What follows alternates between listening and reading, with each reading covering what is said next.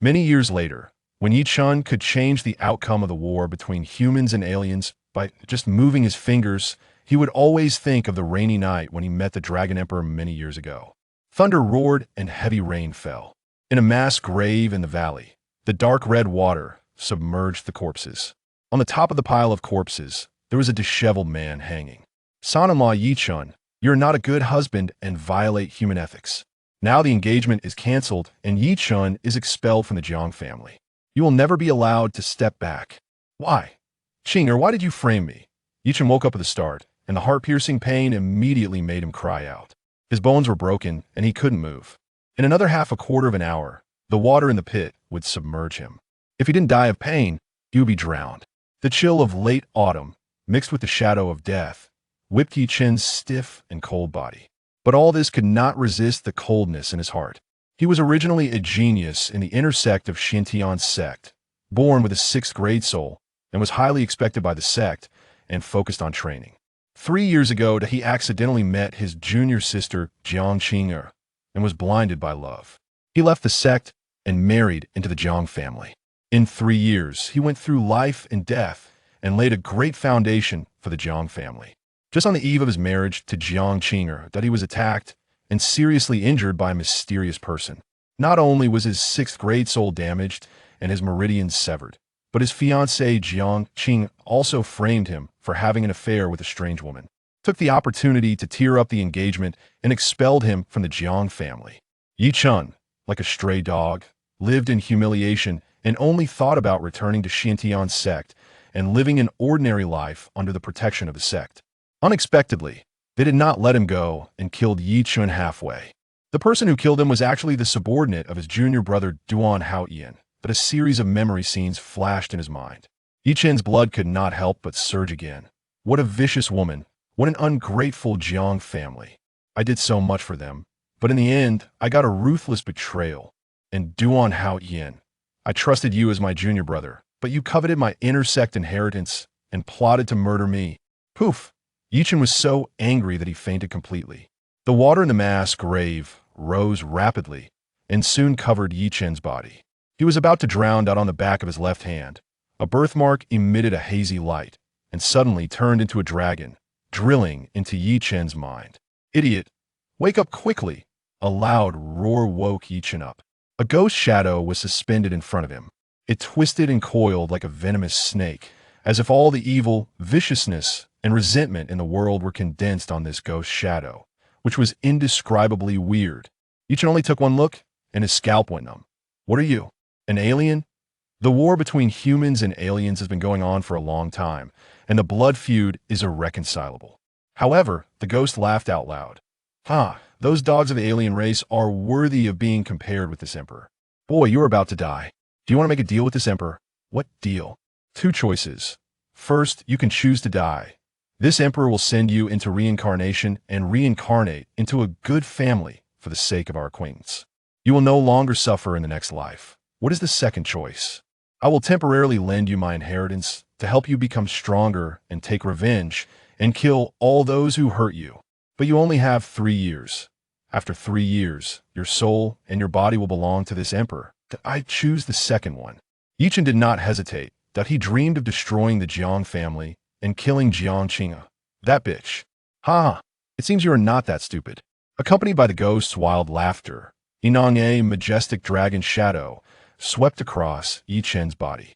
Wherever it passed, all his injuries were cleared, his limbs were reconnected, and his broken bones were regenerated.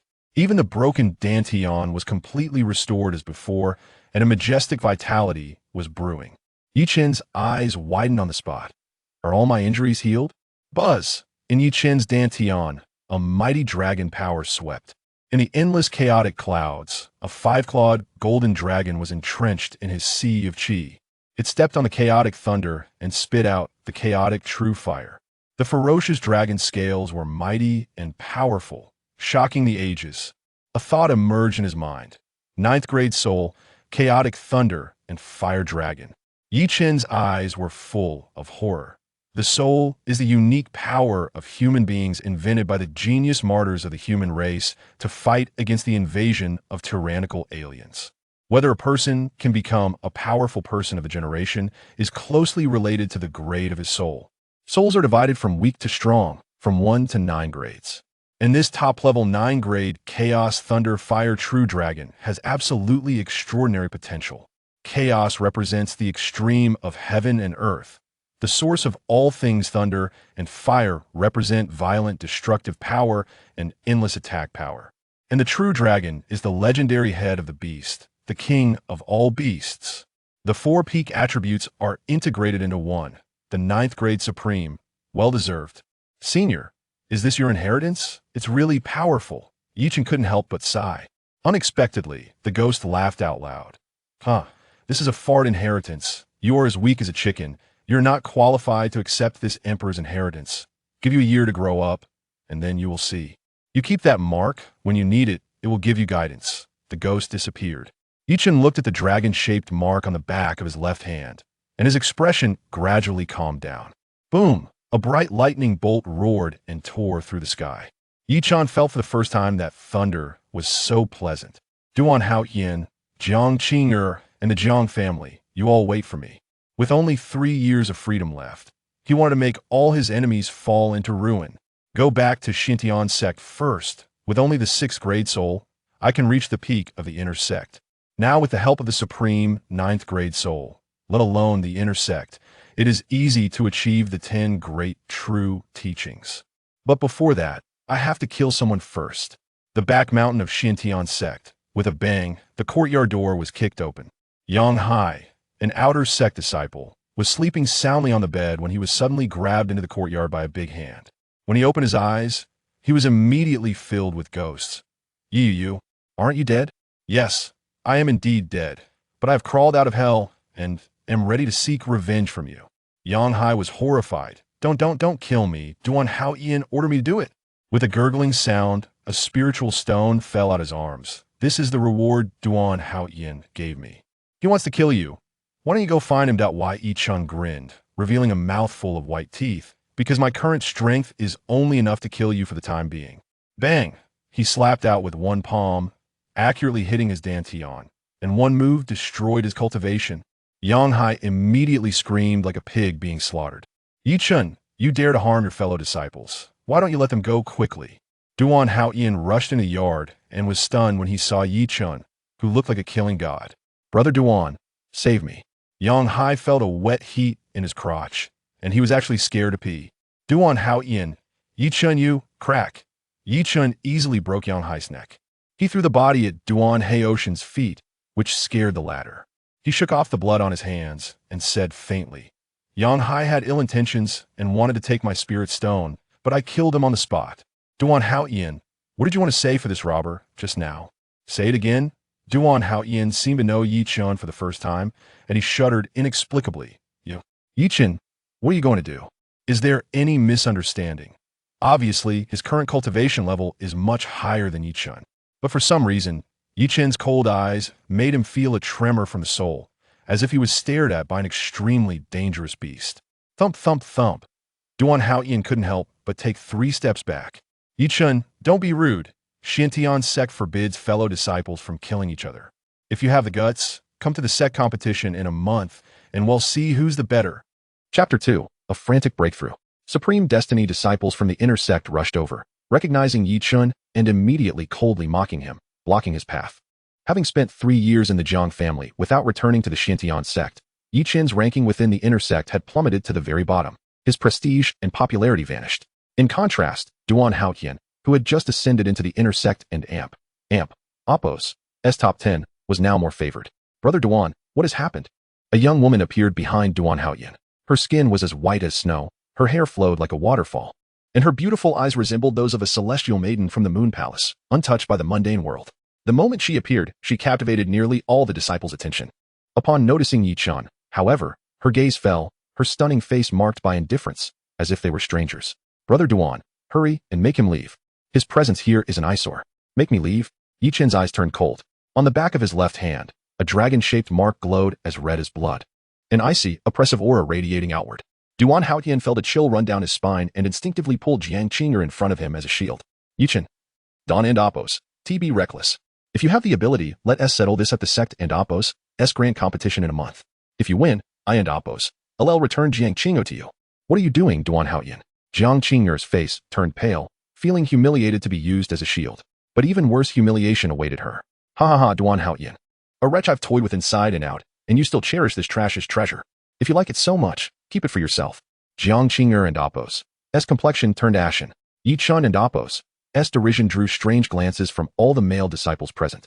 Duan Haoyan's face turned pale with anger. Everyone in the Xiantian sect knew about his relationship with Jiang Qing'er. If word of this spread, he would be known as the one who picked up discarded shoes. Yi Chun, you are cruel. Duan Haoyan, there's no need to wait a month. I will be waiting for you at the Fengyan platform in 10 days. Yi Chun flicked his sleeve and strode away. Jiang Qing'er glared at Yi Chun and Appos S retreating figure, her fists clenched tightly. I will make Yi Chun pay. Duan Haoyan, far more composed, regained his rationality but was filled with suspicion. Yi Chun and Appos S fate soul has been shattered, rendering him a waste. How can he still be so formidable? Yang Hai possesses a 5th grade fate soul, and even Duan Haoyan had to exert effort to suppress him, yet Yi Chun killed him effortlessly as if crushing a chicken. Even before he was crippled, he wasn't an Appos T this powerful, was he? Yi Chun must have a great secret. If I could uncover even a hint, perhaps those true disciples would be intrigued. A flicker of caution crossed Duan Haoyan's eyes. Today, Yi Chun appeared to be an entirely different person. Exuding a dangerous aura, and despite his superior cultivation, Duan Haoyan felt uncertain of victory. However, the tactic of using others to eliminate a foe had always worked well for him. In the courtyard, Yi Chun sat cross-legged beneath the shade of a tree, 11 spirit stones laid before him. 10 of these were the remnants of his possessions before he joined the Jiang family. After 3 years of perilous trials, he had secured a vast territory for the Jiang family, and 90% of his scars were due to them. Yet in the end, he received not a single spirit stone and was instead cast out. This blood debt he vowed to reclaim in just 1 month. The annual grand competition of the Xiantian sect would commence, and the Jiang family would also attend the grand ceremony. That day would be his moment of reckoning. Although his injuries had healed, his cultivation still fell short of Duan Haoyan's. To defeat him, he needed to hasten his strength. In the Jiuzhou continent, the cultivation of fate souls is divided into 4 realms: opening meridians, Qi-Si, unification, and true spirit. Duan Haoyan had reached the 8th level of the Qi-Si realm. Just a step away from the pinnacle. To crush him, Yi Chun had to at least step into the Qi-Si realm. Refine for me. Yi Chun picked up a spirit stone and immediately activated his fate technique. The fate technique, paired with the fate soul, is similarly categorized from 1st to 9th grade. Yi Chun's fate technique was the 7th grade returning to origin skill. With his 6th grade fate soul at the time, it had been somewhat taxing to invoke. Yet now, as he activated this technique, the 9th grade supreme fate soul, the Chaos Thunder Fire True Dragon, within his Dantian trembled lightly, unleashing an astonishing force that easily propelled the technique into action. In the blink of an eye, more than half of the spirit stones were completely refined. A torrent of violent spiritual power surged into his limbs like a raging river. 1st level of opening meridians. 2nd level of opening meridians. 3rd level of opening meridians. 8th level of opening meridians. 9th level of opening meridians. In a heartbeat, Yi Chun ascended 9 levels, instantly returning to the pinnacle of the opening meridians realm. He was merely a hair's breadth away from stepping into the Qi-Si. At that moment, the dragon-shaped mark on the back of his left hand blazed with heat. Mysterious and intricate symbols surged into his mind, revealing a completely new technique. Python Dragon Technique, 9th grade fate technique, devours spiritual essence, strengthens the body, and refines dragon power.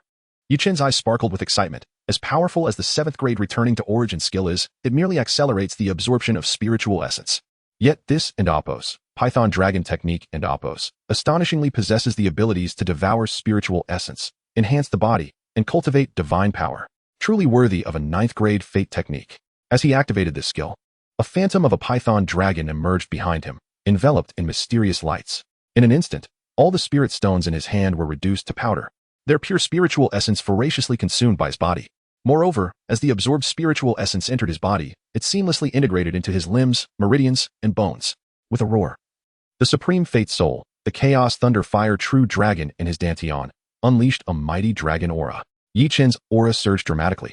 As he stepped into the Qi-Si realm, his Dantian shattered, pieces transforming into torrents of overwhelming spiritual energy, gradually coalescing into an expansive sea of Qi. The transformation of his Dantian into a Qi-Si, the 9th grade supreme fate soul, the Chaos Thunder Fire True Dragon, swam freely within this boundless Qi-Si, its regal presence radiating waves that nourished and refined Yi Chun's Qi-Si.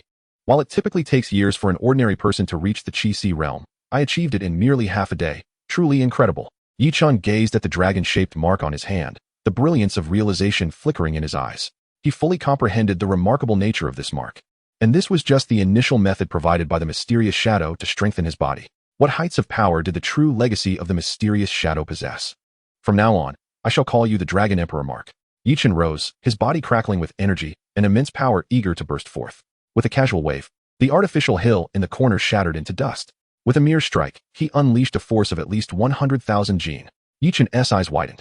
At the 9th level of opening meridians, each breakthrough could yield an increase of 1,000 Jin in strength, attaining the pinnacle of the opening meridian's realm.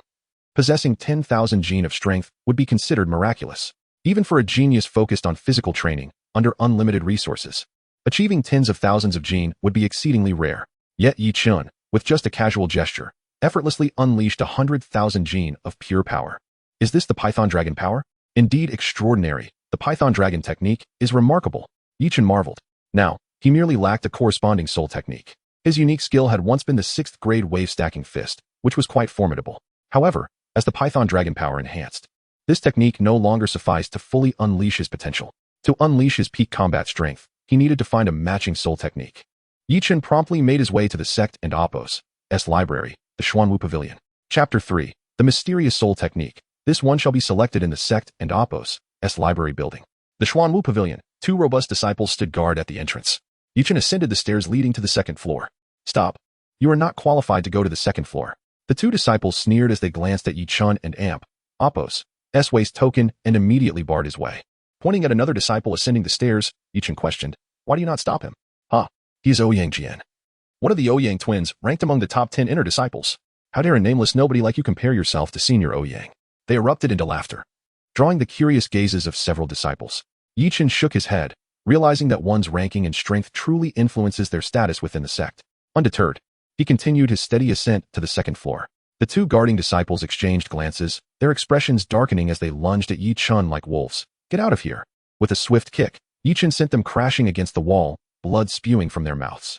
The surrounding disciples widened their eyes in astonishment. How powerful. Just because others remain calm does not mean you can treat them as fools. If there is a next time, I will cripple you, Yi Chun declared, striding into the Xuanwu Pavilion without a backward glance. The 2 guards were left dumbfounded. Didn't Duan Haotian say this kid's soul was shattered, rendering him a waste? How is he so formidable?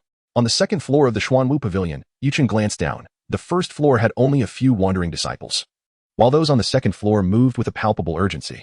According to sect regulations, apart from the top 10 true disciples, even inner disciples could only spend half an hour in the Xuanwu Pavilion each month. Once the time was up, they would be expelled and barred from re-entering.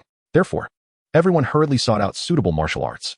Yi Chun surveyed the shelves, which displayed rows upon rows of soul technique manuals, numbering at least in the thousands. To select an appropriate one from such an abundance within half an hour was a daunting task. As he scanned the area, his gaze fell upon a languid old man lounging in a corner, surrounded by a few toppled wine jars. Yi Chun's eyes brightened as he approached the elder, cupping his fists in respect. "Elder, I possess innate strength and seek a powerful soul technique. Might you offer me some guidance?" "Oh." The old man lazily appraised Yi Chun and sighed.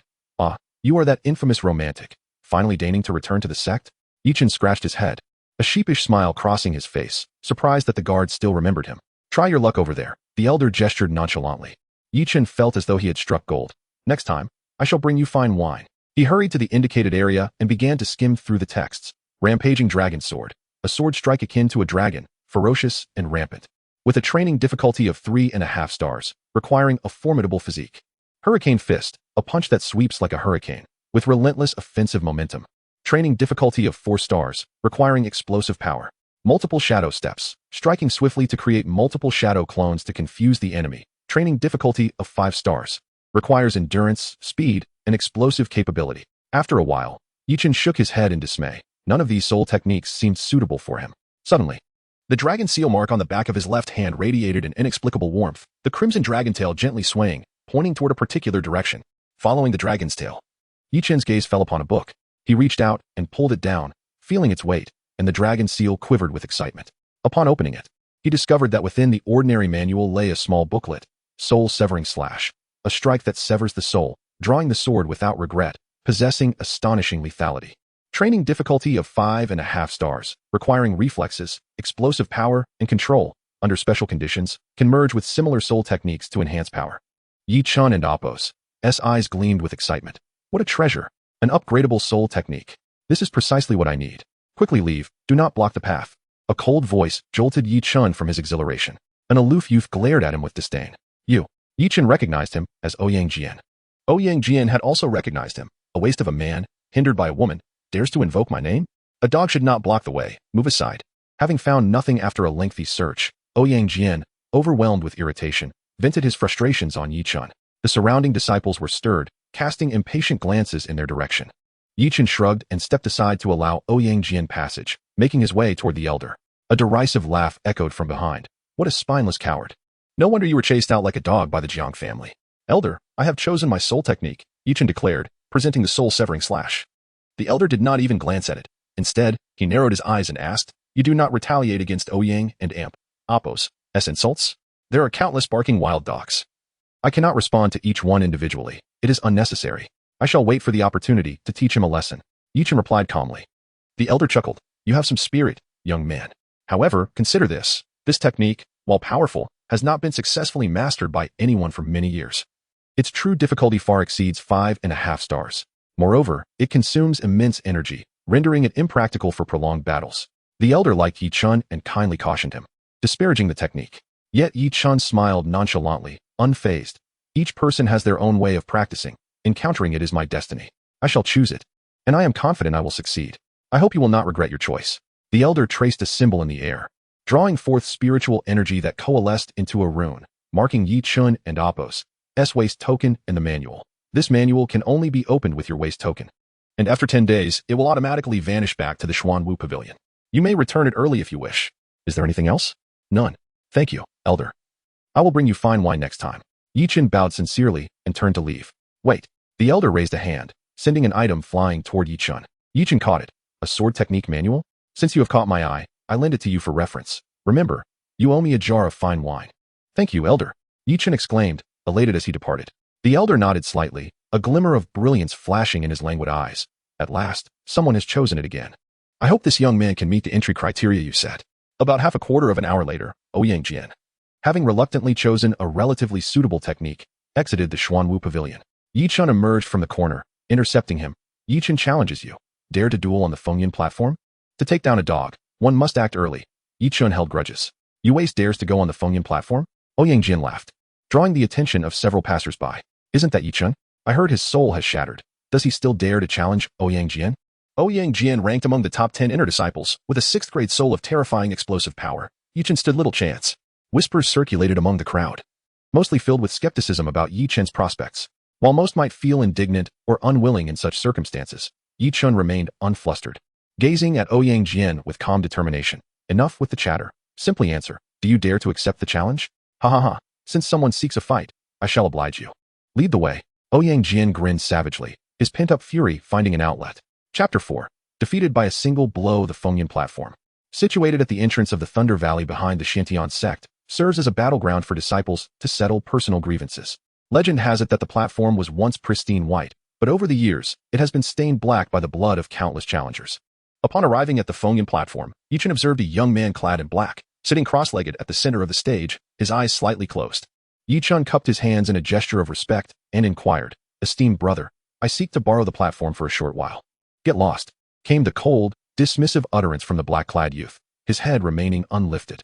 Yi Chun's gaze turned frosty as he replied, Mind your words. We are all fellow disciples. No need for such rudeness. Boom. Before he could finish, a flash of blade light erupted at his feet. The cerulean glow cleaved deep into the stone floor, leaving a gash half an inch deep. The black-clad youth opened his eyes, a glimmer of coldness emanating from them as he fixed his gaze on Yi Chun. A nameless nobody dares to speak to me so? Are you tired of living? The once boisterous crowd fell silent, many disciples gasping as they recognized the figure. Even Ouyang Jian's expression shifted. It was Ao Tianlong, the inner sect's top disciple. He was born with a divine blade spirit and possessed the rare lightning attribute. Known for his fierce and domineering attacks, making him one of the most formidable inner sect members, tales circulated that he had personally slain a member of an alien race, securing his place as a likely next-generation true disciple. Before him, even the 9th-ranked Ouyang Jian appeared insignificant, too timid to breathe. However, to everyone's astonishment, Yi Chun remained composed in the face of Ao Tianlong and Apos' intimidating presence, meeting his gaze without flinching. The Fengyan platform belongs to all disciples of the Shantian sect. It is not yours to monopolize. Should you take issue with that, I have no qualms about dealing with Ouyang Jian before challenging you. Silence enveloped the arena. No one expected Yi Chen to stand so resolutely against Ao Tianlong. The latter, accustomed to being revered, had not faced such defiance in a long time. He gazed down at Yi Chen and burst into laughter. Ha ha ha, it and Oppos. It's been ages since I and Oppos, VE encountered someone like you. I hope your strength matches your bravado, otherwise, you will find yourself unworthy of my attention. His eyes flickered toward Ouyang Jian. You must be Ouyang Ming and Amp, Oppos' third brother. I have some acquaintance with him. When you step onto the platform, ensure you teach this boy a lesson, so he doesn't and Oppos embarrass your brother. In a flash, Ao Tianlong appeared outside the Fengyan platform, demonstrating astonishing speed. Ouyang Jian gasped inwardly, was this the might of the top disciple? Just his speed alone made Ouyang Jian feel inferior. Not to mention the terrifying pressure he exuded. It was no wonder that Ao Tianlong had consistently overshadowed his brother, solidifying his status as the inner sect and Oppos' top disciple. Remarkably, Yi Chen maintained an air of tranquility, seemingly unfazed by Ao Tianlong's presence. With the assistance of his supreme spirit, he was on the brink of surpassing Ao Tianlong. Once he fully matured, he would undoubtedly become even more fearsome. On the Fengyan platform, Yi Chen and Ouyang Jian stood facing each other, while numerous disciples gathered below. Drawn to this battle of apparent disparity, even Ao Tianlong observed from a distance. Ouyang Jian narrowed his eyes, scrutinizing Yi Chen with a mocking gaze. In light of our shared status as inner sect members, I shall grant you an opportunity, if you can withstand 3 of my strikes and then bow an apology. I may spare you this time, thus avoiding an encounter between foes. With his hands clasped behind his back, Ouyang Jian displayed a demeanor befitting a master. Many female disciples in the crowd were captivated by his charm, their faces glowing with admiration. Yi Chen, however, shook his head indifferently. If you can withstand one of my punches, I will consider sparing you. A wave of astonishment rippled through the crowd. Yi Chen and Oppos' confidence seemed unfounded. Did he believe it was 3 years ago? Currently, Yi Chen was merely at the first level of the Qi-Si realm, while Ouyang Jian boasted an 8th level Qi-Si mastery, complemented by an ice attribute spirit that balanced offense and defense. The odds seemed overwhelmingly against Yi Chen. So what fueled his audacity? Not far off, Ao Tianlong quietly shook his head. Even with his divine blade spirit, if he were to suppress his power to Yi Chen's level, he would have little chance against Ouyang Jian, especially given his wealth of combat experience. Yi Chen had spent 3 years away from the Xintian sect, effectively squandering that time. What hope did he have of victory? Refusing to heed caution will lead to your downfall. Prepare to face my attack, Ouyang Jian declared, launching an offensive strike. With a resounding boom, the overwhelming force of an 8th level Qi-Si surged forth, creating a tempestuous aura that made his garments flutter violently. Such formidable might. No wonder he ranked among the top 10 in the inner sect. The crowd was left in awe. In a corner of the gathering, a lithe figure cloaked in a hood disregarded Ouyang Jian, fixated instead on Yi Chen. Yi Chen remained expressionless, facing Ouyang Jian and Oppos' powerful strike without flinching. He slowly unleashed a punch, seemingly unremarkable and devoid of flair. Ouyang Jian, deeming it unworthy of evasion, met the strike head-on. Something was amiss. Ao Tianlong's eyes sharpened. The figure in the corner also widened her eyes in disbelief. How could this be possible? Bang! The fists of Yi Chen and Ouyang Jian collided. Ouyang Jian and Oppos' expression instantly turned pale. An uncanny force surged from Yi Chen and Oppos' fist, akin to 1,000 waves crashing relentlessly, overwhelming him. Ouyang Jian gazed up, horrified, as Yi Chen smirked, revealing a hint of a smile. 6th grade soul technique, wave stacking fist. The punch cascaded like overlapping waves, each more powerful than the last. With each successive force, the punch became increasingly ferocious and overwhelming. As soon as Ouyang Jian made contact, he was met with the bitter taste of defeat. His complexion drained of color as Yi Chen and Oppos' furious might ravaged his insides. Ouyang Jian could not withstand the onslaught. He coughed up a mouthful of blood, unable to counter the ferocity of the wave-stacking fist, and was sent crashing out of the arena, landing heavily on the ground. Silence reigned as if a pin could be heard dropping. Everyone, including the hooded figure, held their breath in astonishment. So swift.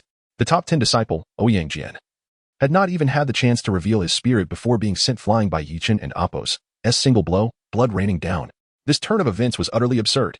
Ouyang Jian, pale-faced, stared up at Yi Chen on the platform, his gaze vacant, mouth agape, unable to comprehend what had just transpired.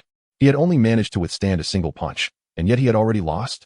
This fellow possesses some skill, Ao Tianlong observed, recognizing that Yi Chen had employed the wave-stacking fist. In his view, this 6th grade technique was somewhat lackluster, hardly sufficient to send Ouyang Jian flying. It seemed he too had encountered some fortuitous event. At the very least, he must possess innate divine strength.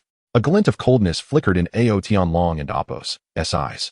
The Xiantian sect offered only a limited number of true disciple slots each year. Once Yichen matured, he would undoubtedly become a significant obstacle in Ao Tianlong and Apos' quest for true discipleship. Yichun, Ao Tianlong leapt onto the platform, now regarding Yichun as a peer worthy of his attention. He called out, "Yichun, in 10 days' time, let us battle here. Do you dare to accept?" Chapter 5. The initial success of the soul-severing strike. Ao Tianlong's piercing gaze bored down upon Yichun, radiating an overwhelming intensity that rendered everyone present breathless and still. In a dim corner, a hooded figure narrowed her almond-shaped eyes, her delicate brows furrowing in concern. Yet, Yichun remained unfazed, meeting Ao Tianlong and Apos' gaze with a composed smile. Declaring, "I accept this battle." Ao Tianlong erupted into laughter that echoed through the air, then swiftly departed, proclaiming, "In 10 days, at this very location, I shall defeat you." Ouyang Jian glared at Yichun with venomous intent. Yichun, however, remained impassive, retorting, 10 days? Even if you had 10 years, you could not surpass me. If you truly wish to contest, let Ouyang Ming come. We can resolve matters with Duan Haotian and Ao Tianlong at once. In the iron bamboo forest of Wind Thunder Valley, Yichun stood resolute with an iron sword in hand. Suddenly, a swift glint of light flashed as the sword cut through the air. With a resounding crack, a shallow scar marred a bamboo stalk 3 meters away. A bead of sweat trickled down as Yichun exhaled a sigh of relief. At last, I and Apos' made my entrance. After an entire morning of relentless practice, Yichun had drawn his sword countless times. The guardian of the pavilion had not misled him. The training of the soul-severing strike was indeed arduous, demanding an almost perverse precision in timing, angle, and force. Were it not for the guardian providing him with a tome of swordsmanship insights, he would not have achieved mastery so swiftly. Furthermore, the energy consumption of this soul technique was staggering. For any ordinary individual, enduring an entire morning would be a miracle. Yet Yichun, bolstered by the power of his 9th-grade Supreme Life Soul, not only persevered through the morning, but also found the leisure to mark specific targets upon the bamboo. These markings corresponded precisely to the vital points on the human body, particularly the neck, a fatal area. The soul-severing strike, when unleashed, promised to cleave the soul and deliver a lethal blow. Initially, Yichun's accuracy was far from impressive, but through relentless practice, his precision steadily improved. Time for a short rest, he decided, sitting cross-legged in the forest as he activated the Python Dragon technique. The surrounding spiritual energy surged towards him, enveloping him in a pearlescent aura. Suddenly, a roar emanated from the life soul within his sea of energy. Yichun seemed to transform into an insatiable black hole, voraciously consuming the spiritual essence that enveloped him. The exhaustion he had felt dissipated at an astonishing rate, restoring his vitality. Revitalized, he continued his training. 5 days passed in the blink of an eye. As the sun dipped below the horizon, Yichun stood silently amidst the rustling bamboo leaves, gripping his iron sword. With a sudden flourish, the blade sliced through the air, an incandescent arc of light that tore through the crimson sunset. A thunderous explosion resounded as a bamboo stalk, as thick as a thigh, splintered under the might of his strike. The cut was smooth and pristine, gleaming with a metallic sheen, a testament to the power of his sword. It was accomplished. A spark of joy flickered in Yichun's eyes. After 5 days of unyielding dedication and the guidance from the swordsmanship tome, he had finally mastered the soul-severing strike to a minor success. Moreover, his cultivation had ascended to the 5th level of the Sea of Energy. To break through 4 minor realms in merely 5 days would astound anyone who heard of Yichun and Apos' extraordinary progress, and this was merely the result of his restrained efforts. Now, should he face an opponent at the 9th level of the Sea of Energy, he felt confident in his ability to overwhelm them. If he were to unleash his full might, even those at the Unification Realm would not stand a chance. As for activating his 9th-grade Supreme Life Soul to harness the dual attributes of thunder and fire, that remained his trump card. One he preferred to keep concealed for the time being. Who dares approach? Yichun and Apos' voice thundered, startling the birds from their perches within the bamboo grove. For days, he had sensed a lingering gaze upon him, and in that fleeting moment, he finally discerned its source.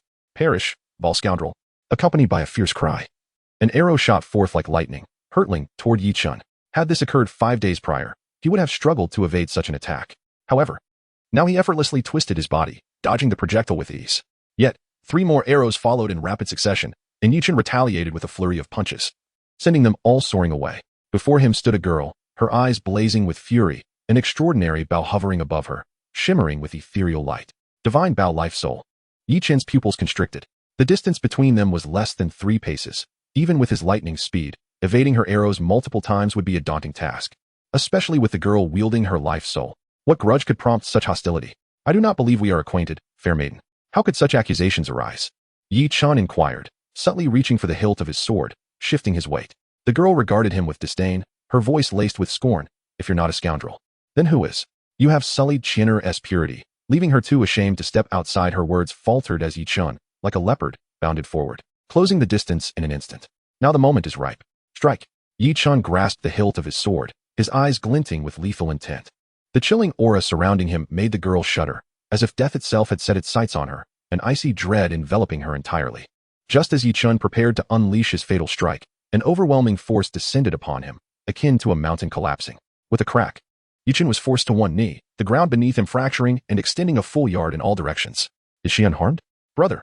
The girl's eyes welled with tears as she leaped into the embrace of the resolute young man, trembling uncontrollably. The sheer intensity in Yi Chun's gaze had terrified her. Xiao Qianjue's eyes gleamed coldly, his formidable presence surging once more, overwhelming Yi Chun with immense pressure. Stop. I concede, I yield. Please, spare me. I am no match for you, Yi Chun pleaded, surrendering to the ground in a posture of submission. Xiao Qianhui and Apos' eyes widened in disbelief. Is he truly so devoid of dignity? The young girl, momentarily forgetting her tears, gasped, You are utterly shameless. Yi Chun chuckled playfully. What of being shameless? It is far better than being slain by this illustrious hero. My esteemed brother, I am certain there has been some misunderstanding between us. The moment the man struck, Yi Chun recognized that he was undoubtedly at the true spirit realm. He held confidence against those at the unification realm. But facing someone of the true spirit realm presented an insurmountable chasm. Even with every ounce of effort, victory was unattainable. Rather than reveal all his cards, it was wiser to concede, for Yi Chun sensed no murderous intent from the man. You, lad, possess an intriguing spirit, Xiao Qianjue remarked, his oppressive aura dissipating in an instant. Yi Chun exhaled in relief. His gamble had paid off. Unexpectedly, Xiao Qianjue approached and gently helped him to his feet. I may have struck a bit too hard. Are you unharmed, brother Yi? Brother, he is a villain. Why extend such courtesy? Silence. One must not hastily judge another before truly understanding them. Xiao Qianjue chastised his sister with gravity. Turning to Yi Chun, he offered an apologetic smile. My sister has been spoiled by indulgence. I apologize for interrupting your training. Please accept this token of my contrition. He flipped his palm, revealing a pouch of spirit stones, containing at least a dozen, and without hesitation, pressed it into Yi Chun's hands. Chapter 6. The Trivial Pitfalls. What does Brother Xiao mean by this? A chuckle escaped Yi Chun's lips. An apology from an adult necessitates not only a simple I'm sorry, but also an appropriate remedy. Accept it. Yi Chun smiled, finding Xiao Qianjue somewhat to his liking. Setting aside other matters, the mere presence of this bag of spirit stones was equivalent to the savings of numerous cultivators over several years. A fool like Yang Hai would kill for a single spirit stone. One could say that Xiao Qianjue's apology was genuinely sincere. I accept the apology. But the spirit stones are unnecessary. It is my lack of skill that has led to Brother Xiao's dominance. I have no complaints. With a look of mild astonishment from Xiao Qianjue, Yi Chun turned away without even glancing at the spirit stones. Humph, what a facade of nonchalance. Xiao Qianhui muttered softly. Facade of nonchalance? Do you not comprehend that had I arrived a moment later, your body would be cold by now? She looked unconvinced. Xiao Qianjue pulled her into the iron bamboo grove and pointed at the severed iron bamboos around them. What do you see there? Xiao Qianhui was indeed struck dumb. Is this all cut by Yi Chun? My heavens, she knew well how tough iron bamboo was from her archery practice. The skill required to slice through these bamboos one by one was beyond imagination. The thought of that sword striking her sent a shiver down her spine, filling her with dread. Xiao Qianjue, observing the iron bamboo, suddenly fixed his gaze on a piece as thick as a thigh, his pupils constricting sharply. The cut is smooth and even, clearly severed in a single strike. To possess such profound swordsmanship, even I would find it impossible to defend against. This Yi Chun, his swordplay is remarkably terrifying. It was no wonder he had conceded so readily. Had that young man drawn his sword, the outcome could have been uncertain. Even a man of Xiao Qianjue's experience felt a pang of regret at this moment. Talented individuals emerge in every generation, he thought, secretly relieved to have arrived in time and to have avoided a severe conflict with Yi Chun. Xiao Qianhui, you must never provoke Yi Chun again, do you understand? He cautioned, his heart still heavy with trepidation. Xiao Qianhui's delicate face hardened. Whenever her brother called her by her full name, she dared not rebut him. Yet this time, she retorted, I am seeking justice for Sister Qian'er. Yi Chun has tarnished her reputation. How dare a member of the esteemed Nangong family rely on you for justice? Even if Nangong Qian is temporarily sidelined, she is not someone the mere Jiang family can manipulate. You shall see. As for Yi Chun, a flicker of wariness crossed Xiao Qianjue's eyes. With his disposition, how could he ever harm an outsider before marriage? What motive could he possibly have? You haven't even investigated. Yet you hastily draw conclusions and call for violence against him? You're tarnishing the Xiao family's name. Xiao Qianjue's barrage of questions left Xiao Qianhui momentarily speechless, a hint of confusion glimmering in her beautiful eyes. Am I being too rash? Should I apologize to Yi Chun then? Yi Chun exited the Wind and Thunder Valley. making his way towards the small courtyard. Along the path, he encountered several disciples, who regarded him with respect and trepidation. His recent feat of defeating Ouyang Jian with a single punch had spread within a small circle. Those who had previously looked down upon him now recognized their inferiority and retreated in fear, while the more timid ones anxiously reflected on whether they had offended him, hastily bringing gifts to offer their apologies. Yi Chen mostly smiled and waved them off, but he harbored a deep-seated hatred for Duan Haoyan, vowing to kill him without fail. At that very moment, Duan Haoyan was in Tong Batian's chamber. Tong Batian, ranked third in the inner sect, possessed a formidable bear spirit soul. Not only was his combat prowess exceptional, but his cousin, Tong Lingtian, was also a true disciple of the Xiantian sect. Such a background afforded Tong Batian both strength and status within the inner sect, granting him considerable influence. Tong, could you assist me in eliminating Yi Chen? Duan Haotian offered a spirit ticket with a bold 50 inscribed upon it, signifying the ability to exchange it for 50 spirit stones without condition. Tong Batian glanced at the ticket but did not accept it. Instead, he squinted and asked pointedly, Haotian, tell me, which is more important to you, the sect or personal vendettas? Unaware of the implications, Duan Haotian replied, of course, the sect. Ah, I've heard that Yi Chen is quite talented, having defeated Ouyang Jian with a single punch. What a remarkable gift. You want me to kill a promising disciple for the sake of a personal grudge? That would be a grave mistake on my part. Duan Haotian maintained a forced smile, offering another spirit ticket of 100 spirit stones to eliminate Yi Chen. He thought, feeling a pang of regret. He had never spent so much even to win over Jiang Qing'er. Yet Tong Batian still did not accept. I've heard that Yi Chen is unafraid of Ao Tianlong. My men have witnessed him tirelessly practicing his swordsmanship in the Iron Bamboo Grove. Moreover, it seems he has become quite familiar with Shao Qianjue. The forced smile faded from Duan Haotian's face. What is this about? Are you merely asking for more money? Tong, you know my grievances with Yi Chen. What is the actual price for you to resolve this issue? Tong Batian raised 3 fingers. Duan Haotian's expression stiffened. 300 spirit stones to kill Yi Chen? This was an exorbitant price.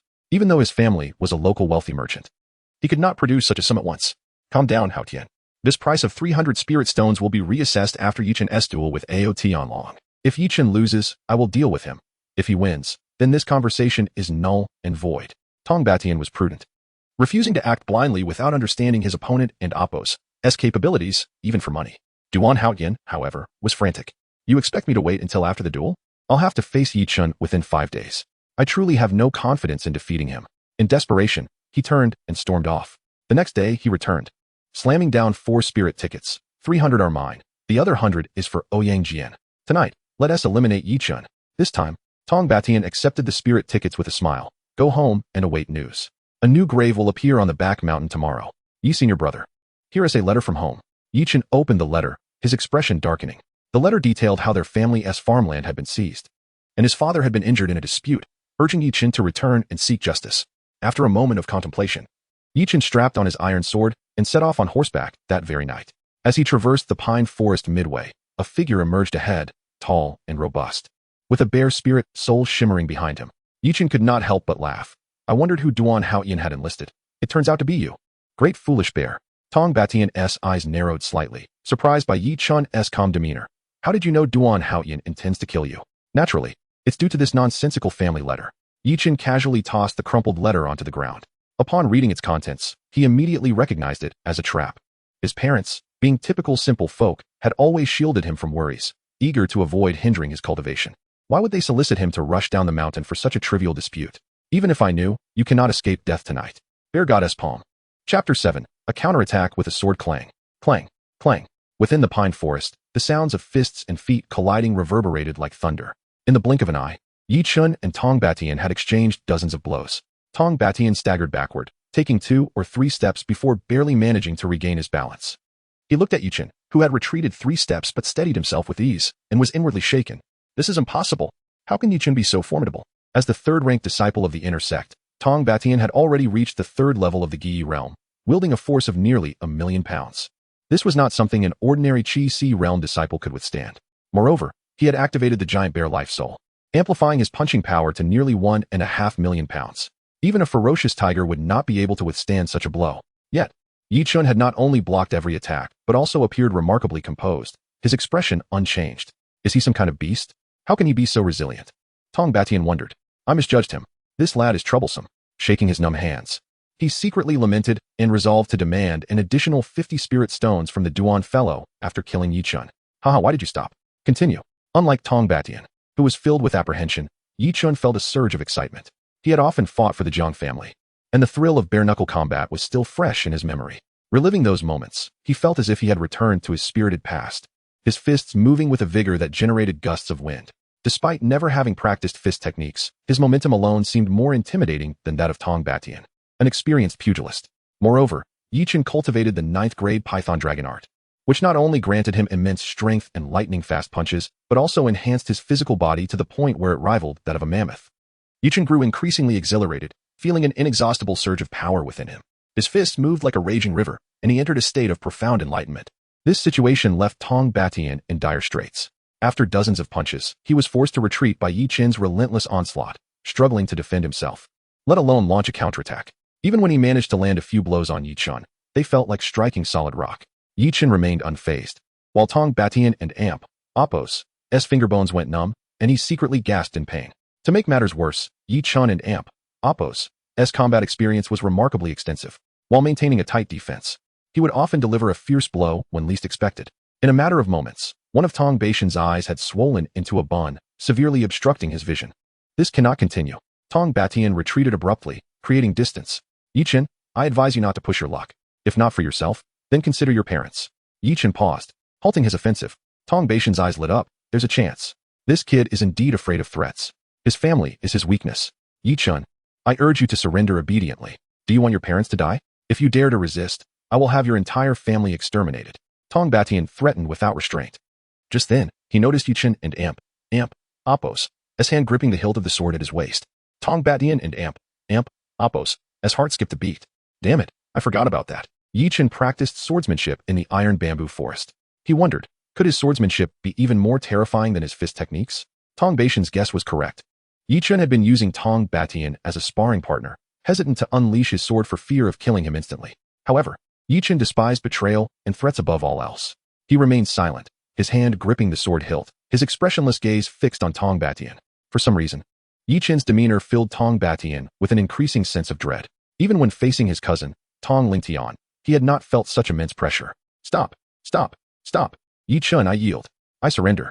Tong Batian knelt on the ground with a thud. Surrender? You wanted to kill me just now, and now you want to surrender? Do you think that in Appos' possible? Yi Chun and Appos' eyes were icy, as if he were looking at a corpse. Tong Batian grew increasingly terrified, convinced that Yi Chun was capable of killing him. Yi Chun, I was blind and did not recognize your true worth. I was only acting on orders. I took 300 spirit stones from Duan Haoyan and Ouyang Jian. I'll give them all to you. In the face of death, spirit stones were worthless. He surrendered decisively. Fearing that Yi Chun would not agree, he added, Yi Chun, there and Appos' no benefit in killing me. My cousin, Tong Lingtian, is a true disciple. If you kill me, he will not let you off. Moreover, my giant bear life soul has not been used to its full potential. If you insist on killing me, I will fight you to the death, and you won't gain anything. Tong Batian quickly listed the reasons why Yi Chun should spare his life. The true disciple, Tong Lingtian, had reached the true spirit realm, a level that Yi Chun could not contend with. More importantly, if Tong Batian fought to the death, it would be troublesome for Yi Chun to kill him. It would be better to take the spirit stones and turn hostility into friendship. 300 spirit stones for your life is not enough, Yi Chun said coldly. Instead of feeling that he was being greedy, Tong Batian's eyes lit up. If that's not enough, I'll give you another 1,000 spirit stones. That's all my savings.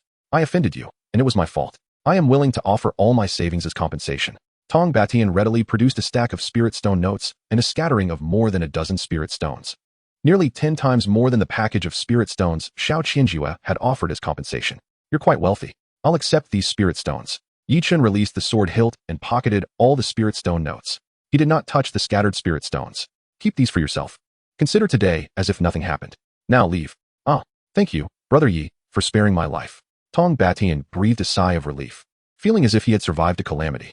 He hurriedly picked up the spirit stones, secretly rejoicing while also plotting. It's fortunate that Yi Chun is soft-hearted and not ruthless enough. When I return, I must immediately find my cousin to eliminate Yi Chun and reclaim the spirit stones. Those are my hard-earned money. Tong Batian turned to leave, satisfied. Suddenly, he realized something was amiss. Just as he was about to turn around, a clear sword cry rang out. Ching! Thud! Tong Batian's head flew high into the air. At that moment, Yi Chun leisurely walked to the corpse. I hate being threatened, especially when my family is involved. But thank you for reminding me, which made it easier for me to kill you. Thud! Tong Batian's head landed on the ground, marking his demise. Yi Chun stood quietly in the pine forest, The cold moonlight filtered through the gaps in the pine branches, shining on him like a scattered galaxy. After a long while, he exhaled deeply and slowly sheathed his sword, to kill someone for the first time since returning to the sect. And it turned out to be the third-ranked disciple of the inner sect. I suppose that counts as killing someone above my level. As he prepared to return the way he came, Yichen suddenly had an idea and searched Tong Baishan's body. He found another 500 spirit stones and notes, along with a handwritten copy of the dominating bear palm technique. This bastard was holding back. Ken and Amp, Oppos, people have any trust these days? He and Amp, Oppos, so cunning. Fortunately, Yichen had been cautious. The world is treacherous. Chapter 8. Seeking death at their doorstep. The following morning, Yichen returned to the Shantian sect. After settling his spirit tickets and taking a moment to refresh himself, he stepped out of his small courtyard. Tong Batian, an inner disciple, was bound to cause a considerable stir within the sect if he were to be killed. Moreover, his cousin Tong Lingtian would undoubtedly pursue the matter, and it would not be long before he traced it back to Yichen. This hidden danger needed to be addressed swiftly. As he exited the courtyard, he unexpectedly spotted a familiar figure and waved. Hey, come over here. By the rockery, Xiao Qianhui was startled, akin to a frightened rabbit. Why you? Are you looking for me? Yichen smiled. Yes, you and Imp, Oppos, been stealthily following me these past few days without so much as a greeting. What are your intentions? Since the incident in the iron bamboo forest, Yichen frequently encountered Xiao Qianhui wherever he went. Initially, it may have been mere coincidence, but with multiple occurrences, it became evident that something was amiss. Strangely, every time he attempted to greet her, she would flee in fright, this time with a matter to discuss. Yichen was determined not to let her escape. Speak up. What is it you wish to convey? Yichen, I must apologize. I misunderstood you previously. Xiao Qianhui, biting her lip, poured out the apology she had long kept bottled up. She had been trailing Yichen in hopes of finding an opportunity to formally express her regret. After heeding her brother's advice, she had taken some measures to sincerely understand Yichen, only to discover that her earlier assumptions about him were utterly misguided. As her brother had suspected, she had indeed wronged Yichen. That woman, Jiang Qing'er, was simply wicked. Furthermore, the Jiang family dared to exploit Qian'er, tarnishing her sister's reputation. All right, I accept your apology. Yichen replied, nodding with a smile. Xiao Qianhui and Amp, Oppos, eyes sparkled. Really? You and Amp, Oppos, are not angry with me? Oh, that and Amp, Oppos, wonderful. Yichen, you are truly a good person. To her astonishment, the apology that had caused her so much anxiety was accepted so easily. It felt as if a heavy burden had been lifted from her shoulders, and she clapped her hands, ready to depart. Wait a moment. Yichen, still smiling, observed Xiao Qianhui. Have you forgotten something? What have I forgotten? Xiao Qianhui looked around, wondering if she had left something behind. Yichen continued with a grin. Did you not recall what your brother said? An apology from an adult, beyond merely saying I'm sorry, must also include an appropriate compensation to demonstrate sincerity. Xiao Qianhui's eyes lit up, and she nodded eagerly like a chick pecking at grains. Yes, you're right. You want spirit stones, don't you? I have some. She promptly produced a bag of spirit stones, which she had snatched from her brother before parting ways with Xiao Qianjue. Take them all. If this isn't enough, I have spirit tickets as well. She gestured as if to retrieve the tickets. Yichen felt a twinge of embarrassment. The Xiao family seemed excessively wealthy. However, that was not his aim. He waved his hand, saying, Miss Xiao, you misunderstood. I have no need for your brother's spirit stones. So why would I require yours? Then what do you want? Xiao Qianhui asked, puzzled, as she looked at Yichen, who continued to smile at her without offering an explanation. Her heart raced, and she instinctively placed a hand over her chest. Why you? I warn you, don't have any ulterior motives. I am quite conservative. Yichen was both amused and exasperated. This girl was rather oblivious. Miss Xiao, you are mistaken again. How about this? I happen to have a matter to discuss with your brother. If you take me to him, that will suffice as your compensation. Dealing with true disciples was beyond Yichen and Oppos' current strength and experience. However, if he had the support of a true disciple, the situation would change dramatically. Meeting him? That's quite simple. Leave it to me, follow me. Xiao Qianhui eagerly led Yichen toward her brother's courtyard. Along the way, many disciples were astonished to see the beautiful Xiao leading Yichen. What was happening? The usually indifferent Xiao Qianhui was quite familiar with Yichen. It appeared she was taking him to meet her brother, Xiao Qianjue. Was this akin to meeting the parents? Unfazed by the curious glances and surprised expressions from those around them, Yichen remained indifferent. Xiao Qianhui was oblivious to the implications of their interaction. Before long, Yichen met Xiao Qianjue. Yichen, what brings you here? Xiao Qianjue asked, visibly surprised. Yichen glanced at Xiao Qianhui. The other day, Mother sent some new clothes for you. They're in my room. You should try them on to see if they fit. New clothes. I want to see. Without waiting for him to finish, Xiao Qianhui dashed off. Xiao Qianjue turned his attention back to Yichen, his expression now serious. Speak up. If it's a small favor, I don't mind assisting you. implying that he would only help with minor issues, not major ones. Yi Chen understood and smiled. Brother Xiao, are you familiar with Tong Lingtian? Xiao Qianjue shook his head. Not very well, but we are both true disciples, so we know each other. If you wish to meet him, I can introduce you. Xiao Qianjue assumed Yi Chen sought an introduction. However, Yi Chen's next words astonished him. Tong Batian, his cousin, attempted to kill me for money. But I killed him in the pine forest 30 miles away last night. Xiao Qianjue gasped. You killed Tong Batian. He stared at Yi Chen for a long time, then sighed. Do you realize that Tong Lingtian is not merely Tong Batian's cousin? He lost both parents at a young age and was raised by Tong Batian's family. Furthermore, the Tong family could have produced 2 true disciples. But Tong Batian willingly relinquished resources to his cousin. Thus, in Tong Lingtian and Appo's eyes, Tong Batian was as close as a brother. Yi Chen furrowed his brow. This revelation was entirely beyond his expectations. He had killed the brother of someone whose elder brother was a true disciple. What was he to do now? I'm quite sorry, Yi Chen, but I truly cannot assist you in this matter. Xiao Qianjue patted Yi Chen and Appo's shoulder sympathetically, rejecting him with unusual firmness.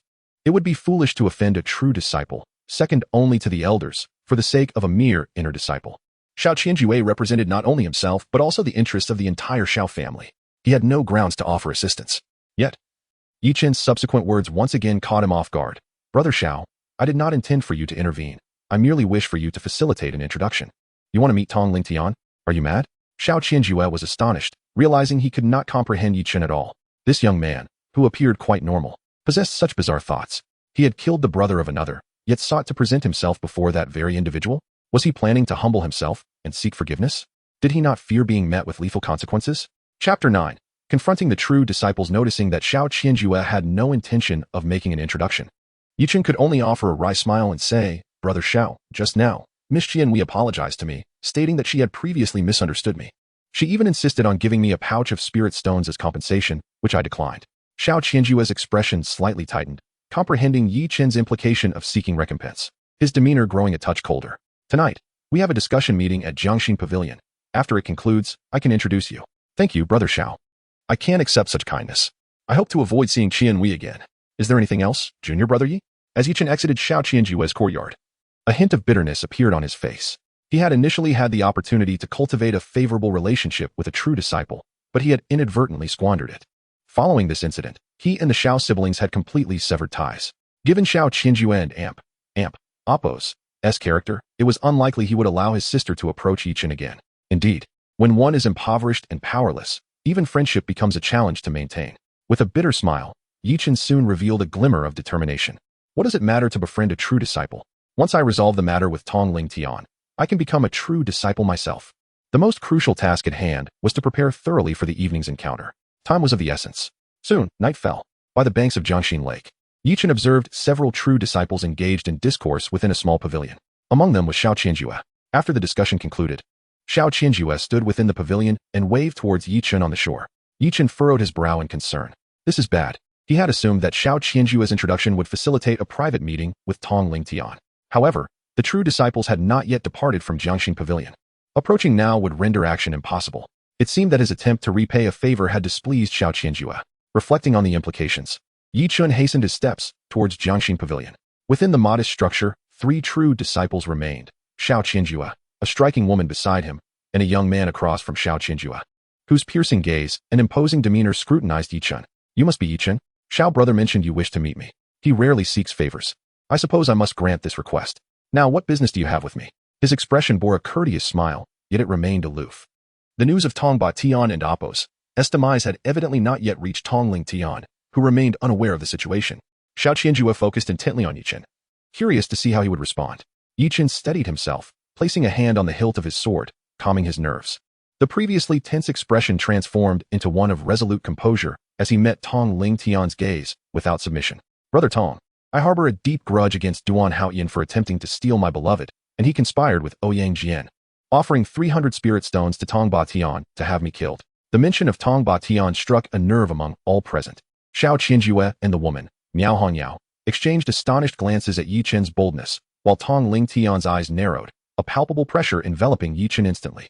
The overwhelming force emanating from Tong Lingtian felt like a mountain pressing down upon him. Only days prior, Yi Chen would have succumbed to such a formidable presence. However, this time, he merely staggered slightly, managing to withstand the tremendous pressure. Interesting, Miao Hongyao remarked, initially observing Yi Chen casually. But her surprise grew as she witnessed his resilience against the true disciple's might. Yet, her astonishment paled in comparison to the tumultuous emotions roiling within Xiao Qianjue. He alone understood the magnitude of Yi Chun and Apos' transformation. Just days before, a mere glimmer of his pressure had forced Yi Chun to kneel in submission. How could this same individual now resist the might of a true disciple? Tong Ling Tian's voice turned icy. If you dare to provoke my displeasure, you shall not leave Jiangxin Pavilion alive tonight. His demeanor was as sharp as frost, his gaze fixed intently on Yi Chun. Yi Chun felt as though hundreds of steel needles were piercing his body, the pain almost unbearable, making it difficult to maintain eye contact with Tong Ling Tian. Was this the true power of the spirit realm? It was terrifying, indeed worthy of a true disciple. Yi Chun's resolve to grow stronger solidified further. This was the gravest life or death crisis he had ever faced, and he had walked willingly into it. Racing through his plan in his mind, Yi Chun steeled himself and continued. Tong Batian was bribed by Duan Haoyan. They conspired to ambush me in the pine forest. I fought back desperately, managing to injure Tong Batian severely. Seeing he was outmatched, Duan Haoyan abandoned Tong Batian and fled. What of my brother? How is he? Speak. Tong Ling Tian and Apos' tone remained calm. Yet beneath that veneer lay a tempest of fury. Yi Chun trembled, his legs quaking, clutching his sword to prevent it from shaking. He appeared on the verge of tears as he stammered, I'm sorry, Brother Tong. I was gravely injured and unable to act. Duan Haoyan left Tong Batian behind. And he bled to death in the pine forest. A thunderous rage erupted from Tong Ling Tian, his overwhelming aura soaring to unprecedented heights, shattering the surrounding furniture into countless fragments. The entire pavilion trembled under the weight of his fury. Passers-by turned their astonished gazes toward Jiangxin Pavilion, bewildered at the source of such a powerful presence. Who could provoke the wrath of a true disciple? Various curious glances converged upon the pavilion, while Xiao Qianjue and Miao Hongyao were left astounded by Yi Chun's audacity. Especially Miao Hongyao, who understood the depth of Tong Ling Tian's feelings for his brother. This Yi Chun had gone mad, killing his brother and daring to confront him? Such recklessness was unfathomable. Brother Tong, please spare me. I never intended to harm Tong Batian. He was the one who accepted payment to kill me first. I was merely forced to retaliate. Yi Chun struggled to suppress his fear, inching closer to Tong Ling Tian in a desperate attempt to seek forgiveness. Yet, Tong Ling Tian had no regard for a mere inner disciple. Since my brother is dead, you must die, and so must Duan Haoyan. I shall send you to join him. Tong Ling Tian erupted in fury. However, at that moment, Xiao Qianjue and Miao Hongyao, the onlookers, beheld a strange sight. The instant Tong Ling Tian declared his intent to kill Yi Chun, all traces of fear and trepidation vanished from Yi Chun's face, as if those emotions had merely been a mask he had worn. In the blink of an eye, he regained his calm and composed demeanor. Had he prepared himself to accept death? No, he was ready to retaliate. This unassuming figure of the Qi realm was daring to strike back against Tong Ling Tian. Chapter 10. The shock of the three true disciples. Yi Chun surged towards Tong Ling Tian, traversing Tu Zhang in the blink of an eye, only to be met with the frigid gaze of Tong Ling Tian, who looked down upon him like a deity. With a thunderous roar, Tong Ling Tian unleashed his true spirit, the spiritual energy swirling like a torrent, weaving into an impenetrable barrier around him. This barrier, a culmination of compressed spiritual energy, served as an ultimate defense, impervious to blades and weapons alike. A sharp, urgent sound of a sword echoed as Yi Chun drew his blade with fierce determination. A brilliant light erupted, and in the next moment, he collided violently with a nearby copper pillar, leaving a deep, human-shaped dent in its surface. With a gasp, Yi Chun coughed up a mouthful of dark blood, his complexion pale, clearly suffering severe internal injuries, rendered incapable of further combat. His iron sword twisted grotesquely, crashing to the ground at Tong Ling Tian's feet. Without a hint of concern, Tong Ling Tian stepped down, crushing the mangled sword into a mere disc of iron. His expression as indifferent as ever, resembling a deity surveying a mere mortal. With your feeble strength, how dare you challenge me? Who bestowed upon you such audacity? A mere sea of Qi realm dares to provoke the true spirit realm. It is laughable. Beside him, Xiao Qianjue and Miao Hongyao exchanged glances, their expressions laden with complexity. Upon witnessing Tong Ling Tian employ his ultimate technique, they comprehended that Yi Chun was doomed to perish this day. The heavenly martial spirit barrier was Tong Ling Tian and Apos' signature move, and even they would struggle to breach such an unparalleled defense. Yet, to their astonishment, Yi Chun displayed the audacity to unsheath his sword.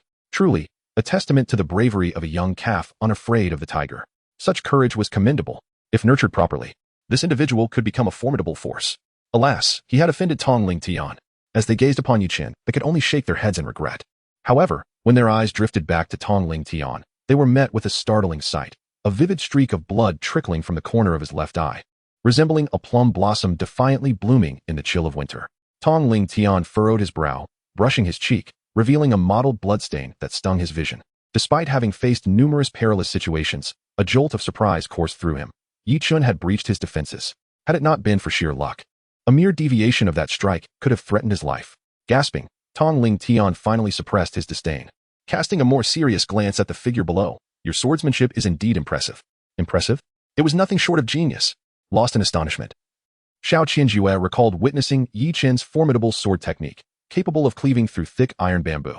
Yet, to expect such skill to shatter Tong Ling Tian and Appo's defense was akin to chasing shadows. Suddenly, memories of Yi Chen and Appo's earlier actions flooded back, the seemingly pleading approach towards Tong Ling Tian, the tight grip upon the trembling sword hilt. Knowing Yi Chen and Appo's character, Xiao Qianjue realized that such behavior could not be born of fear. Now it dawned upon him. The apparent plea for mercy had been a calculated maneuver to shorten the distance, seeking the optimal angle for his strike. The trembling was not of fear, but a deliberate tightening of his grip to minimize the time before the blade was unleashed. Throughout, Yi Chun had maintained a poised stance, one that required immense endurance to hold for long. Xiao Qianjue had mistakenly believed it was an expression of regret. In truth, it was a preparation for delivering his most powerful blow. This young man, from the very beginning, was laying the groundwork for that final strike. He had never intended to surrender his fate to Tong Ling Tian. Realizing this, Xiao Qianjue and Appo's thoughts surged, a tempest of emotions swirling within him. A youth of such audacity and insight was a rare treasure. If cultivated with care, he could rival Tong Ling Tian himself. Yet, regrettably, his opportunities for growth were now extinguished. Should he reach the Unity Realm, with Yi Chun and Appo's talent and temperament, there might still be a glimmer of hope for retaliation. However, the chasm between the Sea of Qi realm and the true spirit realm was insurmountable. To injure me even slightly, your talent is indeed surprising. Yet for this, you must pay with your life.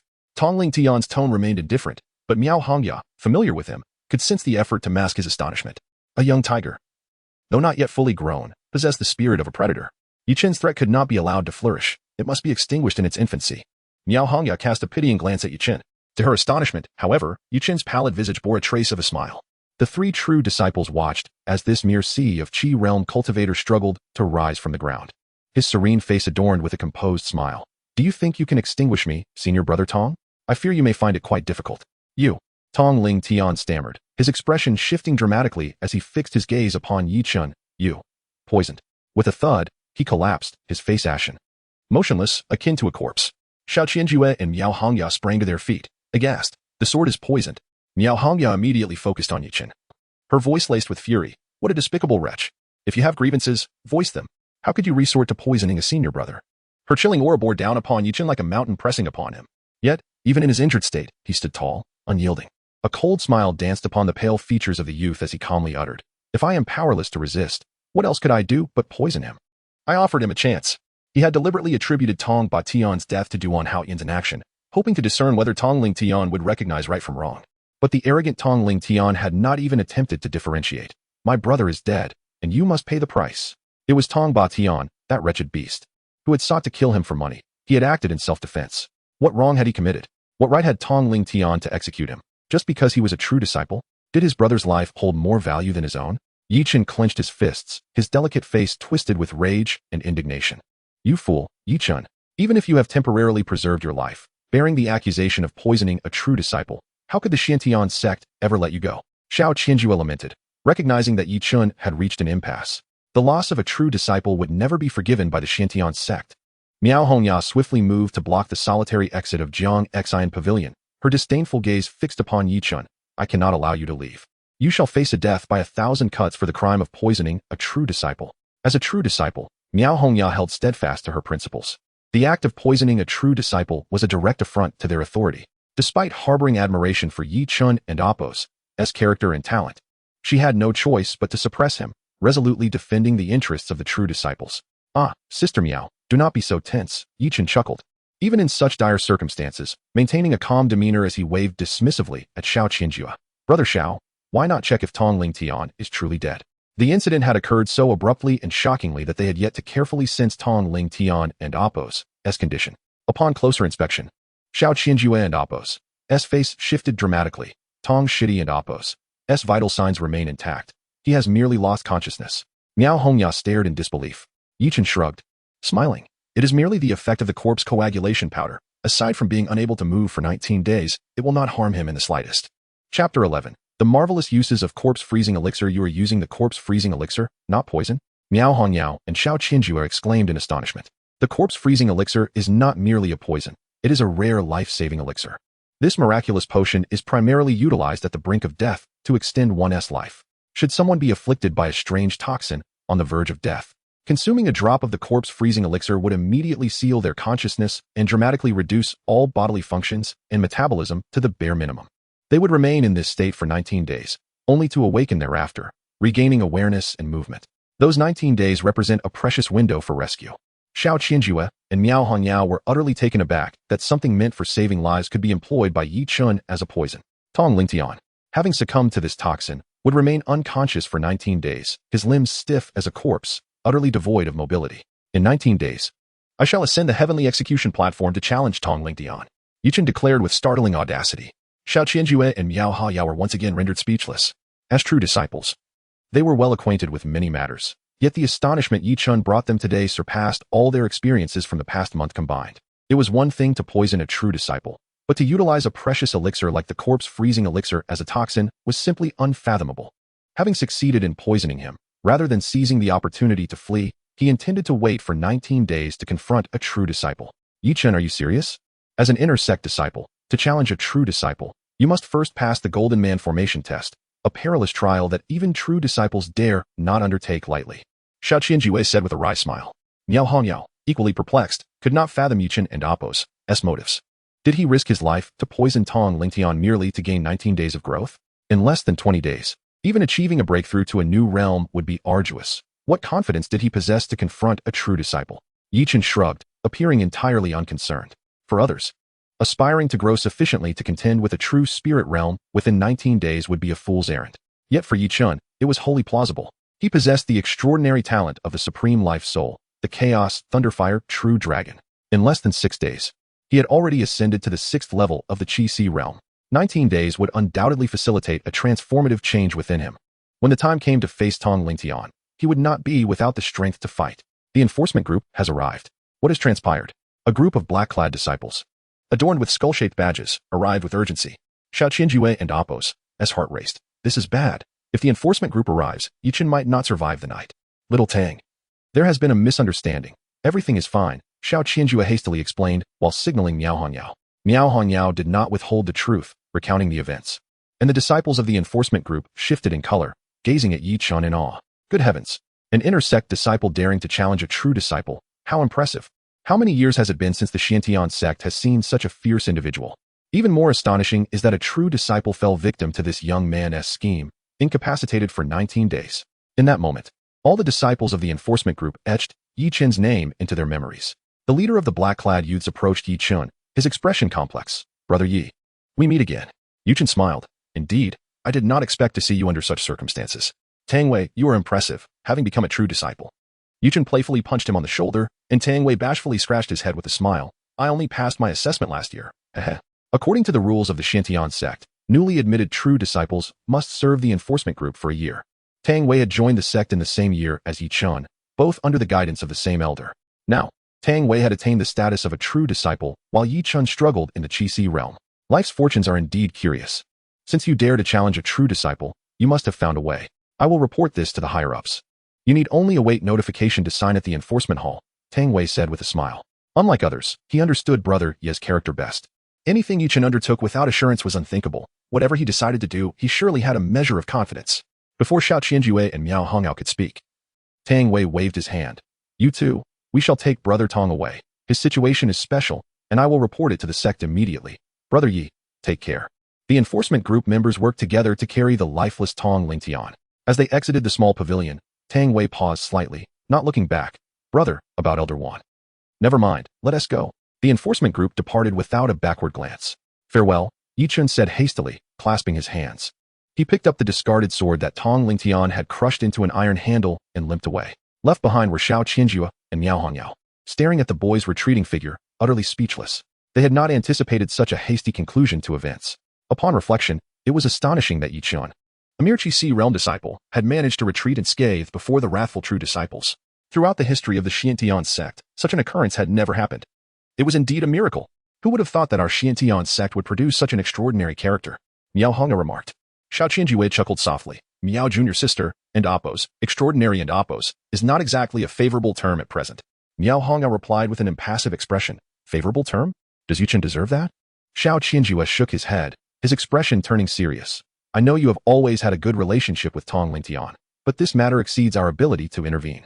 You must inform Tong Lingtian's friends to refrain from meddling and await the sect's decision. Miao Hongya nodded. I am well aware. It has been many years since a lower-tier disciple challenged a true disciple in the sect. The sect will surely take this challenge very seriously. I will speak to Song Hai and Fang Shan, but I have no intention of involving disciples below true disciple rank. Tong Lingtian has gathered many disciples of the Unity Realm, 2 of whom possess exceptional talent. I wonder if Yichen can withstand them, if he cannot even handle them. He is unworthy to step into the Golden Man formation, is he not? Xiao Qianjiwei smiled faintly, his eyes flickering with thoughts unknown. In an isolated courtyard, Yichen pushed open the door. Before he could step inside, a familiar voice resonated. You rascal, you truly returned alive. Yichen chuckled. With your blessings, it would be difficult not to return.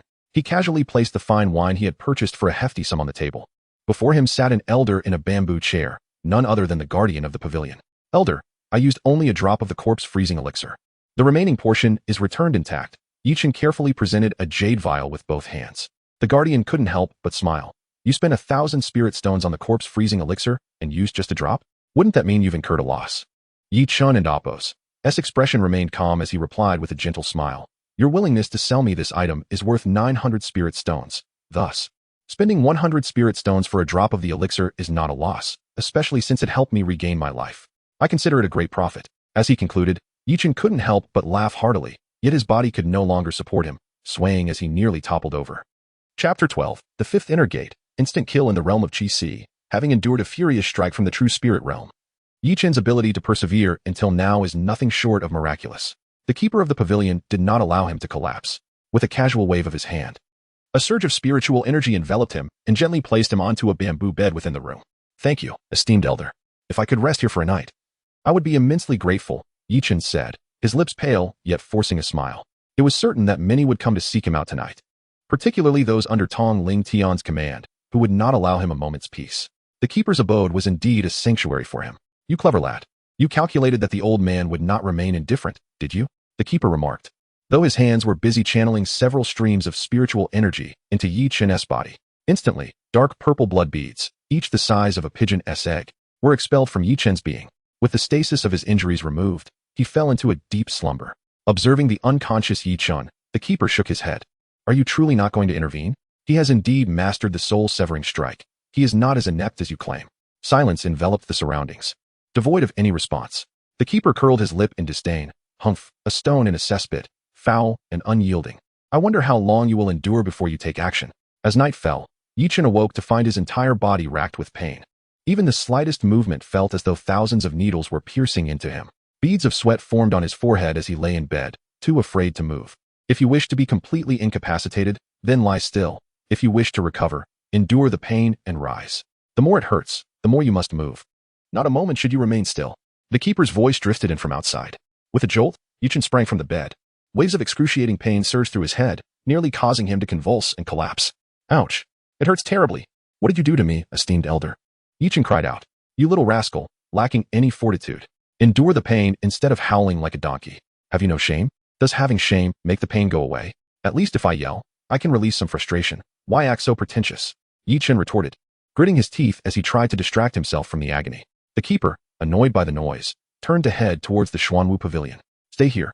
The old man has work to do. Left alone in the courtyard, Yichen continued to moan in pain. Bored, he decided to practice his fist techniques. After defeating Tong Batian, he had acquired a handwritten manual titled Bear Paw Technique. Initially unimpressed, he unexpectedly found that, after practicing a few moves, the excruciating pain within him began to considerably subside. What a remarkable discovery. I never anticipated that this technique would complement the Elder's healing methods so well. Yichen's eyes sparkled with excitement. Remarkably, by midday, his injuries had almost entirely healed, allowing him to exert himself once more. Such a recovery could only be deemed miraculous. At noon, Yichen cautiously approached his small courtyard, glancing from a distance. The windows and doors had been utterly demolished, and the interior was in complete disarray. With nothing spared, he felt a wave of relief, having taken all his possessions with him before departing. After spending 1,000 spirit stones on the corpse solidifying elixir, he still had over 300 spirit tickets left.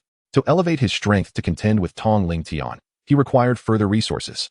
With only 18 days remaining, time was indeed of the essence. As Yi Chun turned to leave, a bald man blocked his path, a long knife at his waist. "You are Yi Chun?" He casually tossed an iron sword, which Yi Chun caught deftly. "Found him. Yi Chun is right here," shouted Fong, a senior brother, rallying a group of individuals armed with swords and knives, their eyes gleaming with intent to kill. These individuals were all beneficiaries of Tong Ling Tian's grace, with Fang Shan, the fifth-ranked inner disciple and a swordsmanship prodigy, being the most formidable among them. Having been introduced to his master thanks to Tong Ling Tian and Apos' recommendation and frequently sparring with him, Fang Shan felt a deep sense of obligation. Upon learning that his senior brother had been poisoned by Yi Chun, he had scoured the night, determined to slay him. "Draw your sword. Tong Ling Tian has given me a second chance. Today, it is either your death or mine." Fang Shan's gaze was icy. "Will killing me allow you to escape?" Yi Chun surveyed the group of predators before him. His injuries had only just begun to recover, and engaging in prolonged combat was impossible should they overwhelm him. He would undoubtedly perish. Thus, he posed the question to Fang Shan. However, Fang Shan merely responded with a cold smirk, "I can only assure you that if I die, I will not trouble you. As for them, I cannot guarantee anything." Yi Chun's eyes narrowed. The situation had become quite precarious.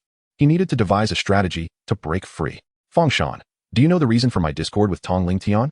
"It is because I killed Tong Ba Tian." Unsurprisingly, Yi Chun's declaration stirred a wave of astonishment. "You killed Tong Ba Tian? But he is the third within the inner circle, even stronger than Fang Shan." "Humph, cease your boasting. Tong Ba Tian was struck down from behind. Even if you did kill him, it was merely a sneak attack and proves nothing," Fang Shan replied coolly, shaking his head. The expressions of those around them softened slightly. But at that moment, swoosh, thud, Fang Shan's head soared into the air, his eyes wide open in disbelief, unable to comprehend how Yi Chun had struck so suddenly. "Despicable. You ambushed me." Thud. Yi Chun flicked the iron sword, sending another head flying. A glimmer of surprise flickered in his eyes, compared to before. His swordsmanship had become markedly more refined and fluid after his battle with Tong Ling Tian. Could it be that facing death had inadvertently sharpened his skills? What an unexpected gain. Yi Chun and Apos' face broke into a smile, while the onlookers were left awestruck, retreating like the tide. It was astonishingly swift. In an instant, Yi Chun had slain 2 individuals, including Fang Shan. Throughout the encounter, Fang Shan had not even grasped the hilt of his weapon before being decapitated by Yi Chun's sword. "Are you coming for more?" Yi Chun asked, his mood remarkably buoyant, smiling as he shrugged nonchalantly, exuding an air of invincibility. His leisurely demeanor belied any discomfort associated with taking lives. Instead, it radiated a sense of enjoyment in the carnage. This fellow, could he possibly be a demon? A terrifying individual. Such thoughts raced through the minds of the disciples present. How dull. He and Apos. Not as entertaining as Ao Tianlong. Yi Chun continued to smile. Ao Tianlong was the top disciple of the inner circle. Yi Chun was doomed and did not require their intervention. Indeed. Let us merely wait for 2 days to see how Yi Chun meets his end. The disciples, intimidated by Yi Chun and Apos' ruthless tactics, sought excuses to retreat, allowing him to depart leisurely. As Yi Chun turned the corner, finding himself unpursued, he coughed up a mouthful of blood. The exertion from drawing 2 swords had torn open his recently healed wounds anew. "Who goes there?" Yi Chun's gaze shot towards the rockery. A proud, melodic voice chimed in. "Oh, you are far more vigilant than I anticipated." A girl dressed as a maid, with 2 buns atop her head, emerged from behind the rockery. It was unknown how long she had been tracking him, for Yi Chun had been completely oblivious. "Who are you?" The maid, strutting like a proud little rooster, replied. "You are not yet worthy to know. Here, my lady has sent you this. Remember, the contents within can only be learned by you and must never be shared." She flicked her wrist, sending a booklet soaring towards Yi Chun, which carried a faint sound of thunder. With just this single action, Yi Chun deduced that the girl's power must be at least above the first realm. Even more bizarre was the moment he caught the booklet.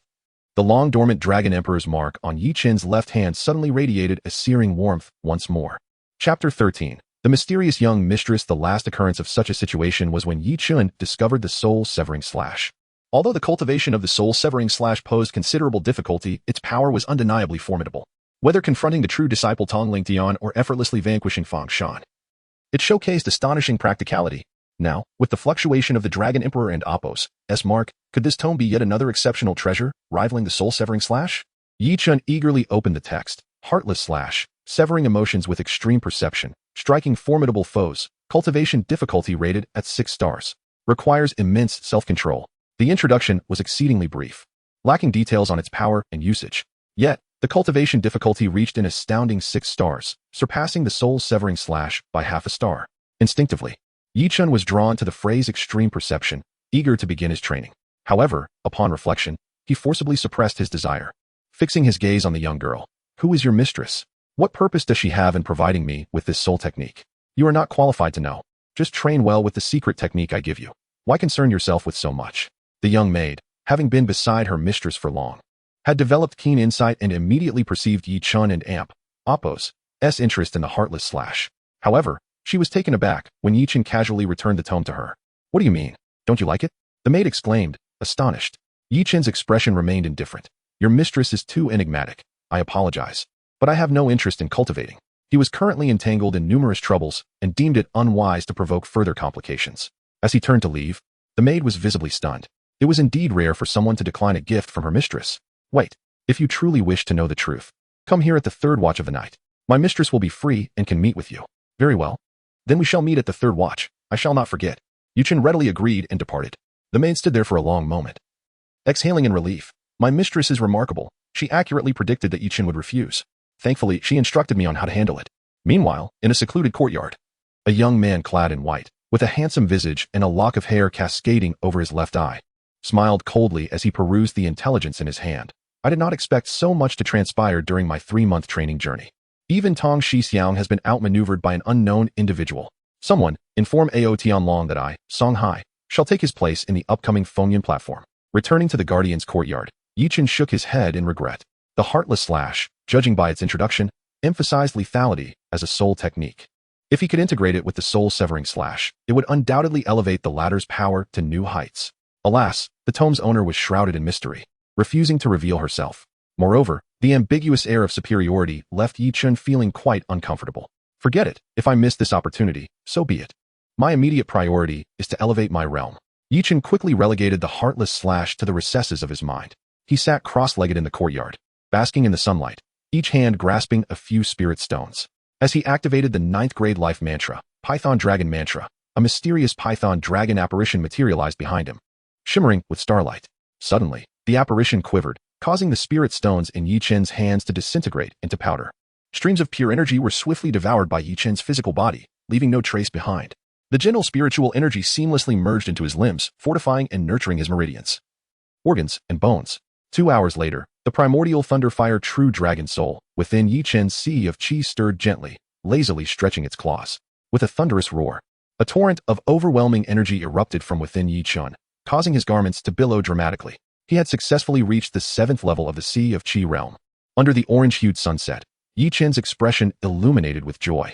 This advancement eradicated all lingering injuries within his wounded organs, restoring his physical condition to its optimal state, while significantly enhancing his overall strength. Even more thrilling was the sensation that coursed through him as he moved his fists, feeling surges of colossal power clamoring to be unleashed. With a mere strike, he could now generate an immense force nearing 100,000 pounds, not to mention the likes of Duan Haoyan. Even in the face of Ao Tianlong, he would undoubtedly possess the strength to contend. The upcoming arena battle was assured. Though the breakthrough came swiftly, the consumption was indeed considerable. Gazing at the pulverized spirit stones, Yi Chun inwardly marveled. Besides absorbing the spiritual energy from the heavens and earth, he had refined a total of 50 spirit stones, enabling his rapid advancement within just half a day. Of course, only Yi Chun could benefit so greatly while maintaining a facade of modesty. If others were to discover his terrifying ascent speed, they would gladly expend even 100 or 200 spirit stones for such progress. Such a lad, achieving another breakthrough so swiftly? The Guardian entered the courtyard, his eyes brightening as he immediately sensed Yi Chun's advancement. With a smile, he tossed a secret manual to Yi Chun. Here, take this. Since you've healed, quickly get to training. Yi Chun caught it deftly, feeling a familiar warmth emanating from the back of his left hand. His heart skipped a beat as he saw the characters Heartless Slash vividly etched upon the tome. Oh no, what is this? Yi Chun's heart raced. Could it be a coincidence? Does the Guardian know the maid's mistress? Upon closer inspection, he realized that this tome was entirely different from the one the maid had given him, both in script and material, indicating it was not the same book. It must simply be a coincidence. Yi Chun shook his head and eagerly opened the tome, immersing himself in its study. As he flipped through the pages, he mimicked the techniques with his hands as if wielding a sword. He remained captivated by the Heartless Slash until the sun had fully set. In his trance, he failed to notice the Dragon Emperor's mark on the back of his left hand, where 2 dragon eyes quietly gleamed with an unusual radiance. Did I forget something? Never mind. Yi Chun continued to practice, lost in his obsession throughout the night. After the 3rd watch, beside a rockery, a young maid was hopping with indignation, berating the tardy youth. You are untrustworthy and lack integrity. My mistress took time from her busy schedule to meet you, yet you dared to stand her up. Do you have any regard for her? Beside her stood a graceful woman, her beautiful features faintly illuminated by the moonlight, with piercing eyes that radiated a brilliance beyond her years. Enough, Yushuan. In this world, there are those who are unaffected by profit. Such individuals value their dignity above all else, and no amount of riches can bend their will. Clearly, Yi Chun is one of those rare individuals, making him difficult to sway. After the duo departed, a sudden wail echoed from the guardian and Apos' courtyard. Oh no, how could it be incomplete? This heartless slash is only half a volume? It's even less comprehensive than the one the maid had. Oh no. I forgot my appointment with that young lady. Woe is me, my heartless slash. I beseech the young mistress not to leave. Just grant me the tome, and I will bow an apology.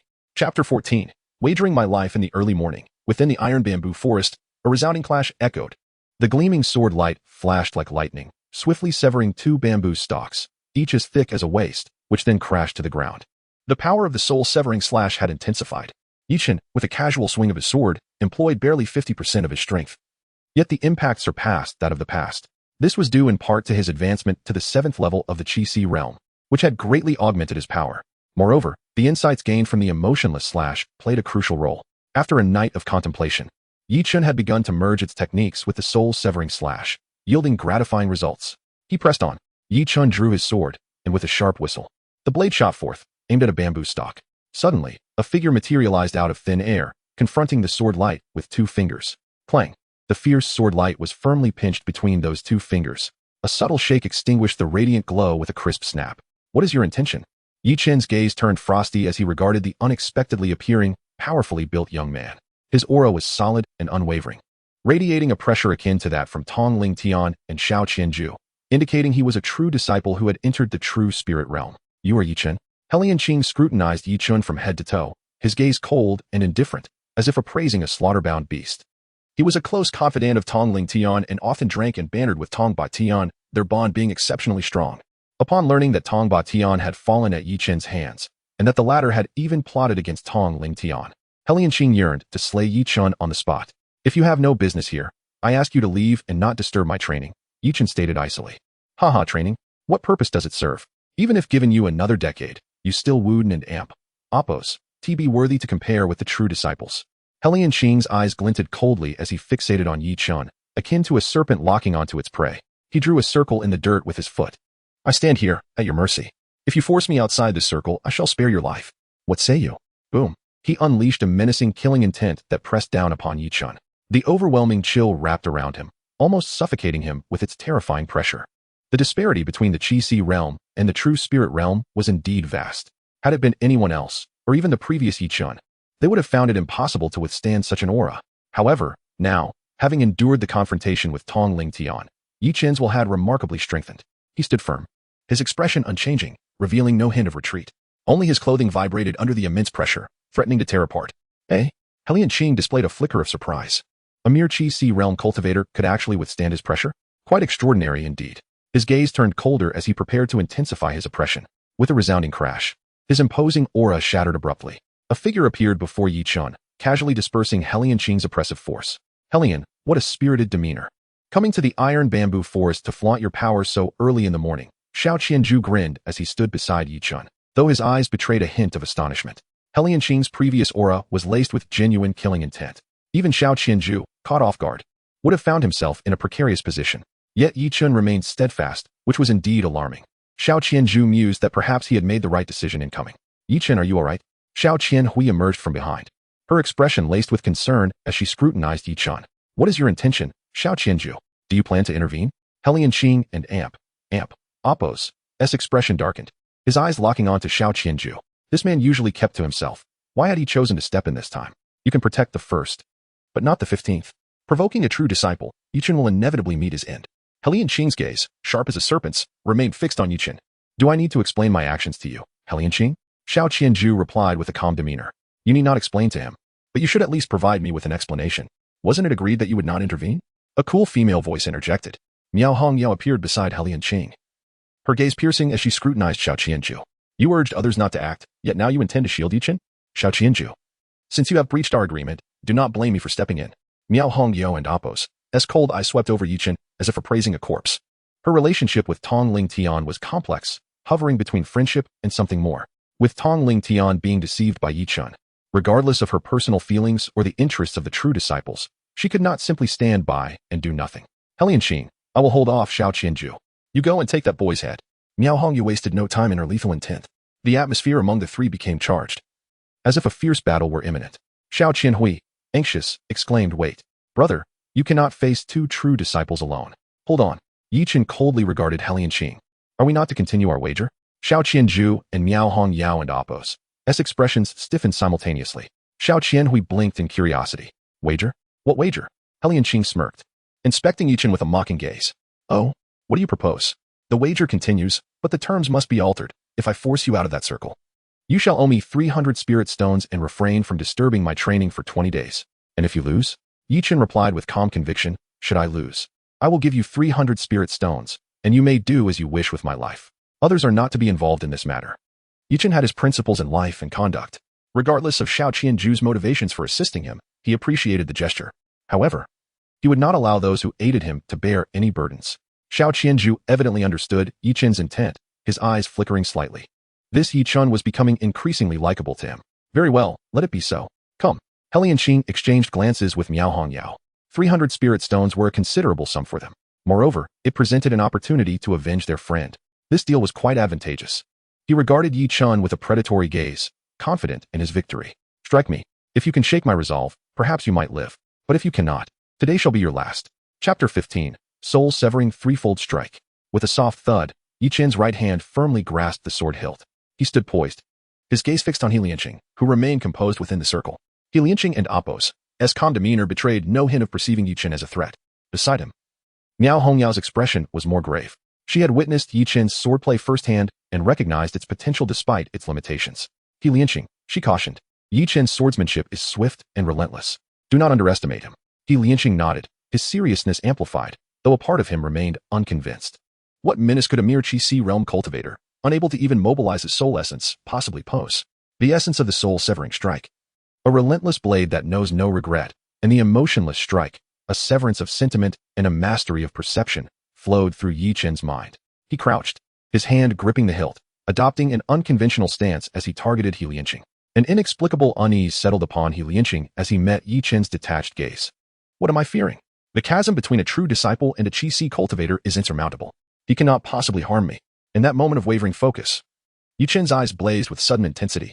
He transformed into a divine sword unsheathed, its brilliance unveiled. Tearing sound, a resplendent arc of light, like a lightning bolt, pierced the dimness of the iron bamboo forest. The dazzling radiance momentarily blinded onlookers. Even the battle-hardened Helianqing and Miao Hongyao felt a jolt of alarm. Bad omen. Such a fierce sword. Helianqing and Appos' countenance shifted as a terrifying wave of sword energy hurtled toward him. Impossible. How can it be so swift? His heart pounding. He channeled the power of his true spirit realm, unleashing it to its zenith. In a fraction of a second, he parried with a punch. Clang. The formidable sword light was deflected by his blow. Unabated, it sliced through a century-old iron bamboo as thick as a thigh, cleaving it in two as easily as a knife through butter. Bang! The sword light continued its trajectory, embedding itself in a boulder, leaving a deep gash. I blocked it. Heavens, that was close. Helianqing exhaled, his gaze now wary as he regarded Yi Chen. A flicker of apprehension danced in his eyes. Had his reaction been slower, that strike could have threatened his life. Fortunately, it is over. Yi Chen's head is mine. Helianqing, evade. Miao Hongyao's urgent cry shattered Helianqing's momentary relief. He refocused, only to perceive two additional, concealed sword lights aimed at his neck and chest. Too close. Too fast. Helianqing had no time to defend. Instinctively, he prepared to activate his defensive techniques, but Miao Hongyao and Appos' shout reverberated in his ears. Do not block. Evade. If even Tong Ling Tian and Appos' most formidable defense, the celestial martial spirit armor, could not withstand Yi Chen's sword, what chance did Helianqing have? Helianqing retreated a step as two earth-shattering explosions erupted behind him. A towering rock was cleaved into 3 pieces by the twin sword lights. Hiss. Helianqing and Miao Hongyao gasped in unison. How potent. The devastation those strikes would have wrought upon Helianqing's person was unimaginable. His neck would never have withstood such an assault. Their gazes converged on Yi Chen, their eyes wide with lingering shock. Even Xiao Qianju was visibly shaken by Yi Chen's display. Yi Chen, still gripping his sword, maintained his peculiar stance, seemingly poised to strike again. What? What is that technique? Helianqing inquired, his voice uncharacteristically strained. All traces of condescension had vanished, replaced by an acknowledgement of Yi Chen as an equal. Soul-severing threefold strike, Yi Chen replied, his voice calm and measured. Soul-severing threefold strike. Xiao Qianjue, He Lianqing, and Miao Hongniao exchanged bewildered glances. Was such a sword art documented in the Black Tortoise Pavilion? A technique of such power should have been known. Yet they had no recollection of it. A technique of my own creation. It is not recorded in the Black Tortoise Pavilion, Yichen stated. Observing the impact of his strike, he nodded with satisfaction. The soul-severing threefold strike. An advanced sword art born from the fusion of the soul-severing strike and the essence of the emotionless strike could unleash a primary strike and two additional controllable sword beams. With the assistance of the Dragon Emperor mark, Yi Chun could have forged even more potent sword techniques. However, the emotionless strike provided by the Pavilion Guardian was incomplete, limiting him to this threefold strike. Even so, Yi Chun was content. The technique's power and versatility were exceptional, capable of producing miraculous results in combat. A self-created sword technique? He Lianqing murmured, incredulous. A technique capable of threatening a true spirit realm cultivator and causing him trepidation was Yi Chen's own creation? A mere Qi-Si cultivator dared to create his own sword techniques, and succeeded? Yi Chen was unaware of the profound impact his words had on Xiao Qianjue and the others. We have been true disciples for years and have yet to create anything comparable. How can a mere Qi-Si cultivator achieve such a feat? The three true disciples felt varying degrees of shock. Only Xiao Qianhui clapped enthusiastically, cheering for Yi Chen. She gazed upon him with admiration. The youth she had initially misjudged possessed such extraordinary talent. Jiang Qing and Apos. That fool, relinquished such an exceptional fiancé. This one must not be left alive. He Lianqing and Miao Hongniao exchanged a glance, preparing to act. What do you two intend? Xiao Qianjue, anticipating their intentions, stood protectively before Yi Chen. A loss must be acknowledged. To renege on an agreement is to shame the reputation of a true disciple. Xiao Qianjue glared at them disdainfully. It seems I have one. 300 spirit stones, if you please. Yi Chen extended his hand toward He Lianqing. Consider yourself fortunate. He Lianqing, after a moment of deliberation, lacked the courage to openly defy the agreement. As a true disciple, he valued his reputation too much to tarnish it. A spirit note worth 300 spirit stones flew toward Yi Chen. Snap! Yi Chen caught the note, flicked it with a flourish, and grinned. Another 300 spirit stones. Reaching the 8th level of the Qi-Si realm is now within my grasp. He Lianqing turned to leave. Halt! Yi Chen called out. I trust our agreement not to disturb my cultivation remains intact. Within 20 days, I will not seek you out. Be warned. He Lianqing strode away. And you? Yi Chen turned to Miao Hongniao.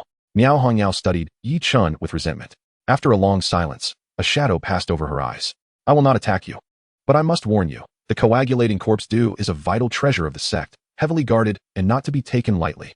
The sect has already commenced an investigation into this matter. Regardless of who presented you with this item, they shall not escape the sect's retribution. Chapter 16. Danger for the senior. Miao Hongniao has also departed. Xiao Qianjue gazed at Yi Chen with a hint of concern. Can the person behind you withstand this? Miao Hongniao's earlier words were evidently intended to apply pressure on Yi Chen, disturbing his peace of mind. However, Xiao Qianjue was also quite curious about the identity of Yi Chen's supporter. The corpse liquid, capable of extending the life of a dying person by 19 days, is an invaluable asset for any sect. As far as he knew, the entire Xiantian sect possessed only a single vial of this strategic resource, which could only be accessed by those above the elder level. Yi Chen, as an inner disciple who had been estranged from the sect for several years, how could he possibly have such backing to procure the corpse liquid? This was also a reason why Xiao Qianjue sought out Yi Chen. Instinctively, as a member of a noble lineage, he felt that Yi Chen's background was far from simple. I have my own plans for this matter. Thank you, Brother Xiao, for your timely assistance. I will surely repay this life-saving grace. Yi Chen responded solemnly. Regardless of enmity or gratitude, he believed in repaying tenfold. This was his creed. Xiao Qianjue, visibly pleased by this expression of gratitude, laughed heartily. There's no need to dwell on such matters. Focus on surviving this ordeal first. Qianhui. He nodded towards his sister. Here. Xiao Qianhui, with a gentle swipe of her finger across the ring on her hand, conjured a large pouch of spirit stones, roughly the size of a human head, which appeared in her embrace. Yi Chen's eyes brightened. It was indeed a storage ring, a marvelous item. Xiao Qianhui, holding the hefty pouch, thrust it towards Yi Chen. Yi Chen, my brother, and I have high hopes for you.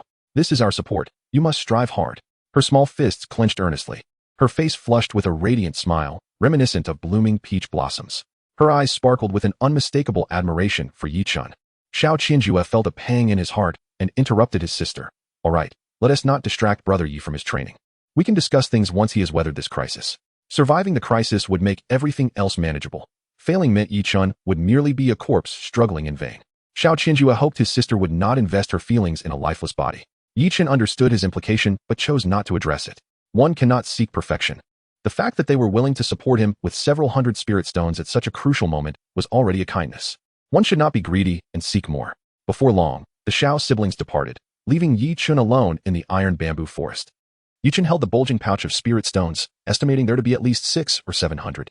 Tong Bat Ian had committed crimes for over a decade and had only managed to accumulate a little over 1,000 spirit stones. Yet this brother and sister duo had casually produced such a significant amount. After stowing away the spirit stones, Yi Chun intended to continue practicing his swordplay, but his mind remained unsettled. Miao Hongyao's scheme had succeeded. His emotions had been affected.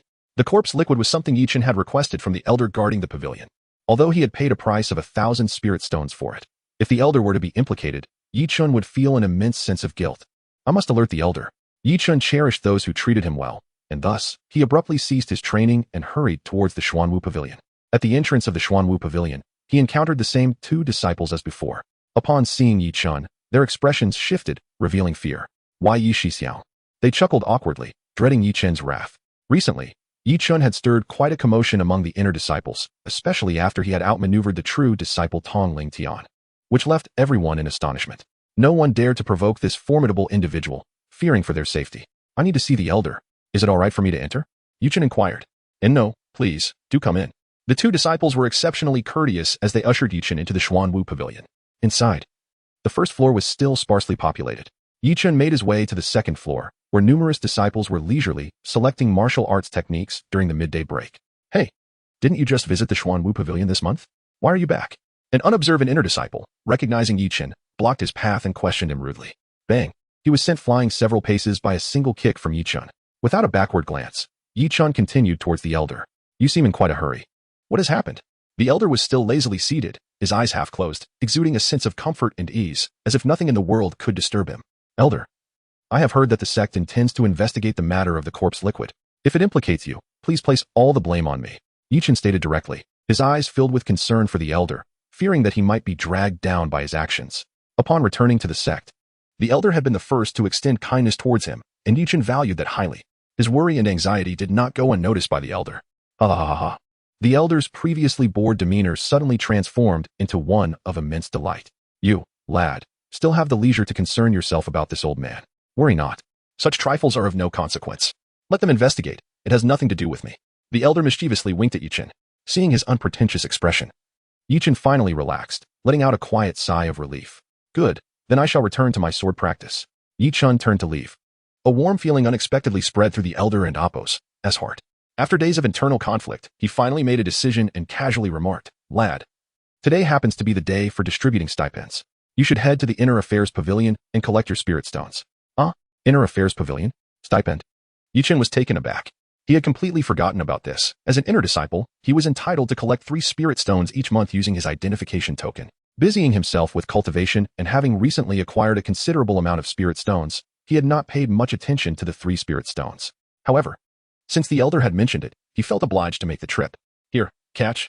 The elder noticed the bulging pouch on Yi Chun and Apos' back and tossed him a deep blue ring. Upon receiving it, Yi Chun felt the Dragon Emperor insignia on his left hand heat up immediately. What treasure is this? Yi Chun sensed a mysterious aura emanating from the deep blue ring. Could it be a spatial storage ring?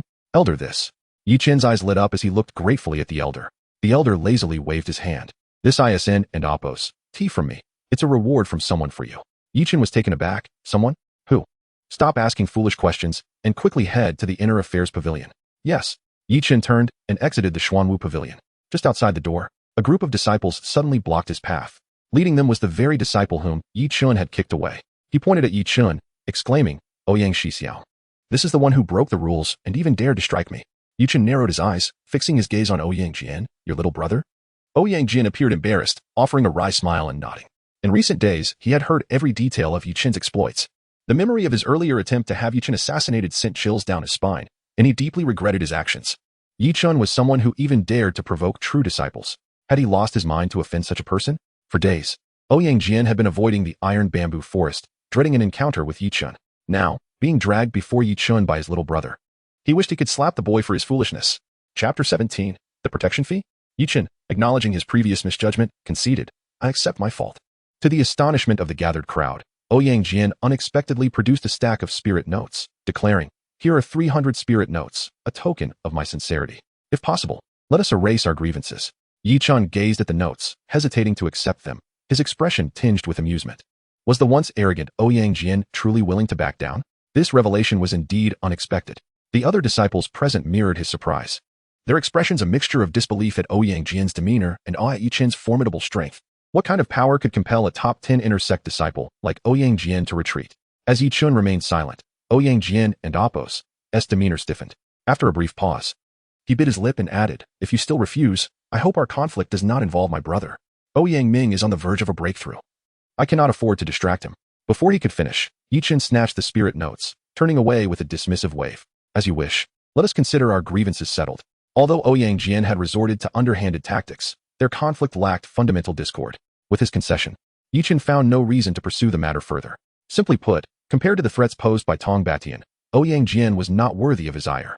Yi Chen's greatest aversions were betrayal and coercion.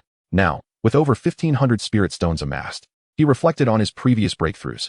Over 50 stones for the 6th realm of Qi Si, over 300 for the 7th. Following this pattern, he estimated needing at least 1,800 stones to ascend to the 8th realm, and over 10,000 for the 9th. The sheer consumption left him speechless.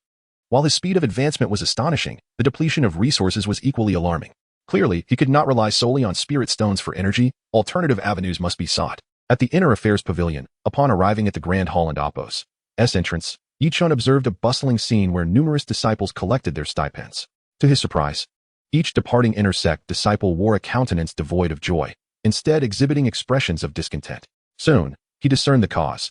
2 men loitered at the hall's exit. The man on the left was a towering figure, resembling a small mountain, exuding an air of arrogance. Beside him stood a diminutive youth with slanted eyes, clutching a bulging cloth bag that appeared heavy. The expression of the slanted-eyed youth was particularly ostentatious, radiating an air of superiority. Every disciple passing by was compelled to deposit a spirit stone into his pocket. Those who forgot were chastised, while any dissenters faced the brute and Apos' fists and feet. "Who are those two?" Yi Chen inquired, casually pulling aside an inner sect disciple. The disciple, glancing cautiously at the duo, sighed and explained, "Little brother, it appears this is your first visit. Those two are not to be trifled with. The muscular man is a hired enforcer for the slanted-eyed youth, who happens to be the brother-in-law of the Grand Elder's son." "The brother-in-law of the Grand Elder's son?" Yi Chen echoed in disbelief. "The Grand Elder and Apos' son has established a rule that every inner sect disciple must surrender a spirit stone upon receiving their stipend, ostensibly for their protection. Is this truly a protection fee?" Yi Chen was taken aback. He had assumed such extortion only occurred in the realm of mundane powers. Yet it seemed the Xiantian sect was no different. Why must the stipends issued by the sect be subjected to such demands? "Do you not resist this?" "Oh, but he is the Grand Elder and Apos' son. How could we possibly resist? It is said they have the backing of the sect master's son. We cannot afford to provoke these nobles." As the disciple spoke, Yi Chen entered the grand hall and, with a swift motion of his waist token, collected 3 spirit stones without issue. However, as he stepped outside, a commanding voice halted him. "Stop." The muscular man approached, looming over Yi Chen like a bear, his gaze intimidating. "You don't know about the protection fee? Remember this next time." As he spoke, his massive hand reached for a spirit stone from Yi Chen and Apos' possession, only to find it steadfastly anchored in Yi Chen's palm. With raised brows, the enforcer glared at Yi Chen, who, with a cheerful demeanor, replied, "I apologize, but I do not require your protection. Therefore, I see no need to pay the fee." A hush fell over the crowd. The passing inner sect disciples regarded Yi Chen as if he were a valiant hero. Another fool who dared defy the Tiger Lord's protection fees? This young man was surely doomed. The Tiger Lord and Apos' fist were not to be trifled with, and few in the inner sect could stand against him. Amidst their hushed discussions, the disciples gazed at Yi Chen with a mix of amusement and sympathy. Unbeknownst to them, in a chamber of the grand hall, several middle-aged men observed Yi Chen through the spacious windows, intrigued. "Look, this young man is indeed restless. He dares to stand up against them. To catch the eye of Elder Ying, he must possess remarkable qualities. Let us observe for now. If the situation escalates, we shall intervene. We cannot allow Elder Ying's people to suffer." Exchanging knowing smiles, one of them remarked, "Are you not going to resist? Why should the spirit stones the sect provides be taken from you?" Yi Chen called out to several inner sect disciples who had just exited. They were about to comply with the slanted-eyed youth and Apos' demands. Taken aback, they hesitated. "Well, this is the spirit stone the Tiger Lord demands, if trouble arises. He will protect us, right?" Of course. Do not worry about the Tiger Lord. We are not like this fool." The disciples, keenly aware of their circumstances, promptly handed over their spirit stones, casting triumphant glances at Yi Chen. "See, we are not foolish. Paying the spirit stone spares us from disaster. What a bargain." The slanted-eyed youth provocatively glanced at Yi Chen, gesturing to the muscular man. "What are you waiting for? Since this brat refuses to comply, teach him a lesson so he understands who not to provoke." With a crack of his knuckles, the muscular man locked his gaze on Yi Chen, his expression darkening. You and Appos, quite tall. Speaking to you is quite the strain. Before he could finish, Yi Chen and Appos' foot shot out, striking him squarely. With a resounding thud, the muscular man crumpled to the ground, gasping in agony, his face contorting to a deep shade of purple. The surrounding Inner Sect disciples nearly leaped in shock. Good heavens! He struck the Tiger Lord.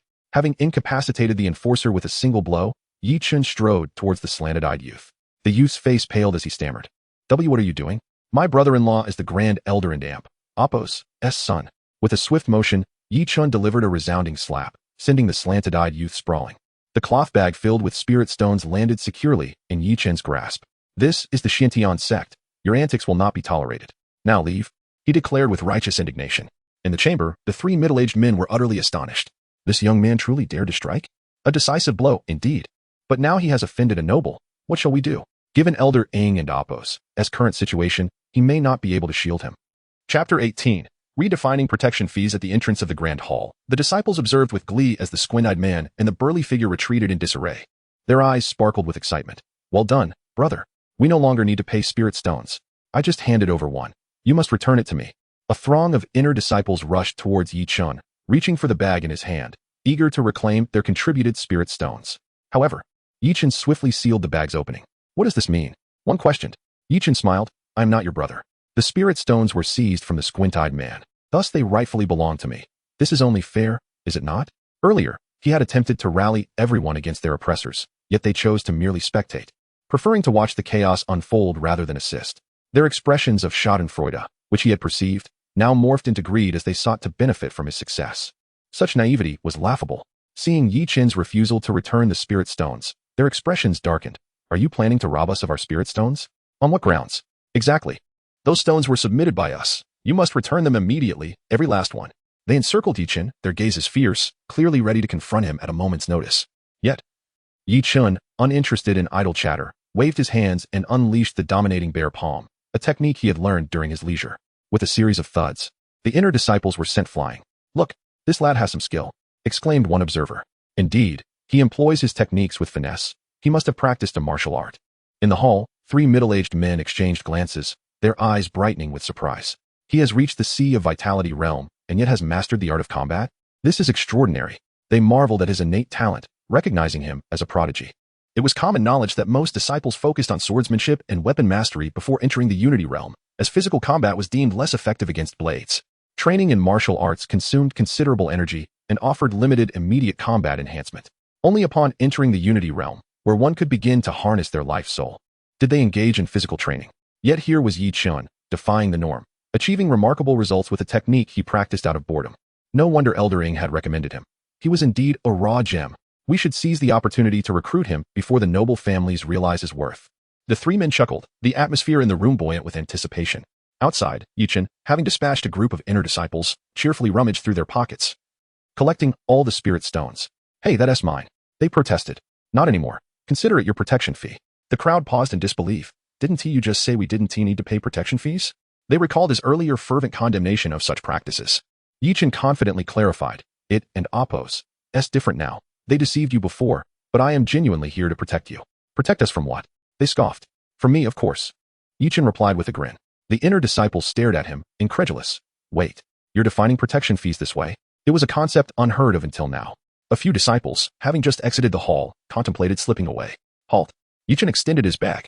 Just like before, one spirit stone each. By what right? They challenged. By the size of my fist. He retorted, inviting any challengers to resist, while those lacking courage complied, either yielding their stones or facing his wrath. This is outrageous. We must fight back, they declared. Yet, with ease, Yi Chen dispatched them with a flurry of blows. These disciples had invested their efforts in ascending their ranks and honing their weapons, unprepared for hand-to-hand combat, since weapons were prohibited in the hall. Moreover, Yi Chen's physical prowess, enhanced by the 9th rank Supreme Life Soul Python Dragon technique, had transformed him into a formidable opponent whose strength far surpassed that of his peers. The dominating bear palm, already a sophisticated technique, became even more devastating in his hands, sweeping through his adversaries. Before long, the entrance was strewn with the defeated. Yi Chen, unrelenting, collected all their spirit stones. Wasn't it agreed that one spirit stone sufficed? He mused with amusement. That was the price for submission. Since you chose to resist and made me exert effort, the fee naturally increases. That seems quite reasonable, muttered the battered disciples, nursing their injuries as they limped away, their pockets emptied. The remaining disciples, recognizing the futility of resistance, surrendered their spirit stones, ensuring they retained at least a fraction of their wealth. Fools, Yi Chen scoffed, watching their retreating figures. When the time came to unite against oppression, they had chosen self-preservation. Such cowardice hardly qualified them as worthy opponents. Unbeknownst to Yi Chen, his antics had sparked an awareness of the significance of martial arts among the disciples, prompting many to begin their own training in hand-to-hand combat upon returning. Consequently, the combat prowess of the sect's disciples visibly increased over time. An hour later, Yi Chen's bag brimmed with spirit stones, over 2,000. This was merely a brief endeavor. Given the chance, he would gladly remain there to reap even greater rewards. Alas, time was of the essence, and he could not afford to squander it. Inside the hall, two men exchanged glances. Are we really going to stand by and watch this lad take over 2,000 spirit stones? One inquired. Well, that's an internal matter for your office. I, from the Mystic Arms Pavilion, will not interfere. Agreed. I, from the Mystic Fragrance Pavilion, shall remain uninvolved as well. Both of you scoundrels, leaving the dilemma to me, fine. If the spirit stones go to Elder Ing's associates, at least they will benefit our own rather than be squandered by the nobility. Indeed, that is the rationale. However, we should investigate Yi Chen thoroughly first, ensuring his background is unblemished. With a resounding crash, a lavishly adorned room filled with sandalwood smoke bore witness to a young man, splendidly attired, smashing an expensive antique table to smithereens. How outrageous. That little brat, Yi Chen, dares to steal from me? Does he not know who my uncle is? I will make him pay. His eyes gleamed with malice. This was an opportunity to demonstrate the consequences of crossing Huashukuan. He immediately summoned his followers, instructing them to lay in wait at the iron bamboo forest. Upon sighting Yi Chen, break his limbs and cripple his vitality. No mercy shall be shown. He resolved to avoid confrontation at the Inner Affairs Pavilion, preferring instead to ambush Yi Chen in familiar territory, ensuring a decisive victory that would eliminate future threats. The spatial ring was indeed a marvel. Yi Chen placed the spirit stones within it, contentedly making his way back. This azure ring was of superior quality, its space measuring 3 yards on each side, ample enough to accommodate even an elephant. Yi Chen's entire belongings fit comfortably within, hardly occupying any space at all. Suddenly, a petite figure darted past him. It was the young maid who had previously intercepted him, presenting a manual. Hey, little girl. Yi Chen instinctively called out, then stifled his impulse, silently pursuing her instead. Yet, he lost her in an instant. Was she a rabbit? She vanished before his eyes, her agility remarkable. Yi Chen was at a loss. If even her maid possessed such skills, her mistress must be extraordinarily powerful. How he longed to acquire the complete heartless slash. Musing over this, he returned to the Guardian and Apos' courtyard and immediately commenced his training, striving to ascend to the 8th layer of the Vitality Sea. Then off to the iron bamboo forest to practice his swordsmanship. With ample spiritual stones, even if Yi Chen remained undaunted, the confidence of the wealthy would inspire courage in the timid. Remarkably, within merely half an hour, he successfully ascended to the 8th level of the Qi realm. Chapter 19. The Mysterious Armory. Everyone was taken aback. In merely half an hour, he had ascended to a new realm. This speed was astonishing. However, Yi Chen had exhausted all of his 1,800 spirit stones. Curious about his progress, he strolled into the courtyard, instinctively resting his hand against the door frame. With a crack, he effortlessly ripped the entire frame from its hinges. Yi Chen's eyes widened in surprise as he realized his strength had surged dramatically. At the 7th level of the Qi realm, he could casually wield a force of 1,000,000 pounds. Now, having ascended yet another level, he sensed an inexhaustible divine power surging within him, seemingly limitless, as he gazed at a boulder taller than a person resting at the base of the wall. His eyes gleamed. This stone, guarded by the keeper of the armory, was said to contain a rare mineral, which contributed to its staggering weight of 1,000,000 pounds. Approaching the rock, Yi Chen grasped it with both hands and, with a resounding crash, lifted it as if it were a mere pebble, exerting no effort whatsoever. He even held it aloft with one hand, raising and lowering it with casual ease, causing the upper half of his clothing to stretch and tear. Indeed, the 8th level of the Qi realm brought remarkable enhancements. Yi Chen then picked up an iron sword, intending to practice. However, with a slight shake of the hilt, the sword twisted like a piece of paper into a spiral. This was merely a flick of his wrist. Oh no! My strength has increased so significantly that conventional weaponry can no longer withstand it. Yi Chen mused, smoothing the twisted blade with both hands, restoring it to its original form. Yet, he resolved not to use it again. It was time to acquire a new weapon. At the very least, it needed to be a spirit weapon. Unlike ordinary weapons, spirit weapons are crafted by infusing spiritual energy into the materials, requiring immense human and material resources, and employing specialized techniques. The artisans who forge spirit weapons are not mere blacksmiths. They are known as weaponsmiths. If one were to inquire where one might find the creations of a weaponsmith in the Shantian sect, there would be but one answer: a visit to the mysterious armory. Determined, Yi Chun braved the midday sun and made his way to the mysterious armory. Unsurprisingly, he faced no obstacles. Yi Chun had gained a modest reputation among the inner disciples of the Xiantian sect, and few would dare to provoke him. "Ah, it's you, young lad." A middle-aged man with a handlebar mustache, tasked with guarding the armory, greeted him. His unexpected warmth left the surrounding disciples in shock. "What has gotten into Master Zhou today?" he asked, so amiable and even initiates conversation. They turned their curious gazes toward Yi Chun. "Do you know me?" Yi Chun inquired, a hint of humor dancing in his heart. "Of course I know you. I just witnessed you collecting protection fees in the Internal Affairs Hall." Zhou chuckled. "You're here for a weapon, aren't you?" Zhou's tone was unexpectedly gentle, leaving the other disciples dumbfounded.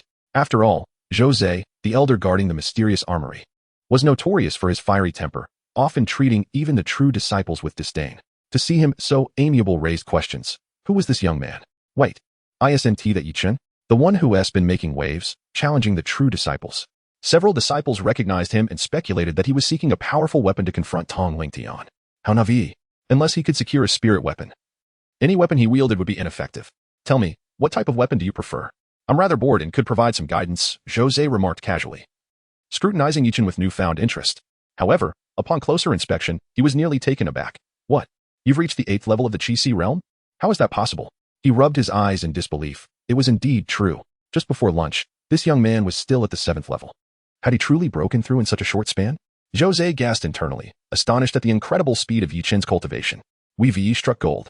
With a seemingly nonchalant demeanor, Zhou Zhe seized Yi Chun and Appo's arm and exclaimed, Come, let us find you a weapon. At the 8th level of the Qi realm, you can use superior weaponry, and I'll personally gift you one." The other disciples looked on with envy, astonished that Master Zhou would personally assist in selecting a weapon for Yi Chun. Despite Zhou and Appo's notorious temperament, his discerning eye for weaponry was unmatched. Having guarded the mysterious armory for years, he was well aware of where the finest weapons were hidden. The other disciples looked at Yi Chun with a mix of envy and jealousy. However, Yi Chun remained rooted to the spot, immovable as if his feet were anchored to the ground. Zhou Zhe, despite his strength and skill, found himself unable to budge him, leaving him perplexed. "Yi Chun, what is the meaning of this?" "Elder, I have come to request a spirit weapon," Yi Chun stated. A collective gasp rippled through the crowd. A mere Qi disciple requesting a spirit weapon? Madness. The atmosphere fell silent, and Zhou's enthusiasm waned slightly. Did this young man presume upon Zhou's favor to make such a bold request? "Yi Chun, at your current level, even if you had a spirit weapon, you wouldn't be able to unleash its true power. Spirit weapons require a connection with one's soul," Zhou explained, his tone growing more subdued. Without entering the unification realm, one could not even summon their soul, rendering the use of a spirit weapon impossible. His impression of Yi Chun shifted, viewing him as someone aiming too high, and he felt a twinge of disappointment. Yi Chun noticed, but remained indifferent to Zhou's judgment. What did it matter to him? Facts spoke louder than words.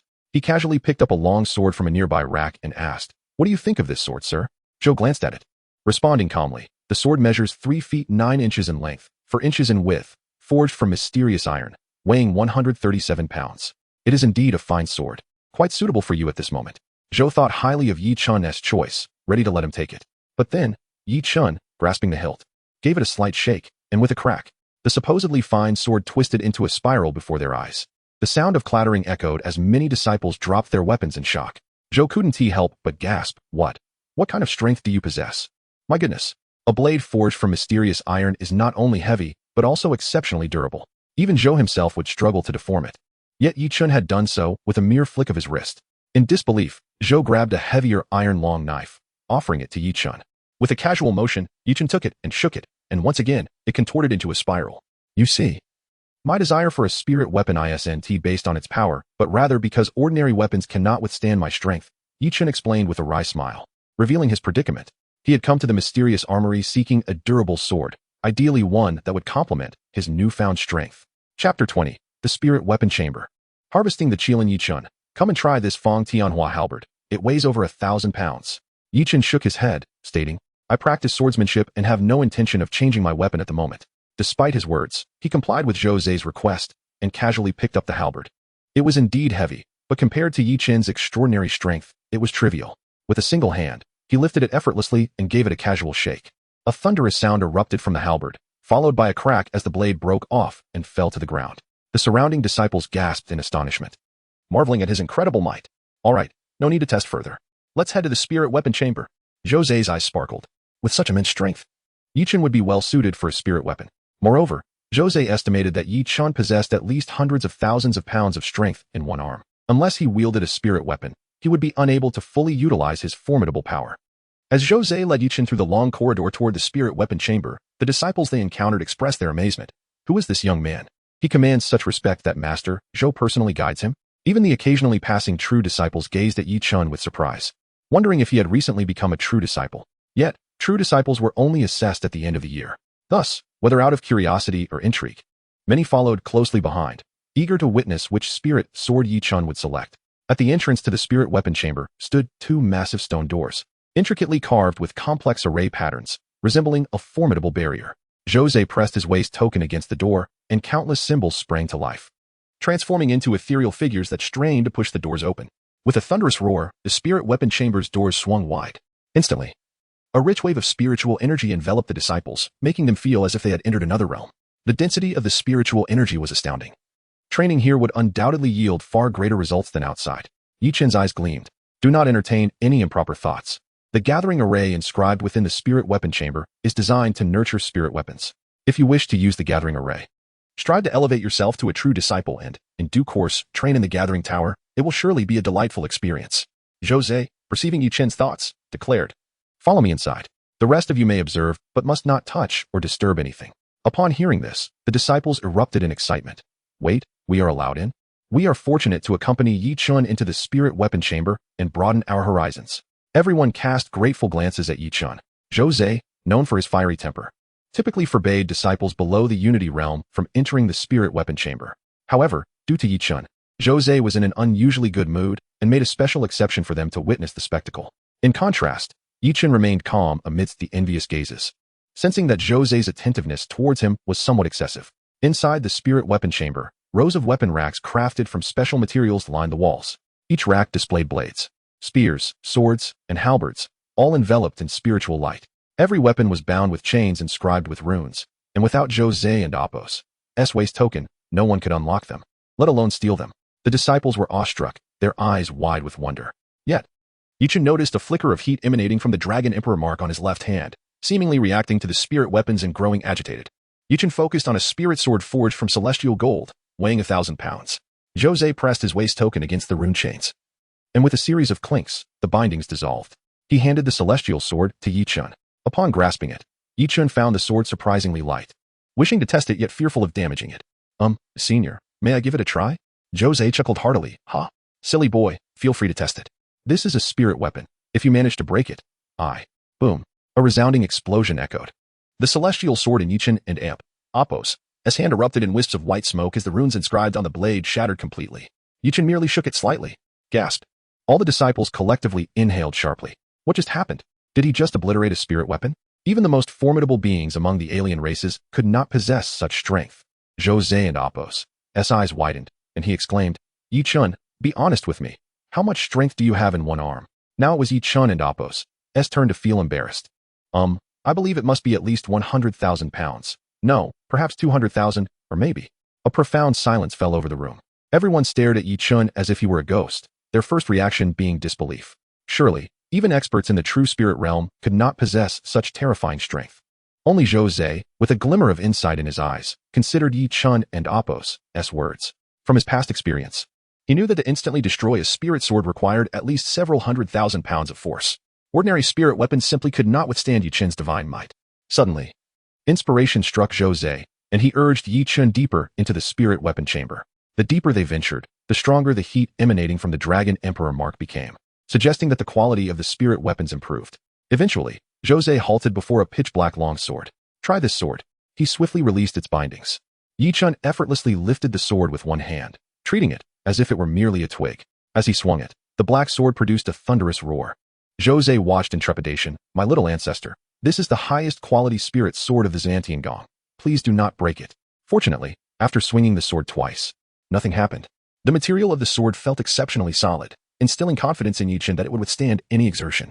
Strangely, he sensed a profound connection with the sword, as if their very essences were intertwined, creating an oddly comforting bond.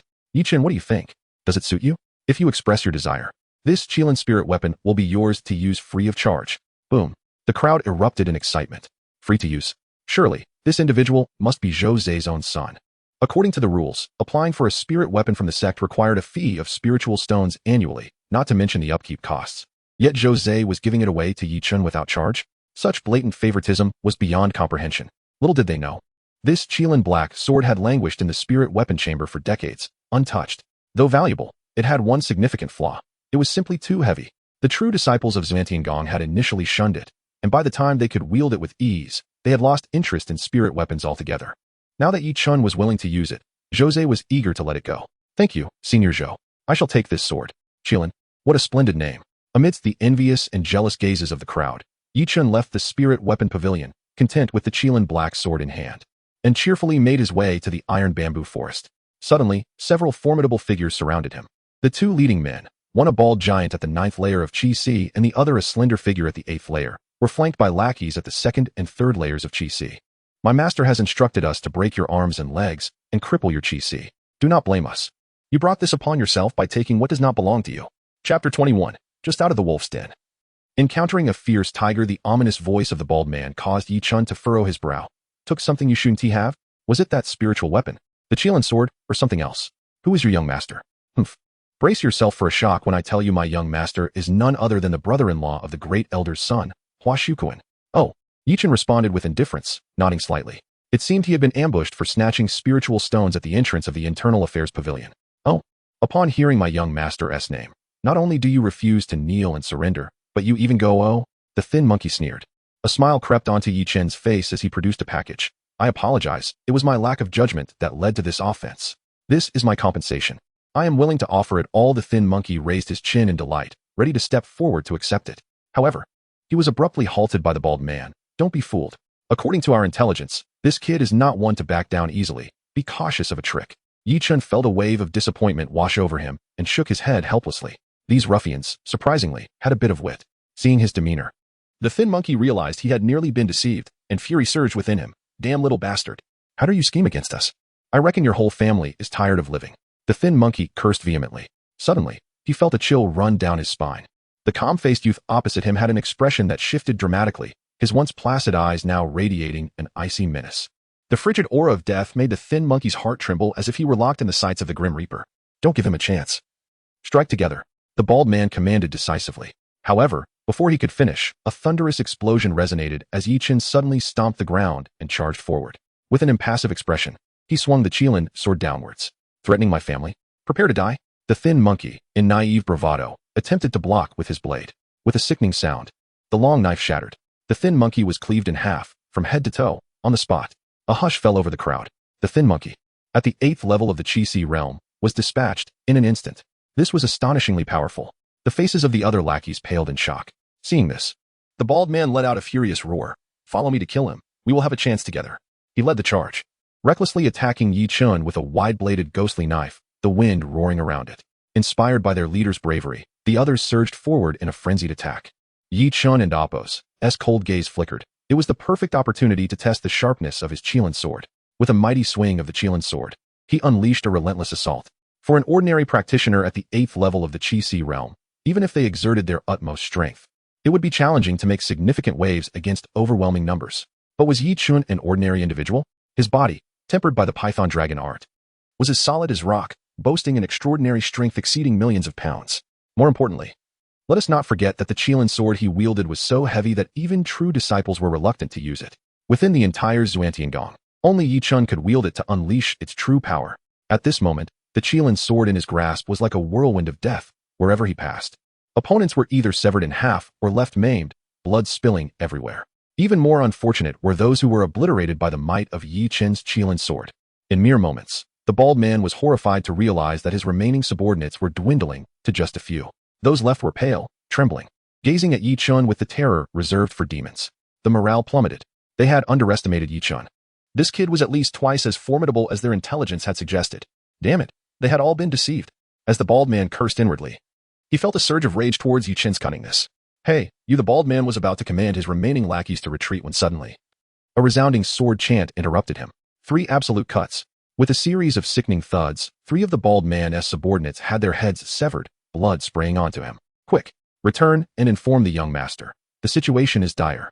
He must be cautious in the future. The bald man shouted to his last remaining lackey. Without waiting for a response, he charged at Yichen with reckless abandon. Boom.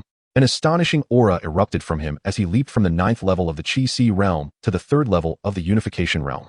Yichen looked on in surprise. This bald man actually concealed his strength? Is he attempting to play the fool to catch the tiger? Humph. I have killed those at the 3rd level of the Unification realm before. You will not be the first. Yi Chun raised the Qilin sword, bracing himself for the confrontation. The bald man suddenly revealed a sinister smile, chewing and swallowing something. Boom. An even more astonishing surge of energy erupted from within him as he leapt from the 3rd level of the Unification realm to the 8th level, a full level above Yi Chun. This sudden change caught Yi Chun off guard. The bald man was far too cunning. Not only had he concealed his power, but he had also taken forbidden drugs to unleash his potential. Yi Chun had not anticipated this turn of events and was sent flying by a punch from the bald man. Are all thugs in this era as cunning as you? The bald man shook his head. Incorrect. It is called being astute. A mere thug without wit can only remain a thug for life. My current status relies not solely on martial prowess. As the bald man spoke, a cold dart suddenly shot towards Yi Chen's face. I've been waiting for you. Truly devious. Yi Chen swung his sword, deflecting the dart, and swiftly closed the distance to confront the bald man. The 8th level of the Unification realm was comparable to Ao Tianlong's strength, providing the perfect opportunity to gauge the difference. Yi Chun swung the Qilin sword, engaging the bald man in fierce combat. In the blink of an eye, they exchanged dozens of blows. The bald man grew increasingly alarmed. Has this kid taken performance enhancers? He fights with incredible ferocity. The number of opponents who had perished beneath his blade was well over 90, yet none had been as troublesome as Yi Chun. What was most alarming was that Yi Chun seemed to be an unyielding machine, showing no signs of fatigue, instead growing more frenzied with each exchange. This realization sent chills down the bald man's spine. He felt his heart sink into despair. If this continues, I will surely perish here. Behold my ultimate move. The bald man shouted fiercely, tossing a black sphere before abruptly turning to flee. Yi Chun instinctively raised his sword to block, only to be blasted away by the ensuing explosion. Pooh! He suffered internal injuries and coughed up a mouthful of blood. I was careless. This bald man even resorted to mundane explosives. Meanwhile, the bald man had already sprinted 20 to 30 feet away, on the verge of escaping the iron bamboo forest. Out of nowhere, a figure clad in blue appeared. He approached the bald man with an indifferent expression, casually pointing at him. Pooh! A bloody hole pierced the bald man and Appo's chest, and he collapsed to the ground. The blue-clad man then effortlessly appeared before Yi Chun. It was only then that Yi Chun noticed the large, unsheathed blade slung across the man's back, exuding an imposing aura as he gazed down at Yi Chun, who was too exhausted to continue fighting. I am Song Hai. Tong Lingtian is my savior. You have insulted senior brother Tong, and today, I have come to take your life. Chapter 22. An unforgettable lesson in an instant. Yi Chun and Appo's heart sank to the depths of despair. The bald man, a formidable opponent at the 8th level of the Qi-Si realm, had engaged him in a back-and-forth battle. Although Yi Chun was confident he could slay the bald man, he could not match Song Hai's ability to eliminate him with a single strike. In other words, the disparity in strength between him and Song Hai was immense. Even more critically, Yi Chun's internal organs had been severely injured by the bald man, rendering him incapable of further combat. At that moment, he felt like a piece of meat on a chopping block, at the mercy of Song Hai. Faced with this dire situation, however, an unprecedented calm enveloped Yi Chun's heart. He had underestimated the bald man and his companions from the very beginning, which had led to the downfall of what had seemed like a certain victory. To be killed by another was, perhaps, his just desserts. With this realization, Yi Chun's mood shifted to an extraordinary tranquility as he met Song Hai's gaze with unwavering composure. Having gained the most valuable lesson of his life, his eyes sparkled with newfound wisdom, and he exuded an aura of solemn dignity. It was as though his mind had transcended into another realm, drawing the surrounding spiritual energy towards him, creating an almost palpable aura of impending breakthrough. He was now but a hair's breadth away from the 9th level of the Qi-Si realm, and even his internal injuries were healing remarkably. This transformation did not escape Song Hai and Appo's keen eyes, though the disdain in his gaze only intensified. Even with your sudden enlightenment, you have not managed to breach the 9th level of the Qi-Si realm? Song Hai wondered how someone of such mediocre talent could muster the courage to confront Master Tong. Do you know what? I have had a change of heart. Song Hai said, looking down at Yi Chun as if he were a mere toy, shaking his head in pity. To send a mere 8th level practitioner scuttling in fear is a testament to your raw courage. However, it has been ages since anyone in the inner sect dared to provoke a true disciple. If I were to slay you here in this obscure place, it would be a waste. Barring unforeseen events, he would soon pass the assessment and ascend to the rank of true disciple. Thus, he planned to eliminate Yi Chun in order to instill fear in other small fry. The dignity of a true disciple must not be challenged by any lower-tiered individuals. I await our battle on the Wind and Cloud platform tomorrow. Do not think of fleeing. You cannot escape. With a few swift movements, Song Hai vanished from sight. Yi Chen staggered to his feet, his complexion pale, his body racked with pain, almost unable to grip the Qilin sword. The battle in the iron bamboo forest had imparted a profound lesson upon him. Simply underestimating an opponent had nearly cost him his life. Dragging his weary body away, Yi Chen was suddenly struck by a wave of heat emanating from the Dragon Emperor seal on his left hand. Curious, he looked at the bald man's corpse. As he searched the body, a weighty little booklet soon fell into his hands. The handwritten characters on it were twisted, and the pages seemed to be made from a special material. Without examining it closely, Yi Chen tucked it into his pocket, and the warmth from the Dragon Emperor seal dissipated instantly. Yi Chen's brow furrowed as he stared intently at the bald man's face. You nearly deceived me again. Get up, stop pretending. With a sudden motion, the bald man's eyes flew open. He was not dead after all. You are truly impressive. Yi Chen shook his head, speechless. The bald man had surprised him time and again. The term sly seemed woefully inadequate to describe him. With a bitter smile, the bald man shook his head. We commoners are inherently inferior to the privileged. If we do not have some hidden cards and cunning, how could we attain our current positions? Please, grant me a swift end. I can no longer move. There are 2 treasure pouches in the hollow of the 3rd tree to the left on the back mountain. Everything inside is for you, Brother Yi. Just put me out of my misery. Though his heart was misaligned, and he had not been killed by Song Hai, the attack had shattered his meridians. The bald man would never be able to cultivate again, reduced to a mere shell of a person. He preferred death over such a fate. Yet, to his surprise, Yi Chen turned to leave, saying, if you wish to die, do it yourself. I no longer wish to kill you. The bald man had imparted the most profound lesson of his life. Rather than extinguishing his life, Yi Chen hoped the bald man would survive to remind him of this invaluable lesson. Upon returning to the courtyard of the Guardian, Yi Chen collapsed onto the bed with a thud. The emotional upheaval he had experienced that day was overwhelming. He had been schemed against by the bald man and threatened by Song Hai, teetering on the brink of life and death. Yet, what troubled Yi Chen most was the survival wisdom of the small fry. Even a lackey like the bald man had repeatedly revealed hidden cards, surpassing Yi Chen's control. If he were to face someone like Song Hai or Tongling Tian, would they not possess even more tactics? Underestimating an enemy could cost one their life. Yi Chen vowed never again to look down upon any opponent. With a battle against Ao Tianlong and his companions approaching, it was not too late to mend his ways. Yi Chen promptly prepared to leave, intending to gather intelligence on Ao Tianlong and Duan Haoyan. Know thyself and know thy enemy, and you shall never be defeated. He realized he knew far too little about Ao Tianlong and Song Hai. The greatest obstacle to survival was not ignorance, but arrogance. Only by understanding his opponents could he hope to crush them. At the entrance, Yi Chen nearly collided with the Guardian. Where are you in such a rush? The Guardian inquired, puzzled. It was the first time he had seen Yi Chen with such a grave expression. Even more surprising was the inexplicable change in Yi Chen's demeanor. If he had previously appeared as a sharp blade, brimming with confidence, now he resembled a concealed weapon, its sharpness hidden from view. No one could discern just how keen his edge had become. Even the Guardian, who believed he knew Yi Chen well, found it difficult to fathom. This astonished the Guardian. What could have happened to this lad in just half a day to bring about such a transformation? Yi Chen recounted his experiences from the day. So, you are afraid now? Concerned about losing to Song Hai?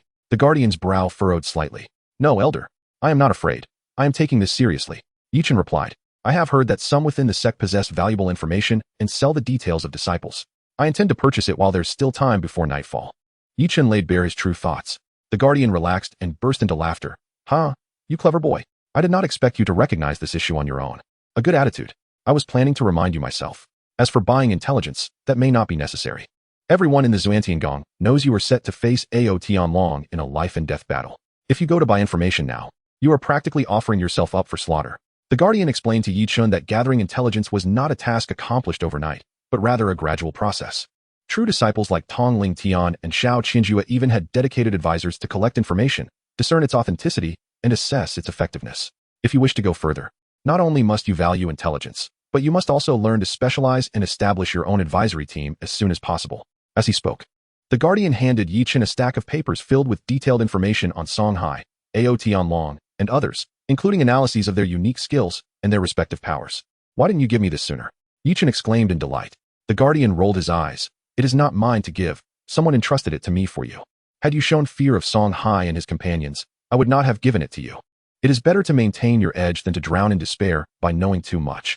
Chapter 23. Step up. Endure the beating as the sun rose majestically. Its golden rays enveloped the Fengyan platform. Today marked the fateful day of the duel between Yi Chen and his challengers, Duan Haoyan, Ouyang Jian, and Ao Tianlong. Initially, the spotlight was meant to shine solely on the inter-sex champion, Ao Tianlong. However, in recent times, Yi Chen had performed astonishing feats.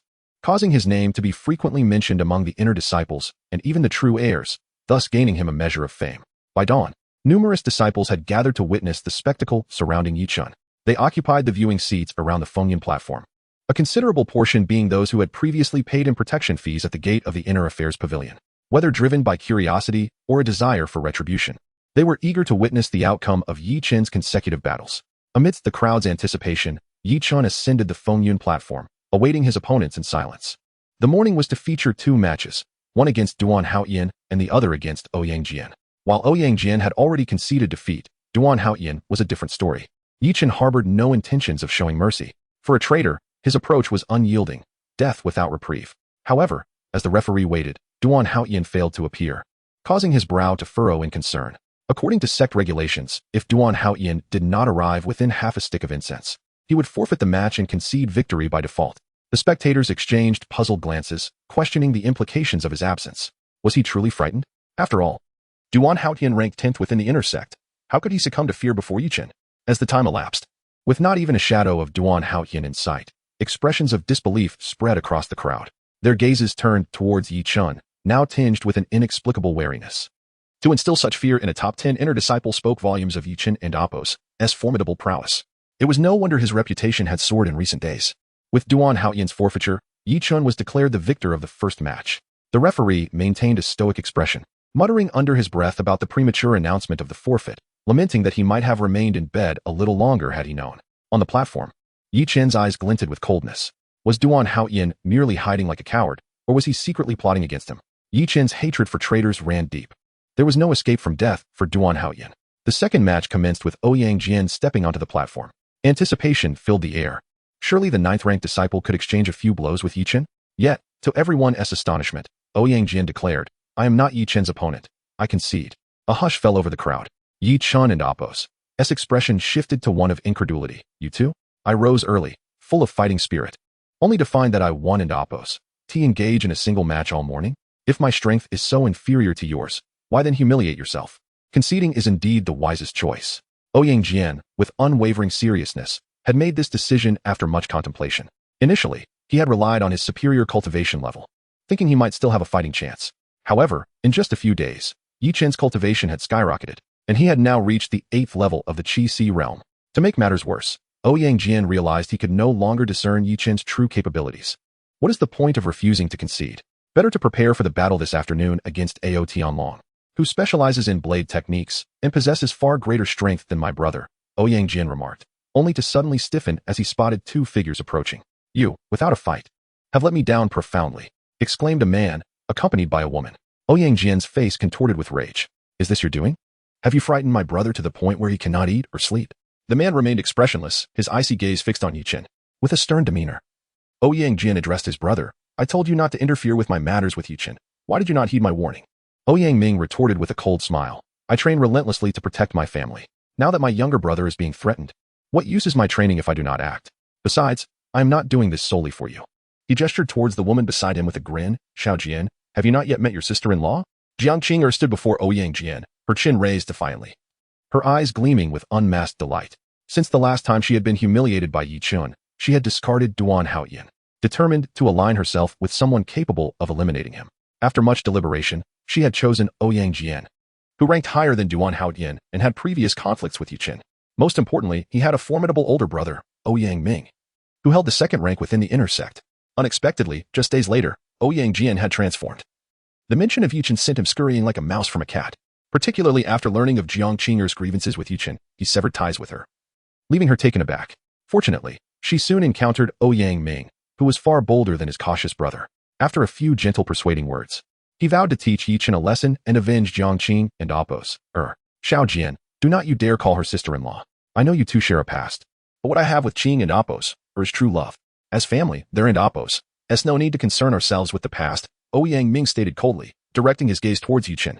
I have heard of your repeated insults towards Qing'er. Today, I am in a good mood. If you bow 3 times and apologize, I shall spare your life.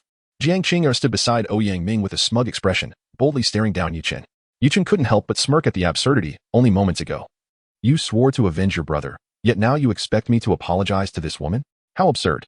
The onlookers cast curious glances, aware of the bitter history between Yi Chun and Jiang Qing'er, which had already spread throughout the Xintian sect. They were shocked to see Ouyang Ming entangled with her once more.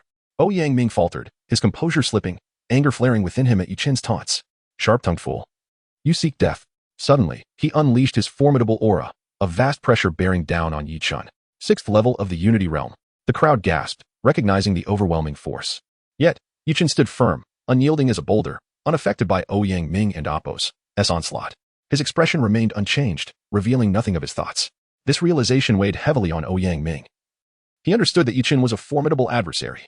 Doubt crept into his mind. Was it wise to confront Yi Chen over a woman?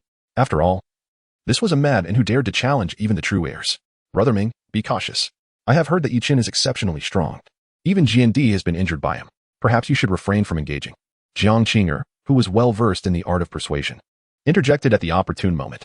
With this, Ouyang Ming felt cornered. He had no choice but to confront Yi Chen. Yi Chen, if you sincerely apologize to Qing'er and vow to avoid my brother in the future, I might grant you a chance at mercy.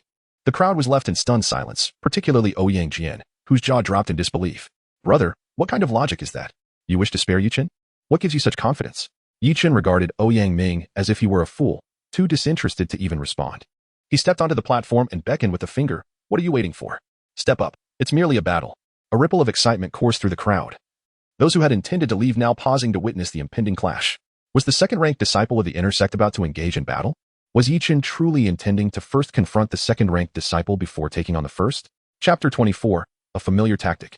The god of war descends at the entrance of the viewing platform. Several young maidens rushed in with great urgency. Are they fighting? Am I late? Xiao Qianhui tugged at her companions, peering curiously towards the arena. Her eyes brightened upon spotting Yi Chen, standing as straight as a spear. However, when she noticed Yi Chen's opponent, her almond-shaped eyes widened in surprise. Oh, isn't Yi Chen facing Ouyang Jian? Who is that? He seems to be Ouyang Jian's brother. Ouyang Ming. The young maidens accompanying Xiao Qianhui exchanged anxious glances.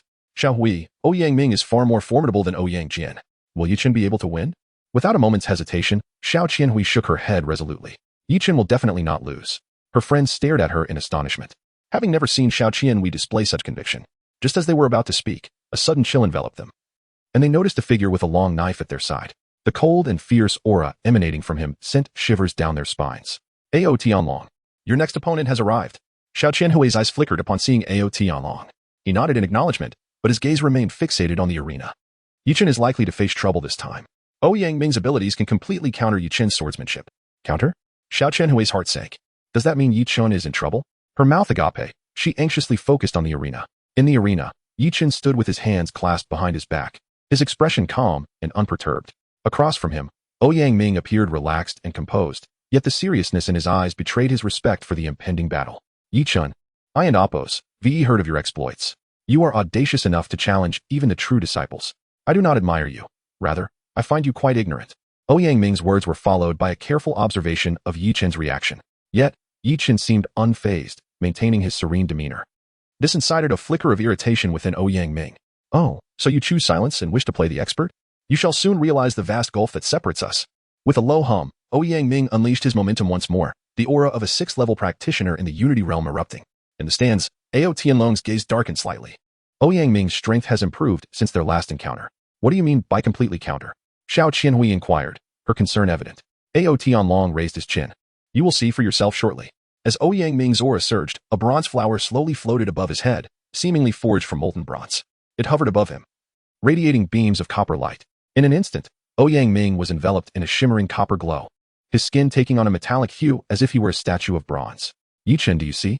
I possess the most powerful divine soul among the 3 types, recognized for bestowing upon me the strength of bronze skin and iron bones. Your proud swordsmanship cannot harm me. Ouyang Ming, resembling a bronze statue, gazed provocatively at Yi Chen. Bronze skin and iron bones. Is this Ouyang Ming's divine soul? Xiao Qianhui's friends gasped in shock. Worry etched across their faces. Ao Tianlong furrowed his brow deeply. Among the 3 categories of divine souls, beast, path, and divine, the divine soul was the strongest, granting its wielder incredible abilities. Ouyang Ming and Appo's bronze skin and iron bones offered extraordinary defense. Even Ao Tianlong had expended immense effort to defeat him and claim the position of chief disciple. Yi Chen's cultivation was already significantly lower than Ouyang Ming's, and now even his most proficient sword techniques were countered by Ouyang Ming's divine abilities. In this battle, Yi Chen seemed to have no chance of victory. Realizing this, Ao Tianlong shook his head, feeling that there was no need to continue watching.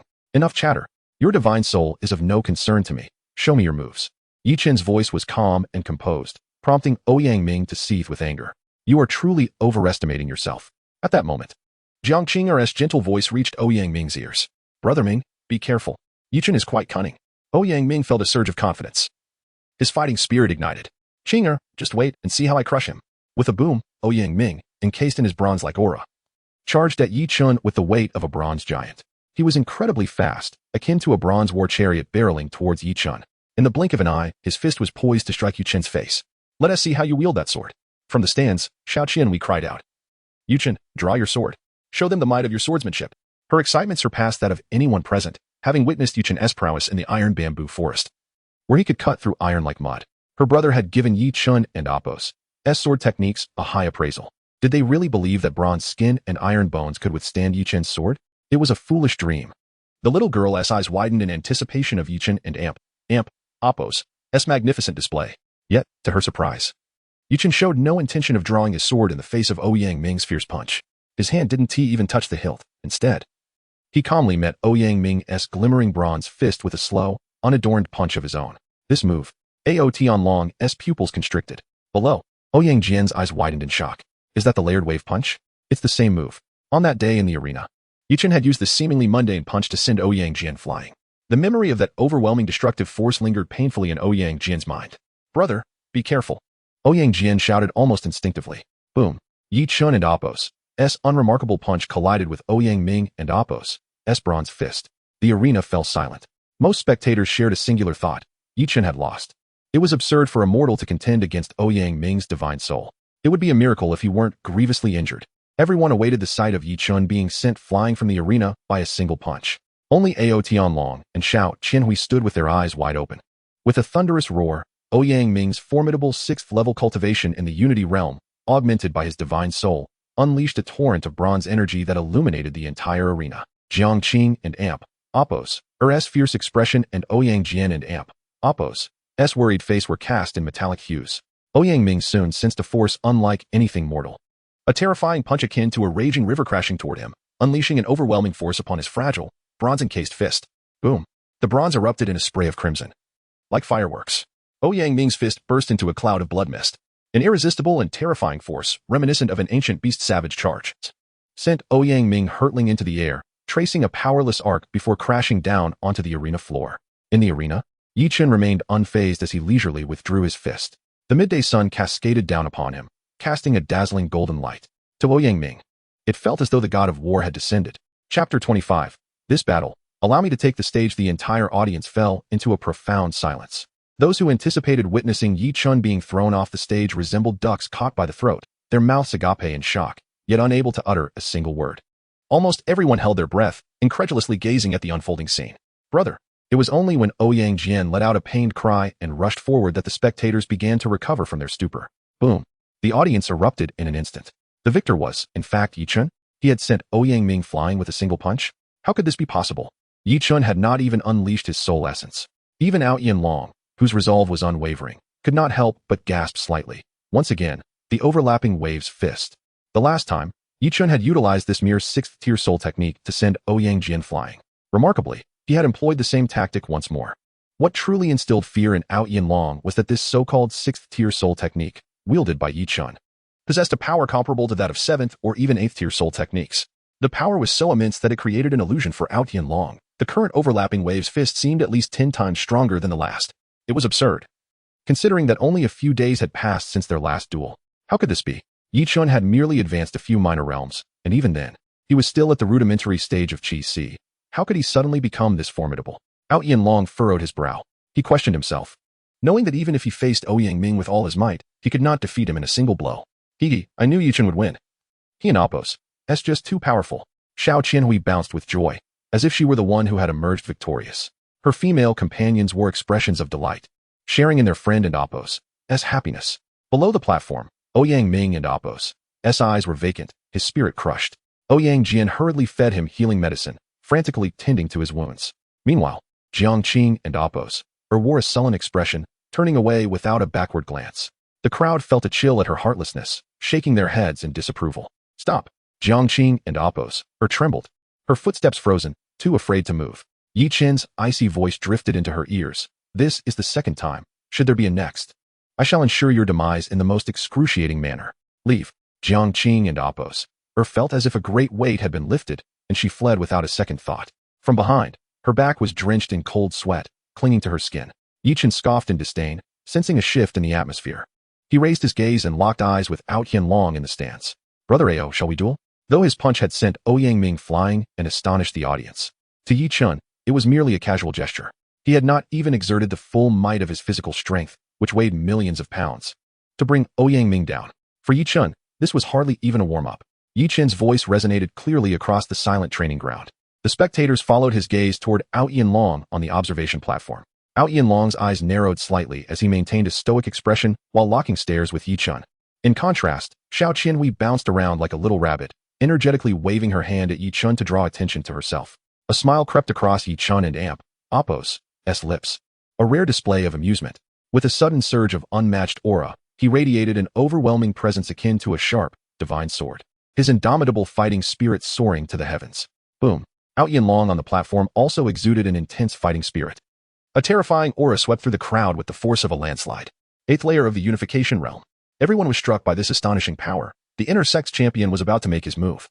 My heavens, an 8th layer Qi contestant against an 8th layer Unification Realm? The difference is an entire realm. How can they fight? Curious glances filled the audience as they watched Out Hianlong descend the steps toward the arena. At that moment, on the highest tier of the audience stands, shadows quietly emerged, standing shoulder to shoulder, Miao Hongao and Helian Qing. Xiao Qianjue stood beside them, while behind them, the intersect prodigy, Song Hai, wore a grim expression, frowning deeply.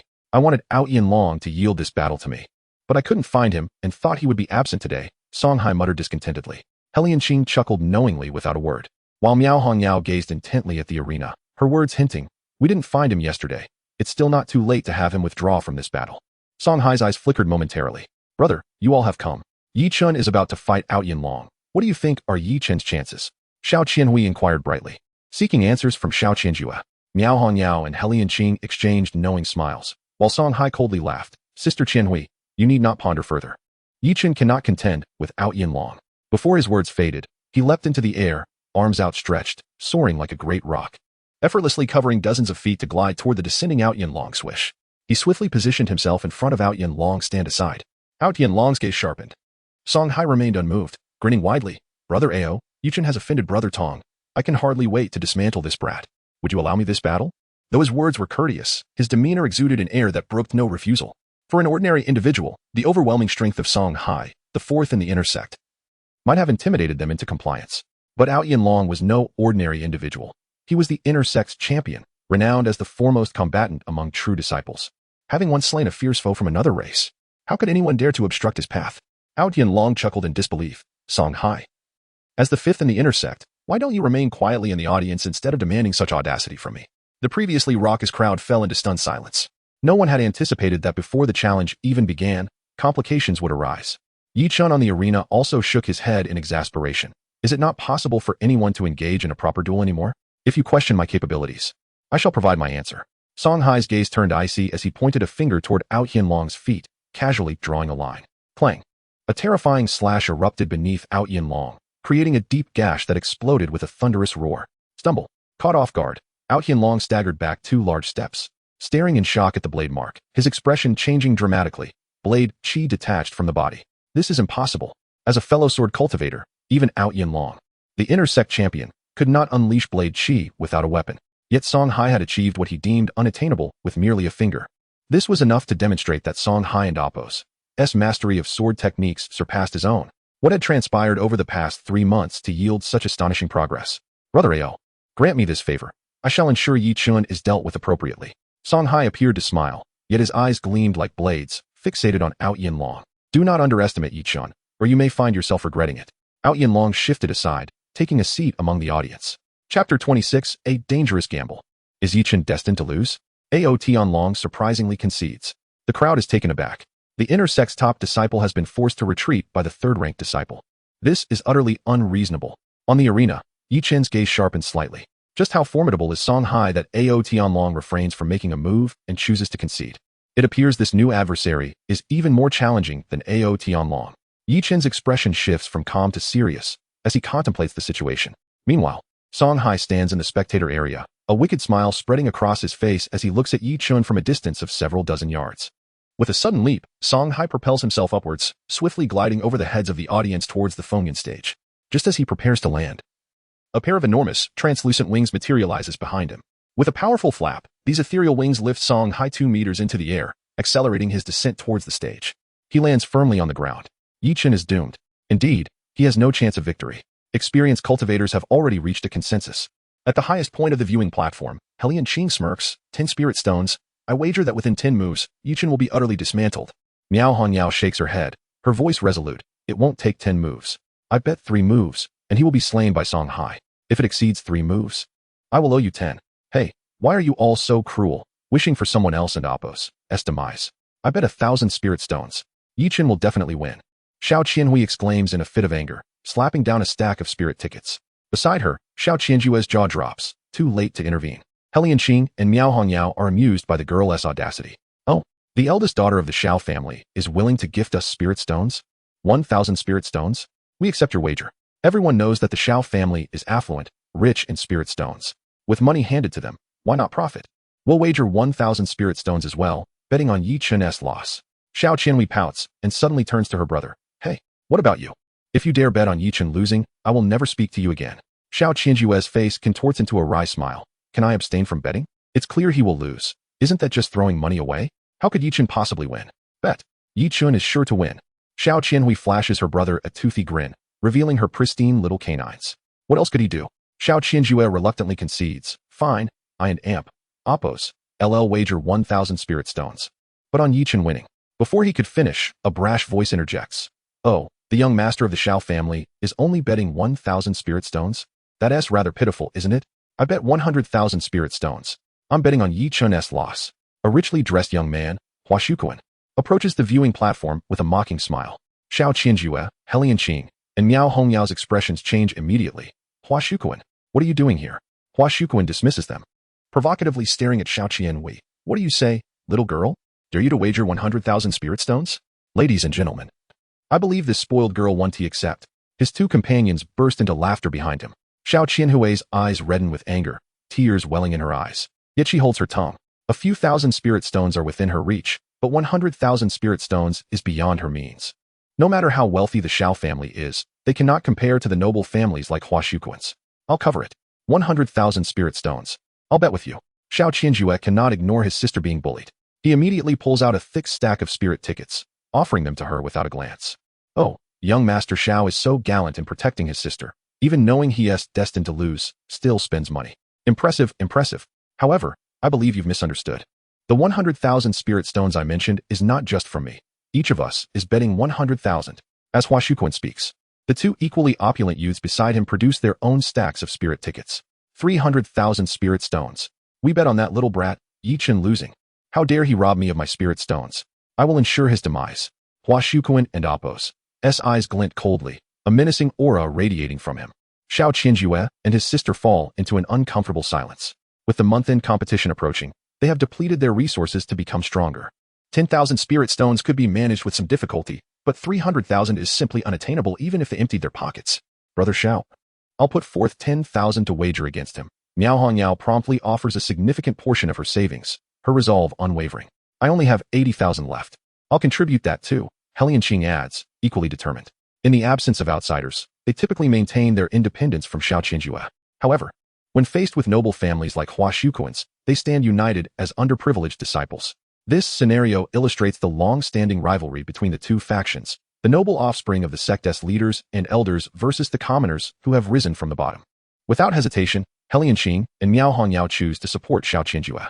I still have 20,000 here. Combined, that makes 300,000. I bet Yi Chun will undoubtedly win. Xiao Qianhui exclaims through clenched teeth, tears brimming in her eyes. She has always been the cherished princess of the Xiao family, never feeling such humiliation before. In this moment, she fervently hopes for Yi Chun and Apos' victory, even knowing the vast gap between him and Song Hai. Helian Qing and Miao Hongyao's stance amusingly transforms. Xiao Hui is right. Yi Chun should win. Despite knowing in their hearts that Yi Chun's chances of winning are almost non-existent, they still express support. On the arena, Song Hai casts a sinister glance at Yi Chun, an air of arrogance and provocation on his face. Yi Chun, I will savor killing you slowly. Before Song Hai can finish his taunt, his expression shifts dramatically as Yi Chun, like a tiger unleashed from captivity, charges at him with ferocity. The audience is taken aback, surprised by Yi Chun's eagerness to bypass the formalities. After years of fighting for the Jiang family, Yi Chun knows all too well that the outcome of a deadly fight can be determined in an instant. Many meet their demise through excessive chatter. With the wave peak fist, Yi Chun strikes first, undoubtedly seizing the initiative as he unleashes his fists like cannonballs. This technique, though only of the 6th rank, has been perfected through countless life and death battles, elevating it to an extraordinary level. One punch is powerful enough to shatter gold and crack stone. With a thunderous roar, Song Hai is forced to retreat repeatedly. Horror etched across his features. The surrounding audience gasps in astonishment. Wow, just one move, and Song Hai is already at a disadvantage? Is it really necessary to be so swift? They've barely begun. Yi Chun's ferocity is astounding. Hua Shuquan's expression darkens at the viewing platform. Meanwhile, Yi Chun's fists continue to rain down upon Song Hai, who finds himself momentarily dazed. It's too fast. Yi Chun's strikes come at him with such speed that he cannot mount a counterattack, unable even to draw his blade. What astonishes Song Hai further is that after testing a few of Yi Chun's punches, he feels as though Yi Chun's fists are forged from metal. Each blow carries tremendous weight, leaving him with the sensation that his bones might shatter. Little does Song Hai know, Yi Chun's fists, imbued with millions of pounds of divine strength, are unleashed with unrestrained ferocity. As he swings his fists, they create a thunderous roar, crashing down upon his opponent. Bang! Song Hai retreats again and again, and in the blink of an eye, he finds himself at the edge of the arena. One more step back, and he will plummet from the Fengyun stage, leading to his utter defeat. Chapter 27. Manifestation of the Natal Soul. A shocking revelation you occur. If you dare retreat again, you'll regurgitate everything you've swallowed of mine.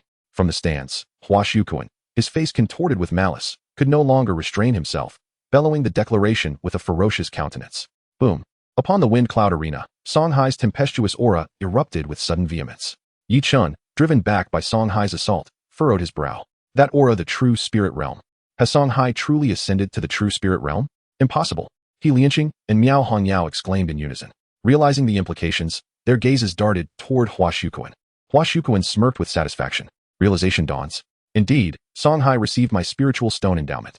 The essence of cultivators' battles lies in the disparity of realms. A chasm as vast as the heavens. Once Song Hai attains the true spirit realm, what chance does Yi Chun, a mere Qi Si realm whelp, possess? I shall ensure his demise. Utter annihilation.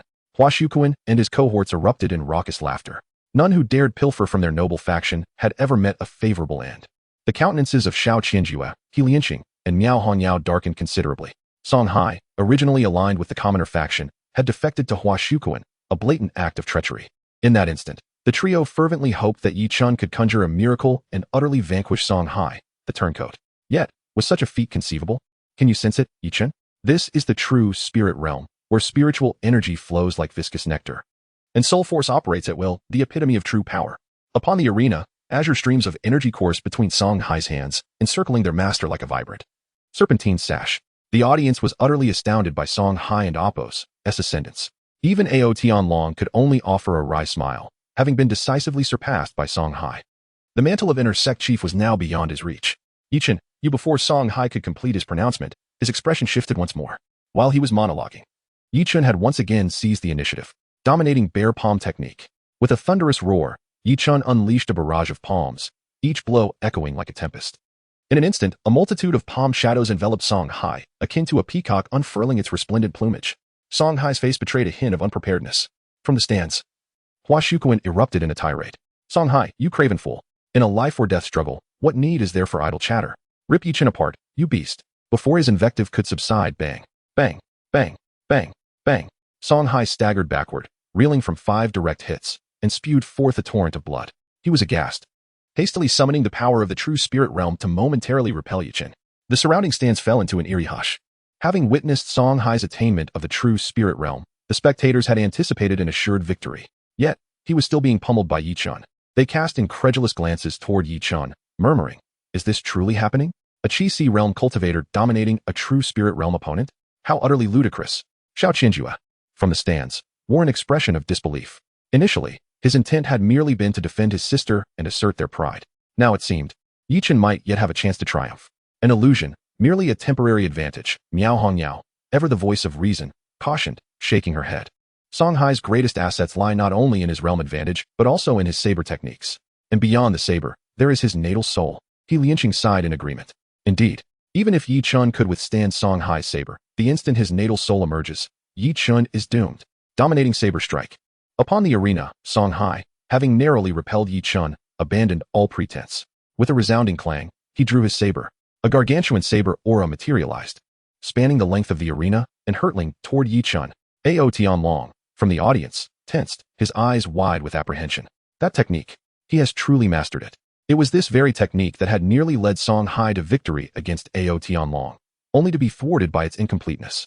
After 3 months of secluded cultivation, Song Hai had finally grasped its essence, elevating it to a state of perfection. With a single stroke, the heavens themselves trembled.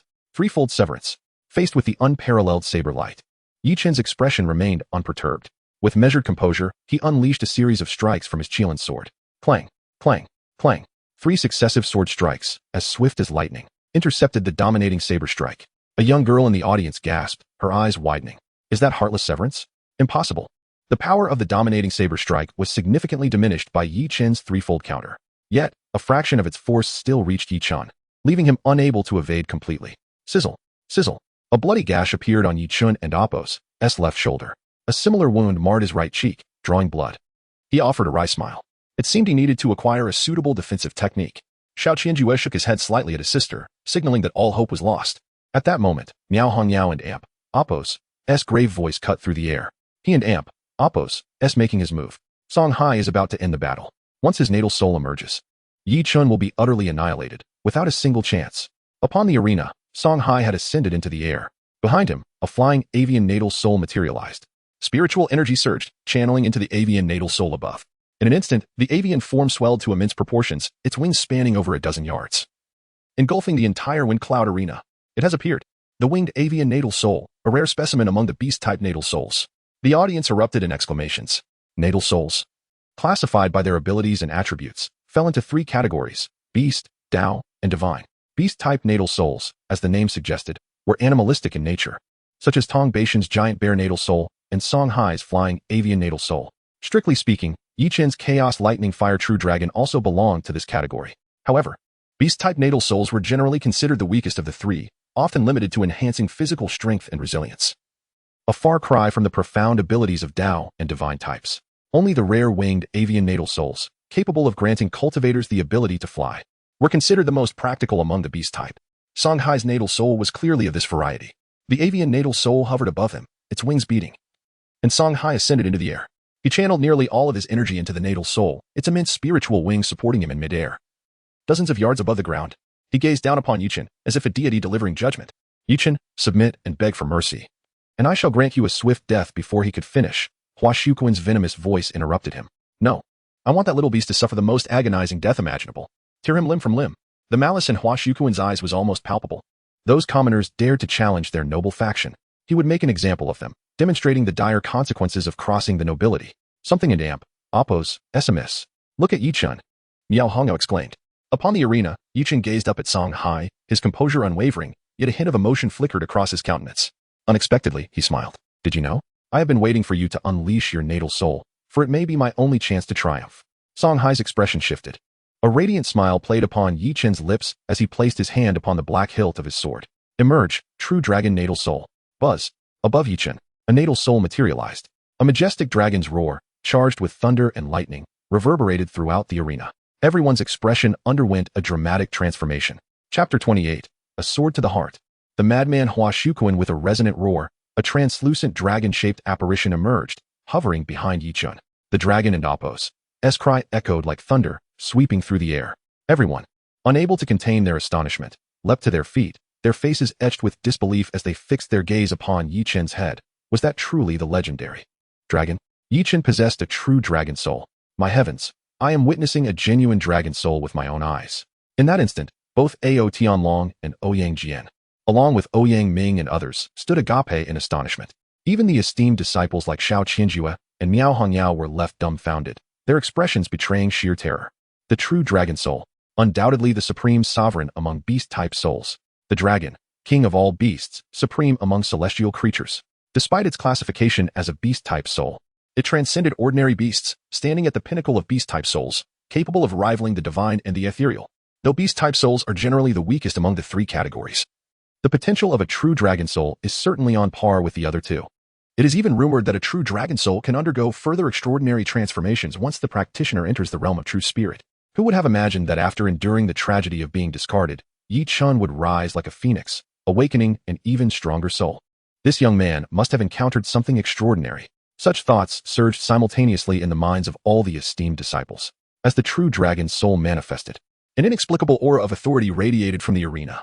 The crowd collectively held their breath. What an overwhelming sense of oppression. Could this be the legendary might of a dragon?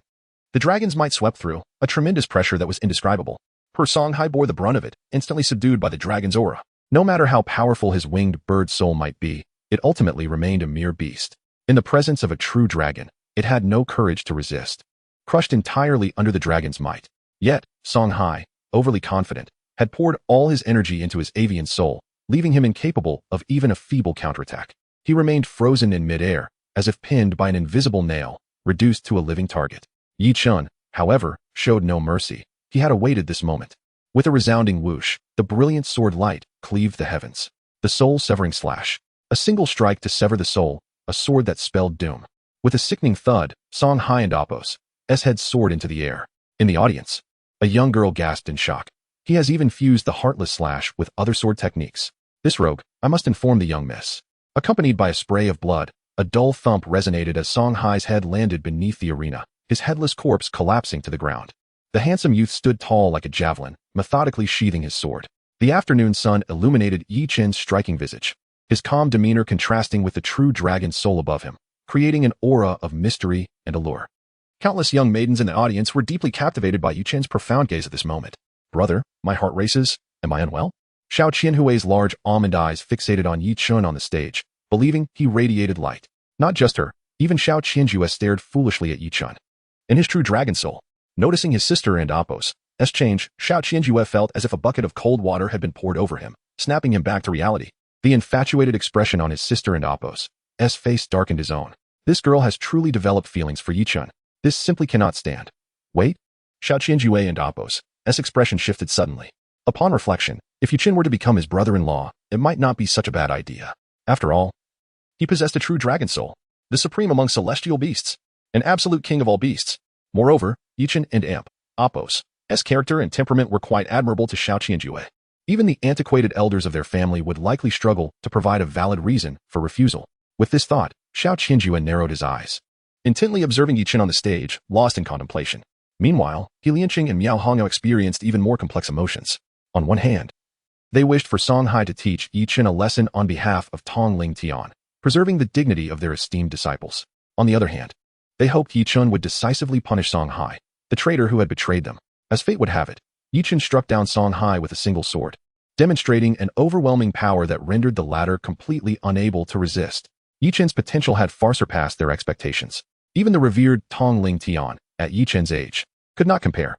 In an instant, admiration, jealousy, and embarrassment intertwined within Miao Hongao and He Lianqing, leaving them unsure of how to face Yi Chun. Why? Why does this scoundrel possess a dragon? Beast-type souls are mere trifles. Even a dragon is not that remarkable. Hua Shuquan's eyes gleamed with malice as he emitted a growl akin to a wild beast. Wrath surged within him. Yi Chun provoked me and caused me to lose 30,000. I shall ensure his demise. If that useless Song Hai could not kill him, then I shall take matters into my own hands. With a rumble, Hua Shuquan leapt into the air, a five-colored light shimmering above his head. With a swift gesture, he conjured a bizarre thread of energy, piercing through the void. It was astonishingly fast, so swift that Yi Chun barely had time to react before it shot toward his face. With a roar, the true dragon soul above him unleashed a powerful growl. Pulsating sound waves momentarily halted the sinister thread. Only then did Yi Chun manage to draw his sword. The eerie thread, glowing with five-colored radiance, collided heavily against the Qilin sword. Though as thin as a strand of hair, the five-colored thread struck like a ferocious tiger, sending Yi Chun staggering back, nearly losing his footing. How could this be? Yi Chun currently possessed immense divine power. A single strike from him could cleave a small mountain in two. Yet, he was repelled by a mere thread. Was the gap between the Qi-Si realm and the true spirit realm truly that vast? Yi Chun's eyes widened in horror. At that moment, Hua Shuquan's figure flashed like a streak of light, appearing on the arena. He stood less than 5 paces away from Yi Chun, pointing with a finger. In your next life, do not provoke those you cannot afford to offend. Die. Stop, Hua Shuquan. 3 figures appeared in unison. Bang. Xiao Qianhua shattered Hua Shuquan's attack with a single palm. He Lianqing and Miao Hongao positioned themselves on either side of Yi Chun. Hua Shuquan's expression darkened immediately. What do you mean by this? Are you declaring war on us for this little brat? Exchanging glances, Xiao Qianjue and his companions revealed a determined look. Even if it meant going to war with the noble families, they would protect Yi Chun. A genius with a true dragon soul was worth such a risk. The steward group arrived. The sect master issued an order. Yi Chun has bravely challenged the esteemed disciple Tong Ling Tian, yet such insubordination is inadvisable. Therefore, a trial in the Golden Man Array will be arranged in 3 days. Success will allow both parties to challenge each other. Failure will result in the forfeiture of Yi Chun's cultivation and expulsion from the Xintian sect. Tang Wei, holding the edict, casually positioned himself between the two parties. Everyone. The sect master's orders have arrived. Do not make my task difficult.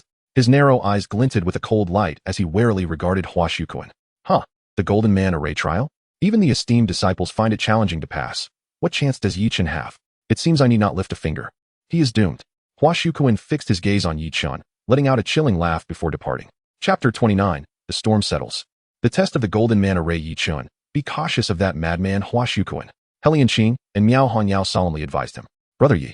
It is a pleasure to see you again. Tang Wei smiled gently at Yi Chun.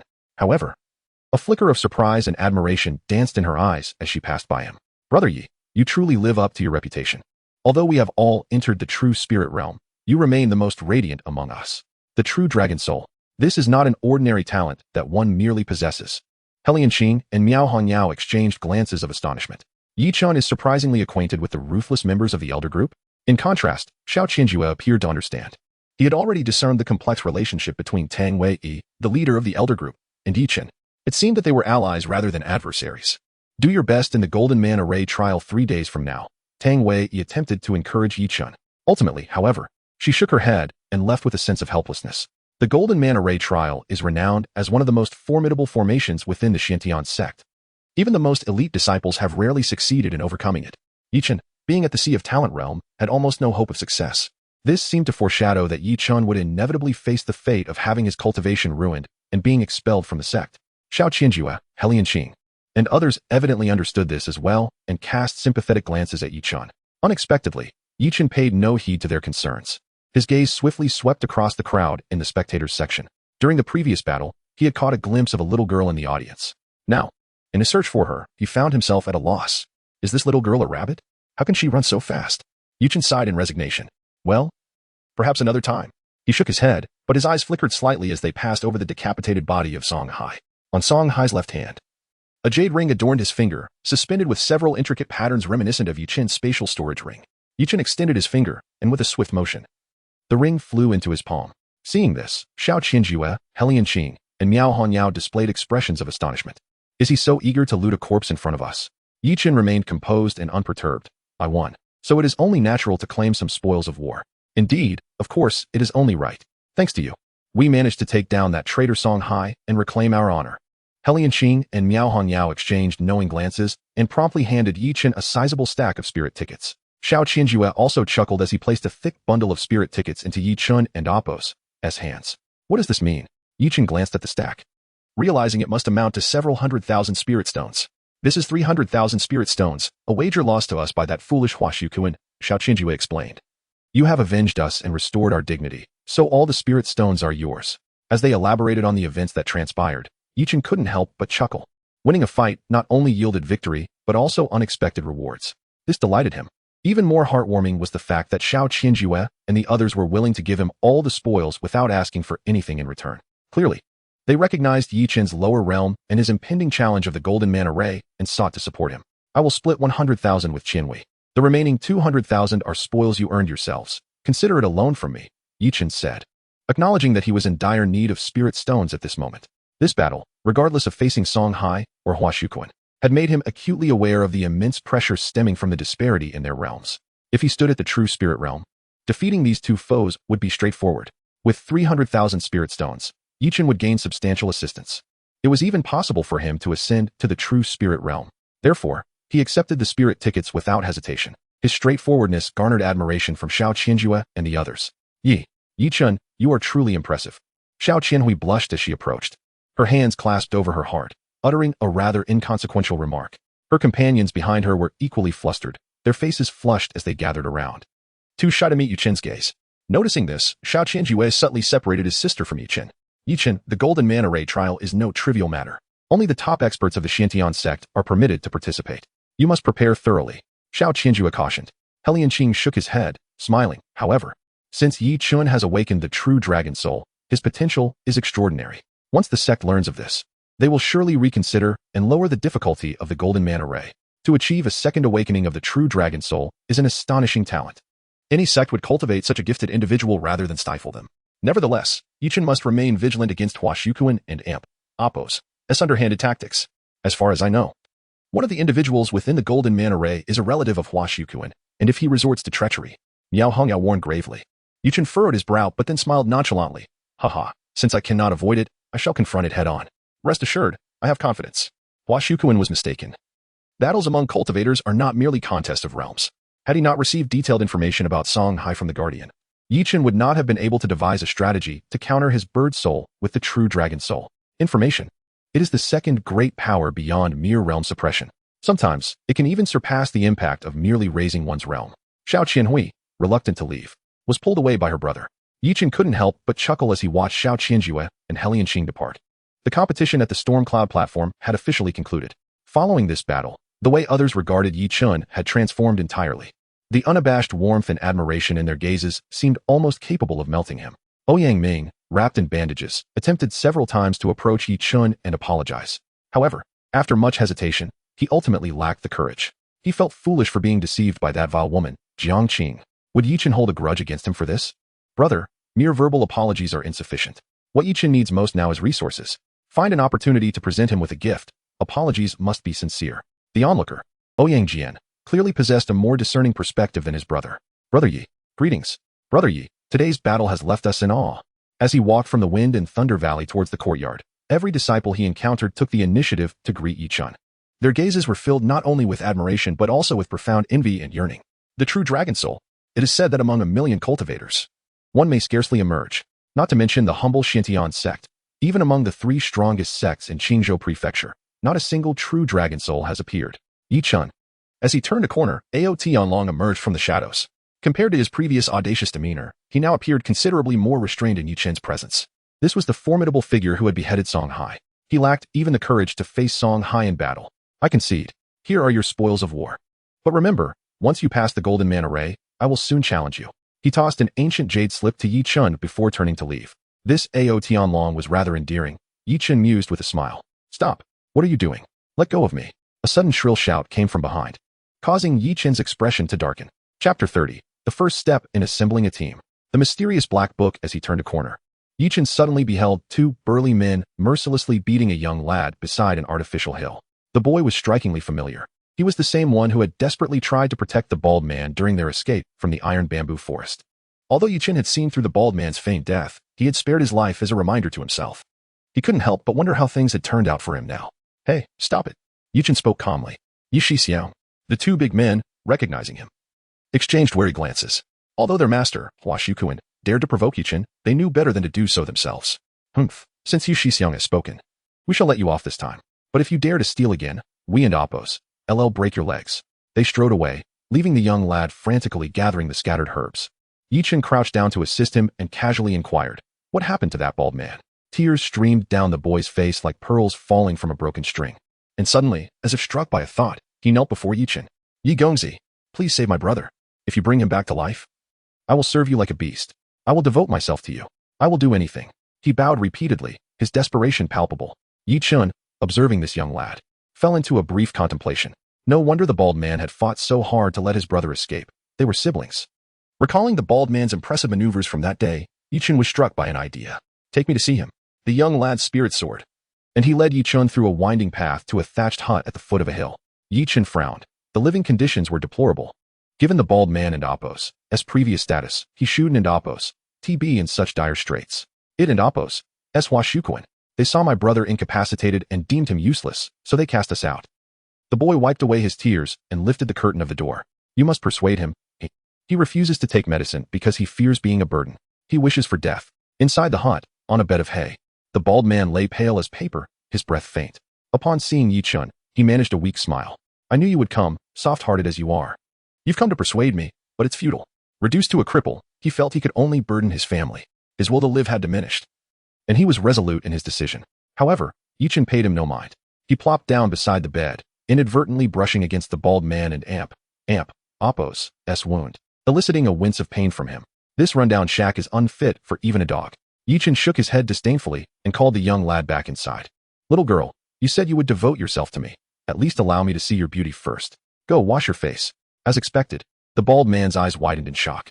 You? What do you mean, you? Your sister just promised to devote herself to me if I helped. Honestly, I could use a change of pace with all the pressure I've been under lately. The bald man's face turned an alarming shade of red, his fury palpable. Beast, if you dare touch my sister, I will haunt you even in death. Yichen chuckled. Haunt me? You lack the will to survive. What can you do even as a ghost?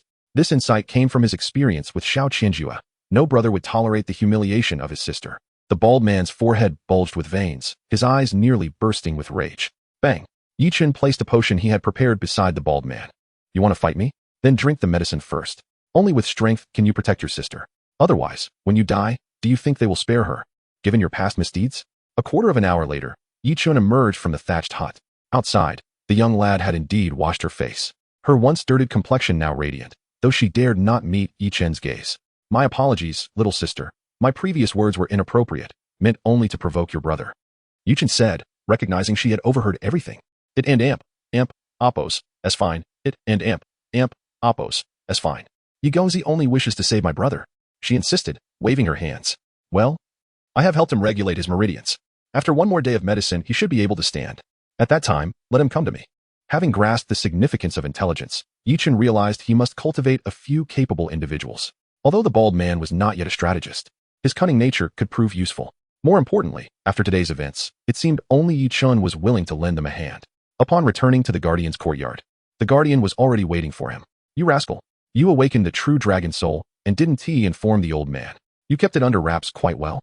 The Guardian chuckled wryly. Yichen grinned and approached, offering a back rub while flattering. I intended to tell you, but upon seeing the intelligence you gathered, I changed my mind. If it weren't for that, I wouldn't have been able to eliminate Song Hai with a single sword strike. Indeed, that was a splendid performance. The Guardian praised Yichen's performance that day. For someone at the 8th level of the Qi realm to defeat a powerful opponent in the true spirit realm with a single strike was truly unbelievable. Yet, Yichen had achieved this by exploiting the disparity in intelligence. The true dragon soul is no trivial matter. The sect will likely react soon, and other sects may come seeking you. You must be prepared, the Guardian cautioned. Yichen nodded solemnly. Rest assured, senior, as long as the sect does not forsake me, I shall not disappoint their nurturing. Having experienced the events with the Jiang family, the Bald siblings, and the assistance of the Guardian and several seniors, Yichen now recognized the paramount importance of organization. That night, reclining on his bed, Yichen perused the thick stack of experience notes he had compiled while reflecting on the day's battle with the Guardian. The ability to behead Song Hai with a single strike was merely due to the suppression of the bird soul by the true dragon soul. However, with the true dragon soul now exposed, others would be on guard. Practitioners of beast-type souls would not channel all their power into their souls when confronting him again. If he wished to secure victory against true spirits, he must rapidly elevate himself to the true spirit realm. Moreover, his experience against Song Hai's blade revealed deficiencies in his defense and agility. These two shortcomings must be swiftly addressed. He needed to arrange for defensive techniques and footwork skills without delay. Curious about what treasures might lie within Song Hai's spatial ring, Yichen retrieved a ring that, by outward appearances, seemed vastly inferior to his own.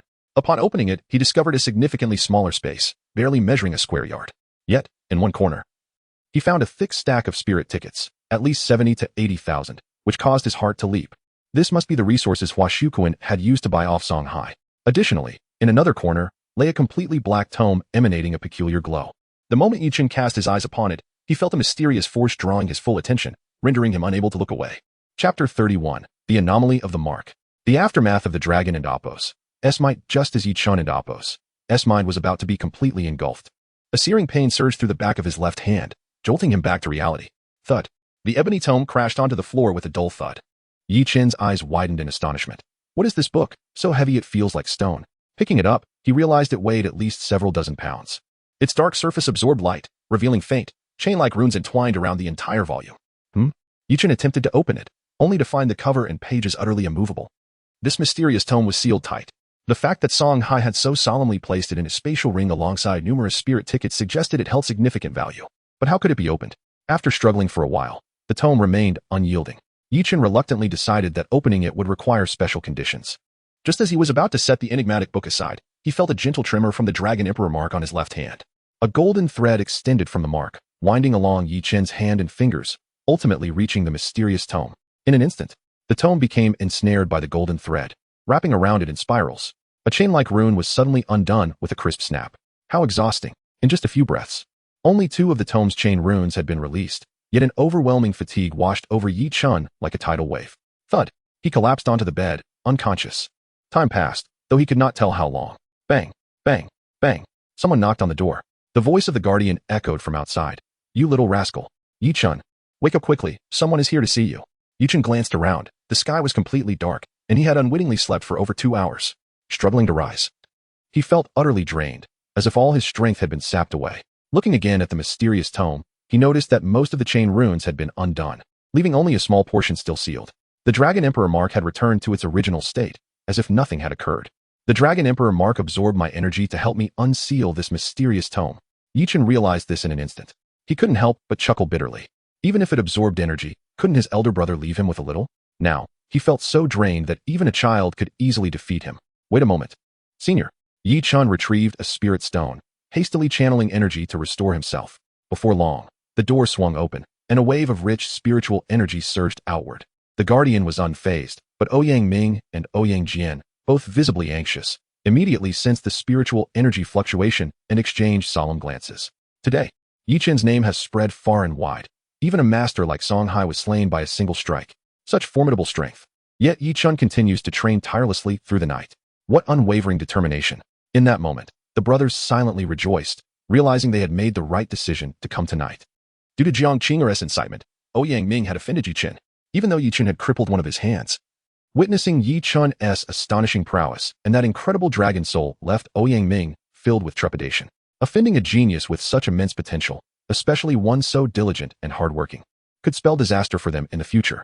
On Ouyang Jian's suggestion, the brothers hastily sold their possessions, converting all their valuables into a substantial number of spirit tickets. Rushing to find Yi Chen to apologize.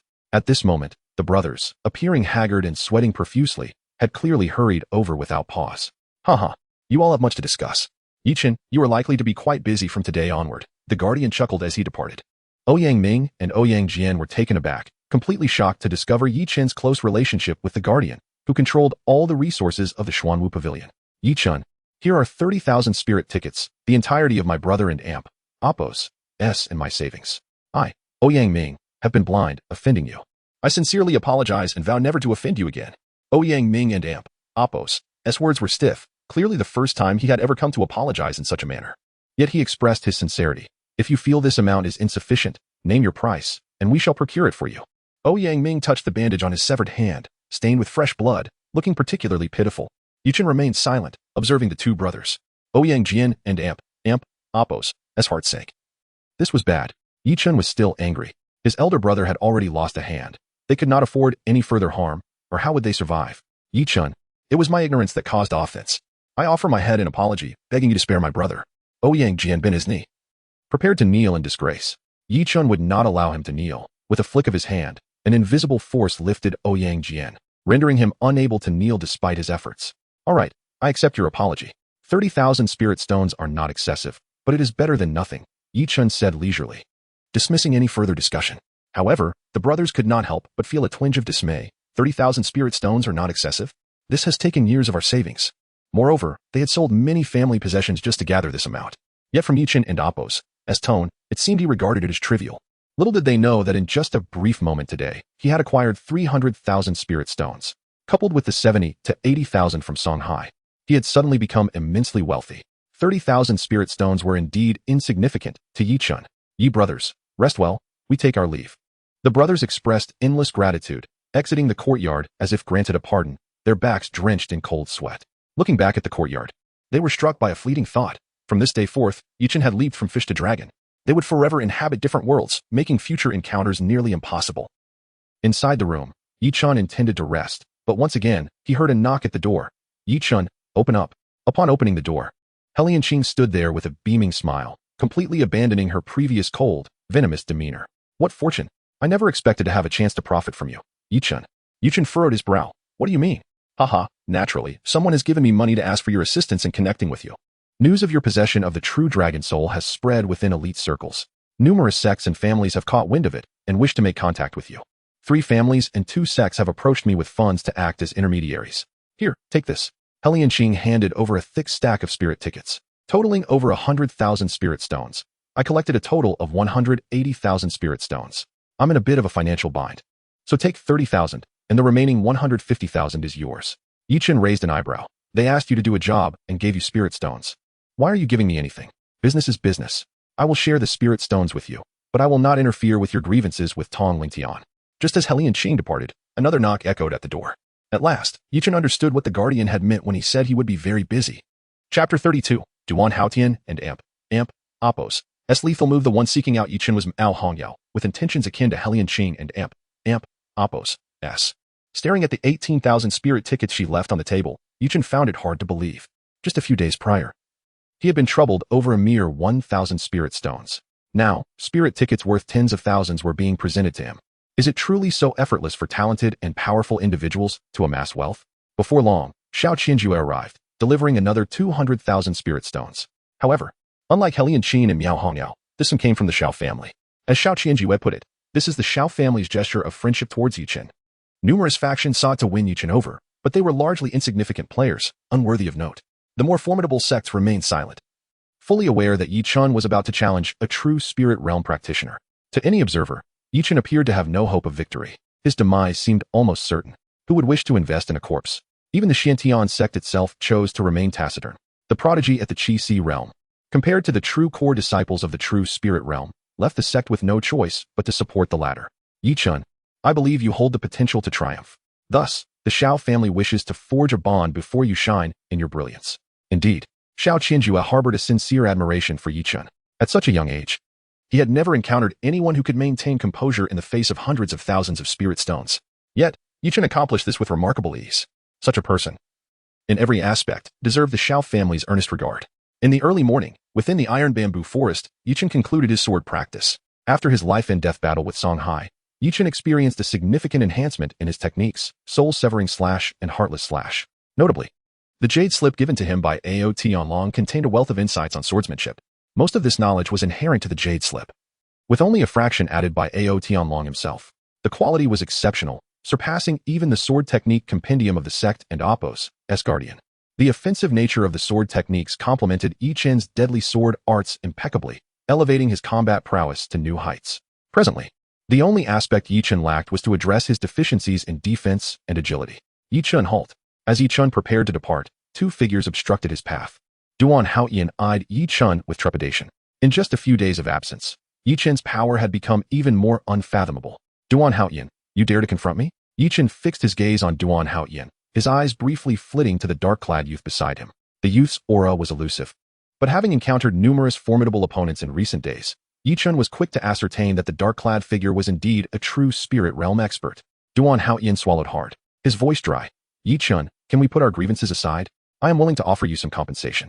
These days, he had been unable to eat or sleep, his eyes bloodshot, unable to cultivate at all. The upcoming duel with Yichen had terrified him into complete inaction. Within the inner disciples, Duan Haotian could no longer hold his head high, and all of this was due to Yichen. Put it aside. I regarded you as a senior brother, yet you conspired with that wretched Jiang Qinger to kill me, and you expect me to forgive you? Yichen regarded Duan Haotian as one would a fool. Duan Haotian and Oppos. S. expression faltered momentarily before he took a deep breath. This outcome had been anticipated. He knew that Yichen despised betrayal and threats above all else. It seemed reconciliation was impossible. It was time to take action. Duan Haotian gestured towards the dark-clad youth. The youth nodded in silence, gripping the hilt of his sword as he approached Yichen.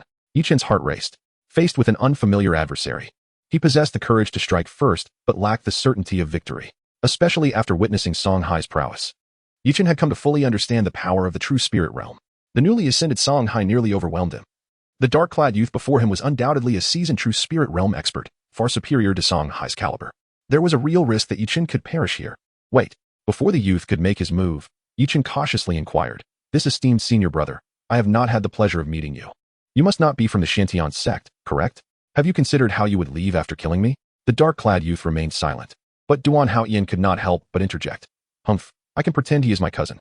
If I can bring him in, I can naturally take him out." Fool, Yichen thought, incredulous. The youth could not ascertain his identity and was merely testing him. Why admit to anything? If it were not for the need to secure his 10,000 spirit stones, he would have relished the thought of slaying Duan Haotian right then and there. Yet, Yi Chun smiled confidently. Esteemed senior brother, you have been deceived by Duan Haotian. Trust me, if you kill me, you will never escape the Xiantian sect. Gui Xinping scoffed. In a sect like the Xiantian sect, countless Qi Si realm practitioners perish daily. Are you truly that significant? Though he found Yi Chun and Apos' demeanor impressive, he did not perceive him as a vital figure within the sect. Yet, Yi Chun shook his head with unwavering conviction. The Qi Si realm is inconsequential. But what if I were a genius capable of slaying a true spirit realm practitioner with a single strike? What? Gui Xinping's pupils constricted, instinctively ready to refute the claim. A mere Qi Si realm practitioner daring to dream of slaying a true spirit realm expert was nothing short of laughable. However, for reasons he could not fathom, upon witnessing Yi Chun's resolute gaze, Gui Xinping's first reaction was to believe him. He turned to Duan Haotian. This lad can kill a true spirit realm expert? Your intel did not mention this. If Yi Chun's strength were indeed that formidable, his rewards would far exceed the mere 10,000 spirit stones. Do not believe him. He is spouting nonsense. Quickly kill him and stop wasting time. Duan Haotian cursed inwardly. This true spirit realm killer was excessively verbose. Why not simply strike? If you doubt my ability to kill a true spirit realm expert, how about this? Yi Chun unleashed his true dragon soul. In an instant, an overwhelming dragon might surged forth, causing the entire iron bamboo forest to tremble. The majestic aura of the dragon made Gui Xinping's complexion change dramatically. True dragon soul, the apex of beastly souls, the supreme ruler among them. In any sect, it would surely be a core figure worthy of focused cultivation. In that moment, cold sweat dripped down Gui Xinping's forehead. Should he truly slay the possessor of a true dragon soul, the entire Xiantian sect would likely be set ablaze with fury. At that point, the retaliation from the sect would leave Gui Xinping with no chance of survival. You nearly got me killed. Gui Xinping's gaze turned icy as he glared at Duan Haotian, who was now pale as a ghost. He was indeed wronged. For days, Duan Haotian had been out in search of ways to eliminate Yi Chun. He had not had time to grasp the events of yesterday. For who could have anticipated that Yi Chun would grow strong enough to instantly dispatch a true spirit realm practitioner in such a short span?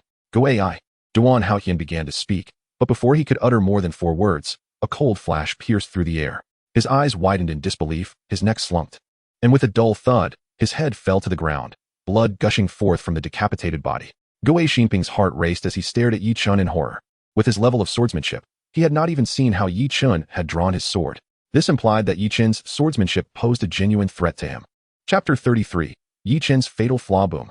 Startled, Gui Xinping instantly unleashed his true spirit realm aura.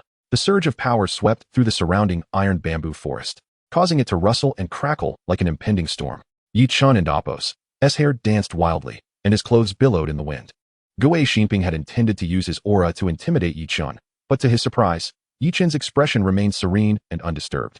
As he spoke, he approached Duan Haotian and Apos' corpse. Did you know that at least 5 core disciples are observing this iron bamboo forest? It would be better if you didn't and Apos' release your aura. Now that you have revealed your true spirit realm presence, I guarantee that if you kill me, you won't escape this grove. Yi Chun seemed utterly unconcerned that Gui Xinping might attack him. His composure made Gui Xinping believe he was not bluffing. What do you intend to do? Gui Xinping and Apos' expression was grim. Had he known Duan Haotian was so unreliable, he would never have ventured into this dangerous place for a mere 10,000 spirit stones. He had been confident in eliminating Yi Chun, but now he felt a deep sense of apprehension towards this Qi Si realm youth. Yi Chun nonchalantly searched Duan Haotian's body, retrieving a stack of spirit notes. How much did Duan Haotian offer you to kill me? Gui Xinping was wary. 10,000 spirit stones. Yi Chun held the stack of notes, estimating the amount without counting. He deceived you. There are less than 7,000 spirit stones here. Gui Xinping shook his head. He promised to sell off his family and Apos' assets after killing you to make up the remaining 3,000. As he spoke, he kept his eyes fixed on Yi Chun. Strangely, he had never encountered a Qi Si realm cultivator who exerted such pressure. Is this the power of a true dragon fate soul? Gui Xinping and Apos' gaze grew more wary. Then, Yi Chun did something unexpected. He casually tossed the stack of spirit notes to Gui Xinping. Instinctively catching them, Gui Xinping asked, "What is the meaning of this?" Yi Chun smiled. "Duan Haotian is dead, but I will make up the 10,000 spirit stones. How about you do something for me?" With a flick of his spatial ring, he tossed another stack of spirit notes to Gui Xinping. Exactly 8,000. The extra 5,000 is a deposit. Gui Xinping and Apos' eyes narrowed as he stared at Yi Chun and Apos' ring, casually producing thousands of spirit notes, and even possessing a high-end item like a spatial ring. Gui Xinping no longer doubted Yi Chun and Apos' extraordinary status in the Profound Sky sect. That scoundrel Duan Haotian truly deceived me. How could an obscure Qi realm cultivator possess a ring and casually produce thousands of spirit stones without batting an eye? What is my reward? Gui Shimping Kuden and Apos. T help but ask. Another 5,000 after the task is completed. What I need to do? Gui Shimping inquired earnestly. Being able to produce tens of thousands of spirit stones without hesitation, Gui Shimping thought Yichun was a more reliable employer than Duan Haotian. Yichun smiled. He was indeed a mercenary, driven by money. Instead of answering Gui Shimping, he glanced towards a corner. Now that you and Apos here, why hide? Come out and speak. The bald man emerged from the corner with a sheepish grin. Gui Shimping and Apos' pupils constricted. He hadn't and Apos. T detected the slightest trace of the man and Apos' presence. How is this possible? Lu Shudi, the bald man, looked at Yichun with a wry smile. How did you detect my presence?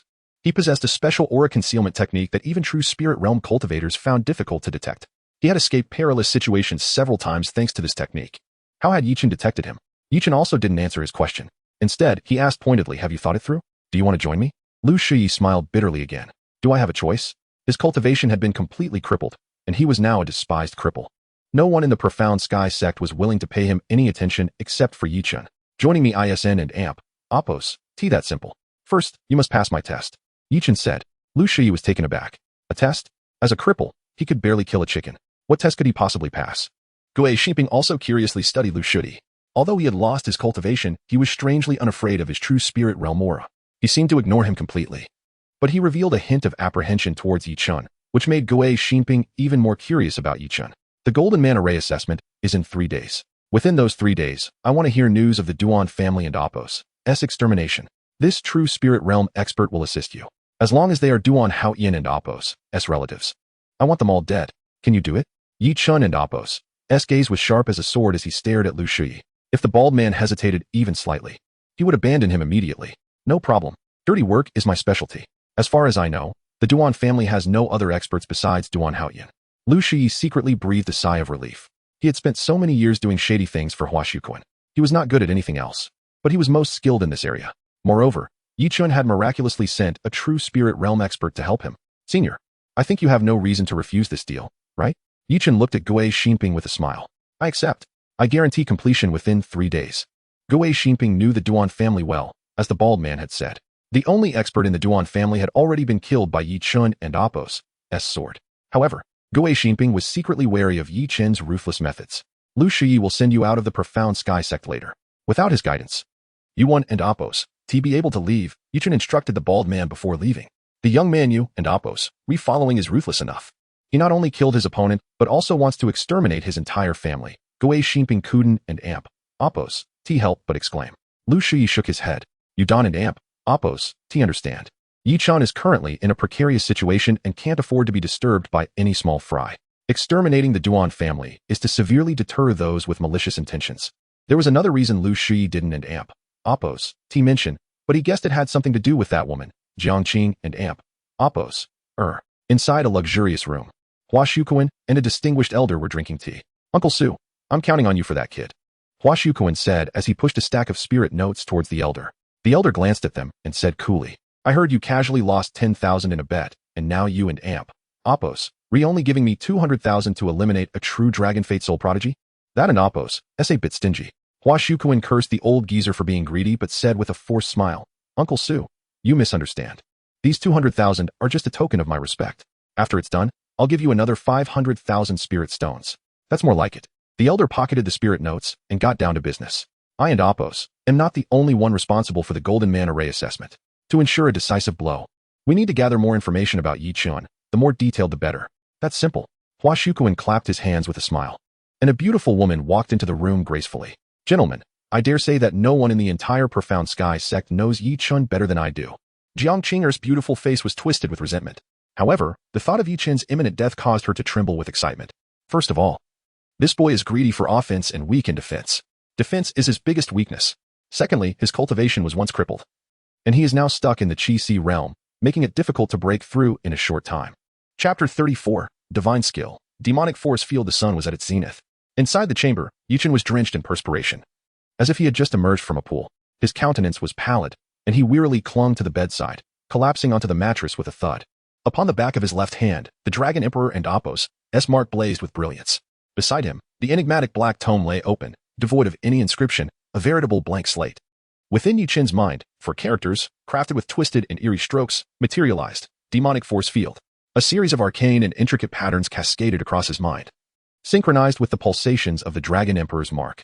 Demonic force field. Condense soul force into a domain. Within this domain, nothing can be breached, invincible as a demon. Cultivation difficulty, 6.5 stars.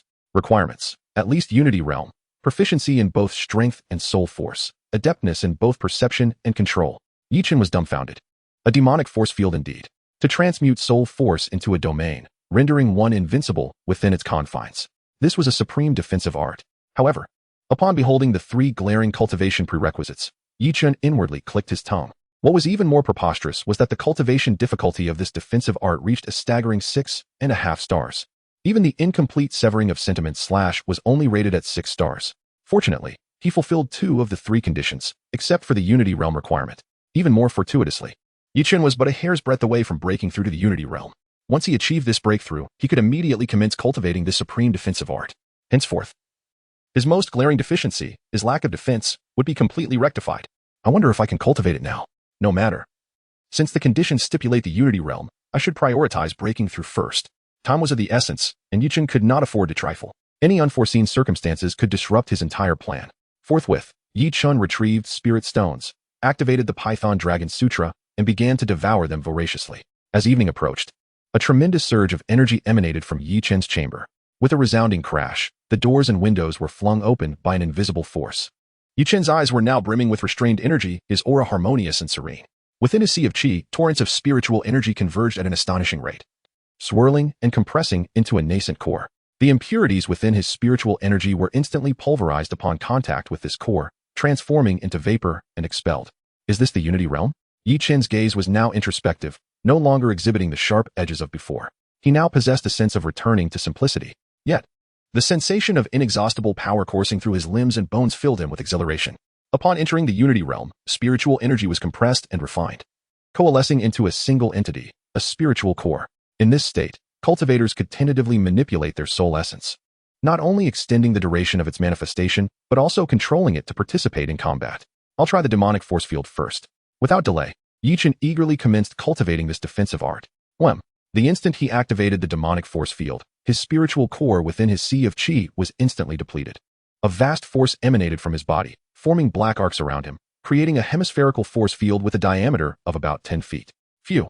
Yi Chen's garments levitated, and the scraps of paper on the ground floated into the air.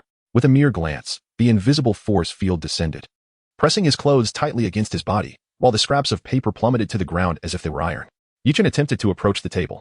With a rustling sound, the table was shoved 10 feet away by the invisible force field. Not good. I can and amp. Oppos. T sustain it. Yi Chen and amp. Oppos. S expression abruptly changed. With a muffled explosion, the demonic force field shattered. At that moment, a terrifying scene unfolded. The table 10 feet away silently disintegrated into dust, scattering across the floor. The floor beneath Yi Chen's feet was also annihilated, leaving behind a hemispherical pit, half a foot deep. Everything within the pit was silently reduced to powder, strewn across the ground. The demonic force field can be used like this? This attack is too terrifying. Yi Chen gasped. To reduce wood and stone to dust in an instant, what would happen if this force were applied to a person? Would they not instantly be reduced to a pulp? It's a pity. I can only sustain it for 10 breaths. Yi Chen was drenched in sweat, chuckling wryly. Even these 10 breaths of the demonic force field had completely exhausted all the energy he had painstakingly cultivated for half a day. The power was astonishing, but the consumption was terrifying. My perception is still too lacking. If my perception were stronger, the demonic force field could probably last longer. Through rigorous training in the Severing Soul Slash, Yi Chen's mastery of techniques had long since reached a state of perfection. However, his perception was not particularly strong. The reason he had been able to detect Lu Shui hiding in the corner during the day was entirely due to the extreme perception granted by the Severing of Sentiment Slash. But alas, Yi Chen only possessed half of this sword technique.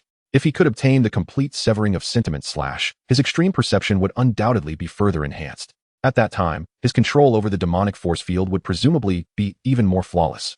Yi Chen, are you alright, lad? What's with all the commotion? The gatekeeper's voice echoed as he knocked on the door. Yi Chen hastily opened the door and replied with a smile, "Don't worry, senior, I'm fine." "Oh, you and Oppos, V broken through to the Unity Realm? That was fast." The gatekeeper raised an eyebrow. Although he said this, he had long grown accustomed to Yi Chen and Oppos, S prodigal breakthrough speed. These days, almost every morning, Yi Chun and Appos S cultivation would leap forward by a significant margin. It was incredibly abnormal. If the gatekeeper were not so old, any other young person would surely be disheartened. Now that you and Appos VE broken through to the Unity realm, there are some things you should know about. Come with me. The gatekeeper led the way to the courtyard. Yi Chun obediently followed behind. In 2 days, you will have to enter the Golden Statue formation. The 18 golden statues in charge of the formation are masters of both fists and feet. It and Appos S difficult for even peerless geniuses to pass. The gatekeeper said with a solemn expression. The purpose of the Golden Statue formation is not to test disciples, but to deter them, to maintain order. Any Xiantian sect disciple who defies their superiors or seeks to challenge true disciples or elders must pass through the Golden Statue formation. Only by passing through the Golden Statue formation do you have the right to challenge those above you. You can only use your fists and feet to pass through the Golden Statue formation. You cannot use weapons. Do you know this? Yi Chun nodded. Swords and blades are deadly weapons, and accidents can easily happen. Using fists and feet is obviously safer. Seeing that Yi Chun was somewhat dismissive, the gatekeeper shook his head and chuckled wryly. As expected, this lad was still too naive. Go to the study and grab any book for me. The gatekeeper instructed Yi Chun to fetch a book. Standing before Yi Chun, the gatekeeper slammed his palm onto the book. Seeing that the book was unharmed, Yi Chun looked puzzled. The gatekeeper remained unperturbed and said calmly, "Open the book and take a look." Yi Chun opened the book and was immediately greeted by the sight of every page, except for the cover, shattered into snowflakes, fluttering to the ground. Chapter 35. The Deadly Trap of the Golden Man Formation. A storm approaches. Yi Chun inhaled sharply, astonished. How is this possible? The guardian of the pavilion calmly replied. I utilized hidden energy. Even through a stone, I could shatter the cover of a book. What is impossible about that? He cast a meaningful glance at Yi Chun. Tell me, if during the trial of the Golden Man Formation, someone were to strike you with such a blow, would you withstand it? Yi Chun's initial reaction was affirmative, considering he had just acquired the Heavenly Demon Field. However, recalling the astonishing consumption and the unpredictable efficacy of the Heavenly Demon Field, he could not help but smile wryly and shake his head. If he truly endured such a blow, his internal organs would be shattered, if not gravely injured. It is said that blades do not discriminate, yet in the numerous competitions of the Xiantian sect, those who perished from fists and kicks outnumbered those who fell by the sword twofold. The guardian shook his head. In the Golden Man Formation trial, the use of blades is prohibited. One must rely solely on physical strength and martial prowess. If someone were to plot against me, would that not be? Yi Chun's expression darkened, his gaze heavy with concern. The might of fists and kicks was not to be underestimated. Each of the golden figures in the trial possessed cultivation above the true spirit realm. Yi Chun, do you understand the distinction between the true spirit realm and the unification realm? The true spirit realm can mobilize the power of the soul, while the unification realm cannot sustain it for long. The guardian, however, shook his head. That is a distinction, but not the essence of the difference. Retrieve a book. Yi Chun did not comply, but instead produced a tome from his possession. The guardian smiled at him, then placed his palm on the book once more. Yi Chun eagerly opened the cover, only to be taken aback. The pages within were intact, showing no signs of damage. Sensing his confusion, the guardian snapped his fingers. Suddenly, the seemingly unharmed pages revealed 2 intersecting cuts, slicing the entire book into 4 parts. This is the power of attributes. It is wind. Yi Chun's expression changed dramatically. Indeed, the fundamental difference between the true spirit realm and the unification realm lay in the power of attributes. Upon entering the true spirit realm, one soul could endow the practitioner with attribute strength.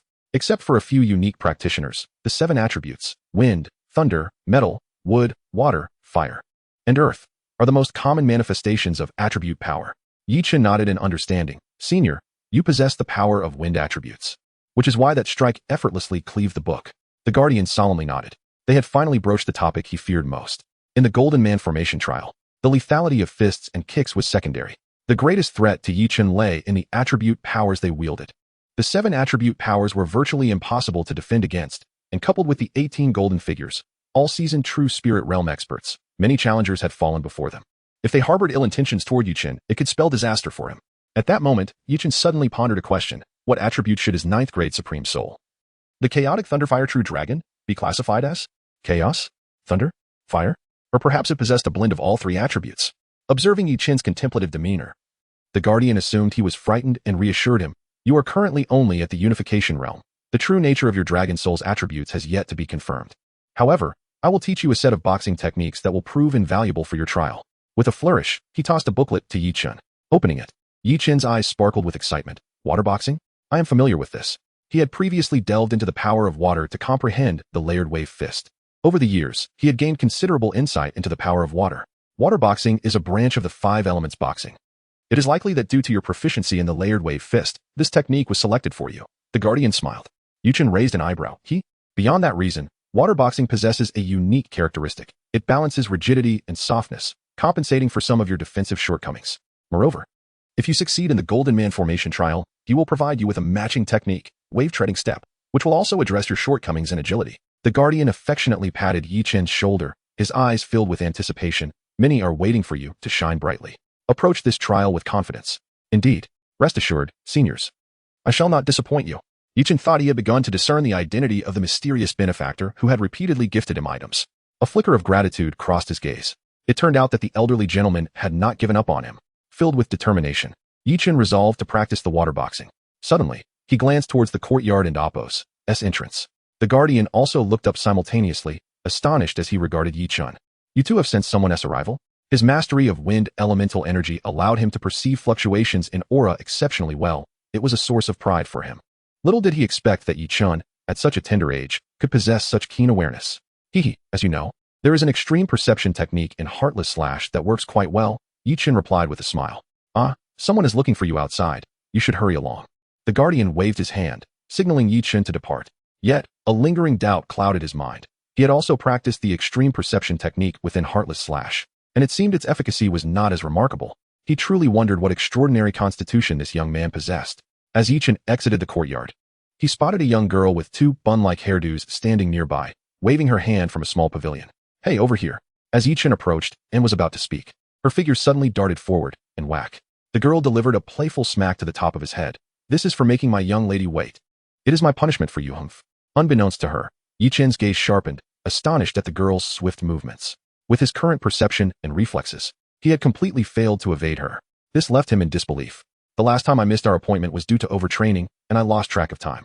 By the time I arrived, you had already left. Would we wait until dawn for you? The girl, with her bun-like hairdos, scolded Yi Chen. Acknowledging his prior indiscretion, Yi Chen offered an apologetic smile. Here, this is what the young lady asked me to give to you. The girl handed him a small package. The silk-wrapped parcel emanated a delicate fragrance. As Yi Chen casually opened it, he was astonished to find the complete version of Heartless Slash. Wonderful. I needed this. Yi Chen exclaimed with delight. The complete version of Heartless Slash not only boasted greater power but might also synergize with the soul-severing slash to yield even more formidable techniques. More importantly, the full extreme perception technique would allow him to master the heavenly demon field more perfectly, instantly compensating for his significant defensive shortcomings. Please convey my gratitude to your young lady. This edition of Heartless Slash has arrived most timely. Yi Chen beamed as he tucked the Heartless Slash away. Now, what can I do for your young lady? Chapter 36. The clever little girl Linglong. Forewarned is forearmed. If you can't even defeat me, how can you assist the young lady? The little girl pouted. Despite her words, the smile on her face was noticeably brighter than before. Her gaze towards Yi Chen sparkled with enthusiasm. Well, the young lady said that if you were to ask that question just now, I should give you this too. This time, she produced a thin booklet from her bosom, placing it into Yi Chen's hands, still warm from her touch. As Yi Chen opened it, he was astonished to find it filled with densely packed, fine handwriting. Su Wan, one of the 18 golden men, aged 41, characterized by greed and violence. Proficient in fierce boxing. Vulnerabilities totaling 13. The booklet contained detailed information about the masters presiding over the Golden Man formation. The thoroughness of the content left Yi Chen in awe, almost leading him to suspect that the young lady specialized in this field. The young lady mentioned that in order to repay her, you must first survive and become strong enough to have a chance, the little girl said. Her expression resembling that of a proud elder watching a promising junior. Thank you, little girl. Please extend my gratitude to your young lady, Yi Chen replied, aware of the significant favor he owed her. Although it might have been a trivial task for the young lady, this comprehensive information greatly enhanced his chances of successfully navigating the Golden Man formation. More importantly, it could prevent him from falling victim to malicious intentions from those within the formation. Don't call me little girl, call me Linglong. You must survive the Golden Man formation. Linglong cheered, bouncing away with her two bun-like hairstyles, clearly in high spirits. Yi Chen gazed at the two remarkable manuals, feeling a surge of emotion. With their aid, he felt a renewed confidence for the impending trial of the Golden Man formation. What are you thinking? Suddenly, Xiao Qianjue emerged from the shadows. His gaze followed Linglong's departing figure, a serious expression crossing his face. After a brief silence, he solemnly warned Yi Chen, do not blame me for not warning you. Keep your distance from that master and servant. They are not someone you can approach. Yi Chen furrowed his brow, inquiring. What do you mean? Just trust me. Getting close to them will not benefit you. Xiao Qianjue replied cryptically, his eyes betraying an undeniable unease as he glanced towards Linglong's retreating form. Here for you, he said, handing Yichen another set of information. According to my investigations, among those acquainted with Hua Shuquan, the one most likely to pose a threat to you is Su Wan. This contains some of his details. Yichen's eyes brightened. Know thyself and know thy enemy, and you shall never be defeated. It was evident that Xiao Qianjue was showing his support through these actions. However, as Yichen perused the material, he found it lacking in comparison to the thoroughness of the mysterious young lady and amp, Apos, dossier. This only heightened his curiosity about her. What identity and means did she possess to gather such extraordinary intelligence, surpassing even the Xiao family? Brother Xiao, I will remember the assistance the Xiao family has provided. Yichen expressed his gratitude earnestly. Xiao Qianjue rolled his eyes. Remembering serves little purpose. The Xiao family expects your reciprocation. You must survive the Golden Man formation. Survive, and then there is hope. With that, Xiao Qianjue firmly reiterated his warning to avoid the enigmatic young lady and her companion before departing. Over the next day and night, Yichen immersed himself in his training. Unsurprisingly, the complete version of Heartless Slash reacted with Soul Severing Slash, evolving into a new technique. 5 Absolute Soul Severing Slash. This move was even more powerful. And unlike the 3 Absolute Slash, it produced 2 additional sword lights, capable of slaying 5 foes in one strike. Furthermore, the Dragon Emperor's mark inspired Yichen to merge the 5 Absolute Slash into a singular ultimate strike. If successful, its might could potentially eliminate even a true Spirit Realm practitioner in an instant. That night, under the bright moon, Yichen sat in the courtyard, sipping tea and admiring the moonlit sky. Tomorrow marked the day he would participate in the Golden Man formation trial. This evening, he chose not to train further, opting instead to reflect on the fruits of his recent efforts while calming his mind. As he enjoyed his tea, feeling quite content, the guardian of the pavilion entered the courtyard, tossing back an identity token to Yichen. I've already signed for you at the Steward Pavilion. Participating in the Golden Man formation trial typically requires a signature at the Steward Hall, but I took the liberty of doing it for you, as you wish to avoid certain acquaintances. By the way, esteemed elder, what is your name? Yichen inquired respectfully, having yet to learn the guardian's name despite his immense help. He, my surname is He, with the single character Eagle, the guardian replied. Elder Eagle, I am profoundly grateful for your care and guidance these past few days. I am unworthy, yet fortunate to receive your favor. With a thud, Yichen knelt on one knee, expressing his heartfelt appreciation.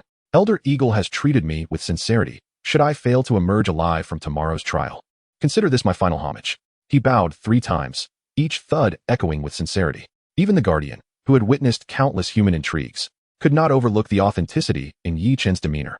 He began to understand why that stubborn old coot always held Yichen in such high regard. All right, you rascal. Why all this sentiment? A man's knees are worth their weight in gold. Rise.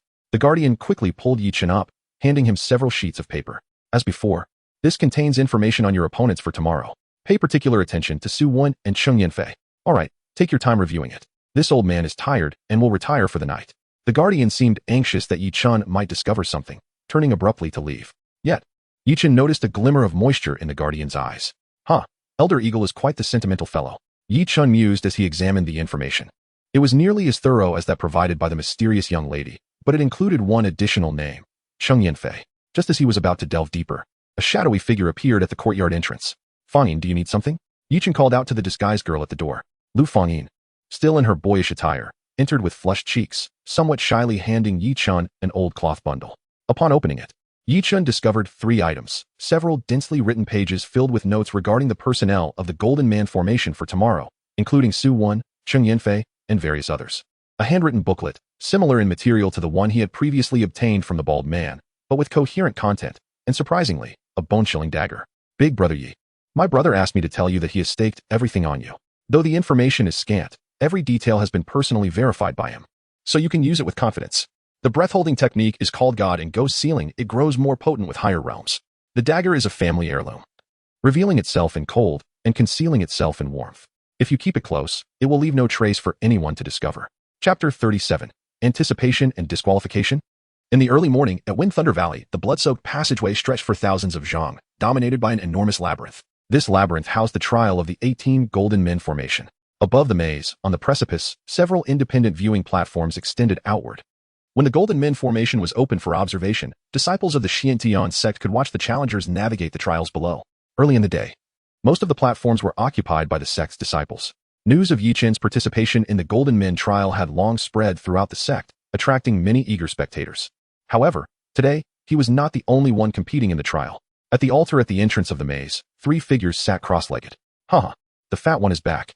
The plump figure was a seasoned participant known as Ndapos, Elder Jean, Ndapos, so much so that his real name had almost been forgotten. Elder Jean, Peng Dashuai, was one of the peculiar members of the Xiantian sect.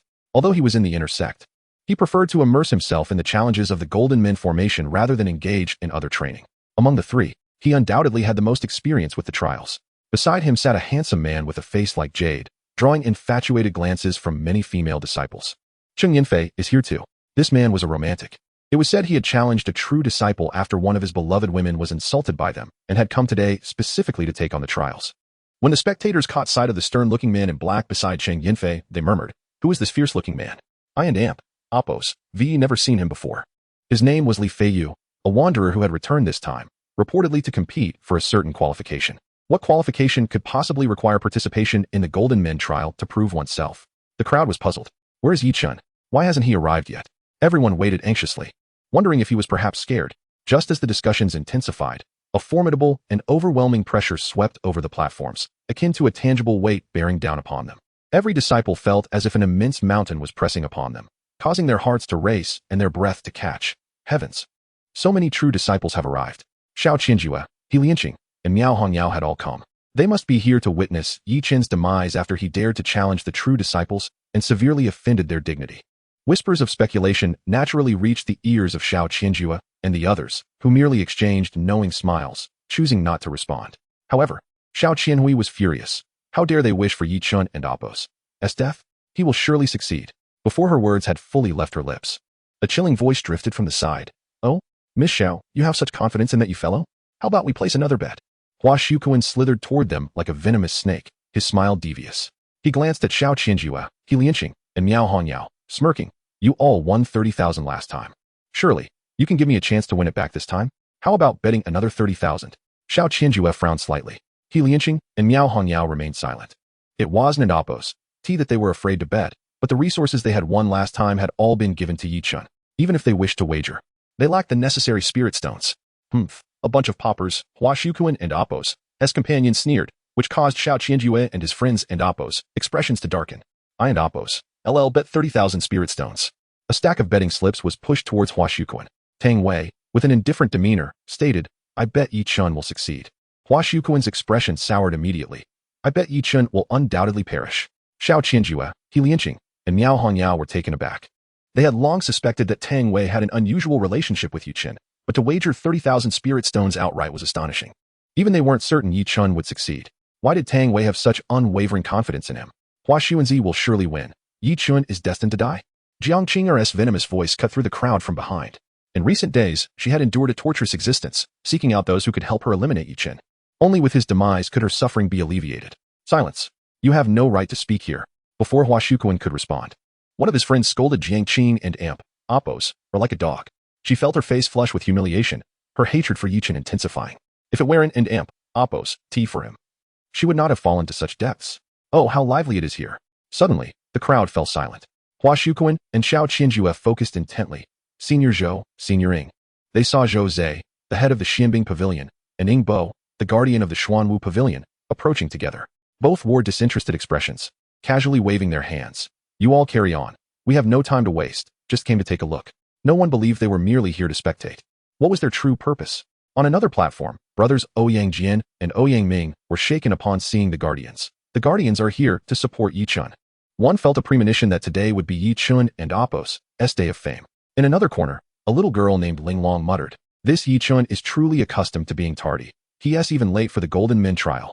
At the altar, Ping Dashuai smiled broadly at Cheng Yinfei and Li Feiyu. Yi Chun dares to arrive late for such a daunting challenge. He truly has guts. Cheng Yinfei and Li Feiyu ignored him. Suddenly, a figure descended onto the altar, exuding an overwhelming aura that left everyone momentarily stunned. The third elder has personally arrived. One of the 4 elders of the Xiantian sect, second only to the sect leader, was presiding over the Golden Men trial. This had never happened before. All disciples gasped in astonishment. Even Hua Shukuan and Xiao Qianjue, the core true disciples, showed expressions of surprise.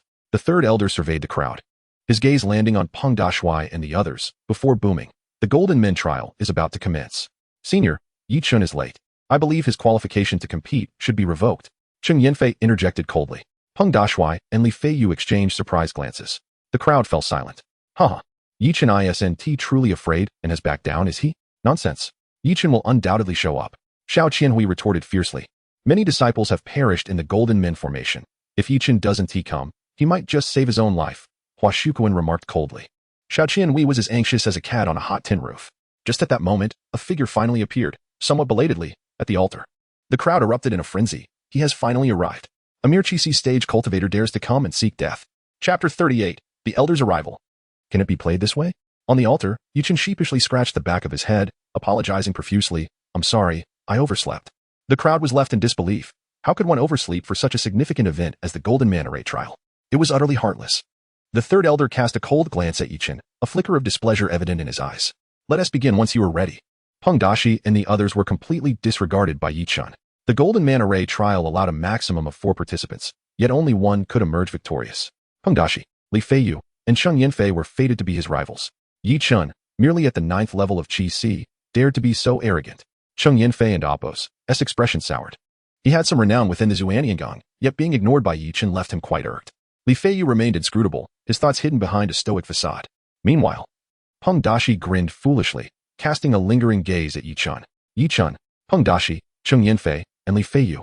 You have previously signed a life and death agreement at the Deacon Hall. In the Golden Manta Ray, life and death are determined by fate.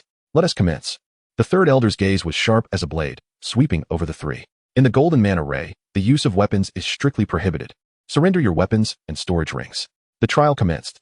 The altar beneath Yi Chen shook and sunk, revealing the entrance to the maze below.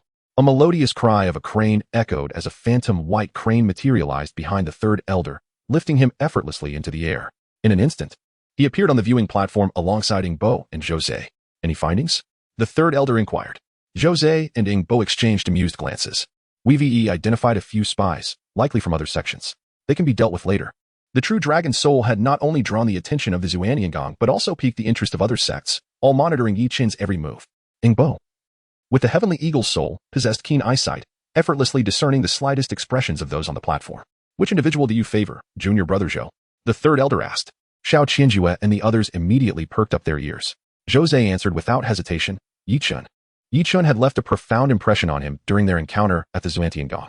The third elder regarded Ingbo with a playful glint in his eyes. As far as I know, Cheng Yinfei and Li Feiyu are formidable opponents. Though Yi Chen is impressive, he may very well falter against them. Upon hearing this, Xiao Qianhui's expression shifted dramatically. Cheng Yinfei and Li Feiyu could indeed be Yi Chen's most formidable challengers. Xiao Qianjue and Helian Qing's expressions also darkened slightly. Only Tang Wei remained unfazed, his demeanor inscrutable, exuding either indifference towards Yi Chen and Apos' fate or a quiet confidence. Let us place a wager. I'll bet 10,000 spirit stones that Yi Chen will win, Ingbo stated nonchalantly. The certainty in his voice elicited a chuckle from the third elder. So confident? If we're to gamble, let us make it worthwhile. Ingbo's gaze sharpened. What do you propose to wager? Your ultimate technique, the 9th rank soul skill, Heavenly Eagle Claw. The third elder had long coveted Ingbo's secret art. Xiao Qianjue, Helian Qing, and the others tensed at the mention of the 9th rank soul skill. A supreme secret technique worth millions in spirit stones. Ingbo appeared unfazed, narrowing his eyes slightly. Very well, but what will you wager?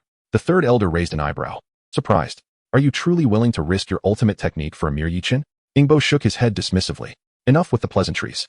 If you wish to claim my supreme soul skill, bring something of equal value. Spirit stones are trivial. I doubt you possess anything of equal worth. The third elder, unwilling to lose face in front of so many, smirked coldly. 3 months from now, at the Tianjue Valley Martial Arts Exchange, I have a spot available. Let us wager that. A collective gasp arose as not only Xiao Qianjue and Helian Qing were taken aback, but even the esteemed figures like Hua Shuquan were astonished, their eyes sparkling with anticipation. The Tianjue Valley Martial Arts Exchange was a coveted opportunity for any true disciple, and the chance to observe the top talents in battle promised immense enlightenment. Given the Zuantiangong's position, only the sect leader and the 4 elders received invitations. Agreed. Let us await the outcome, Ingbo replied, satisfaction evident in his smile. The third elder, confident of victory, cast a hopeful glance at Hua Shuquan, who nodded subtly in agreement. As everyone turned their attention to the altar, it had now descended to the level of the maze entrance. An elderly man sat cross-legged nearby, exuding a faint aura of true spirit realm, marking the first trial of the Golden Manta Ray. Only by defeating him could one proceed.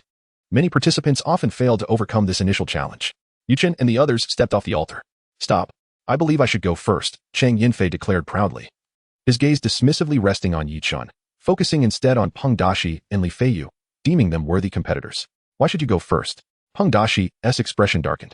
The first entrant had the advantage of choosing first at the subsequent life and death gate, a significant edge. Li Feiyu remained silent, clearly disapproving as well. As the three began to bicker, the audience and Appo's eyes brightened with excitement.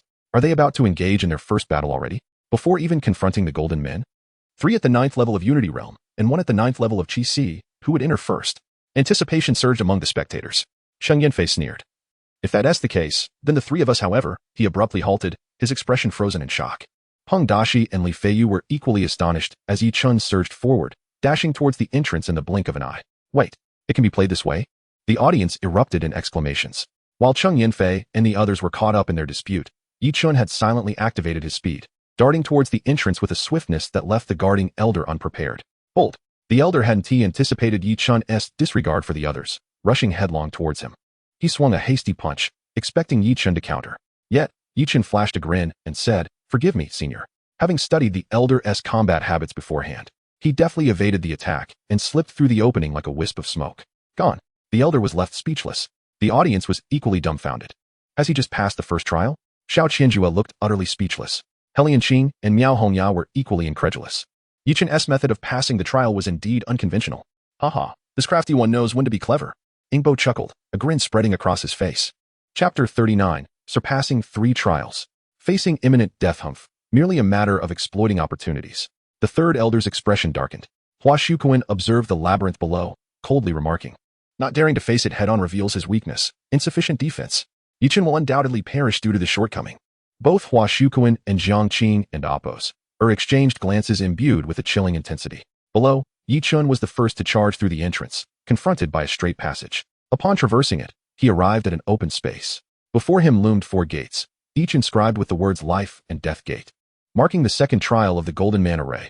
Among the 4 doors, 3 were tightly shut, each guarded by a formidable Golden Man of the True Spirit realm, while the Life Gate stood wide open, unguarded. The 3 True Spirit warriors, surprised to witness Yi Chun's advance, exchanged glances. A mere Chi Si realm youth has come first? How intriguing. They nodded in acknowledgement, their eyes betraying a hint of admiration. Young man, fortune favors you. Yi Chun clasped his fists and, without hesitation, sprinted towards the Life Gate. Its unguarded nature promised an effortless transition to the next trial. Just as he was about to enter, a powerful gust swept behind him. Get lost. The Life Gate is mine. Cheng Yanfei surged forward like a bolt of lightning. Having exerted tremendous effort to conquer the first trial, he was filled with pent-up frustration, launching a ferocious punch. You're the one who should roll away, Yi Chun retorted, shaking his head dismissively, clearly underestimating Cheng's bravado. Without hesitation, he met the attack with a punch of his own, overlapping Wave's fist. With 1,000,000 pounds of divine strength unleashed through the overlapping Wave's fist, the force erupted violently. Crack! Cheng Yanfei's face contorted in agony, as if his bones might shatter. Yi Chun's punch sent him flying several yards, crashing against the wall. Above, the onlookers collectively gasped. My heavens! A Chi Si Realm 9th level sending a Unity Realm 9th level flying? Is this for real? Jose, the head of the Xianbing Pavilion, shook his head with a wry smile, casting a sympathetic glance at Cheng Yanfei. He had witnessed Yi Chun's immense strength firsthand. Calling it monstrous would be an understatement. Engaging in a contest of brute force with Yi Chun was tantamount to courting disaster. Unable to withstand a single punch, Cheng was rendered utterly ineffective. Yi Chun retracted his fist, and, amidst Cheng Yanfei's nearly furious glare, slipped through the Life Gate. With a resounding thud, the gate slammed shut behind him, leaving Cheng seething with resentment. Beyond the Life Gate lay yet another passage. Upon reaching its end, Yi Chun found himself before 2 doors. This time, the challenge was far from simple, for each door was guarded by a Golden Man of the True Spirit realm. The 2 guardians surveyed Yi Chun with bemusement, their eyes glinting with surprise. Having overseen the Golden Man array for so long, they had never encountered a challenger reaching the 3rd trial so swiftly. Chi Si realm? You must be that Yi Chun, right? Come to my door. I assure you, it's an easier passage. The guardian to the left, a kindly old man with a benevolent smile, beckoned to Yi Chun. Yi Chun remained still, directing his gaze toward the right door. The guardian on the right was a middle-aged man clad in black, a scar running down his left cheek, his expression impassive, eyes occasionally flashing with a menacing glint, clearly a formidable opponent. On the viewing platform, Jose's expression tightened slightly. The 3rd elder's eyes flickered with a strange expression, his lips curling into a smirk as he watched Yi Chun approach the amiable old man. Suddenly, Yi Chun hesitated. Boom! With a mighty stomp, he unleashed a torrent of power, propelling himself toward the scarred man. The middle-aged guardian was taken aback, seemingly unprepared for Yi Chun's choice. Impressive. Jose could not help but exclaim softly, while the Eagle Elder looked on with a knowing smile. In this third trial, each contestant would face two adversaries and must choose one to challenge. The old man, with his friendly demeanor, was a classic example of a deceptive facade, benevolent in appearance yet ruthless in action. Those who dared to challenge him often ended up gravely injured or worse. None had ever succeeded. Humph. The third elder scoffed, his face darkened.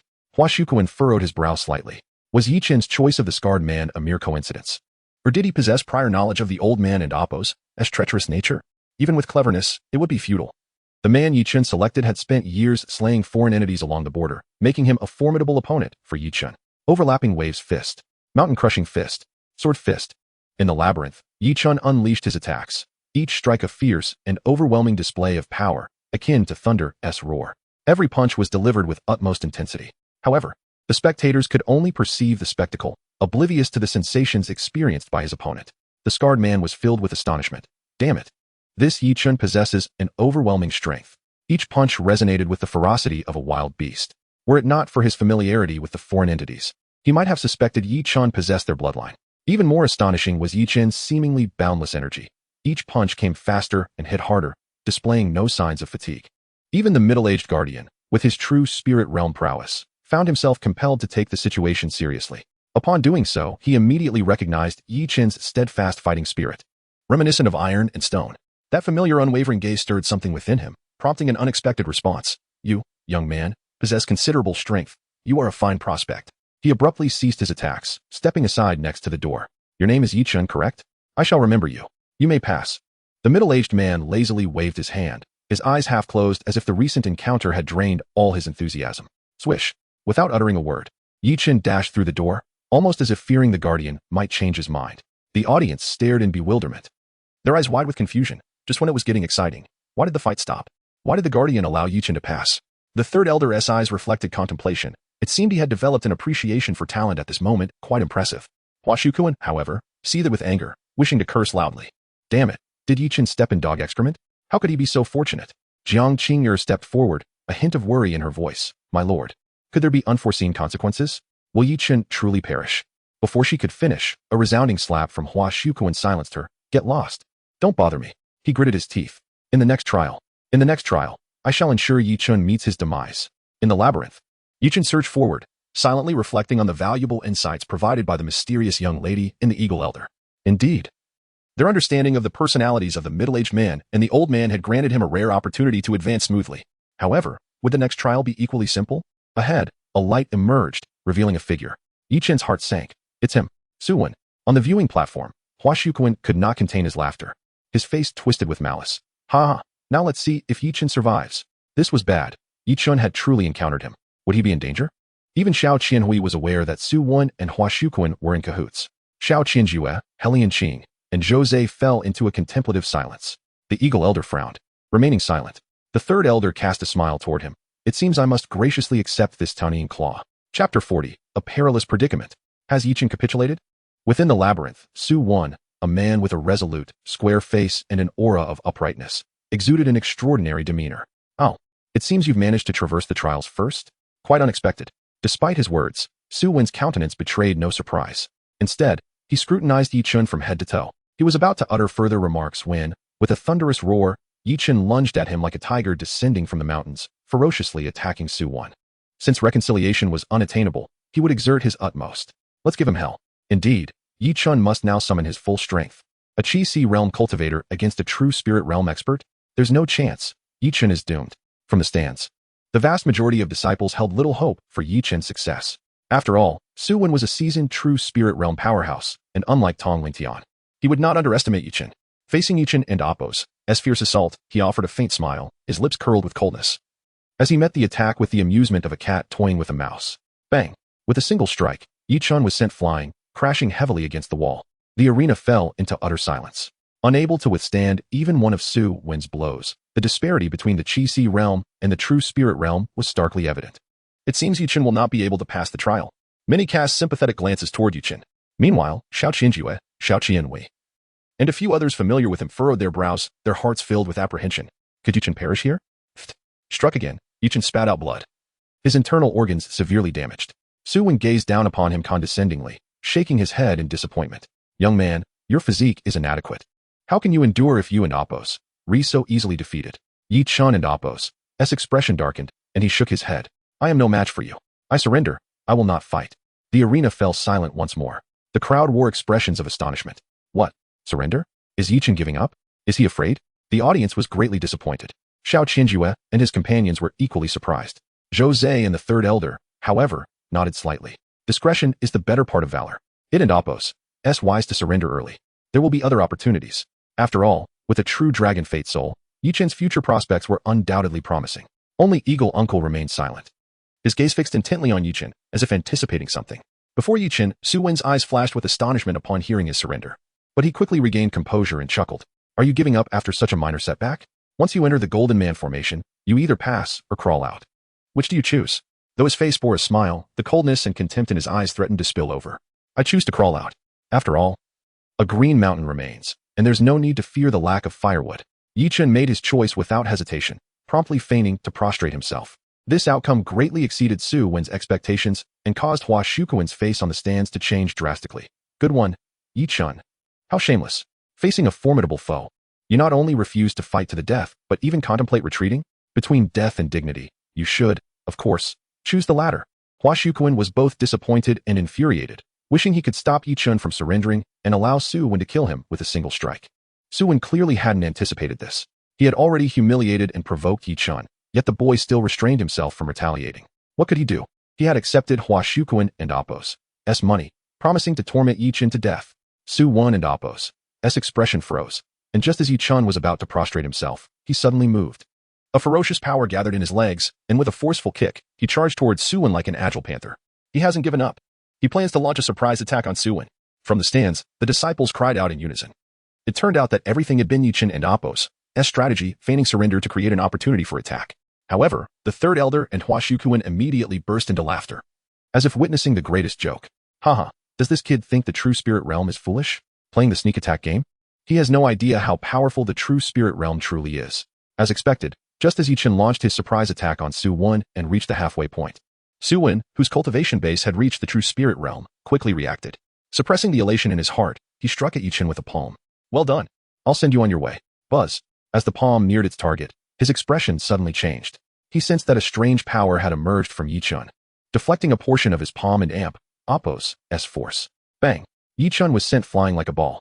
To the astonishment of the spectators, Yi Chun used the force of the palm to propel himself backward. What? He and Appos S been tricked again. Yi Chun doesn't and Appos T want to fight to the death. He and Appos S trying to escape.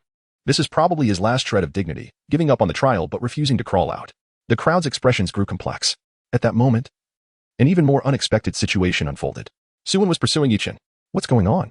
Yi Chun has already given up on the trial. Why won't he let him go? Does he really want to beat Yi Chun half to death and force him to crawl out? The disciples voiced their dissatisfaction. Then, another piece of news spread, causing an uproar among the disciples. What? Su Wen was bribed to kill Yi Chun in the Golden Man formation? No wonder he forced Yi Chun to attack.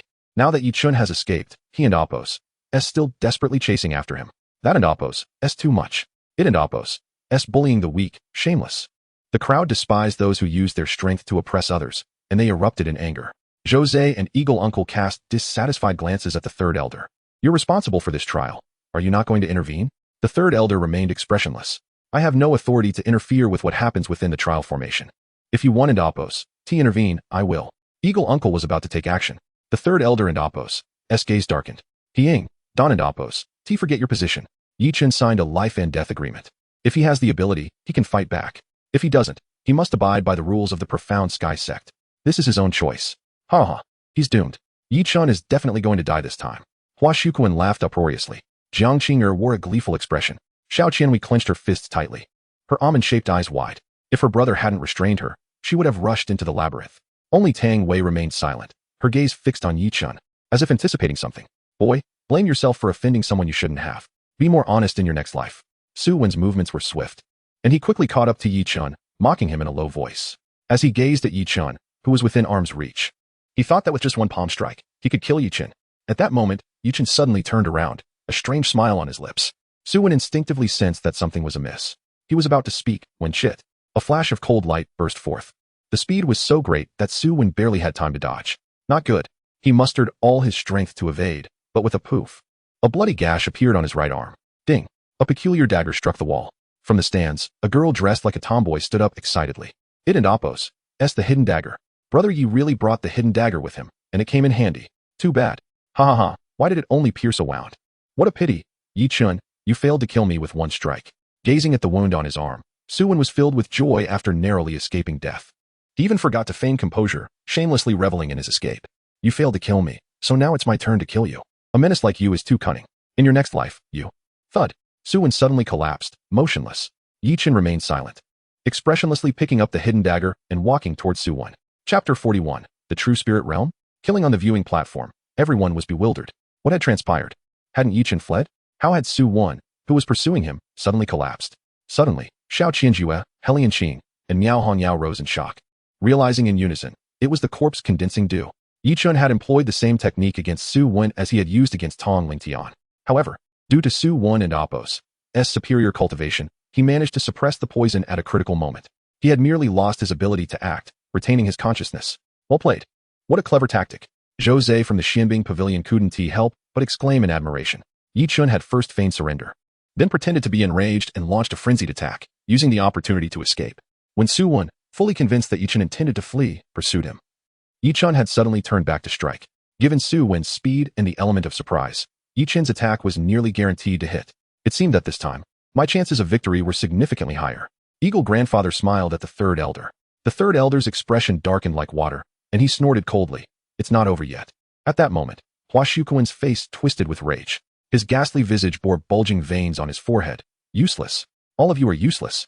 Even Su Wen, of such caliber, cannot be relied upon. His ferocious gaze swept around, seeking an outlet for his anger. Jiang Qing'er sensed the dire situation, her face paling as she hurried to the side. Yet, as she glanced down at the maze, a strong sense of regret flashed in her eyes. Yi Chun was far too lucky. Why was killing him so difficult? Had she known, she should have eradicated him completely from the start, not allowing Duan Haoyan to spare his life. The reactions among the audience on the platform were varied. However, in the maze, Yi Chun's indifferent expression sent Su Wen's face into a frenzy of change. Seeing Yi Chun approach him with a dagger in hand, Su Wen, rendered immobile, could only manage to utter, "What are you going to do?" Yi Chun's voice was devoid of emotion, succinct and clear, "To kill you." Su Wen gasped in disbelief. "You cannot kill me. I am the head of the Golden Mana Ray. If you kill me before he could finish." Yi Chun raised the dagger, preparing to end his life. Suddenly, Su Wen and Appos' eyes lit up. A gust of wind surged from behind Yi Chun. Buzz. The power of the heavenly demon enveloped him entirely. He was sent flying, crashing against the wall. Success. Cheng Yanfei had successfully launched a surprise attack. His face alight with joy. However, upon seeing Yi Chun rise unscathed, without even spitting blood, he was taken aback. What is happening? I clearly struck Yi Chun. How could he be unharmed?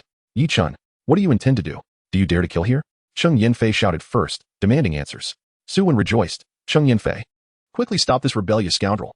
He poisoned me, seeking to end my life. He is despicable and shameless. Kill him. Cheng Yanfei's eyes flickered. This fool Su Wen. If he could kill Yi Chun, he would have done so long ago. The crux of the matter was that he lacked the confidence. Yi Chun is a senior of the Xintian sect. If you kill him, it is a breach of sect rules. Cheng Yanfei declared with righteous indignation. Yi Chun stepped closer to Cheng Yanfei. Those who signed the death contract are not just us. They did as well. Since the trial participants can die, why cannot he? Cheng Yanfei was rendered speechless. The audience on the platform nodded in agreement. Indeed, the third elder had stated that life and death are determined by fate. Was this sentiment only directed at the trial participants? This little wretch truly dares to kill. The third elder's expression darkened. Su Wen was a seasoned, true spirit realm cultivator, having been stuck at a bottleneck for years, yet he remained a force not to be underestimated within the sect. The third elder moved to intervene against Yi Chun. Swish. Eagle Grandfather and Zhou Zhe blocked his path. Third elder, do not forget your identity. Su Wen also signed the death contract. If he has the ability to counterattack, he should do so. If he lacks the ability, he must abide by Xintian sect and Appos' rules. You said this yourself. Eagle Grandfather echoed the third elder and Appos' own words back to him. Just as the three were at a standoff, Yi Chun suddenly surged forward within 3 zhang of Cheng Yanfei. With explosive power, he charged forth like a tiger descending the mountain, crossing several zhang in an instant. Yi Chun, you get away. Yi Chun's fist struck out, his power raging forth like the Yangtze River, sweeping violently. The overwhelming force caused Cheng Yanfei to change color. How can he be this strong? Clearly, Yi Chun is merely at the Qi-Si realm. How could he possess such terrifying might? Cheng Yanfei and Appos' face turned pale, his spirit shaken. In that fleeting moment of hesitation, a flash of cold light erupted. Puff. Blood sprayed forth as Su Wen's head was sent flying several zhang away, blood gushing from his severed neck for over 10 zhang. A dead silence enveloped the arena. Cheng Yanfei was stunned. The approaching General Peng was equally taken aback. Above the maze, all the spectators on the platform were left dumbfounded. He killed him. Yi Chen truly killed Su Wen. In the Golden Man Array trials, there had only ever been trial participants who were killed. No one had ever managed to retaliate against a Golden Man powerhouse. After a brief silence, the platform erupted. The audience was in an uproar. The entire venue was in chaos. It was utterly insane. Yi Chen was indeed a madman. He dared to kill a senior of the true spirit realm right before so many witnesses. What else would he not dare to do? Having killed Su Wen, would the sect let Yi Chen off? His fate was grim. Nonsense. Was Yi Chen not correct? Only trial participants could die. Were the death contracts of those golden men signed in vain? Waves of discussion crashed into the third elder's ears. His expression grew increasingly grim, his eyes darkening to an extreme. Even he had not anticipated that Yi Chen would truly dare to kill, and to slay a true spirit realm cultivator at that. Damn it. Where did this little wretch find the audacity? Third elder, I advise you not to act rashly. The trial is not yet over, and you wish to intervene? Eagle Grandfather fixed a steady gaze on the third elder, his aura surging ominously, as if to say that should the elder move, he would strike without hesitation. Xiao Qinjue, Helian Qing, and Miao Hongyao exchanged glances, both awed by Yi Chen's audacity and astonished by the unwavering support from the guards of the pavilion. This young man was indeed held in high regard by the pavilion guards. His fortune was extraordinary. Do you still wish to make a move against me? I would not mind killing another. In the maze, Yi Chen coldly fixed his gaze on Cheng Yanfei. Under his piercing stare, Cheng Yanfei felt a chill creep up his spine. His heart quivered, yet he feigned calmness. The sect will not let you go. The matters of the sect do not concern you, Yi Chen calmly replied, casually lifting Su Wen and Appo's severed head. In the astonished gazes of the crowd, puff. Su Wen's head burst apart. Yi Chen, he is already dead. Why do you still desecrate his corpse? General Peng could not help but ask. He was a dignified true spirit realm cultivator, relentlessly pursuing me, intent on ending my life. Had it not been for my luck, I would have long since perished. A death without a complete body is the lightest of my retributions against him. Yi Chen spoke each word with conviction, making it clear to all that provoking him bore consequences. Oh no, Li Feiyu has actually rushed ahead to challenge the final trial. Quickly stop him. Chapter 42. Are you done? It's my turn as Li Feiyu dashed toward the final challenge. General Peng's expression shifted drastically, prompting him to pursue immediately. Meanwhile, Yi Chen remained unhurried, approaching Su Wen's lifeless body to search for belongings. Cheng Yanfei, witnessing this, felt a wave of dread wash over him. You killed Su Wen, yet you dare to take his possessions? Arin and Amp. Appos, you afraid of his disciples and can seeking revenge? Without pausing his actions or lifting his gaze, Yi Chen replied, if I don't take them, will they spare me? Cheng Yanfei was left speechless. His statement was undeniably true. Even if Yi Chen took nothing, Su Wen's family and disciples would likely not forgive him. From Su Wen's remains, Yi Chen discovered a spatial ring, which he collected without a second thought. Upon noticing Cheng Yanfei's intent to speak again, he warned, if you persist, I won't hesitate to end you.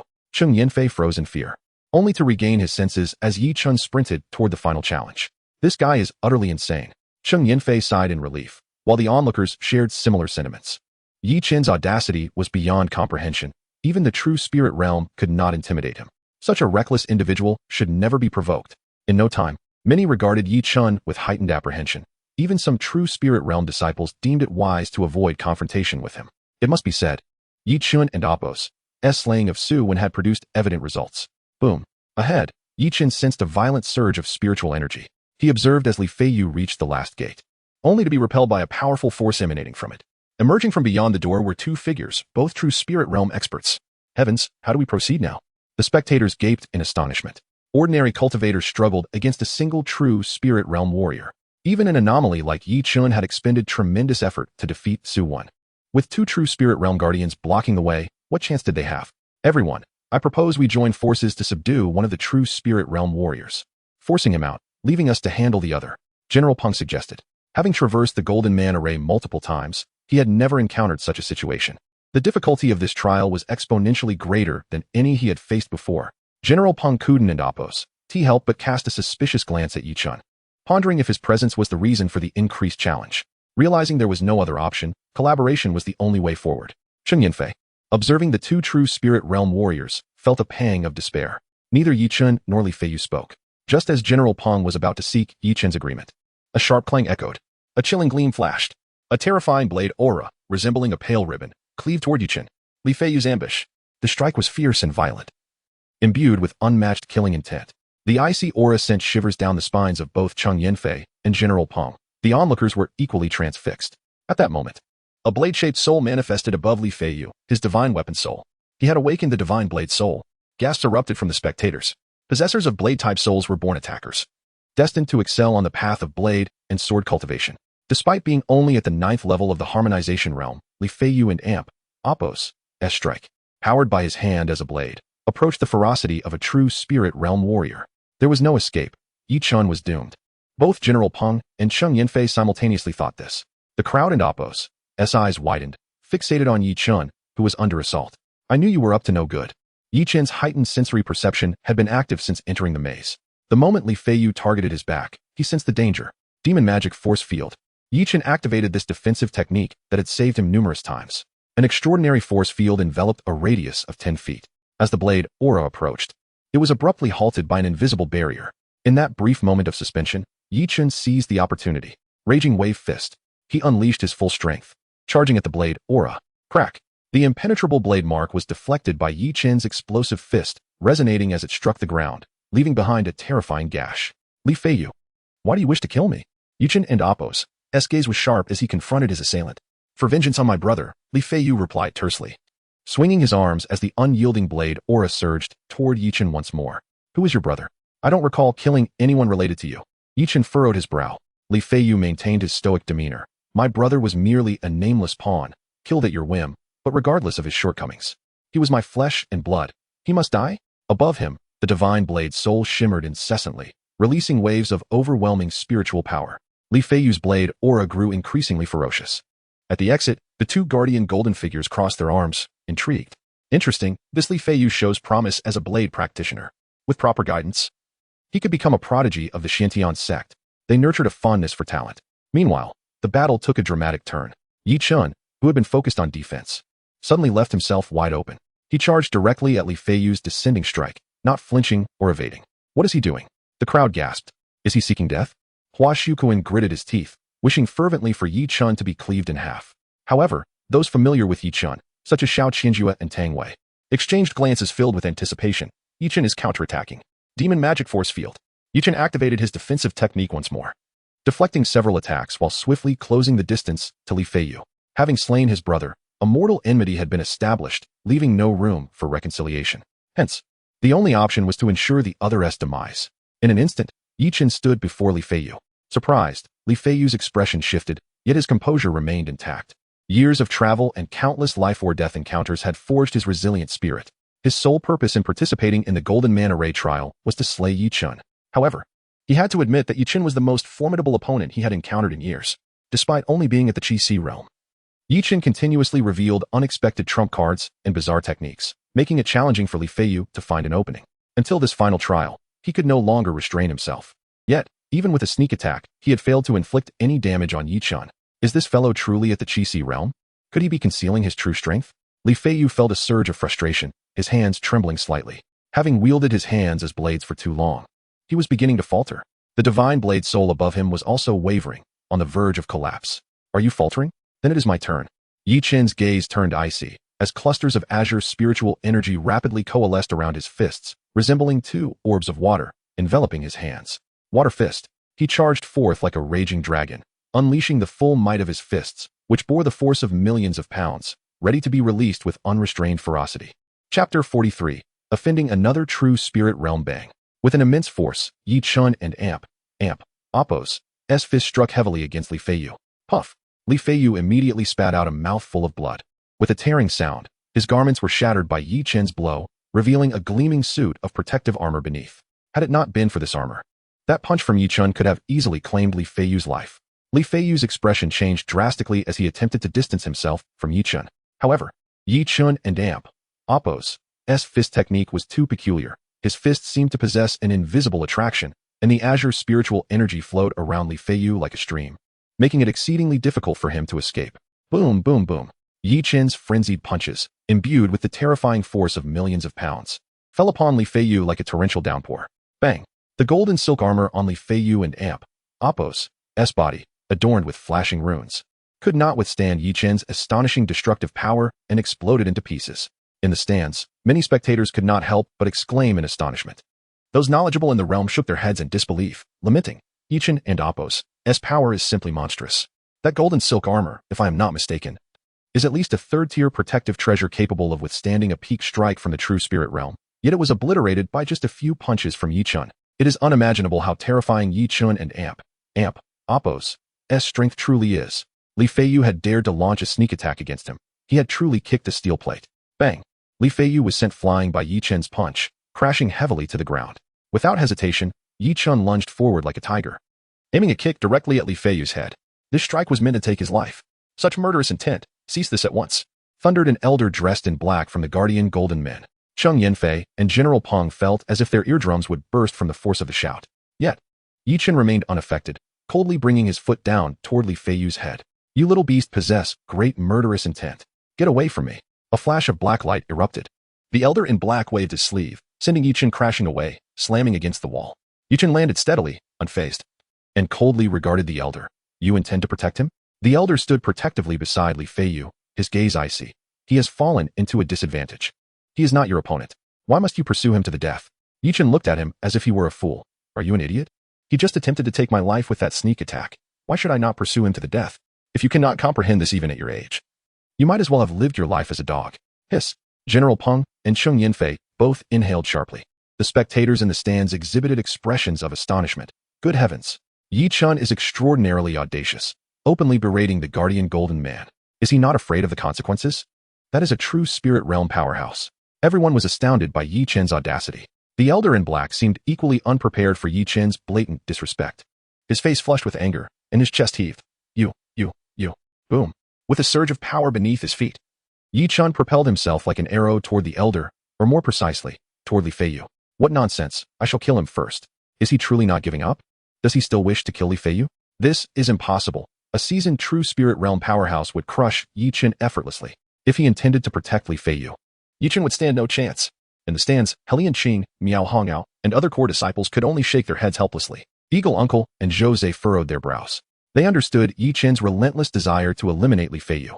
With merely his hands, Li Feiyu could unleash a formidable blade aura. It was unfathomable to consider how powerful his attacks would be if he wielded a spiritual blade. Not to mention the terrifying potential of Li Feiyu's divine blade soul. Should he grow stronger, he would undoubtedly become a lethal threat. Yi Chun had a life-and-death enmity with him. How could he allow such a threat to exist in the world? Regrettably, the old fool only recognized the divine blade soul and failed to realize that Yi Chun's true dragon soul possessed even greater potential. Eagle Uncle was infuriated, nearly bursting with rage, wishing to personally descend and teach that elder in black a lesson. Get back. In the maze, the elder in black waved his sleeves, and a torrent of black light swirled like demonic clouds, instantly sending Yi Chun flying. Caw-caw. The demonic clouds transformed into a multitude of crows, circling around the elder. What kind of technique is this? The crowd was puzzled. Is this a derived technique of the soul? It seems you are indeed the old wretch with the raven soul. Forced back, Yi Chun's gaze remained cold as he fixed his stare on the elder. Senior, thank you for saving my life. Li Feiyu gratefully expressed his thanks to the elder in black, while his gaze toward Yi Chun was filled with deep trepidation. Yi Chun and Apos' ferocious assault had left a lasting impression on him. The elder nodded. Your divine blade soul has extraordinary potential. It would be a pity to fall into the hands of such a little beast. Consider this a lesson. I shall escort you out. Before Li Feiyu could respond, the elder knocked him unconscious and unceremoniously tossed him out of the exit door. According to the trial and Apos' rules, only those who exit while conscious are considered successful. If the Guardian Golden Men are forced out, they may not re-enter. I can't believe he truly saved Li Feiyu. Now Yi Chun is in dire straits. Having gained yet another formidable enemy, the crowd in the stands could not help but shake their heads. First, he killed Su Wan, offending the forces behind him. Now he has killed the brother of the one with the divine blade soul. Yi Chun and Apos' enemies are becoming increasingly formidable. What is more concerning is that Yi Chun is now about to face the wrath of the elder in black. You little beast, I have saved him. What can you do to me? The elder in black squinted his eyes, staring down at Yi Chun, his tone dripping with provocation. Beside them, Cheng Yanfei and General Peng displayed subtle changes in their expressions. The remaining Guardian Golden Man also wore a pensive look. They realized that the elder in black intended to eradicate Yi Chun. The three of them cast curious glances toward Yi Chun. How will he respond? Will he abandon the trial and flee for his life, or will he choose to fight? You have let go of Li Feiyu, who possesses the divine blade soul. Once he grows stronger, he will undoubtedly come to kill me. You have released my mortal enemy. Yi Chun's voice was icy.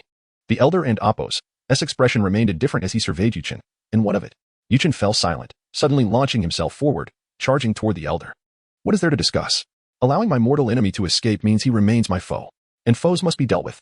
As Yi Chun approached the elder with murderous intent, everyone present, including the spectators in the stands, was left utterly astonished. In that moment, the term brave man resonated in their minds simultaneously. Goodness, this is a true warrior. Not only did he kill a true spirit realm powerhouse, but now he dares to challenge another? The elder in black was equally unprepared for Yi Chun and Apos' audacity to confront him head-on.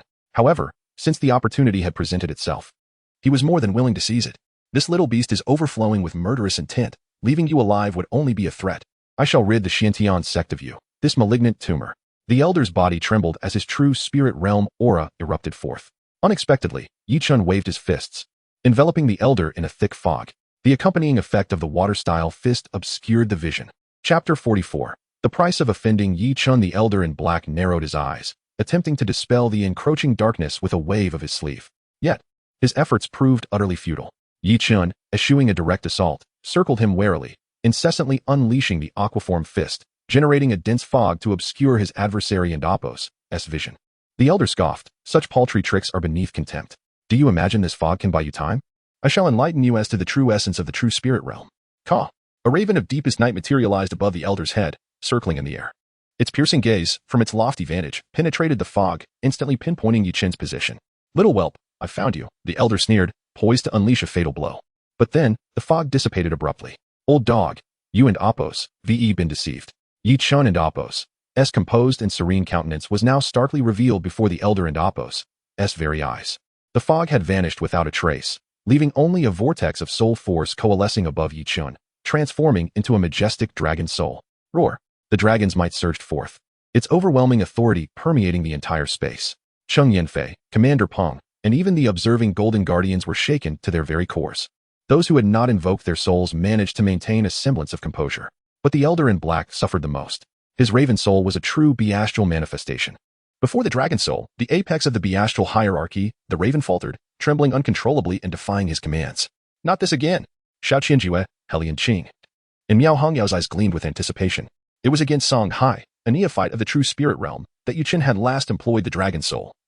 Intimidating Song Hai's winged bird soul, seizing upon its vulnerability, and unleashing a counterattack that proved fatal. Now, Yi Chun was repeating this strategy, using the dragon soul to subdue the raven soul.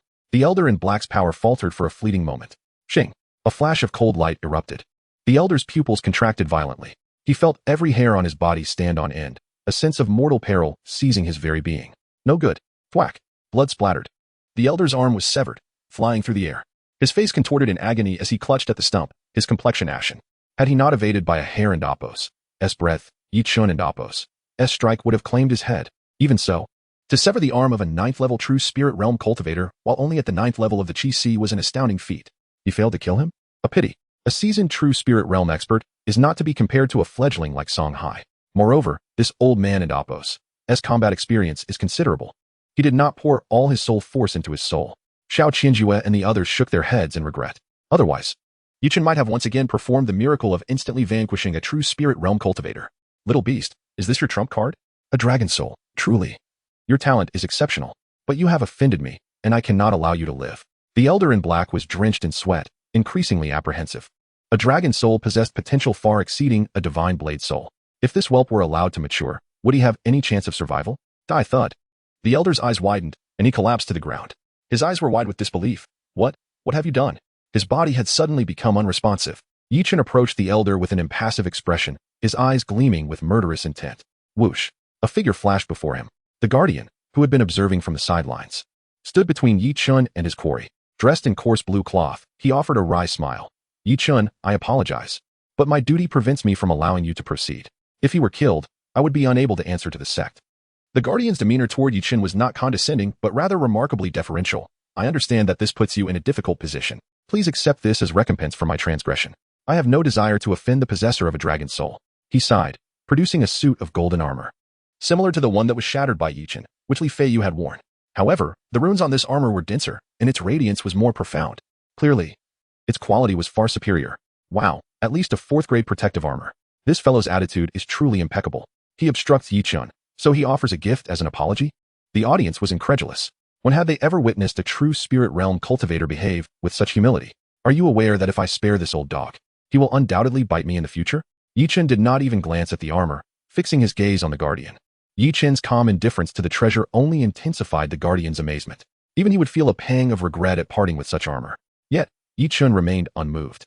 Such unwavering resistance to worldly possessions only reinforced his conviction not to antagonize Yi Chen. Yi Chen, I realize this is an unreasonable request, but I must apologize. My duty. Before he could finish, he froze. While he was speaking, Yi Chen had launched a sudden, thunderous strike, his fist slamming into the elder's Qi Si. Uffed. The elder coughed up a mouthful of blood as Yi Chen obliterated his Qi Si, destroying his cultivation. Now, his miserable life can be spared. It satisfies both of our obligations. Yi Chen waved his hand, seizing the armor. The guardian stared in disbelief, a hint of anger flashing in his eyes. He had lowered himself to such a degree, yet Yi Chen had still crippled the elder before his very eyes. Well, Yi Chen has exacted his revenge. The old fool sought to protect Li Feiyu, only to pay the price of an arm and his cultivation. I wonder if he regrets it? Those who offend Yi Chen never seem to fare well, the audience mused. What? Do you seem displeased? Would you like the armor back so you can avenge this old dog? Yi Chen presented the armor to the guardian, a sardonic smile on his face. His confident gaze betrayed no hint of fear, unsettling the guardian. What other cards did Yi Chen possess that allowed him to act with such assurance? The guardian hesitated, deciding against reclaiming the armor. He understood that Yi Chen was amenable to reason but would not be cowed. He had lowered himself to negotiate, and Yi Chen had granted him a degree of respect, sparing the old man and Appo's life. Otherwise, that surprise attack would have shattered the old man and Appo's head into 10 pieces. Yi Chen, you are impressive, but your true strength will determine your passage through this trial. The guardian's expression hardened, his tone tinged with frost. He too had his pride. Yi Chen had shown him some respect, but not complete deference. He would not show any leniency in the trials to come. Chapter 45. One cannot become wealthy without unexpected fortune. Yi Chen, my soul is not of the beast lineage. The true dragon soul does not affect me. Furthermore, you must have already transcended to the Unity realm, have you not? Concealing your realm until now is quite impressive, the man in blue remarked earnestly. With just a few words, he pierced through Yi Chen and Appo's facade. General Peng and Cheng Yinfei cast astonished glances at each other. Yi Chen concealed his realm? How did we not notice a thing? In the spectator stands, the observing disciples also displayed expressions of surprise. Yi Chen had already broken through to the Unity realm? No wonder. His true dragon soul showed no signs of dissipating even now. Moreover, his strength was undeniably formidable, shattering a set of protective armor with just a few punches. What kind of cultivation technique was he practicing? Many cast curious glances toward Yi Chen. Hua Shuquan gritted his teeth in frustration. His mood could hardly be described as anything but abysmal. Li Feiyu was originally his contingency plan, intended as a safeguard. Yet, that too, was resolved by Yi Chen. It seemed this round was won by me. Tang Wui, who had remained silent, smiled at Hua Shuquan. Hua Shuquan forced a grim smile, but lacked the spirit to respond. He felt utterly humiliated, continually bested by Yi Chen without reaping any benefit. He had merely preserved his life. It would not be so easy for Yi Chen to pass through. The words of the third elder echoed hauntingly. Eagle Bow's gaze darkened. Jose also straightened his expression, revealing a solemn demeanor. After the previous series of events, Yi Chen's greatest trump card was undoubtedly laid bare.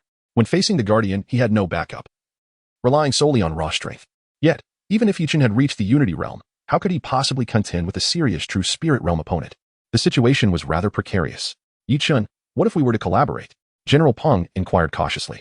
Cheng Yinfei looked at Yi Chen with anticipation. Unbeknownst to them, their attitude toward Yi Chen had completely transformed, subtly suggesting a deference to him. However, to their surprise, Yi Chen declined their offer. With a swift motion, he appeared at the exit of the penultimate trial and sat down cross-legged. Amidst the puzzled gazes of those around him, he produced a spatial ring he had retrieved from Su Wen's corpse and began to examine it. Upon inspection, even Yi Chen, with his extensive experience, could not help but gasp in astonishment. The sight almost dazzled his eyes. So many spirit stones. Was Su Wen a miser? Inside the spatial ring, which measured at least 10 feet on each side, was densely packed with small mountains of spirit stones. Beneath the heaps of spirit stones lay stacks of spirit tickets. A cursory glance revealed at least 1 million. Yi Chen couldn't suppress his joy. He had struck gold. The old adage was indeed true. One cannot become wealthy without unexpected fortune. Su Wen's trove of spirit stones had arrived just in time. To swiftly ascend to the Unity realm, relentless training alone was insufficient. A substantial supply of spirit stones was equally crucial. Yi Chen was merely at the first level of the Unity realm, and to surge toward the true spirit realm in a short time. These spirit stones would serve him well. What delighted Yi Chen even more was that beside the stacks of spirit tickets lay several tomes of techniques and a spiritually infused sword. This trial had made Yi Chen acutely aware of his deficiency in offensive capabilities. Apart from the wave-stacking fist, the water-walking fist, and the increasingly inadequate overbearing bear palm technique, he lacked close combat methods. Should he lose his weapon, his offensive power would be drastically diminished. Fortunately, Su Wen's tomes perfectly compensated for this shortcoming. The 8th grade soul technique, Raging Wave Palm. The 7th grade soul technique, Annihilation Finger. And even a 9th grade soul technique, Sword Drawing Technique. Each was a treasure of immense practicality. The Raging Wave Palm, being a water attribute technique, was akin to the wave-stacking fist and water-walking fist, and he could begin learning it immediately. Without hesitation, amidst the incredulous gazes of the crowd, Yi Chen took out the Raging Wave Palm manual and began perusing it as if no one else were present. This left General Peng and Cheng Yanfei speechless. Even the Guardian wore a look of astonishment. Good heavens, this young man possesses remarkable composure. Does he not fear being outpaced by others in clearing the trial? It seemed they could not rely on him anymore. They would first probe the Guardian's capabilities. With a wry smile, General Peng said. Cheng Yanfei nodded, casting a wary glance at Yi Chen but dared not voice any further complaints. This formidable individual was not one to provoke lightly. The two immediately harnessed their Unity Realm powers, joining forces to assault the Guardian. However, they soon found themselves in dire straits. Although the Unity Realm was only one level below the True Spirit Realm, the disparity in power was akin to an insurmountable chasm. Not to mention that upon entering the True Spirit Realm, one could freely invoke the power of their soul, significantly enhancing their combat prowess. The very attributes of the True Spirit Realm were enough to leave them in anguish. Once they ascended to the True Spirit Realm, their spirit energy underwent a qualitative transformation, gaining the attribute power boost from their soul. The Guardian's attributes were among the most destructive, possessing the power of lightning. With a mere strike, he sent General Peng and Cheng Yanfei flying, causing them to scream in agony. These two from the Unity Realm were surprisingly fragile. They were both at the 9th level of the Unity Realm. How could they not measure up to Yi Chen? In the stands, the audience found the one-sided suppression rather unsatisfactory. They couldn't help but glance toward Yi Chen in the corner. At that moment, Yi Chen had just closed the Raging Wave Palm manual and stood up. The spectators' eyes lit up. Finally, is Yi Chen about to take action? As they eagerly watched him rise and stride toward the Guardian, they anticipated a display of formidable prowess that would turn the tide. However, unexpectedly, Yi Chen pivoted and walked toward the Elder in Black. Having been stripped of his powers by Yi Chen, the Elder's companions had merely staunched his bleeding without escorting him away. Thus, when Yi Chen approached, his complexion changed drastically. What? What do you want? Do not kill me. Meanwhile, the Guardian, who was mercilessly overpowering General Peng and Cheng Yanfei, also displayed a flicker of concern, his hands crackling with violent lightning, sending them flying. Yi Chen, what do you intend to do? Do not be alarmed. I am merely retrieving some items. Yi Chen squatted beside the Elder and casually plucked the most conspicuous spatial ring from his hand. He then rummaged through the Elder's belongings, unearthing a handwritten manual and a stack of spirit tickets. Finally, he discovered a second spatial ring hidden behind the Elder and Apos' belt. The old fellow was quite clever. Knowing that treasures should not be stored in the same place, Yi Chen smiled, accepting all the treasures with satisfaction. You, give that back to me. The Elder's eyes nearly bulged out in despair. He had no children or heirs and relied entirely on these possessions for survival. Yet, Yi Chen had stripped him of his entire life savings. Puff. The Elder, infuriated, spat blood, rolling his eyes and fainting. Yi Chen, brushing off his hands, stood up contentedly. These true spirit realm beings were indeed affluent. He surveyed the Guardian with bright, glimmering eyes, an inexplicable look that sent chills down the Guardian's spine. Oh, it was time to get serious. Yi Chen stretched lazily and approached the Guardian. Help has arrived. General Peng rejoiced, with Yi Chen and Apos' intervention, their hopes of subduing the Guardian's sword. Yet, at that moment, Cheng Yanfei suddenly retreated, exiting the fray with a wry smile and saying, I cannot hold on any longer. I concede the trial. You all proceed. With a snap, he crushed the token representing his qualification to participate in the trial. Chapter 46. Trapped in despair, Cheng Yanfei. How can you give up? General Peng exclaimed, astonished. Originally, with Yi Chen and Apos' intervention, there was a glimmer of hope against the Guardian. But if Cheng Yanfei surrendered as well, their chances were utterly diminished. Cheng Yanfei, already battered and bruised, found it hard to continue. He had only sought to vent his frustrations for his beloved, and risking his life was unnecessary. Seeing him relent, Yi Chen merely cast a glance his way before shifting his focus. Boom. He charged at the Guardian. Finally, he had arrived. The Guardian's gaze darkened slightly. Though he was impressed by Yi Chen's talent, the audacity of this youth was staggering. He must understand the stark contrast between himself and a true spirit realm master.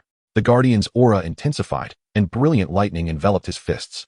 With a thunderous strike, he unleashed his fists with such speed that it created a sonic boom aimed directly at Yi Chen.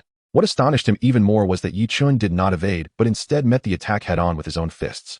What audacity! Alas, such ignorance of the situation. The Guardian smirked coldly, and with a resounding crash, their fists collided. The explosive thunder erupted into a cascade of sparks, tearing into the surrounding walls with terrifying force. Cheng Yanfei and General Ping felt their skin crawl at the sheer ferocity of the Guardian's assault compared to when it was directed at them. Ridiculously, Yi Chen had managed to withstand it. Step by step, Yi Chen retreated 4 paces, his body swaying but not faltering, and he regained his footing. The Guardian's lightning had inflicted no harm upon him whatsoever.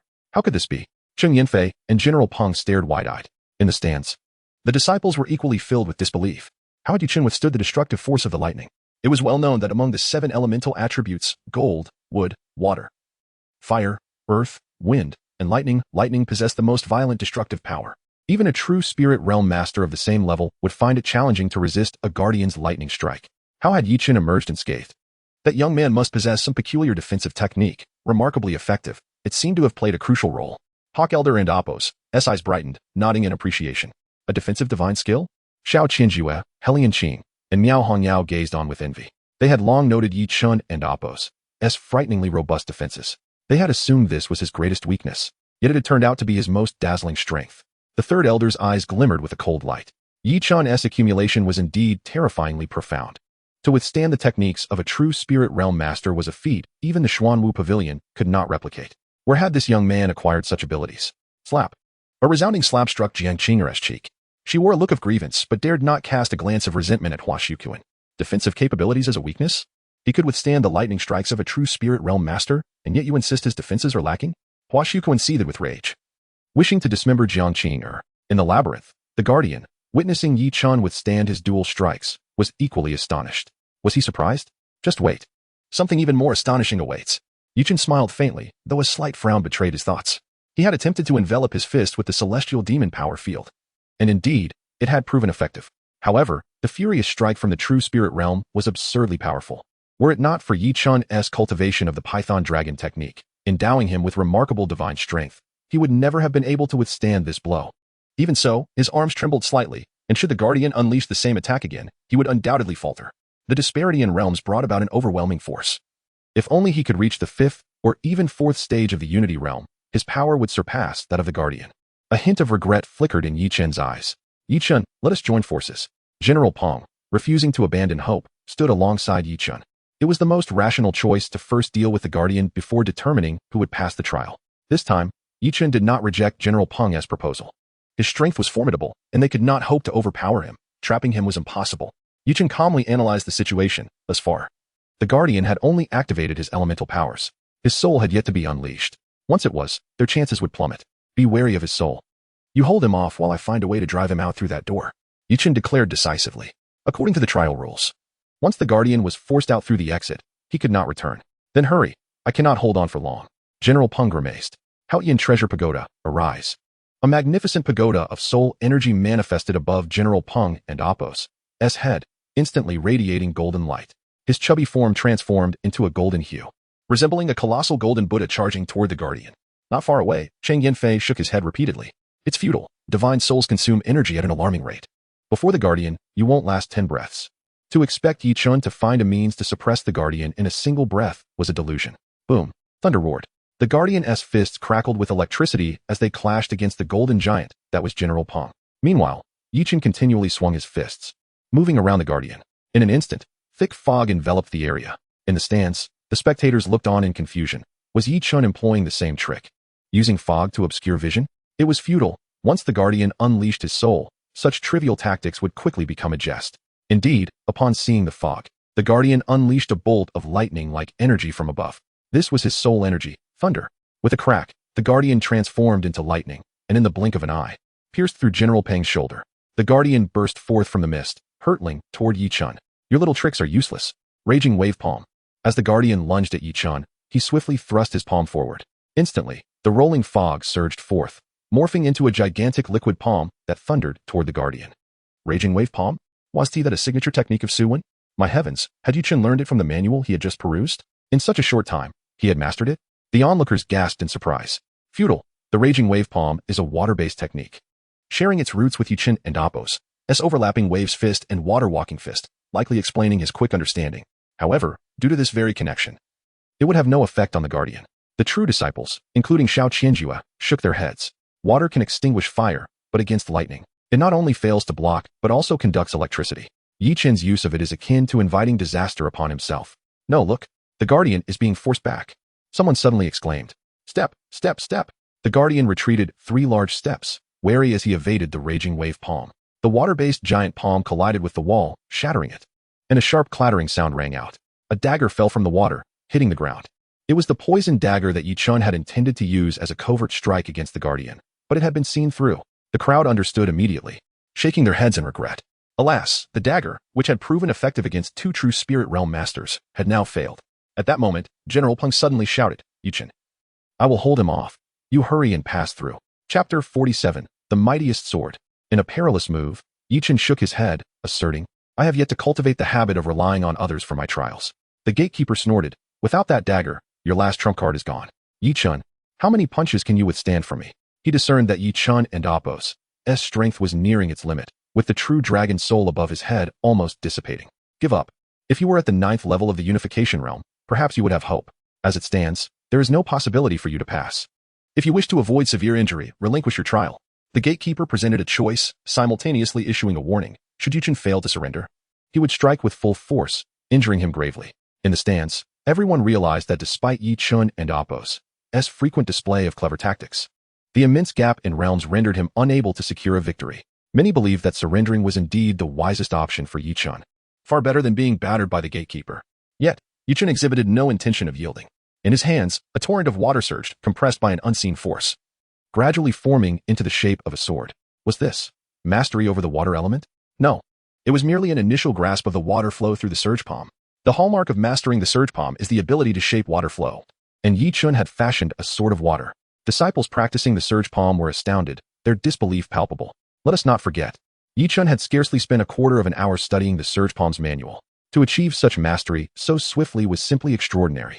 The trial of the Golden Man formation imposed the greatest restriction on Yi Chun. He could not wield a weapon. Now that he possessed a sword, he might yet possess the strength to fight. Xiao Qianjue's eyes gleamed with fervor, while his sister, Xiao Qianhui, widened her eyes in anticipation, hoping for Yi Chun to once again perform a miracle. The siblings had witnessed the prowess of Yi Chun's swordsmanship firsthand and were filled with great expectations. However, others did not share this sentiment. Merely stubbornly resisting. "I have my sights set on your Skyhawk Claw." The third elder regarded the Eagle Lord with certainty, entirely dismissing any possibility of Yi Chun succeeding. The Eagle Lord's expression remained unchanged, yet his gaze was fixed intently on Yi Chun. "Should Yi Chun fail, I will willingly offer you the Skyhawk Claw.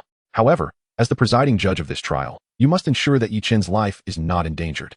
If you desire the Skyhawk Claw, you must protect Yi Chun." Upon hearing this, the third elder cast a deep glance at the Eagle Lord. Would he forsake the Skyhawk Claw to safeguard Yi Chun? Very well. Yi Chun possesses the true dragon soul, which is an asset to our Shantian sect. I shall not allow the sect's interests to be compromised. In a crucial moment, I will come to his aid. The third elder made a solemn vow. Hua Shukuan's expression darkened. Disappointment etched across his face. Why was everyone protecting Yi Chun? What was so remarkable about the true dragon soul? His brother-in-law and Apos' soul was far superior to Yi Chun and Apos'. In the maze, the moment Yi Chun coalesced a sword of water, the gatekeeper displayed a flicker of apprehension. But more so, a sense of pity. How much enhancement can a mere sword provide you? Is this your means of opposing me? So naive.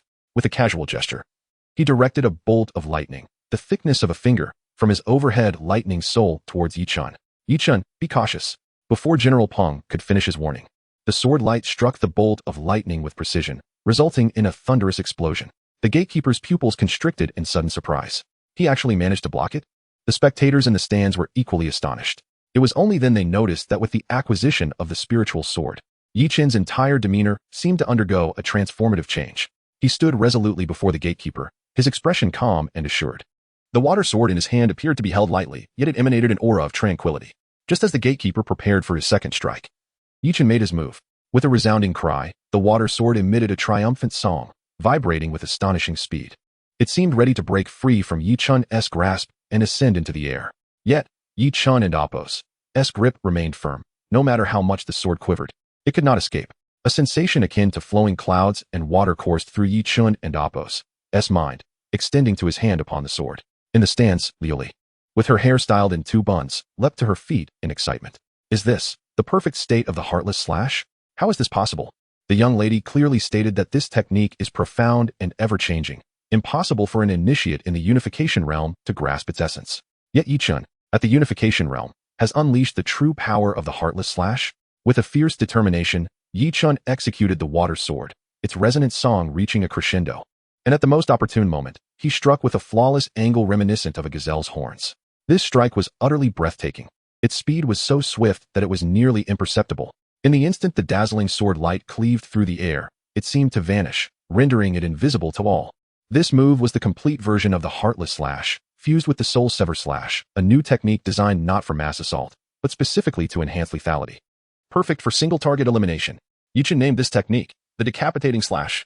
Alarm surged through the gatekeeper's face as he suddenly lost all sense of Yichen's strike. A profound sense of crisis gripped his heart, sending chills down his spine. He instinctively ducked his head. The lightning soul above him erupted with a deafening roar. With a spurt of blood, the gatekeeper was sent reeling. The overhead soul was ruthlessly struck by Yichen's sword, causing lightning to erupt, its brilliance dimming, swaying precariously. The gatekeeper gasped, his face turning pale. Had he not reacted in time, Yichen's strike would have not merely struck his soul, but his very neck. The Decapitating Slash lived up to its name, nearly severing his head. He actually forced the gatekeeper to spit blood? The power of this strike was formidable enough to threaten even the true spirit realm.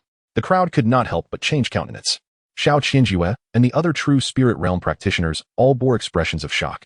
General Peng looked at Yichen with eyes filled with incredulity. Initially, he had believed Yichen's tactics to be merely varied and difficult to counter. But witnessing the true might of Yichen's swordsmanship made his heart tremble. Even if he were to face the gatekeeper, did he possess the confidence to emerge victorious? Alas, such a powerful strike had failed to gravely injure the gatekeeper. It seemed all hope was lost. Yichen could no longer pose a threat to him. The crowd, once hopeful for Yichen to perform a miracle, now found themselves steeped in disappointment. The disparity between the unification realm and the true spirit realm was ultimately insurmountable. Even Yichen's astonishingly powerful strike had been thwarted by the gatekeeper. Yichen, your strongest move is futile. Surrender, the gatekeeper sighed, masking his lingering fear as he continued to threaten Yichen.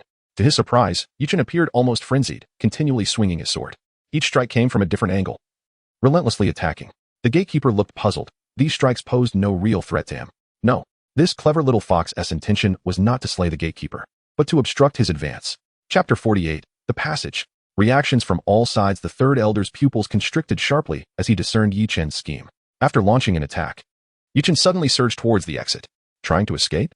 Leave something behind. The guardian roared, lightning flashing above his head. Boom. He evaded Yichen's incoming assault and pursued him with the swiftness of lightning. At this moment, Yichen's lack of speed in his movements was laid bare.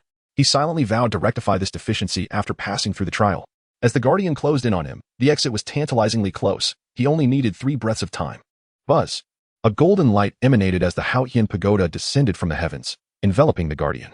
The crowd gasped in astonishment. Yichen looked at General Peng in surprise. While he urged the pagoda spirit to ensnare Yichen, he smiled wryly. I have no hope of defeating you.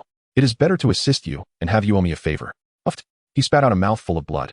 The damage inflicted by the guardian would simultaneously rebound onto the soul master. Every time the guardian attacked, General Peng would cough up blood. Hurry up. Do you want me to be killed? General Peng shouted at Yichen. Without hesitation, Yichen turned and dashed away, his figure vanishing at the exit in an instant. The trial of the Golden Man Array concluded, and the trial participant Yichen successfully cleared the challenge. A booming voice resonated throughout the trial maze. Outside the exit, Yichen's trial token soared into the air, his name shining brilliantly upon it. In the stands, all disciples rose in unison, applauding fervently. Thunderous applause swept across the arena. Such a scene had never occurred in the Xiantian sect. Yichen had created a miracle, having just entered the returning one realm. Not only did he crush 2 true spirit realm opponents, but he did so with astounding grace, emerging victorious without a single scar. It was unprecedented. The cheers were like a tidal wave. Yichen and Apos' gaze flickered slightly. He did not revel in the moment, but instead reflected on the gains and losses of this challenge. His defensive shortcomings were perfectly compensated by the heavenly demon force field. However, his movement speed had become a flaw that needed addressing. In case of danger, even if he could not match his opponent and Apos' strength, he must be able to flee. Furthermore, Yichen and Apos' most significant realization was the application of the concealed dagger. It was through this that he managed to overpower 2 true spirit realm beings. He resolved to learn some flying knife techniques. Besides this, he needed to augment his offensive capabilities. After this trial, much of his combat style and several hidden cards had been exposed. To contend with Tong Lingdian, he required more trump cards. Why haven't you left yet? Cheng Yanfei, walking out of the maze in a daze, was surprised to see Yichen waiting at the entrance. Yichen ignored him, focusing instead on the maze until General Peng emerged. Yichen promptly stepped forward, offering a high-grade healing elixir. Are your injuries severe? General Peng was somewhat taken aback. Yichen, not indulging in the joy of victory, had actually waited for him at the exit. This made him feel quite honored. internally acknowledging that assisting Yi Chun in holding off the guardian was indeed the right choice. Don't worry, it's just a minor injury. I've encountered similar threats before. It's not life-threatening. General Peng shook his head, his large face unable to conceal his delight. Yi Chun handed him a thick stack of spirit tickets. Chang Yanfei, nearby, was dumbfounded. This must be worth at least 300,000 spirit stones. He regretted bitterly, wishing he had known Yi Chun was so grateful. He would have done anything to help Yi Chun. What do you mean? Are you throwing money at me? I would rather you owed me a favor. General Peng thought wisely. Compared to spirit stones, having a promising person like Yi Chun owe him a favor was far more valuable. Yi Chun smiled. I owe you a favor too. The spirit stones are for your healing. He despised traitors and threats, repaying grievances tenfold. Yet, at the same time, he believed in returning kindness with gratitude. If not for General Peng holding off the guardian at a crucial moment, he would not have passed so smoothly. Thank you. But I truly do not lack spirit stones. You have more pressing challenges ahead. You need them more than I do. General Peng's words were entirely from Yi Chun's perspective. Yi Chun was bound to face Tong Lingtian in a life-and-death battle. To win, Yi Chun must at least break through to the true spirit realm for safety. Spirit stone resources were the foremost requirement. Let us get to know each other again, Yi Chun. Let us be friends. Yi Chun extended his hand towards General Peng. Previously, he had ignored General Peng upon entry, but this time he took the initiative. Smack! General Peng and Appo's large hand firmly clasped Yi Chun's, his smile stretching ear to ear. Humph! Yi Chun has offended so many true spirit masters. Who knows how many want to kill him? Aren't you afraid of being implicated? Chen Yanfei thought sourly. General Peng shot him a glance, disregarding his comment. You Haven and Appo's left yet? The blue-clad guardian emerged, carrying an old man. Seeing Yi Chun waiting at the door, he assumed he was there to settle scores and could only smile wryly. Yi Chun, my actions in the Golden Man Array were merely due to duty. He intended to apologize, not wanting to offend a youth with boundless potential. But before he could finish, Yi Chun interrupted. Senior, I merely sought to succeed in the trial. I hope you can forgive any offense. Yi Chun sincerely bowed to the blue-clad guardian. Relative to others, this guardian had been quite lenient, showing him mercy on several occasions. Had he truly intended to kill him, Yi Chun would not have found it so easy. Hee, you little brat, don't get too proud after passing. That genius from the Tong family will be your greatest test. Additionally, your effective attacks are too singular. You must also refine your movement. The blue-clad guardian indeed proved to be a decent person, offering Yi Chun some guidance. As Yi Chun reached the exit of the Wind Thunder Valley, he heard a sweet voice. Yi Chun, you are amazing. I knew you would win. The voice belonged to Xiao Qian Wei, and before him stood Xiao Qian Jue, Helian Qing, Miao Hong Yao, and others, their gazes filled with awe and emotion, tinged with a hint of envy.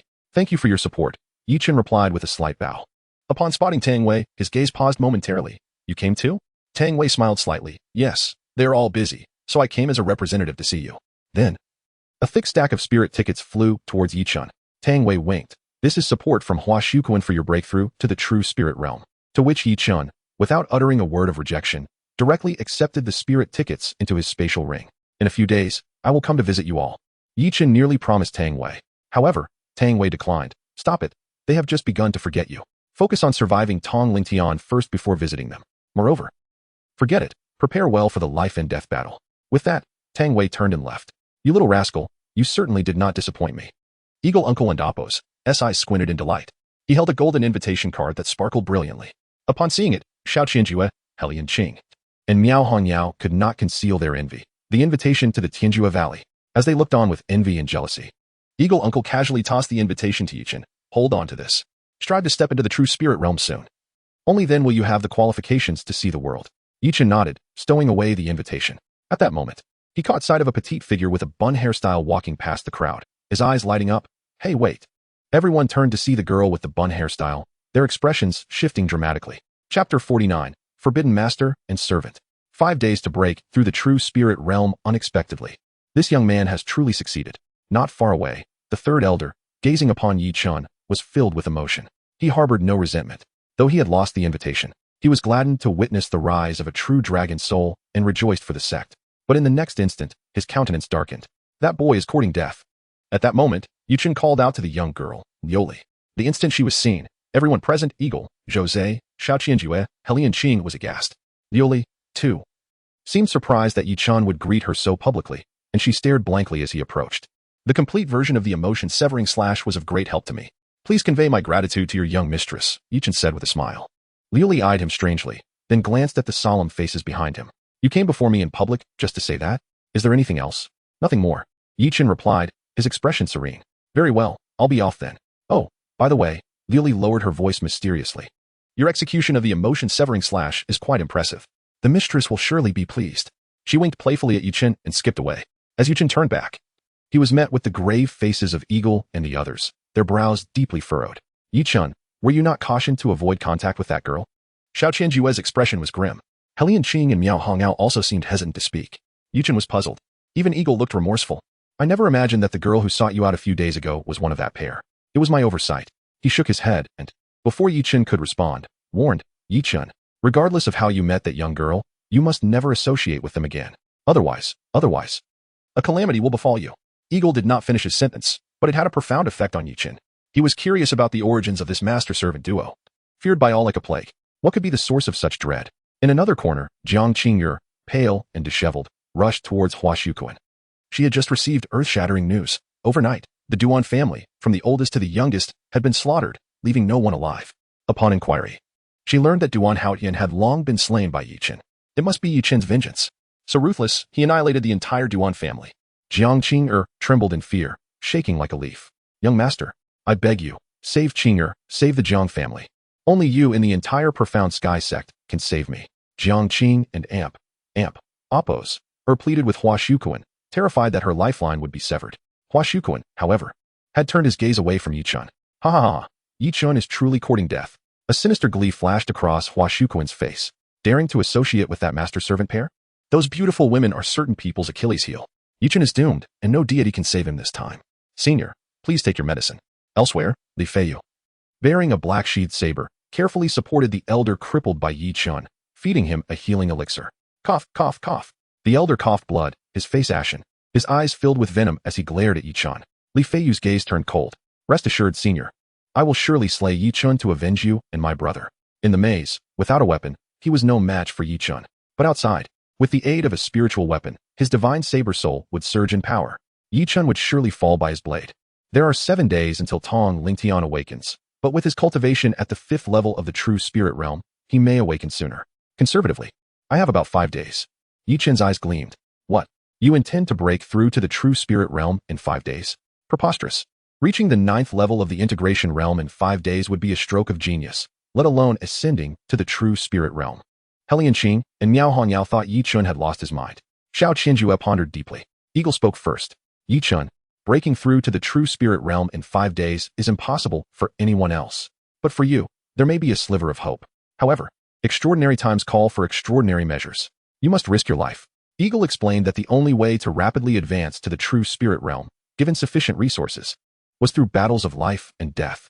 By engaging in frenzied, life-threatening combat, one could activate their potential and perhaps create a miracle. I understand. Deep within the Valley of Wind and Thunder lies a perilous land called the Gorge of Wind and Thunder, teeming with exotic beasts and formidable experts. I will venture there. Yichen and Amp, Oppos, eyes were filled with determination. Absolutely not. Eagle refused without hesitation. The Gorge of Wind and Thunder is a place for true spirit realm adventurers. Many true spirit experts from Azure Province venture there for trials, but you have not yet reached the true spirit realm. Entering prematurely would be counterproductive. Yichen, go to the Dragon Severing Mountain Range. Hiss. Xiao Qianjue and Helian Qing gasped. The Dragon Severing Mountain Range. Not to mention the ferocious beasts. It is said that aberrant beings have been sighted there.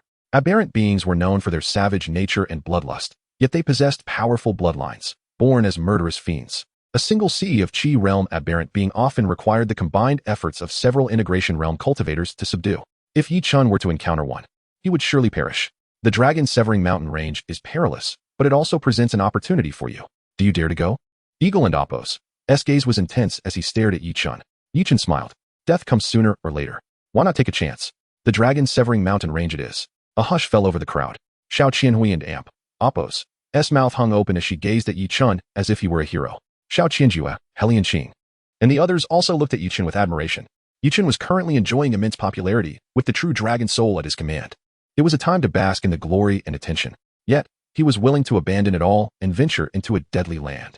What unwavering resolve. The true inheritors present were filled with admiration for Yichen. What a pity that he is destined to clash with Tong Lingtian. Only one of them can survive. Otherwise, how wonderful would it be? As Yichen and his entourage departed, the Ouyang brothers, Jian and Ling, wore complex expressions. Unbeknownst to us, Yichen has gathered so many powerful individuals around him. Indeed, even true spirit realm experts are won over by him.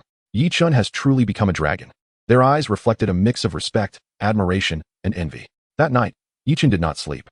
Before dawn, a steed galloped like lightning, descending from profound sky peak under the moonlight, heading towards the dragon severing mountain range. The youth atop the horse was none other than Yi Chun. Before anyone could react, he had forsaken comfort and resolutely set out for his next goal.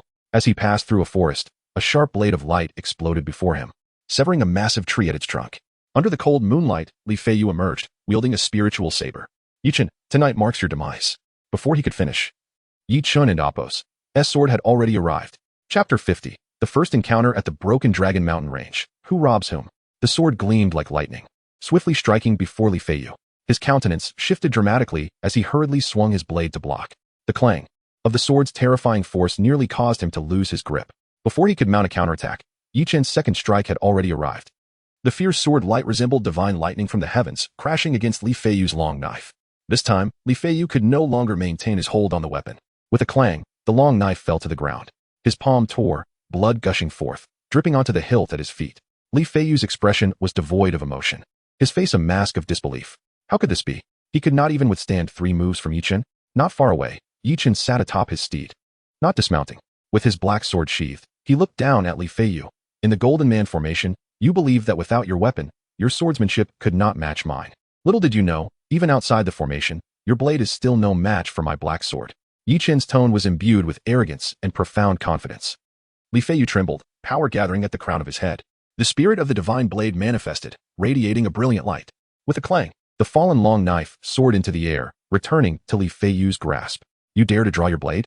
If you do, I shall take your life. Yi Chun's cold gaze bore into Li Feiyu.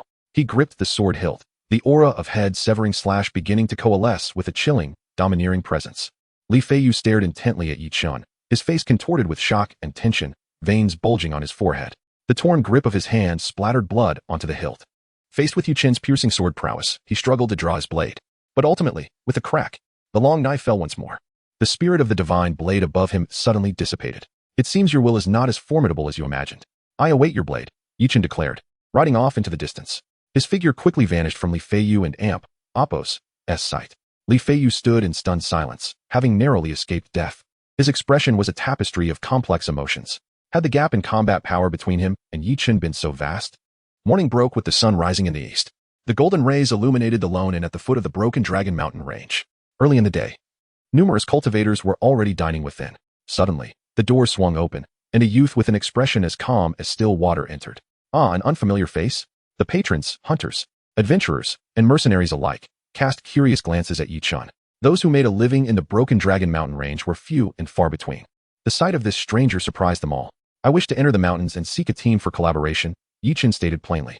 The Broken Dragon Mountain Range was fraught with peril, harboring not only ferocious beasts, but also a myriad of poisons and traps. The unfortunate could even encounter the savage beasts. These creatures, possessing the bloodline of extraordinary beings, were far more terrifying than typical beasts. For ordinary cultivators, an encounter with such a beast meant certain death. Thus, Yi Chun intended to first find someone familiar with the locale to scout the way. This kid is looking for teammates.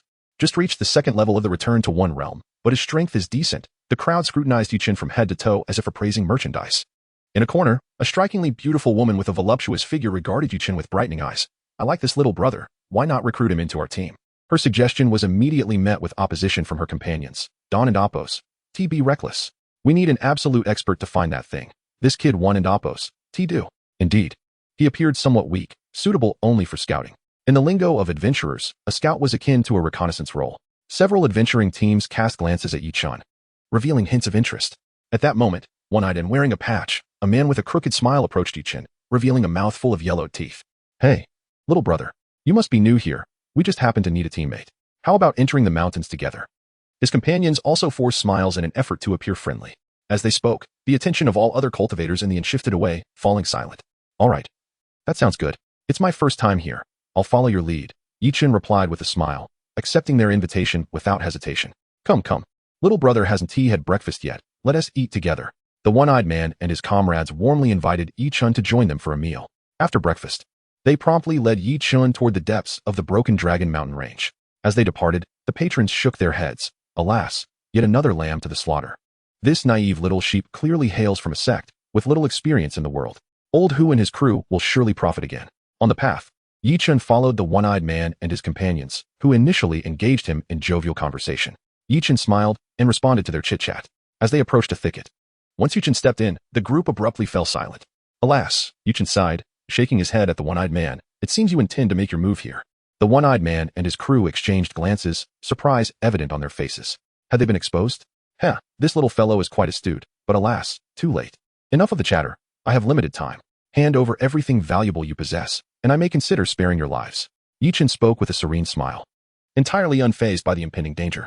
The one-eyed man and his crew were momentarily taken aback, then burst into laughter. A quarter of an hour later, a loud crash echoed as the inn's door swung open. Yi Chun stepped inside, moving with calm assurance. All eyes in the inn widened in disbelief. Is this kid still alive? They soon noticed the bundle he carried, one corner stained with fresh blood. He placed a long knife, wrapped in shark skin, onto the table with a thud. That is Old Hu's ancestral treasure. What? Old Hu has fallen. The crowd gasped in astonishment. Kid, how did you come by that knife? What happened to Old Hu and the others? Someone shouted, with an expression as placid as ever. Yi Chun replied, Old Hu and his crew are just fine. Rest assured. Nonsense. That knife is Old Hu and Appo's family heirloom. He never parts with it. Oh. Old Hu is simply a warm-hearted fellow. Seeing I lacked a proper weapon, he lent me his treasured knife before heading home, Yi Chun stated nonchalantly. The crowd's expression shifted subtly. Old Hu and his gang were notorious for robbing newcomers entering the mountains, merciless killers. When had they become so benevolent? Even lending their ancestral blade to someone? Some attempted to expose Yi Chun's lie, but were hastily pulled back by their companions. They realized this young man was a formidable adversary. Silently, he had annihilated Old Hu and his crew, and the blood on the bundle and sheath was undeniable. Young brother, what do you go by? The voluptuous beauty, with fiery red lips resembling a lush rose, swayed gracefully to Yi Chun and Appo's table. She leaned in enticingly, about to speak. However, a mere glance from Yi Chun left her speechless, her enticing words stifled in her throat. In an instant, Yi Chun had assessed all her companions. I am Chunyi. You seem to be in need of a scout. How about considering me? Chapter 51. Yi Mei. The disturbance of the true dragon's soul, Yi Chun's unexpected initiative took the beautiful woman by surprise. They had already located the expert they were seeking, but were in need of a scout. How adept are you at dodging? We require someone to draw the enemy's attention, she inquired, her captivating eyes appraising Yi Chun from head to toe. With a calm smile, Yi Chun replied, my agility should suffice. I recently acquired the wave-treading step, which is also a water-based technique. It shouldn't pose much difficulty. Mage, yeah, I believe this lad is quite capable. Let us have him. A robust man resembling a bear grinned, while his two similar-looking brothers, Duan Qing and Duan Lang, smiled at Yi Chun. Only a young swordsman in the corner, holding a sword, snorted disdainfully without uttering a word. Very well, if everyone is in agreement, let him join us. The beautiful woman extended her hand towards Yi Chun. Pleased to meet you. I am Yi Mei. This is De Xiong, and these two are Duan Qing and Duan Lang. The swordsman is our hired expert, Nie Tianlong. Nie Tianlong. Yi Chun glanced at the young swordsman. I am delighted to join your ranks. He smiled at the lady who shared his surname. 15 minutes later, the group traversed a dense forest. In the distance, they spotted a deep pit surrounded by wild beasts feasting on corpses within. Yi Chun and Appo's brow furrowed. After dealing with the one-eyed dragon, he had compassionately buried them in a pit, only to discover that wild beasts had unearthed and consumed them. Had he known, he would have opted for cremation. As he shook his head, he noticed De Xiong and the Duan brothers casting him peculiar glances.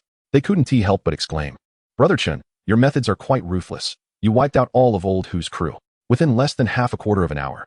He had vanquished them all without sustaining a single injury. I indeed believe your agility is commendable, they praised him.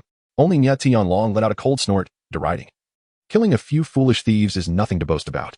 Yi Mei frowned slightly, casting a worried glance at Yi Chun. Seeing him merely smile indifferently, she felt a sense of relief.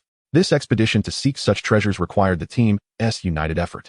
Any internal discord could lead to dire consequences. The Dragon Break mountain range was fraught with peril. The deeper they ventured, the more abundant the spiritual materials, yet the risk of encountering terrifying beasts also increased. The periphery was laden with traps set by hunters, growing more formidable as one delved deeper, with some capable of slaying those at the true spirit level. When confronting ferocious beasts, one must strike swiftly. Good fortune might yield a spirit core, while facing strange beings meant one should pray for a better reincarnation. De Xiong, despite his imposing stature, was quite the talker, sharing with Yi Chun invaluable insights on surviving in the Dragon Break mountain range. Yi Chun diligently took notes of the knowledge imparted.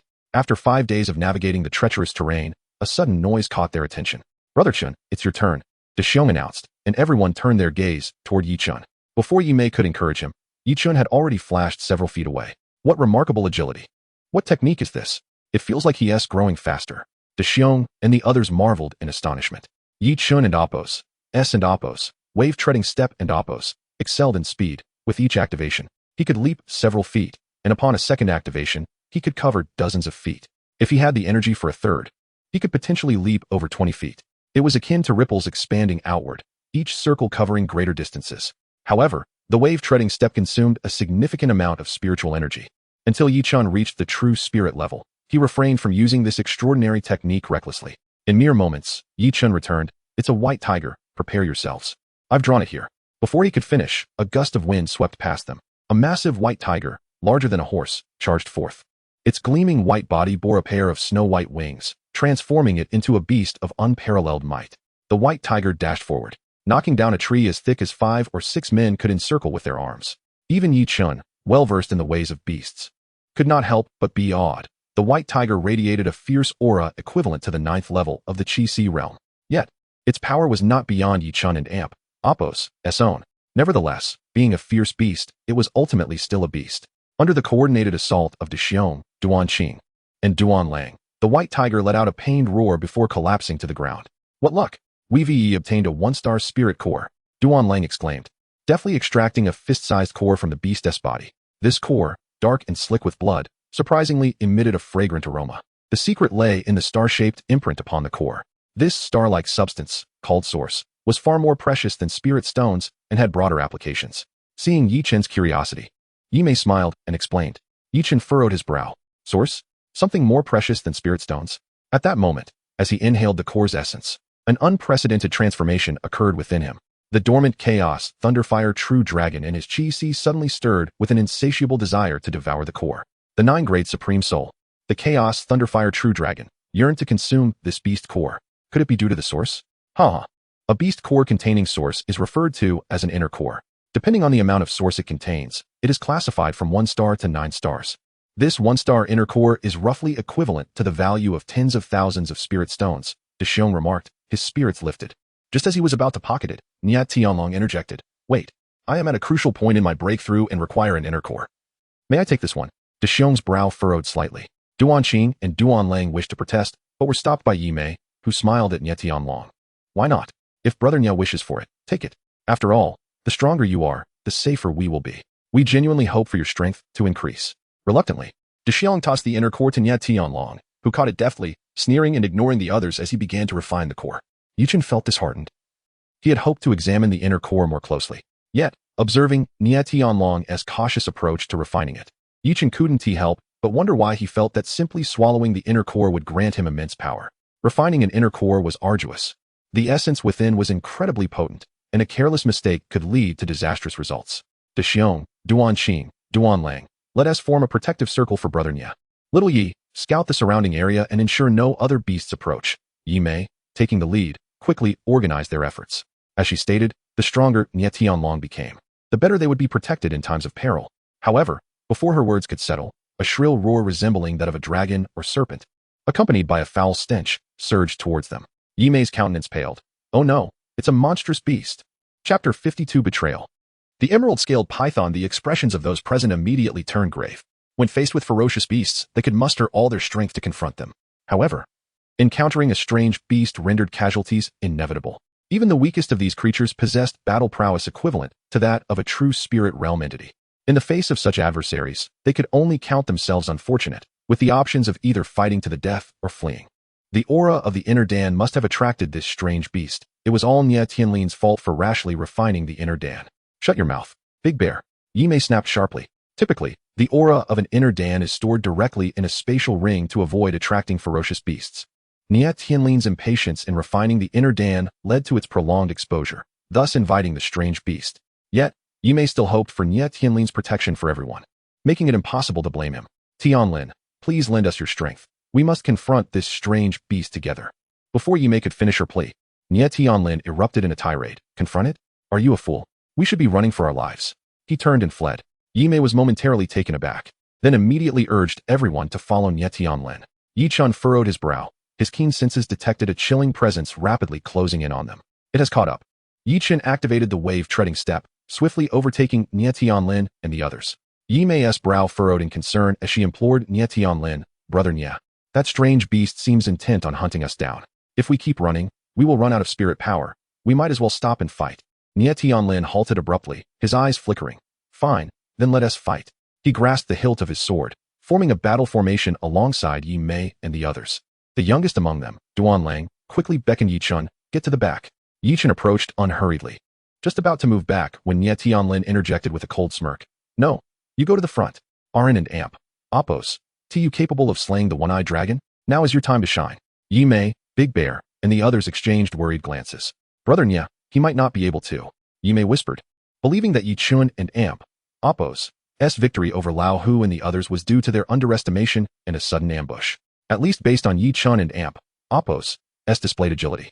It seemed he had exerted considerable effort merely to escape. His combat abilities appeared lacking.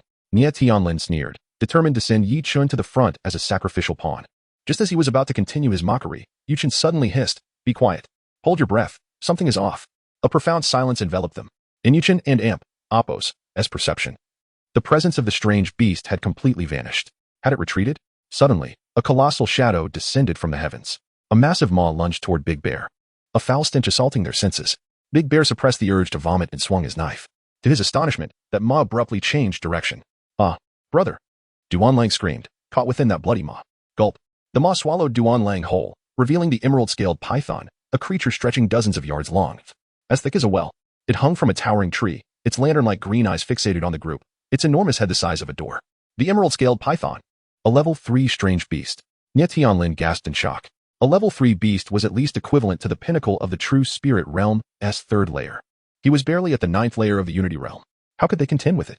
"Be careful, I will hold it off." Nie Tianlin surged forward, drawing his sword as if to confront the emerald-scaled python.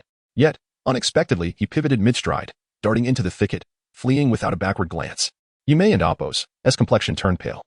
Had they truly been abandoned? Big Bear, Don and Apos, pull me. I must say my brother. Duan Qing brandished a silver axe, ready to charge at the emerald-scaled python. Don and Amp, Apos, be foolish. Duanlang is lost. Our priority is to escape. Yi Mei and Big Bear urged him urgently. No, for some reason. This emerald-scaled python merely swallowed Duanlang. It does not seem to be feeding. Yi Chun perceptively observed, a glimmer of hope in his eyes. Perhaps if we kill it swiftly, Duanlang might still be saved. Upon hearing this, the eyes of Yi Mei and the others brightened. Unlike the casually encountered Nie Tianlin, they shared a bond forged through life and death. What are we waiting for? Let us fight. Let us slay this beast and rescue Xiaolang. Big Bear bellowed. Duan Qing cast a grateful glance at Yi Chun, tightening his grip on the axe, ready to charge. However, the massive tail of the emerald-scaled python whipped around, propelling it several yards away. It was attempting to flee. It had not come for the inner Dan. It was hunting for food, and now it sought to escape. Yi Chun's voice trailed off as he activated the wave treading step, pursuing the creature. He was curious to see if slaying the massive serpent could yield an inner Dan of origin. Moreover, he held a favorable impression of the brothers, especially Duanlang, the youngest, who had shown him the most goodwill. Yi Chun did not wish for him to meet his end in the serpent and Apos' jaws. In a few death leaps, Yi Chun caught up with the emerald-scaled python. Roar. The creature, agitated, locked its deep emerald eyes on Yi Chun, opening its mouth to unleash a noxious mist. Decapitating strike. The cold blade of his sword flashed like lightning into the gaping maw of the beast. With a resounding explosion, its mouth burst open, blood spraying everywhere. To Yi Chun's surprise, his fierce shout seemed to have an effect, as the emerald-scaled python froze momentarily, seemingly intimidated. Yi Chun's eyes lit up as golden radiance erupted above him, the spirit of the true dragon manifesting. Vile creature. As anticipated, the serpent's eyes, which had just regained focus, became clouded once more, leaving it dazed. The massive head of the serpent trembled, clearly in fear of the true dragon's presence. Soul-severing triad slash. Soul-severing heartless slash. Yi Chun swung his sword repeatedly, but the emerald-scaled python's tough, green scales deflected all of his strikes, sending sparks flying. He sought its vulnerable point. But with the serpent's length, he struggled to locate the critical 7 inches. Suddenly, a silver light shot forth, a rapidly spinning hand axe. Pooh! It struck the python in a vital area, penetrating its body like a cannonball. Brother Yi, quickly strike its weak point. Duan Qing called out, marking the python and Amp, Apos' vulnerability with his axe. Decapitating strike. The sword light cleaved through the air, unleashing a geyser of blood that shot up over 10 yards high. The gigantic head of the serpent soared into the air before crashing heavily to the ground. Without a glance, Yi Chun continued his assault, slicing through the serpent's body. Quickly. Save him. Duan Qing and Big Bear worked together to drag Duan Lang from the python's belly, his body coated in viscous slime, unconscious but alive. Fortunately, aside from a few broken ribs, his life was not in danger. Duan Qing produced an antidote and administered it to his brother. Moments later, Duan Lang, filled with gratitude, exclaimed, "Brother Yi, thank you for saving my life. My brother insists I bow to you." He bowed 3 times, overflowing with appreciation for his narrow escape. "Hey, look, a 5-star inner Dan," Big Bear exclaimed in delight, holding up a Dan the size of a human head. The 5 sparkling stars upon it shimmered with a radiant glow. The instant Yichen laid eyes upon the inner Dan, a fierce desire erupted within him, igniting the chaotic thunderfire true dragon in his core. His eyes turned crimson. "Devour it. Devour this beast, Dan." A voice within him clamored. "Brother, hand it over." The great bear handed him a core of the anaconda. Having long perceived Yi Chun and Appo's curiosity toward this intriguing object. "Wait, I too deserve a share of this 5-star core." Nia Tianlin reappeared, emerging from an unknown place. Chapter 53, once again in crisis. The legend of the unusual egg. Nia Tianlin emerged from the shadows, his gaze greedily fixated on the 5-star inner Dan. The worth of this inner Dan equated to several 100,000 spirit stones. Fortunately, he had been cautious enough to return and check. Otherwise, he would have missed such a treasure. "This inner Dan belongs to me," Nia Tianlin declared. "Get lost. You ran away, and now you dare to come back." Big Bear retorted, his voice laced with disdain. The trouble had originated from Nia, yet he was the first to flee. Now that Brother Chun had finally slain the forest python, this scoundrel reappeared to reap the benefits. How shameless. This time, even Yi Mei refrained from speaking in his defense. Since they could not rely on Nia Tianlin in a critical moment, why bother with him at all?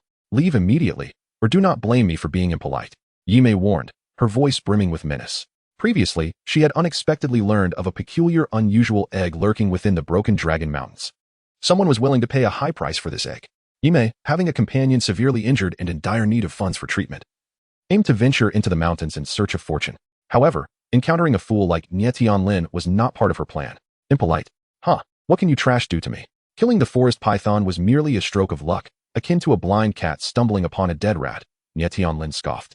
As a swordsman, he discerned the numerous sword marks on the forest python and Appo's body, mistakenly believing they were inflicted by Big Bear and his companions. Unaware that it was Yi Chun alone who had achieved the feat, "I shall take that inner Dan." Yi Chun suppressed his inner turmoil and turned to Yi Mei. "It holds some value for me, and I am willing to purchase it at the original price." "Are you joking, little Yi?" Yi Mei raised an eyebrow. "What do you take us for?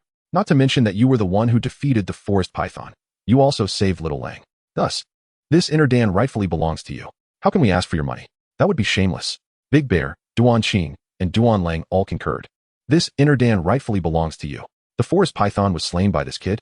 Nia Tianlin and Appo's eyes widened in surprise as he regarded Yi Chun with suspicion. He did not perceive this young man as particularly formidable. Fixing his gaze on Yi Chun, he coldly threatened, "Kid, perhaps you were fortunate enough to slay the forest python. But you best obediently hand over the inner Dan, or else." Boom. Before he could finish, a frigid light erupted beneath his feet. A chilling aura enveloped the area, sending a shiver down Nia Tianlin and Appo's spine. Yi Chun turned in surprise towards Yi Mei, a Dao-based soul. Yi Mei exuded an aura of frost. Her presence ethereal as snowflakes danced around her, resembling a goddess of ice and snow. "If you do not wish to perish, leave at once," she commanded, her voice fierce. "Is a Dao-based soul truly so impressive? You think you can kill me? You are not even worthy." Suddenly, Nia Tianlin drew his sword, unleashing a swift strike aimed at Yi Mei's neck. Yet, an astonishing sight unfolded, where her neck had been severed. Only a rush of cold air escaped, not a single drop of blood flowed. Accompanied by swirling frost, her neck instantly healed itself. She regarded Nia Tianlin with scorn, a nonchalant smile gracing her lips. "To those of us with Dao-based souls, weapons are utterly inconsequential." Her confidence in confronting Nia Tianlin stemmed from her ability to subdue him, unafraid of his betrayal. Witnessing this, Yi Chun and Appo's eyes flickered. A Dao-based soul could elementalize oneself, rendering them impervious to external attacks. Indeed, they posed a significant challenge for swordsmen and blade wielders. How would he confront an opponent capable of elementalization? Yi Chun pondered in silence. Such commotion. It seems a treasure has been unearthed, leading to infighting. A chilling voice suddenly interjected.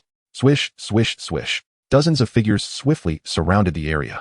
At the forefront stood a bald man, his eyes gleaming as they scanned the decapitated forest python, a fine treasure. At least a 3-star inner Dan. Yi Mei, Big Bear. And the others paled in response. Lang Xiao, Nia Tianlin, and Appo's heart raced with trepidation. Encountering this scourge was indeed fortuitous. Lang Xiao was one of the most active and powerful factions within the Broken Dragon Mountains, engaging in activities akin to those of the one-eyed Old Hu, relying on violence and robbery. However, their strength far surpassed that of Old Hu's group. They targeted the spoils of the strong, and countless formidable warriors had perished at their hands. It was rumored that they had even slain several true spirit realm cultivators. Lang Xiao, do you dare to covet our belongings? Yi Mei's brows furrowed in concern. Lang Xiao's gaze lingered over her alluring form, a flicker of desire igniting within his eyes, causing Yi Mei's heart to sink. I want to take your possessions, but do serve me well just once. I have long desired to uncover the secrets of the Snow Peak belonging to the Yi family. Lang Xiao and Apos' words elicited laughter from his subordinates. Yi Mei's face flushed with anger, while Big Bear and the others displayed expressions of humiliation. Yet, having survived in the Broken Dragon Mountains for so long, they understood the vast disparity in strength between them and Lang Xiao's group. The latter could even slay true spirit realm cultivators. Should they resist, certain death awaited them. Most crucially, their benefactor, Brother Chen Yi, was innocent. They could not drag him into this. Lang Xiao, this matter does not concern me. I withdraw. Please allow me to leave, Nie Tianlin proposed, his eyes darting, sensing that Yi Mei and the others were ensnared, and he turned to depart. Stop. Who do you think you are, leaving just like that? Lang Xiao's subordinates blocked Nie Tianlin's path. Because my brother is Nie Tianlong, Nie Tianlin proclaimed arrogantly. Lang Xiao and Apos' eyes narrowed sharply. One of the true disciples of the Haotian sect, Nie Tianlong. What brings him here? Is he also drawn by the rumors? Lang Xiao inhaled deeply, curiosity piquing regarding the legendary unusual egg. If even a prodigy like Nie Tianlong had arrived, perhaps the egg truly existed. Lang Xiao coldly waved his hand at Nie Tianlin. For the sake of the Haotian sect, you may leave. Do not speak of what transpires here. Otherwise, even Nie Tianlong cannot protect you. Nie Tianlin's eyes brightened as he turned to leave. However, upon spotting Yi Chun, he abruptly halted, a sly grin forming on his lips. Oh, I should warn you. Keep an eye on that sword-wielding brat. He is the one who single-handedly slayed the forest python. You wouldn't want to be caught off guard by him. As these words left his mouth, Yi Mei, Big Bear, and the others shot furious glares at Nie Tianlin. Yi Chun narrowed his eyes, fixating on Nie Tianlin with a glimmer of murderous intent. Suddenly, he felt a tremor in his heart as Lang Xiao and Apos' hawk-like gaze scrutinized him. Which sect do you hail from? Lang Xiao casually inquired, but before Yi Chun could respond, he dismissively waved his hand. Never mind, I have no recollection of you. You must be from some remote sect. Hand over any rare techniques or valuable items, and I may spare your life. Compared to a top-tier sect like the Haotian sect, the Xiantian sect was indeed insignificant. Even Yi Chun could not refute this fact. Big brother, this kid possesses a storage ring. Oh, a spatial storage device? Truly a plump sheep. Sever his hand, and let us incapacitate this brat first. Lang Xiao smirked at Yi Chun with a cold smile. Chapter 54, Swordsmanship. A single stroke to death as Yi Chun found himself in dire straits. Yi Mei's gaze darkened. She urgently instructed to Xiong, if I should perish, you must ensure that everyone heals Xiao Meng, no matter the cost. Before De Xiong and the others could respond, she cried out, Lang Xiao, behold my strike. With a thunderous roar, her delicate figure erupted into a blizzard of frost, sweeping across the battlefield like an apocalyptic disaster. The followers of Lang Xiao, caught off guard, were instantly encased in ice, transformed into lifeless sculptures. Ling Frost Soul, a control-type Dao technique. Lang Xiao gritted his teeth and quickly retreated. Realizing Yi Mei and Apos' intent was to protect Yi Chun, he thought, if I can capture this boy, the formidable Yi Mei will be at my mercy. Lang Xiao and Apos' calculations, however, underestimated Yi Chun's prowess.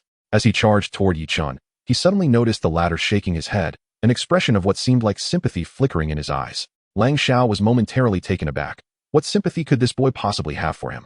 With a piercing sound, a cold light shot forth, as swift as lightning, bearing down on him. In an instant, Lang Xiao understood the source of Yi Chun and Apos' sympathy. This young man was extraordinarily powerful. Yi Chun unleashed a devastating technique, the decapitating slash. A fusion of the soul-severing slash and the heartless slash, known for its unparalleled lethality. In that moment, even a true spirit realm warrior would find themselves at risk of death if caught unawares. Blood erupted as Lang Xiao, in his overconfidence, failed to evade the attack. And his head was severed from his body in a heartbeat, crashing to the ground. The surrounding frost coalesced, reforming into Yi Mei and Apos' enchanting figure. Her almond-shaped eyes widened in disbelief as she stared at Yi Chun. You killed Lang Xiao with a single stroke? How is that possible? He was capable of battling true spirit realm warriors. Yi Chun shook his head, a hint of bemusement in his expression. It was simply a stroke of luck. Lang Xiao had underestimated him and charged in recklessly. The rapid closing distance left Lang Xiao with no time to react to Yi Chun and Apos' swift decapitating slash. It was reminiscent of the moment Su Wen was slain by Yi Chun amidst the Golden Man formation. Who would have thought that Brother Chen would prove to be the strongest in single combat? It seems Mei Jie's position is in jeopardy. De Xiong, Duanlang, and Duan Qing erupted into laughter, having survived the ordeal. Yet, Yi Chen remained silent, his sword flashing as he dispatched the remaining minions of Lang Xiao with 3 swift strikes, leaving them lifeless. Remarkable. Not only is he powerful in one-on-one combat, but his group slaughtering skills are equally impressive. The brothers Duan Qing and Duan Lang expressed admiration for Yi Chen and Appos' distinctive swordsmanship. Brother Chen, take this. At Yi Mei and Appos' gesture. De Xiong retrieved a 5-star inner dan from his spatial ring and handed it to Yi Chen. When Yi Chen attempted to offer spirit stones in return, Yi Mei and the others firmly declined, stating, a biscaled forest python is a tremendous treasure. Even without the inner dan, the other materials on it will yield us a fortune. From Yi Mei, Yi Chen learned that they had embarked on this adventure to gather funds for their companion, Xiao Meng and Appos' treatment. However, they had encountered a rare biscaled forest python instead of the legendary otherworldly egg they sought. You should be cautious. I suspect there is more than one biscaled forest python. Yi Chen warned. The creature had swallowed Duan Lang and fled, its behavior suggesting it was not fleeing for its life but rather hurrying to deliver food to some entity. It doesn't matter how many more there are. Once we collect the materials from this one, we'll head back. Yi Mei replied with a bright smile, her gaze filled with admiration and appreciation for Yi Chen. Without his assistance, they would have struggled to subdue such a high-level otherworldly beast. It seems we must part ways, Yi Chen said with a smile, as he needed to accumulate a wealth of battle experience to break through to the true spirit realm within 5 days. He would not be leaving the dragon-slaying mountain during that time. Xiao Yi wait. Duan Lang turned to his brother Duan Qing, nodding in agreement. Duan Lang handed Yi Chen a package, saying, this contains the accumulated knowledge of my family from traversing the dragon-slaying mountain, detailing various otherworldly beasts and spiritual materials. Please take a look at it when you have the time. Duan Qing smiled at Yi Chen. Remember to return it to us at the inn once you and Appos redone. We'll be waiting for your safe return. The brothers wished for their savior's safe passage through the perilous mountain. After bidding farewell, Yi Chen ventured deeper into the dragon-slaying mountain. With the information provided by Duan Qing, he was able to avoid many pitfalls. However, there was little documentation on high-level beasts like the biscaled forest python, indicating that encounters with such creatures were indeed rare. This left Yi Chen increasingly perplexed. Why had the elusive biscaled forest python suddenly begun attacking humans and fled after swallowing its prey? Who was it delivering food to? He began to search for traces of the python. Suddenly, a loud crash erupted as he dodged to the side. A nearby tree exploded, leaving a gash from a sword strike. Quick reflexes, you managed to evade that. Nie Tianlin emerged from the shadows, followed by a cold-faced man whose piercing gaze and formidable aura were palpable. The man shot Yi Chen a disdainful glance, addressing Nie Tianlin with impatience. Finish this quickly. Return with me. The dragon-slaying mountains are dangerous, and senior brother Tianlong does not wish for you to perish here. Once I kill this brat, I'll be on my way. Brother Chong, please provide cover. Nie Tianlin brandished his sword, advancing toward Yi Chen with an air of superiority, dripping with contempt for his prey. Why did you have to provoke me? Have I ever targeted you? Yi Chen interjected, asserting that he had never sought out Nie Tianlin, who had continuously caused him trouble and placed him in peril. Nie Tianlin was momentarily at a loss for words, feeling an unexplainable chill at the sight of Yi Chen's piercing gaze. Yet, emboldened by the presence of his brother's companion, he regained his courage. With a true spirit realm ally, I have nothing to fear. Yi Chen Yu. Clang. The sharp sound of a sword being drawn interrupted Nie Tianlin and caused Brother Chang's expression to shift dramatically. Nie Tianlin's face froze as his head tilted, falling lifelessly to the ground, his neck severed in a single stroke, blood gushing high into the air. The swordsmanship was astonishing.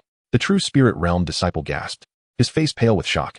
Before he could even finish his thought, he charged at Yi Chen with lethal intent, a bat's soul manifesting above him, radiating an ominous and strange energy that nearly overwhelmed Yi Chen's senses, threatening to wrest the sword from his grip. In response, Yi Chen's dragon soul surged forth, its might encompassing the surroundings. The bat soul emitted a shrill cry, trembling in fear. Chapter 55, The Might of the Top Sect. As the formidable expert of the true spirit realm witnessed the true dragon soul hovering above Yi Chen's head, his expression transformed in disbelief. How is this possible? Even having encountered numerous prodigies, he could not suppress a sharp intake of breath. The true dragon soul, a pinnacle supreme among beast-type souls, undoubtedly eclipsed all beasts under heaven. In the presence of the true dragon, my beast-type soul is utterly constrained. The aura of the true dragon soul rendered his own soul restricted, causing chaos within his soul force. With Yi Chen now within striking distance, he unleashed his lethal move, the Annihilation Finger. A sphere of soul energy rapidly coalesced, spinning at high speed, and shot toward the opponent's forehead. This is bad. The disciple of the true spirit realm, sensing impending doom, frantically summoned his potential and attempted to flee. With a sickening sound, The annihilation finger obliterated his right shoulder, blood gushing forth. Without a second thought, he turned and fled. How can this be? Yi Chen was astounded, faced with the intimidation of the true dragon soul. This individual exhibited a battlefield performance 10 times superior to that of Song Hai and Su Wen. He understood that no advantage could be gained before the true dragon soul and chose to escape immediately, disregarding his dignity as a disciple of the true spirit realm. Where do you think you're going? Yi Chen activated his wave-treading step, pursuing the man closely. If anyone were to witness this scene, they would be utterly shocked to see a mere second-tier Unity Realm disciple chasing after a true Spirit Realm expert. However, to Yi Chen's astonishment, the distance between them widened rapidly. Soon, he lost sight of the fleeing figure, unable to catch up at all. Is this the legacy of a top sect? Yi Chen marveled, a bitter smile gracing his lips. His realm was insufficient. He could not maintain the wave-treading step for long, and his speed lagged behind. More importantly, this true Spirit Realm expert was far too experienced. Even when at a disadvantage, he remained composed, making the correct choices at every turn. It was unfathomable to consider how terrifying the true powerhouses of the Haotian sect must be, especially someone like Nie Tianlong, who was likely even more formidable. The Haotian sect, one of the 9 great sects, clearly demonstrated its vast superiority over the Xintian sect. Regrettably, my lack of ranged attacks hindered me. Had I possessed archery skills or the proficiency in flying axes like Duan Qing, perhaps I could have captured him. Yi Chen shook his head in disappointment. Having thoroughly searched Nie Tianling's corpse and acquired a sword technique, Thunderstorm Sword, along with several spiritual tickets. Without lingering, he ventured deeper into the interior of Broken Dragon Mountain, moving in the opposite direction of the true spirit disciple. Nestled among the dense canopy of a large tree, Yi Chen sat quietly.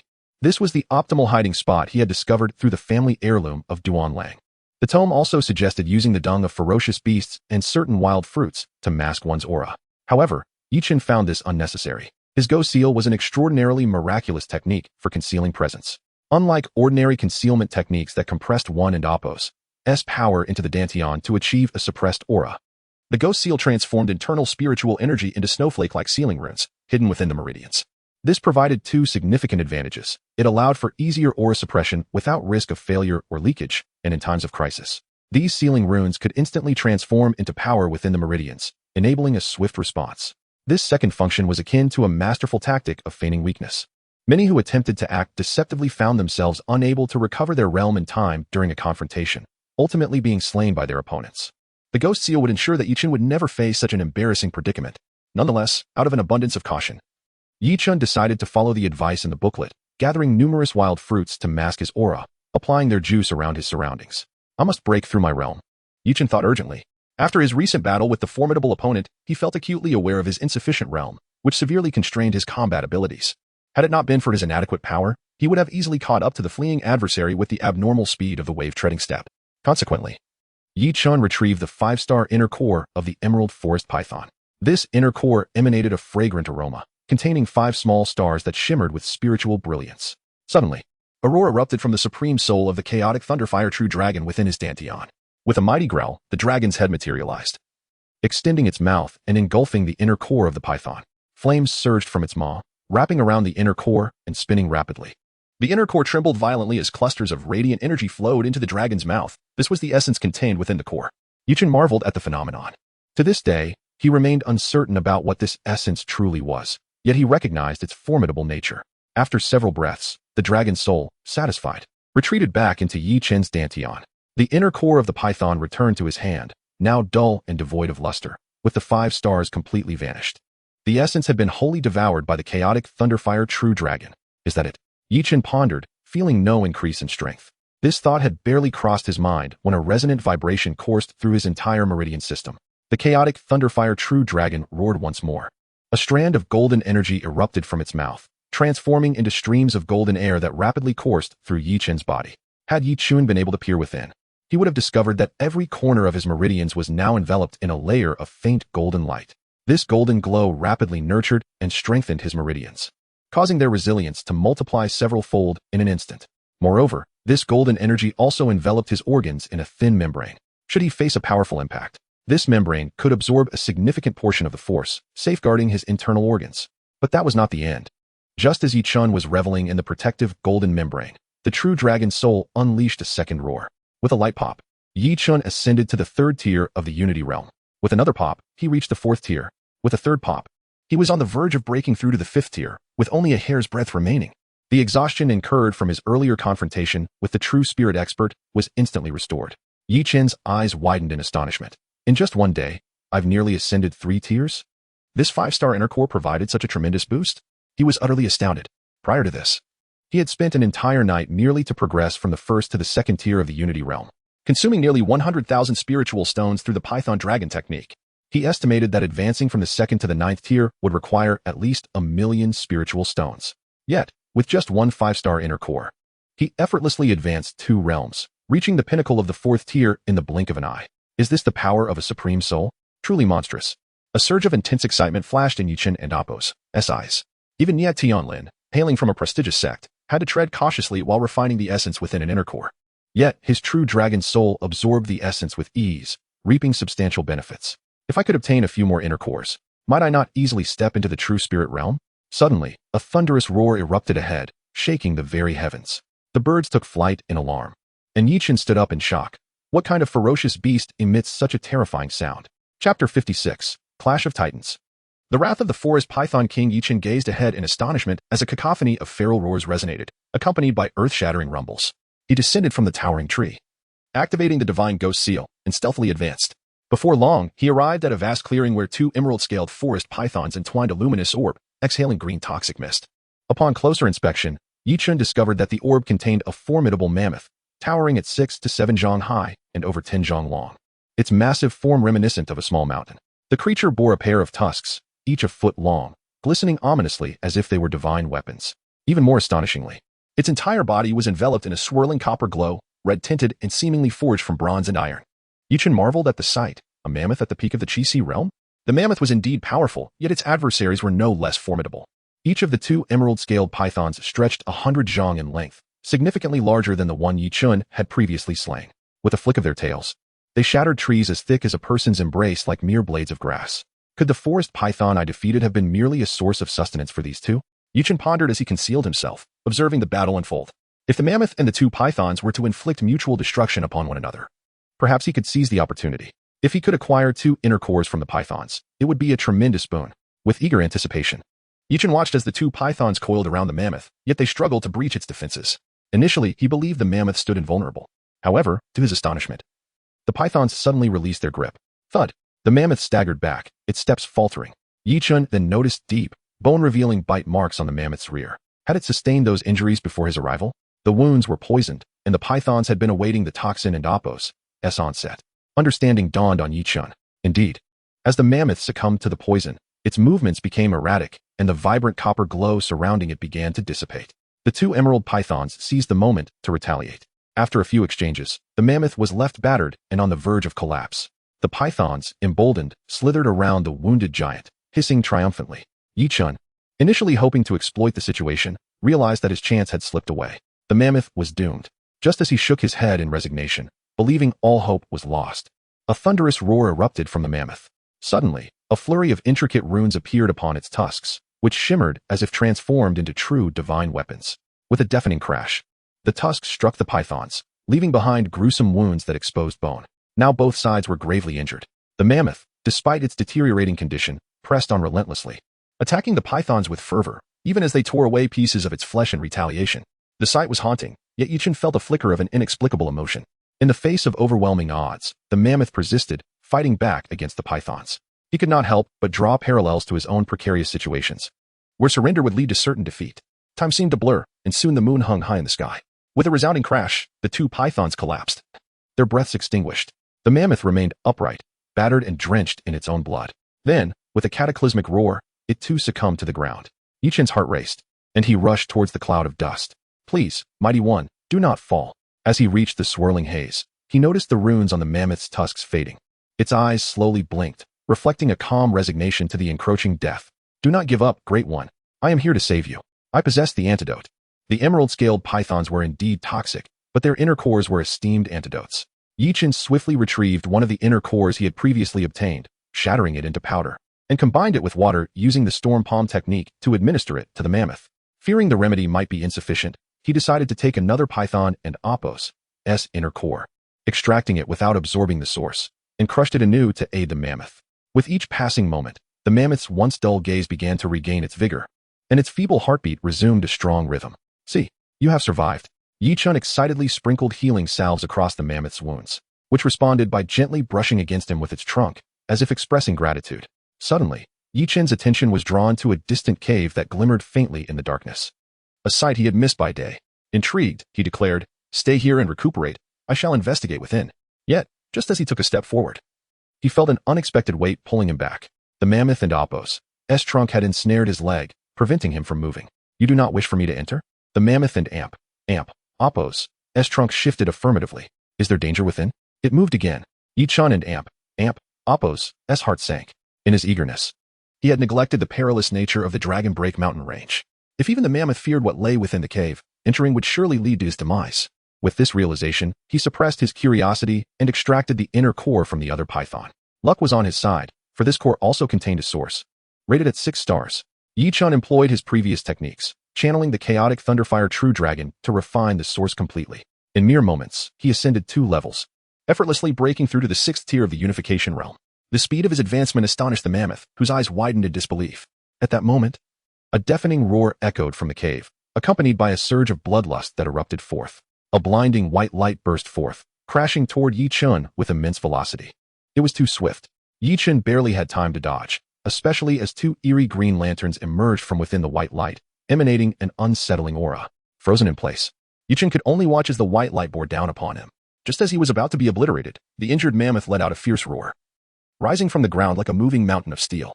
With a tremendous impact, it collided with the white light, propelling it back several dozen zhang.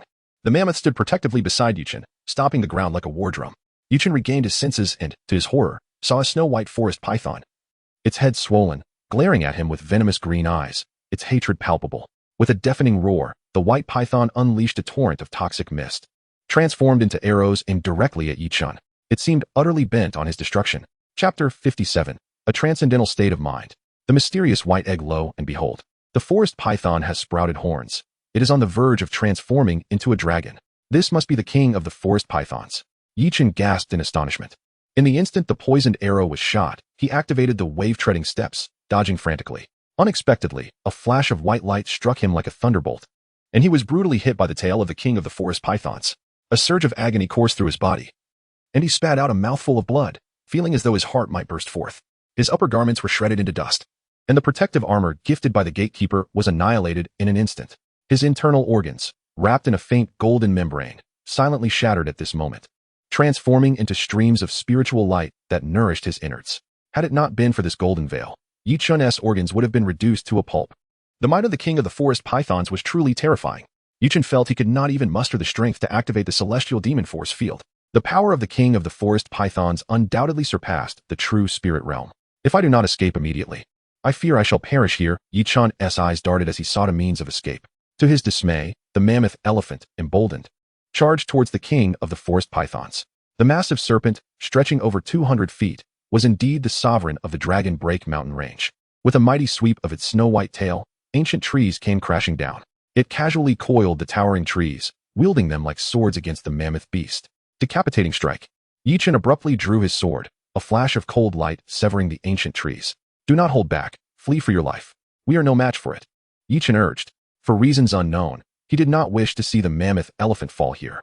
However, the iron-headed giant seemed resolute, undeterred by Yi Chun's pleas. Boom! It was struck by the king of the forest pythons and sent sprawling to the ground. The white light flashed menacingly towards Yi Chun. Another attack. Yi Chun felt a chill run down his spine. He could not afford to be struck again by the king of the forest pythons, lest he meet his demise. Celestial Demon Force Field. A peculiar protective barrier enveloped Yi Chun's entire being. He was like a ball, struck by the king of the forest pythons, crashing heavily against the mountain wall. Uffed. Yi Chun coughed up blood, his face pale. He felt as though all his bones were on the verge of shattering. Within his energy sea, the true dragon soul stirred restlessly, eager to manifest. Yi Chun quickly suppressed the impulse. Now is not the time. This king of the forest pythons is on the cusp of transforming into a dragon. It is a formidable foe. Whether the true dragon soul could play a role remains uncertain. Roar. The mammoth elephant bellowed defiantly, its spirit soaring. Its entire form glowed with a reddish-brown hue, swirling wildly, with golden glimmers emerging within. Yi Chun's eyes brightened. Are you about to break through? So it is, you like me, must undergo a battle of life and death to awaken your potential. He suddenly felt a twinge of embarrassment for having considered fleeing moments ago. He had come here to stimulate his potential through a life and death struggle to break into the true spirit realm, yet when faced with a genuine threat, he had thought to escape. How absurd. Very well. If I do not succeed, I shall perish. Let the storm come with even greater ferocity. With a clang, Yi Chun resolutely drew his sword. In the face of the king of the forest python's chilling gaze, capable of freezing even the sun, Yi Chun remained unafraid. At this moment, his state of mind was elevated. His will transcended to an unprecedented realm. Even when confronted with formidable adversaries, he would no longer succumb to panic. This was a profound advancement for Yi Chun. Ha ha ha, mighty one, let us join forces to slay this king of the forest pythons. Yi Chun laughed heartily. In the shadow of death, his combat skills underwent a transformative evolution. The blade gleamed like lightning. The power of the ruthless slash surged, increasing several-fold. Each strike left a deep sword mark upon the king of the forest pythons. Yi Chun targeted the creature's vital points, employing the methods taught by Duan Qing, an expert in wielding the flying axe.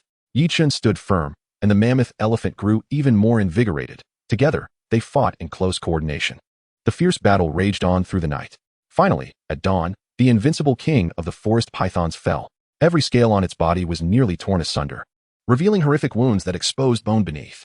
Ha ha ha, the soul-severing slash, the ruthless slash, and the sword technique all surged in might by tenfold or more. Yi Chun laughed uproariously.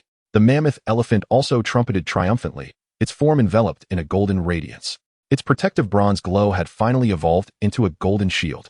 With keen eyes, it focused on the king of the forest python's swollen head. The mammoth elephant advanced towards the fallen beast. Wait, something feels amiss. Yi Chun sensed that the true dragon soul still lingered in a battle-ready stance. The king of the forest pythons was not yet dead. Yi Chun swiftly drew his sword, striking at the vital points of the king of the forest pythons repeatedly. Roar.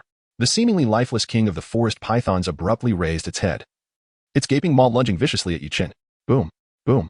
The mammoth elephant raised its foot, mimicking Yi Chun, and stomped down heavily on its vital point with relentless fury. Each stomp sent the king of the forest pythons into violent convulsions, dimming its gaze. Decapitating strike. Yi Chun's sword landed squarely on the king of the forest python's prominent head. Roar. The king of the forest pythons emitted a pained howl, and with a violent retch, a snow-white egg was expelled from its mouth. The egg soared into the air, plummeting towards the ground. Yi Chun's pupils constricted suddenly. In that instant, a spark of realization illuminated his mind, connecting all the dots. That white egg must be the extraordinary egg Yi Mei, Nie Tianlin, and others have been seeking.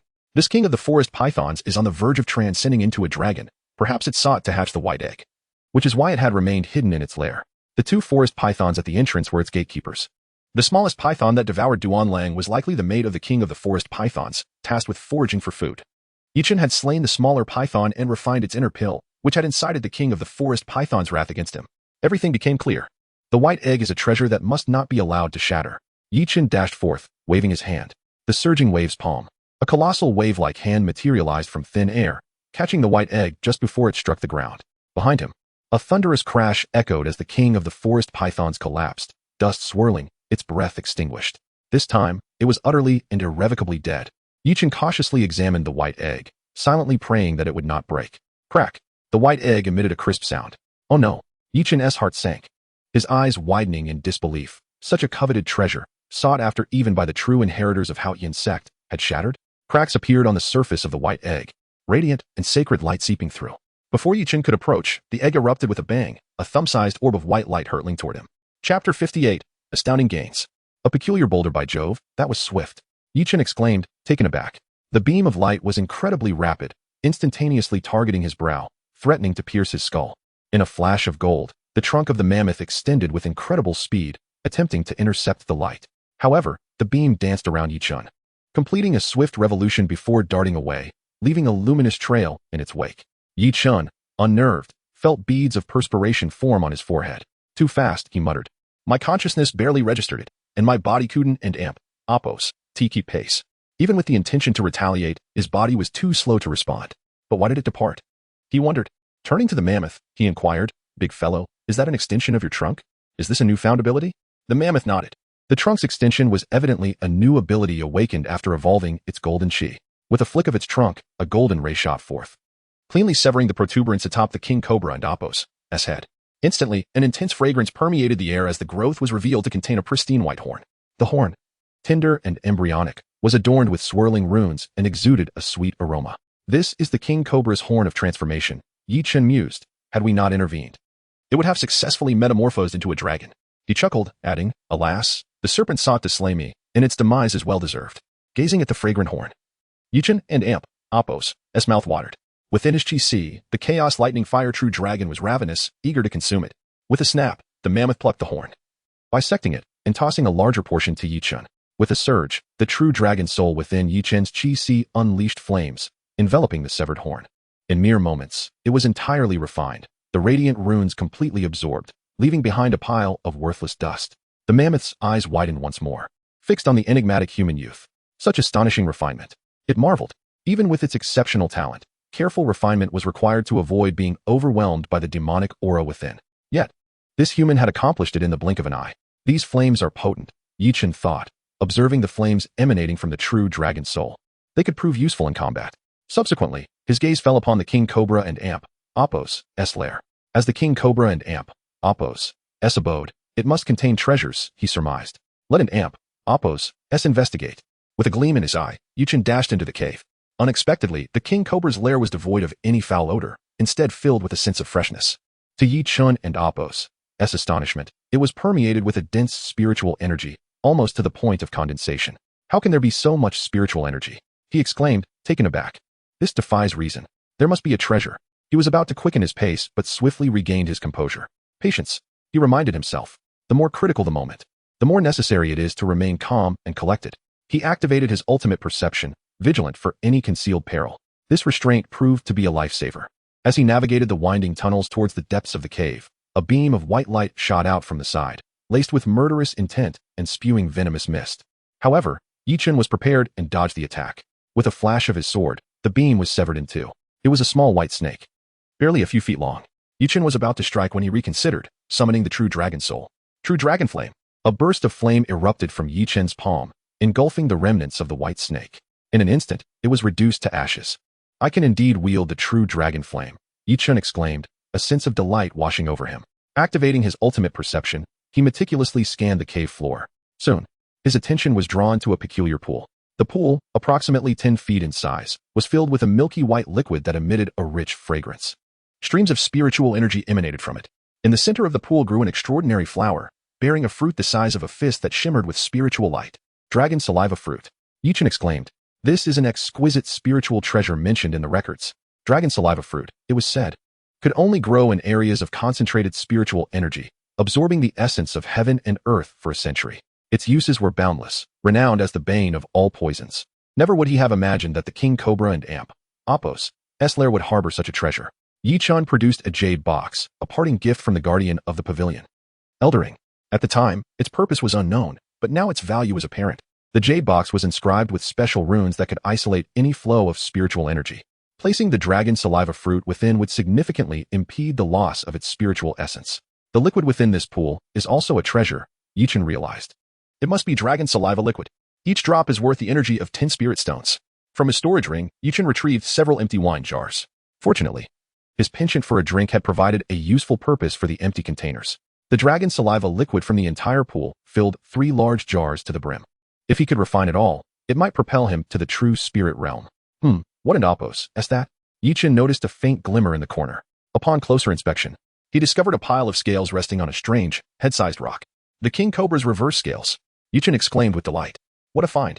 There were 10 reverse scales in total, ranging from the size of a palm to that of a fan. It was said that giant serpents like the King Cobra shed their skin every 50 years, and the reverse scales were the most robust, used to protect vital areas. They were akin to a warrior's breastplate, but far more potent. Yichen tested them with his black sword, and each scale proved to be as hard as iron. The King Cobra shattered my protective armor, he mused. These reverse scales will make an excellent replacement. The reverse scales of a King Cobra for protective armor, few could boast such extravagance. He happily stored the 10 scales in his storage ring. This rock. Just as Yichen was about to depart, a peculiar sensation stirred within him, and his gaze settled on the peculiar, head-sized rock. For some reason, when he looked at the rock, he felt as if he were entering a state of profound tranquility. Even the domineering true dragon soul within his chi fell silent. As soon as he averted his gaze, the profound tranquility vanished. This rock must be extraordinary, he thought. What is it? He recalled that the King Cobra's 10 reverse scales had been arranged on top of the rock. Considering the rock's strange effect, Yichen suspected that it was not merely a stand for the scales, but rather that the King Cobra had used the scales to conceal the rock, preventing it from being carried away by other beasts. Whatever it is, he decided, I'll take it first. Anything coveted by the King Cobra could not be ordinary. Yichen casually attempted to store the rock in his storage ring, but to his surprise, it remained unresponsive. It can an amp, Oppos, be stored in the storage ring? He exclaimed, astonished. It was the first time he had encountered an object that resisted storage. True Dragon Flames. With a wave of his hand, he unleashed the True Dragon Flames, enveloping the rock. However, the rock emitted a brilliant light, as if an enraged divine beast, and abruptly soared towards Yichun and Oppos. SGC. Chapter 59, A Succession of Transformations. Yichun is tainted. Oh heavens, not again. Having learned from his prior experience, Yichun was wary, recalling the incident where he was struck by a white egg at the beginning of the previous chapter. Now, this peculiar stone sought to do the same. Instantly, a demonic force field enveloped his entire being. As an added precaution, Yichun unleashed the surging wave palm, conjuring a wall of water before him. That ought to keep you out. Contrary to expectations, the stubborn stone had no intention of colliding with Yichun. As it neared the water barrier, spatial ripples materialized before it, and the stone effortlessly plunged through. Just as Yichun was puzzling over this, he suddenly collapsed to his knees with a thud. His body had become as heavy as a mountain, nearly shattering his kneecaps. Yichun swiftly examined himself, his pupils dilating in astonishment. How is this possible? The strange stone had somehow infiltrated his chi. It had shrunk in size and was now meandering about, seemingly searching for the perfect spot to settle. Eventually, it chose the very center of the chi, which was currently occupied by the Chaos Lightning Fire True Dragon. What followed was even more unbelievable. The peculiar stone gently swayed within his chi. The next instant, with a resounding thwack, it struck the True Dragon's head, unceremoniously knocking the dragon aside. The stone then firmly established itself in the center of the chi, standing as immovable as a mountain. Chila. It quivered slightly, sprouting tendrils of gray that burrowed into Yichun and Amp, Oppos, chi. This is outrageous. Is it trying to take root in my chi? Moocher. Yichun felt a sense of humiliation and desperately urged the True Dragon Soul. Are you just going to stand there and watch? If I were you, I wouldn't tolerate this. Little dragon, you need to assert yourself and take it down. The majestic 9th grade Supreme Soul, the Chaos Lightning Fire True Dragon, trembled and cautiously distanced itself from the stone, cowering in the corner of the chi, as if fearful of provoking it. Yichun was speechless. He attempted to rise, but his knees were as if rooted to the ground, unyielding. Hey, you're going too far. Yichun felt that the stone could understand him and protested. It and Oppos, one thing to occupy my chi, but why are you making me so heavy? Am I going to be kneeling here forever? Yichun strained to rise, but his chi was incredibly heavy, and even with millions of pounds of divine strength, his body remained immobile. If you keep this up, I'm going to charge you rent. You're occupying my territory and trying to control me? Yichun was genuinely incensed. Firstly, he was angered by the stone's impudence, and secondly, by his own weakness, for he was being manipulated by a mere rock. Yichun struggled frantically, determined to stand. At that moment, the strange stone within his chi trembled slightly, and ripples of peculiar rhythm emanated outward. Whoosh! The 3 jars of dragon saliva liquid placed nearby shuddered in unison. One of them rose into the air inexplicably. On the back of Yichun's left hand, the Dragon Emperor mark twisted into a vortex. Gulp, gulp, gulp. An entire jar of dragon saliva liquid was devoured by the vortex. Instantly, Yichun and Amp, Oppos' divine power surged, and he rose to his feet with a roar. He looked at the empty jar, feeling a pang of distress. The energy in that jar was equivalent to nearly 1,000,000 spirit stones. And now it's gone. You Sly Stone, you caused this trouble, so why should my energy be used to solve it? I'm so unlucky to have encountered you. Yichun grumbled. But it wasn't over yet. The vortex on the back of his left hand, having absorbed a jar of dragon saliva liquid, did not revert to the Dragon Emperor mark. Instead, it wobbled and transformed into a square grid. What the? Yichun stared at the grid that now occupied his entire left hand. It was empty in the middle, as if something was missing. His eyes fell upon the remaining 2 jars of dragon saliva liquid. Whoosh whoosh. He watched in disbelief as the 2 jars vanished into thin air. A closer look revealed that the grid on the back of his hand now contained an identical jar. In the lower right corner of the grid was a small and Amp, Oppos, 2 and Amp, Oppos, twinkling like a star. Is this a storage space? No. This grid operates on a different principle than spatial storage rings. It can stack identical objects, while storage rings have spatial limitations. Yichun tested it and found that the grid could hold up to 999 identical items. The only requirement was that the items be of the same kind. There were no restrictions on size, volume, or height. If he could lift it, he could store 999 stones, or even 999 mountains. What an overbearing grid. I and Oppos, I'll call you storage grid from now on. However, the image of a jar of wine on the back of his hand looked rather peculiar. As if sensing Yichun and Oppos' thoughts, the storage grid transformed once more, reverting to the Dragon Emperor mark. Little stone, I and Amp, Amp, Oppos, VE received your rent. I appreciate your sincerity, so you can stay. But next month and Amp, Oppos, rent is still due, okay? Yichen suddenly felt a sense of anticipation toward this stubborn stone. Although a jar of dragon saliva liquid was valuable, it was nothing compared to the power of the storage grid. I've struck it rich. Aside from occupying a small portion of Yichen's qi, the strange stone had no other impact. Moreover, thanks to this stone, he had effortlessly absorbed a jar of dragon saliva liquid. His current strength was such that a casual wave could unleash nearly 10 million pounds of divine power. If he were serious, his melee strength would be at least tens of millions of pounds. Let's get out of here first. Having obtained the dragon saliva fruit, dragon saliva liquid, and supreme grade armor materials, Yichun and Oppos' gains were considerable. However, the fact that a stone had invaded his body in such an overbearing manner left him feeling uneasy. I and Oppos am tainted, Yichen thought jokingly. The moment he stepped out of the cave, the spot where the strange stone had been pressing against the ground slowly cracked open. Like a tightly closed eye suddenly opening, a dusty token emerged from the crack. It peered around inquisitively, then gently tapped the air. Ding! Spatial ripples emanated outward. The token then plunged into the ripples and vanished. Hey, big guy, it seems you've reaped quite a few benefits as well. Outside, the mammoth was enveloped in golden qi. Its wounds had already healed considerably. For a human, it would have taken months to recover. Yichun was amazed by the mammoth's regenerative abilities. What astonished him even more was that the runes on the mammoth's tusks had doubled in number and shone even more brilliantly than before. Whoa! The mammoth swung its trunk and extracted a core from the Serpent King and Amp, Oppos' body. 8 stars shimmered on the core, radiating an alluring glow of source power. An 8-star core, truly worthy of the Serpent King. Yichun accepted the core and regretfully looked at the mammoth. Are we parting ways? The mammoth nodded. All right, old friend. This separation is for a future reunion. I hope you and Oppos' become even stronger when we meet again. Here, Yichun waved his left hand, and a jar of dragon saliva liquid flew toward the mammoth. The and Oppos, 2 and Oppos, in the storage grid and Oppos' lower right corner changed to and Oppos, 1 and Oppos. The mammoth swung its trunk and guzzled the jar of dragon saliva liquid in the blink of an eye. It swayed like a drunken sot, gradually fading into the distance. That big oaf. I wish I could be as carefree as it. Having fought alongside the mammoth, sharing life and death, Yichun felt a tinge of reluctance. He turned around with a forlorn expression, about to leave, when a thunderous rumble erupted behind him. Ha ha ha. The big fellow ultimately cannot bear to part with me, and has returned. Yichun initially thought the mammoth had come back, but to his surprise, as he turned around, he was momentarily stunned. A petite girl, her face contorted with ferocity, was charging towards him from 100 paces away. With each step she took, the ground seemed to tremble as if in an earthquake, rumbling and shaking. Chapter 60. The Mysterious Girl. Do we know each other? Yichen's eyes widened in astonishment. The girl appeared petite and delicate, yet as she sprinted, the very ground trembled beneath her feet. Just as Yichun marveled at this phenomenon, a cloud of dust erupted behind the girl. He could vaguely discern the silhouettes of ferocious beasts racing within. Suddenly, it dawned upon him that it was not the girl causing the earth to quake, but rather the throng of beasts. Enveloped by this beastly tide, his demise was all but certain. Yichun spun around and fled. Suddenly, he felt the ground give way beneath him, and he stumbled into a pit. Unable to move his legs, his weight had surged after being ensnared by the monstrous stones. Even though his strength had multiplied exponentially, he had yet to adapt or find balance. He needed to extricate himself swiftly. As he glanced back at the girl charging toward him, a glint of murderous intent flickered in his eyes. He did not wish to be dragged down by her.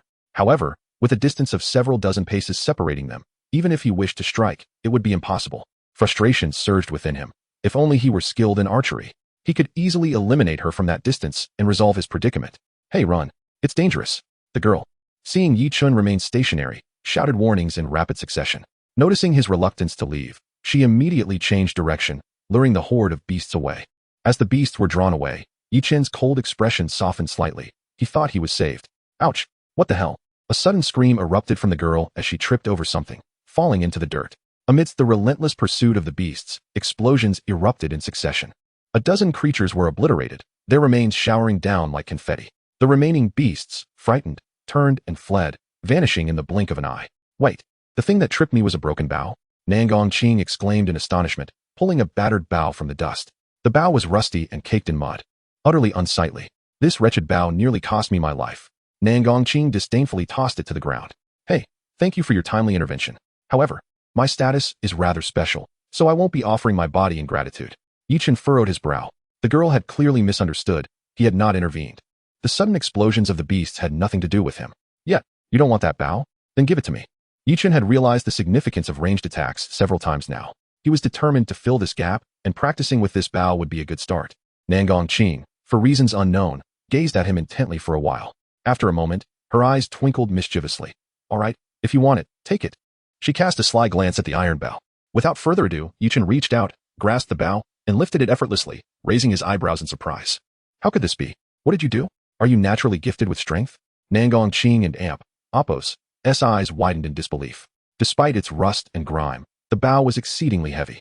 Had she not possessed a unique physique and high cultivation, she would have been unable to lift it with one hand. Yet Yichen managed to do so with ease. Flowing Tide Strike. Yichen summoned the power of water, encircling the iron bow in a swirling motion. Instantly, the rust and dirt were washed away, revealing a gleaming silver bow.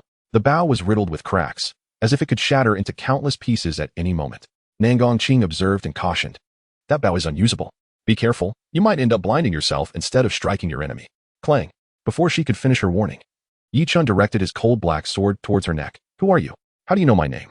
The girl had called out to him by name.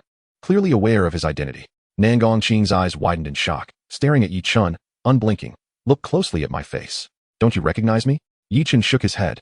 He had no recollection of her. Nangong Qing, believing him to be deceitful, shut her eyes and employed some method of verification. When she opened them again, she was utterly convinced. So you truly don't know me. Yichen, you should kneel and apologize. She scolded him without preamble.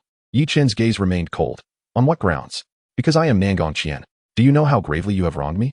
Nangong Qian? Yichen's heart skipped a beat. He had been framed by Jiang Qing'er, accused of infidelity with another woman. The girl who had been used to slander him was named Nangong Qian. Yet, he had no memory of her. Could this be the same girl? You claim to be Nangong Qian. What proof do you have? Nangong Qian smirked coldly. Oh, now you seek proof? Back then, you shared a bed with me, ruining my purity. You know that, right? You destroyed my engagement with young Master Wuji. Enough. It was merely a misunderstanding, Yichen replied, his expression darkening as he sheathed his black sword. However, his heightened senses remained alert, ever wary of Nangong Qian's actions. He felt something was amiss about her. As dusk approached, the treacherous terrain of the Duanlong mountain range was becoming increasingly perilous. Yichen gathered firewood and conjured a flame of true dragon fire to ignite a campfire. Nangong Qian's eyes flickered with intrigue as she observed this action. Hey, don't you feel any guilt? You've ruined my reputation. Yichen, not lifting his head, replied, Don't say that. I was drugged by Jiang Qing'er, completely incapacitated. How could I have laid hands on you? I was ensnared by that vile woman. He suddenly fixed his gaze on Nangong Qian. Given your demeanor, it seems you are a young lady of the Nangong family. Why haven't you avenged yourself against the Jiang family for their treachery? I'm not sure about that. Yichen's eyes narrowed. You're unsure? Oh, I see. You haven't figured out how to handle it yet. Your idea is sound. Eradicate the Jiang family and avenge me. The Duanlong mountain range was fraught with danger. Why was she here alone? Nangong Qian, knowing the answer, replied brightly. 17 days ago, an extraordinary egg appeared in the Duanlong mountain range. By now, it should be hatching. So I came to see if I could find a beautiful exotic beast. Exotic beasts? Yichen recalled the white light that had emerged from the egg, shaking his head in trepidation. Had that entity harbored any intent to kill him, he would have perished long ago. You wish to treat such dangerous creatures as pets? Hey, don't you know that exotic beasts can be tamed? As long as your soul can forge a blood pact with them, not only will they pledge their loyalty, but you can also summon them into your sea of qi whenever you have space. Hearing Nangong Qian's words, Yichen's first thought was that his sea of qi was occupied by that cursed stone. Would it hinder his ability to tame exotic beasts? Chapter 61, Exceptional Spirit Herb. The Saw Dragonblade Beast. How did you attract so many exotic beasts? Yichen inquired of Nangong Qing. Nangong Qing's eyes sparkled mischievously. If I told you this was all part of my training, would you believe me? I would, Yichen replied, realizing that this girl was indeed quite formidable. Nangong Qing's eyes brightened. Exactly. I enhanced my mastery of movement through life and death trials. She would never confess that it was merely a mistake, as she should have only lured one beast, but ended up attracting dozens instead. Had Yichen not appeared, she might still be entangled with the horde. Reflecting on this, her gaze towards Yichen softened with gratitude. Yichen, do you truly have no recollection of me? That shouldn't be the case, after all. We shared a bed. Nangong Qing expressed her bewilderment. To her surprise, Yichen suddenly remarked, You're not Nangong Qian, are you? Nangong Qing's expression faltered as she stammered. What makes you say that? Yichen shook his head with conviction. Your flaws are too numerous. If you were really Nangong Qian, you would know that when she awakened, I was still unconscious and my attire was intact. The first sight I beheld upon waking was her departing silhouette, silently walking towards the door. If you were truly her, you would have caused quite a scene. Humph. Clever of you. Indeed, I'm not Nangong Qian, but rather her sister, Nangong Qing. Yichen nodded, understanding her keen interest in Nangong Qian's affairs. He casually tossed a small flame into the campfire, causing the flames to blaze more fiercely. Nangongqing could no longer contain her curiosity and asked, Yichun, how can you wield both water and fire energy simultaneously? Oh, I excel in water manipulation due to my training in several water-based techniques. As for fire, you are mistaken. Nangongqing interjected passionately. Your ability to control water cannot merely stem from a few water techniques. Your sole attribute must be of a non-attribute nature. It is precisely because you lack a definitive attribute that you can command both water and fire elements simultaneously. Do you understand what this implies? What does it imply? He asked, his expression remaining neutral. Nangongqing, evidently misunderstanding, believed his soul to be multi-attribute rather than non-attribute. Seeing his lack of excitement, she exclaimed, Yichun, this means you could become the legendary supreme profession, a source spirit master. A source spirit master? Yichun's eyes gleamed. Having encountered the source earlier, he was intrigued by this new energy. Indeed, source spirit masters are exceedingly rare, 1 in 10,000. To become a source master is a dream cherished by all true spirit cultivators. Nangongqing spoke with enthusiasm. Yichun's heart stirred. Could it be that you are the legendary 1 in 10,000 source spirit master? Nangongqing nodded proudly. Source spirit masters possess an innate sensitivity to all spiritual entities. I can assure you that within 100 miles, I am acutely aware of all heavenly materials, earthly treasures, and rare spiritual herbs. Seeing Yichun and Appo's skepticism, Nangongqing insisted. Come, I shall take you to witness the marvels of a source spirit master. Yichun quickly interjected. Let us wait until morning to prove your claims. It's late. And it's not safe now. But I truly am a genius. I'm quite formidable. Yes, I see that, genius girl. But it's late. And we should rest. Humph. You say I'm a genius, but your heart doesn't seem to agree. Morning dawned, and as Yichun opened his eyes, he found Nangongqing's exquisite face mere inches from his own. You finally awakened. Come, let me show you the prowess of a source spirit master. Nangongqing was not boasting. She led Yichun through a winding path until they encountered a surge of rich spiritual energy. Behind a massive stone, a radiant herb emanating brilliant light caught their attention. A gust of wind rustled the leaves of the herb, producing a melodious sound akin to a sword's hum, leaving deep gashes in the stone behind it. Yichun's eyes widened. Could this be the legendary sword spirit herb? Nangongqing smiled at him. You have quite the discerning eye. This sword spirit herb is at least 30 years old and is the most valuable spiritual item within 100 miles. Just a single leaf could fetch over 1,000,000 spirit stones, and yet it is priceless. As she elaborated on the market value, Yichun wasted no time and stepped forward to collect it. Nangongqing gasped, quickly grabbing his arm. Are you out of your mind? You'll die if you approach. Noticing Yichun's confusion, she redirected him, revealing a dark cave adjacent to the sword spirit herb, emanating a chilling and menacing aura. Is there a beast guarding it? Yichun frowned. It's a saw dragon blade beast, naturally armed with a blade-like aura, not to be trifled with. Nangongqing cautioned. Had it not been for the beast's ferocity, I would have already claimed this exquisite herb. The last encounter with a saw dragon blade beast left me severely defeated. I'll need at least half an hour to recover my source energy. At that moment, she failed to notice that the mention of the saw dragon blade beast caused a shift in Yichun's demeanor. The true dragon soul within him reacted strongly, perceiving the beast as a provocation. Consequently, Yichun felt an overwhelming urge to eliminate the saw dragon blade beast. Hey, don't act recklessly. I'm not even a match for it. And you, a mere unified realm cultivator, would surely lose your life. As Yichun grasped his dark sword, eager to engage, Nangongqing urgently intervened. With a sharp hiss, a fierce beam of sword light tore through the air, crashing into the massive stone and leaving a terrifying gash half a foot deep. Nangongqing was stunned. They were still at least 15 zhang away from the stone. A typical swordsman would struggle to even graze it, let alone inflict such devastating damage. Your sword energy has detached and left a shadow. You've reached the sword light realm. Nangongqing gasped in astonishment, as if meeting Yichun for the first time, filled with awe and amazement. Yichun raised an eyebrow. Sword light realm? Indeed. Swordsmen categorize swordsmanship into 5 major realms: sword light, sword shadow, sword intent, sword rainbow, and sword spirit. Only upon entering the sword light realm does one truly embark on the path of the sword. Nangongqing was thrilled. Never expecting Yichun's swordsmanship to be this formidable, he could indeed be of assistance now. Suddenly, without warning, a large boulder beside them was obliterated. A crescent-shaped blade of energy hurtling towards them. The saw dragon blade beast has discovered us and is preparing to retaliate. A sharp gleam flickered in Yichun's eyes. To guard such a precious item as the sword spirit herb, the strength of the saw dragon blade beast was likely unparalleled, perhaps even rivaling that of the Serpent King. Chapter 62. The target for sword testing arrives. Boom. With a flash of the black sword, Yichun shattered the gleam of the moon blade, positioning himself protectively in front of Nangongqing, who cast a surprised glance at him. Several dozen yards away, a centipede-like beast crawled out from a cave. It resembled a centipede but had only 4 legs on each side. Each leg resembled a curved blade, gleaming with a cold light, as if forged from steel. Its eyes fixated on Yi Chun, and with a hiss, two blades of light shot toward him. I'll test its depths. You stay safe, Yi Chun urged, activating his wave-soaring steps and darting forward. In the blink of an eye, he engaged in battle with the Saw Dragon Beast. This creature was indeed formidable. Its body is hard as steel, impervious to blades and spears. Despite several strikes, Yi Chun could not breach its tough shell. What posed an even greater challenge were its 8 blade-like legs, which posed a significant threat. With a slight shake, 2 or 3 blades of light would shoot out, each powerful enough to leave deep gashes in solid rock. No wonder the Serpent King dared not provoke it. This creature was indeed formidable, Yi Chun mused. Yet, rather than feeling disheartened, his eyes sparkled with excitement. Was there a more suitable target for sword practice than this? He had gained insights when defeating the Serpent King, and now he had the perfect opportunity to refine his swordsmanship. Thus, amidst Nangong Qing's incredulous gaze, Yi Chun executed a series of sword techniques, the sword drawing technique, soul-severing slash, and heartless cut, as if they were free of cost. Did his strength know no bounds? Nangong Qing was astonished.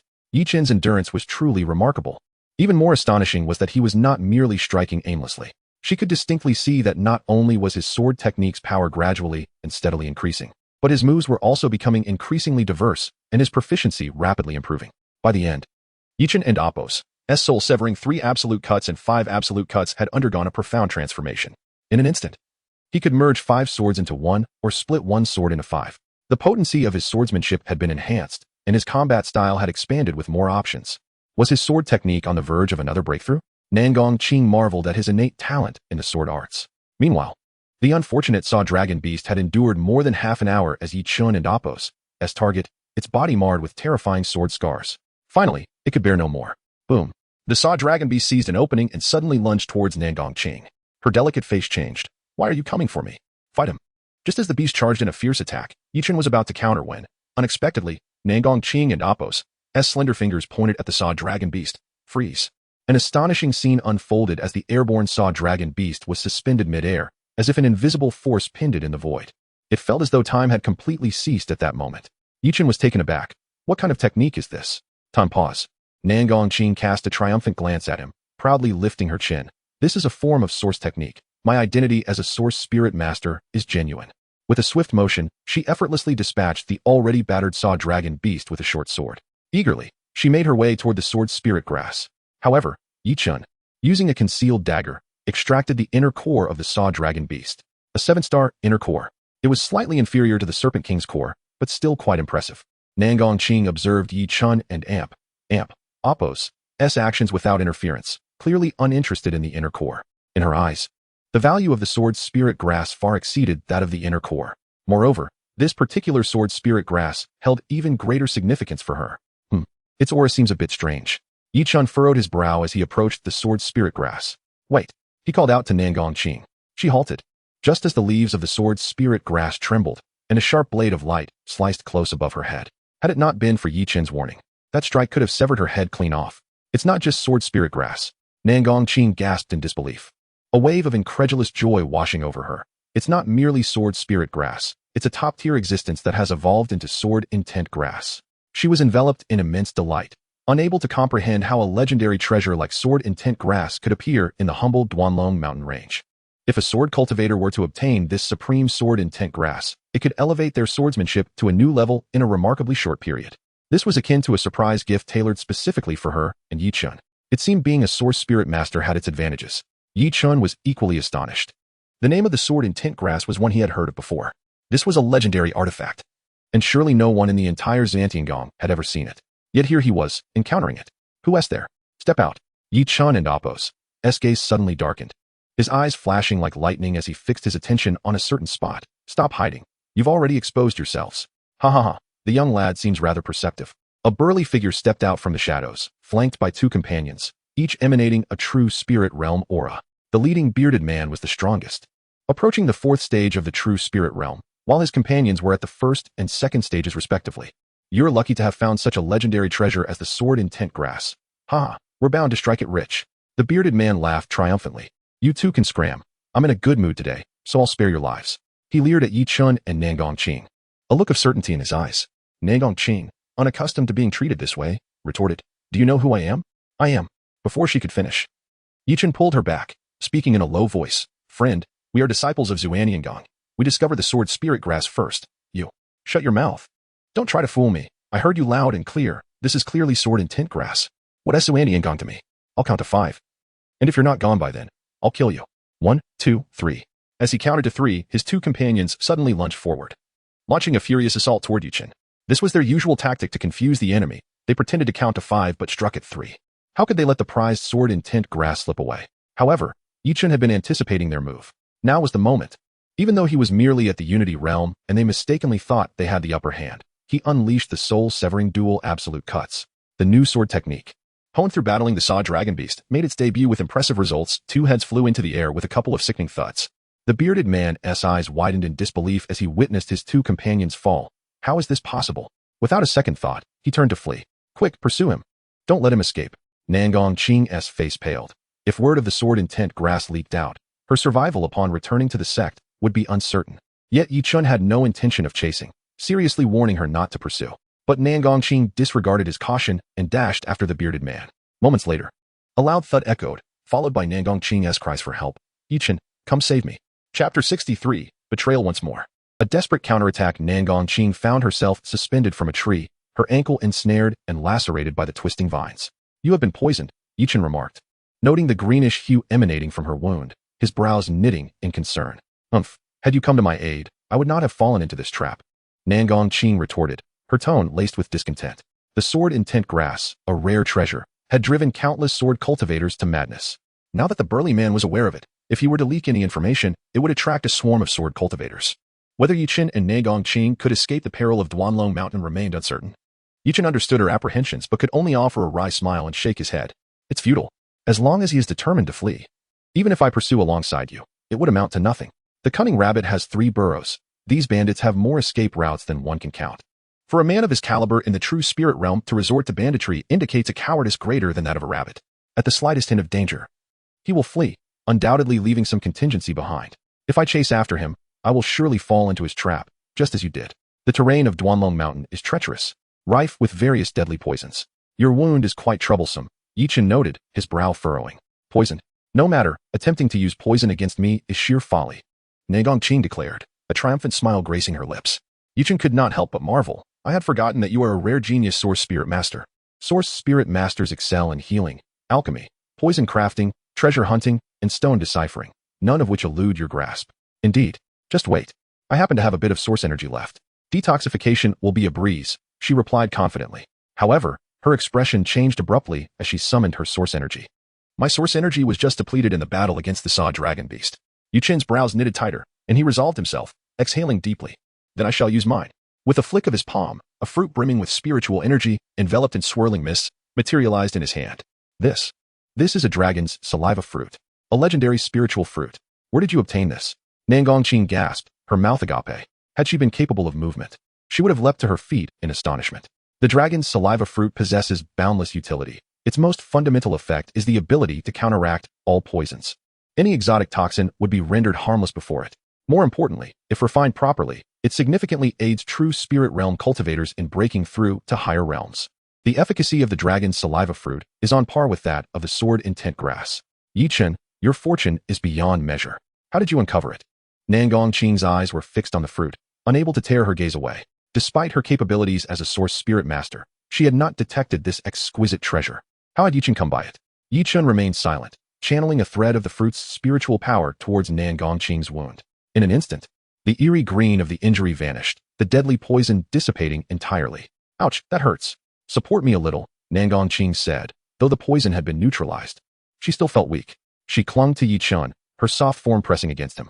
Yichen raised an eyebrow, feeling the alluring softness against his shoulder, realizing that this girl was rather well endowed.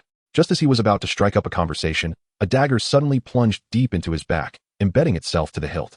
Yichen's eyes widened in disbelief, a surge of pain and intense hatred contorting his features as he fixed a fierce stare at Nangong Qing. You. Why did you betray me? Nangong Qing's expression was devoid of emotion. Naturally, it is because of the dragon's saliva fruit. Such a treasure should not fall into the hands of a mere mortal like you. Yichen could hardly believe it. You are so weak. If I die, you cannot survive either. Nangong Qing smirked coldly. Precisely because I am weak that you let down your guard against me, do you not see? But fear not. With the dragon and Oppo's saliva fruit, I shall regain my full strength in no time. You may rest assured and die. Wretched girl, die. Yi Chen summoned the last of his strength and viciously retaliated. Nangong stumbled, narrowly evading him. With a series of thrusts, she unleashed her full power upon Yi Chen, blood spraying forth until he lay motionless. Only then did she stagger to her feet, the exertion draining the color from her face, nearly causing her to collapse. He is finally dead. He, the dragon's saliva fruit, and the sword in tint grass, both treasures are now mine. Her eyes gleamed with greed as she hastily removed Yi Chen and Apos, S spatial ring, rushing toward the sword in tint grass. As she approached, she realized the overwhelming aura emanating from it. The sword energy it released preventing her from coming closer. I must regain my strength before I can deal with you. Nangong withdrew the dragon's saliva fruit, intending to restore her source energy. Wait, put down the dragon's saliva fruit, or it will cost you your life. A cold voice echoed from behind her. The burly man had emerged from the shadows. Nangong expression soured instantly. You did not leave? Haha, would I leave without obtaining these two treasures? The burly man's eyes gleamed with greed as he fixated on the dragon's saliva fruit, recognizing it from the illustrations he had seen. It was indeed genuine. His excitement surged. He was fortunate to have stayed alert and not departed, or he would have missed this grand opportunity. Ha ha ha, this treasure comes too easily. He could not suppress his delight, nearly singing in joy. Nangong face darkened as she suddenly focused on the space behind the burly man. Yi Chen, you are still alive. Ha ha ha, do not play tricks on me. I witnessed you stab that pitiful creature to death, the burly man laughed. But his words faltered as an instinctual unease washed over him. He turned around, his face draining of color. How was this possible? With an expressionless face, Yi Chen unleashed a powerful strike he had been building up. Fool, you have been deceived. No, true martial essence. The burly man's true spirit realm strength erupted, enveloping him in a fierce soul power that spiraled around him, forming a protective barrier. Yi Chen recalled the golden aura reminiscent of a mammoth. However, Yi Chen had been honing his skills, and the technique he unleashed, the decapitation strike, had been sharpened through his battles with the Saw dragon beast, increasing its lethality. With a sickening sound, the protective barrier shattered, blood gushing forth as the burly man's neck was cleaved. Yi Chen frowned. He had intended to behead his foe with his most powerful strike. Yet the burly man had managed to mitigate much of the force, only severing his artery. Is this the true spirit realm? Unexpected events can occur at any moment. Yi Chen's eyes widened in shock. With a thud, the burly man collapsed, feeling his life force drain from the wound on his neck. His gaze, filled with disbelief, remained fixed on Yi Chen. You, why are you still alive? Yi Chen smiled faintly. Would you like to know? That is, of course. But before he could finish, he swung his sword, severing the burly man's head. Hey, why didn't you let him finish speaking? Nangong asked, puzzled. Yi Chen sheathed his sword, his expression calm. The principle that villains perish due to their verbosity applies equally to righteous men. With cunning rogues like the burly man, one must never let their guard down. As Nangong watched, bewildered, Yi Chen expertly looted the body, retrieving a spatial ring filled with spirit stones and riches, along with a manual on the true martial essence. Why is this happening?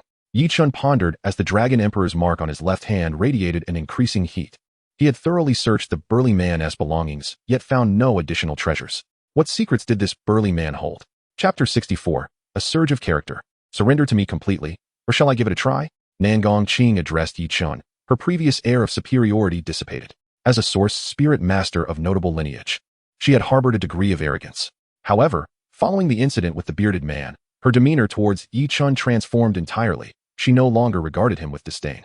The scheme to hunt the bearded man was orchestrated solely by Yi Chen, who discreetly confided in her. A greedy individual such as the bearded man would undoubtedly not leave empty-handed upon encountering a treasure like the sword in tint grass. He was surely lurking in the shadows, seeking an opportunity. The conversation between Yi Chen and Nangong appeared casual, yet each word reinforced the bearded man's resolve to strike. Yi Chen boldly proclaimed Nangong's status as a source spirit master, implying that offending such an extraordinary being would leave the bearded man restless. Subsequently, Yi Chen deliberately produced a Longyuan fruit, equally valuable as the sword in tint grass, providing further incentive for the bearded man to act. It was only natural that, seeing Nangong in her weakened state, the bearded man would seize the opportunity to attack when she possessed two significant treasures and had yet to regain her strength. Yi Chen, you are remarkable. The bearded man has been thoroughly outsmarted by you. Had I known earlier, I should have heeded your advice and not pursued him. Nangong approached him with an air of ease, engaging in idle conversation while channeling her source power to search for the bearded man's corpse. To her surprise, her expression shifted. Something is amiss. He clearly exhibits no aura of spiritual energy. Are you certain he still possesses treasures? Yi Chen nodded, trusting the hints from the Dragon Emperor's mark, convinced that a cunning individual like the bearded man would not hide his true treasures in plain sight. If necessary, We might have to dissect the corpse. Perhaps the treasures are concealed within, Ne Gongqing suggested. Although confident in her source techniques, she found herself increasingly trusting Yi Qin's capabilities. We have both been misled. Nearly overlooking the most conspicuous detail, Yi Qin suddenly grinned as he gazed at the bearded man's head.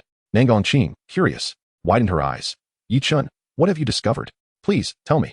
Yi Qin pointed at the bearded man's head and corpse. The lifeless skin had completely drained of color, yet his face retained a rosy hue. Yi Qin approached and felt the surface of his face. With a swift motion, he tore away a human skin mask. Astonishingly, the bearded man and Apos' true appearance was that of a youth in his early 20s. Is he truly this young? Yi Qin mused, holding the mask aloft. The burning sensation from the Dragon Emperor's mark immediately dissipated. Ne Gongqing's eyes widened in astonishment. What is happening? I failed to sense its aura. This situation suggests only two possibilities. Either it is worthless, or it is. Hiss. Ne Gongqing gasped, fixating on the mask. Yi Qin, you have struck gold. This is a spiritual artifact. Unlike artificially crafted spiritual weapons, each spiritual artifact possesses innate sentience. Such treasures are typically formed from unique materials or nurtured under extraordinary conditions. Each artifact boasts distinct functions and characteristics, rendering them utterly unique. Across the 14 prefectures of Shuntian Kingdom, and among the 9 major sects and various factions, few spiritual artifacts can be found. Yet, Yi Qin had just acquired one. Ne Gongqing was overwhelmed with excitement, but before she could finish speaking, the seemingly unremarkable human skin mask suddenly erupted with spiritual mist. In the blink of an eye, it transformed into a bat, attempting to flee. Quick, capture it. Don't let it escape, Ne Gongqing exclaimed. The artifact exhibited sentience. The mask had indeed developed consciousness. Unwilling to be constrained by Yi Qin, who was at the Unity Realm, and sought to flee. Attempting to leave without my permission? Yi Qin's gaze sharpened, and he summoned a spectral dragon spirit from the void above. With the emergence of the true dragon, all beasts bowed in submission. Even the bat-like spirit was momentarily daunted by the dragon's might. Yi Qin seized the creature with a powerful grip. Despite its frantic struggles, the bat and Apos' ferocious strength nearly threatened to snap Yi Qin and Apos' fingers. Submit to me, he commanded. With a resounding roar, the true dragon and Apos' soul unleashed a wave of dragon might, relentlessly battering the bat. Eventually, it succumbed, tranquil and obedient in Yi Qin's grasp, transforming into a swirling mass of black liquid.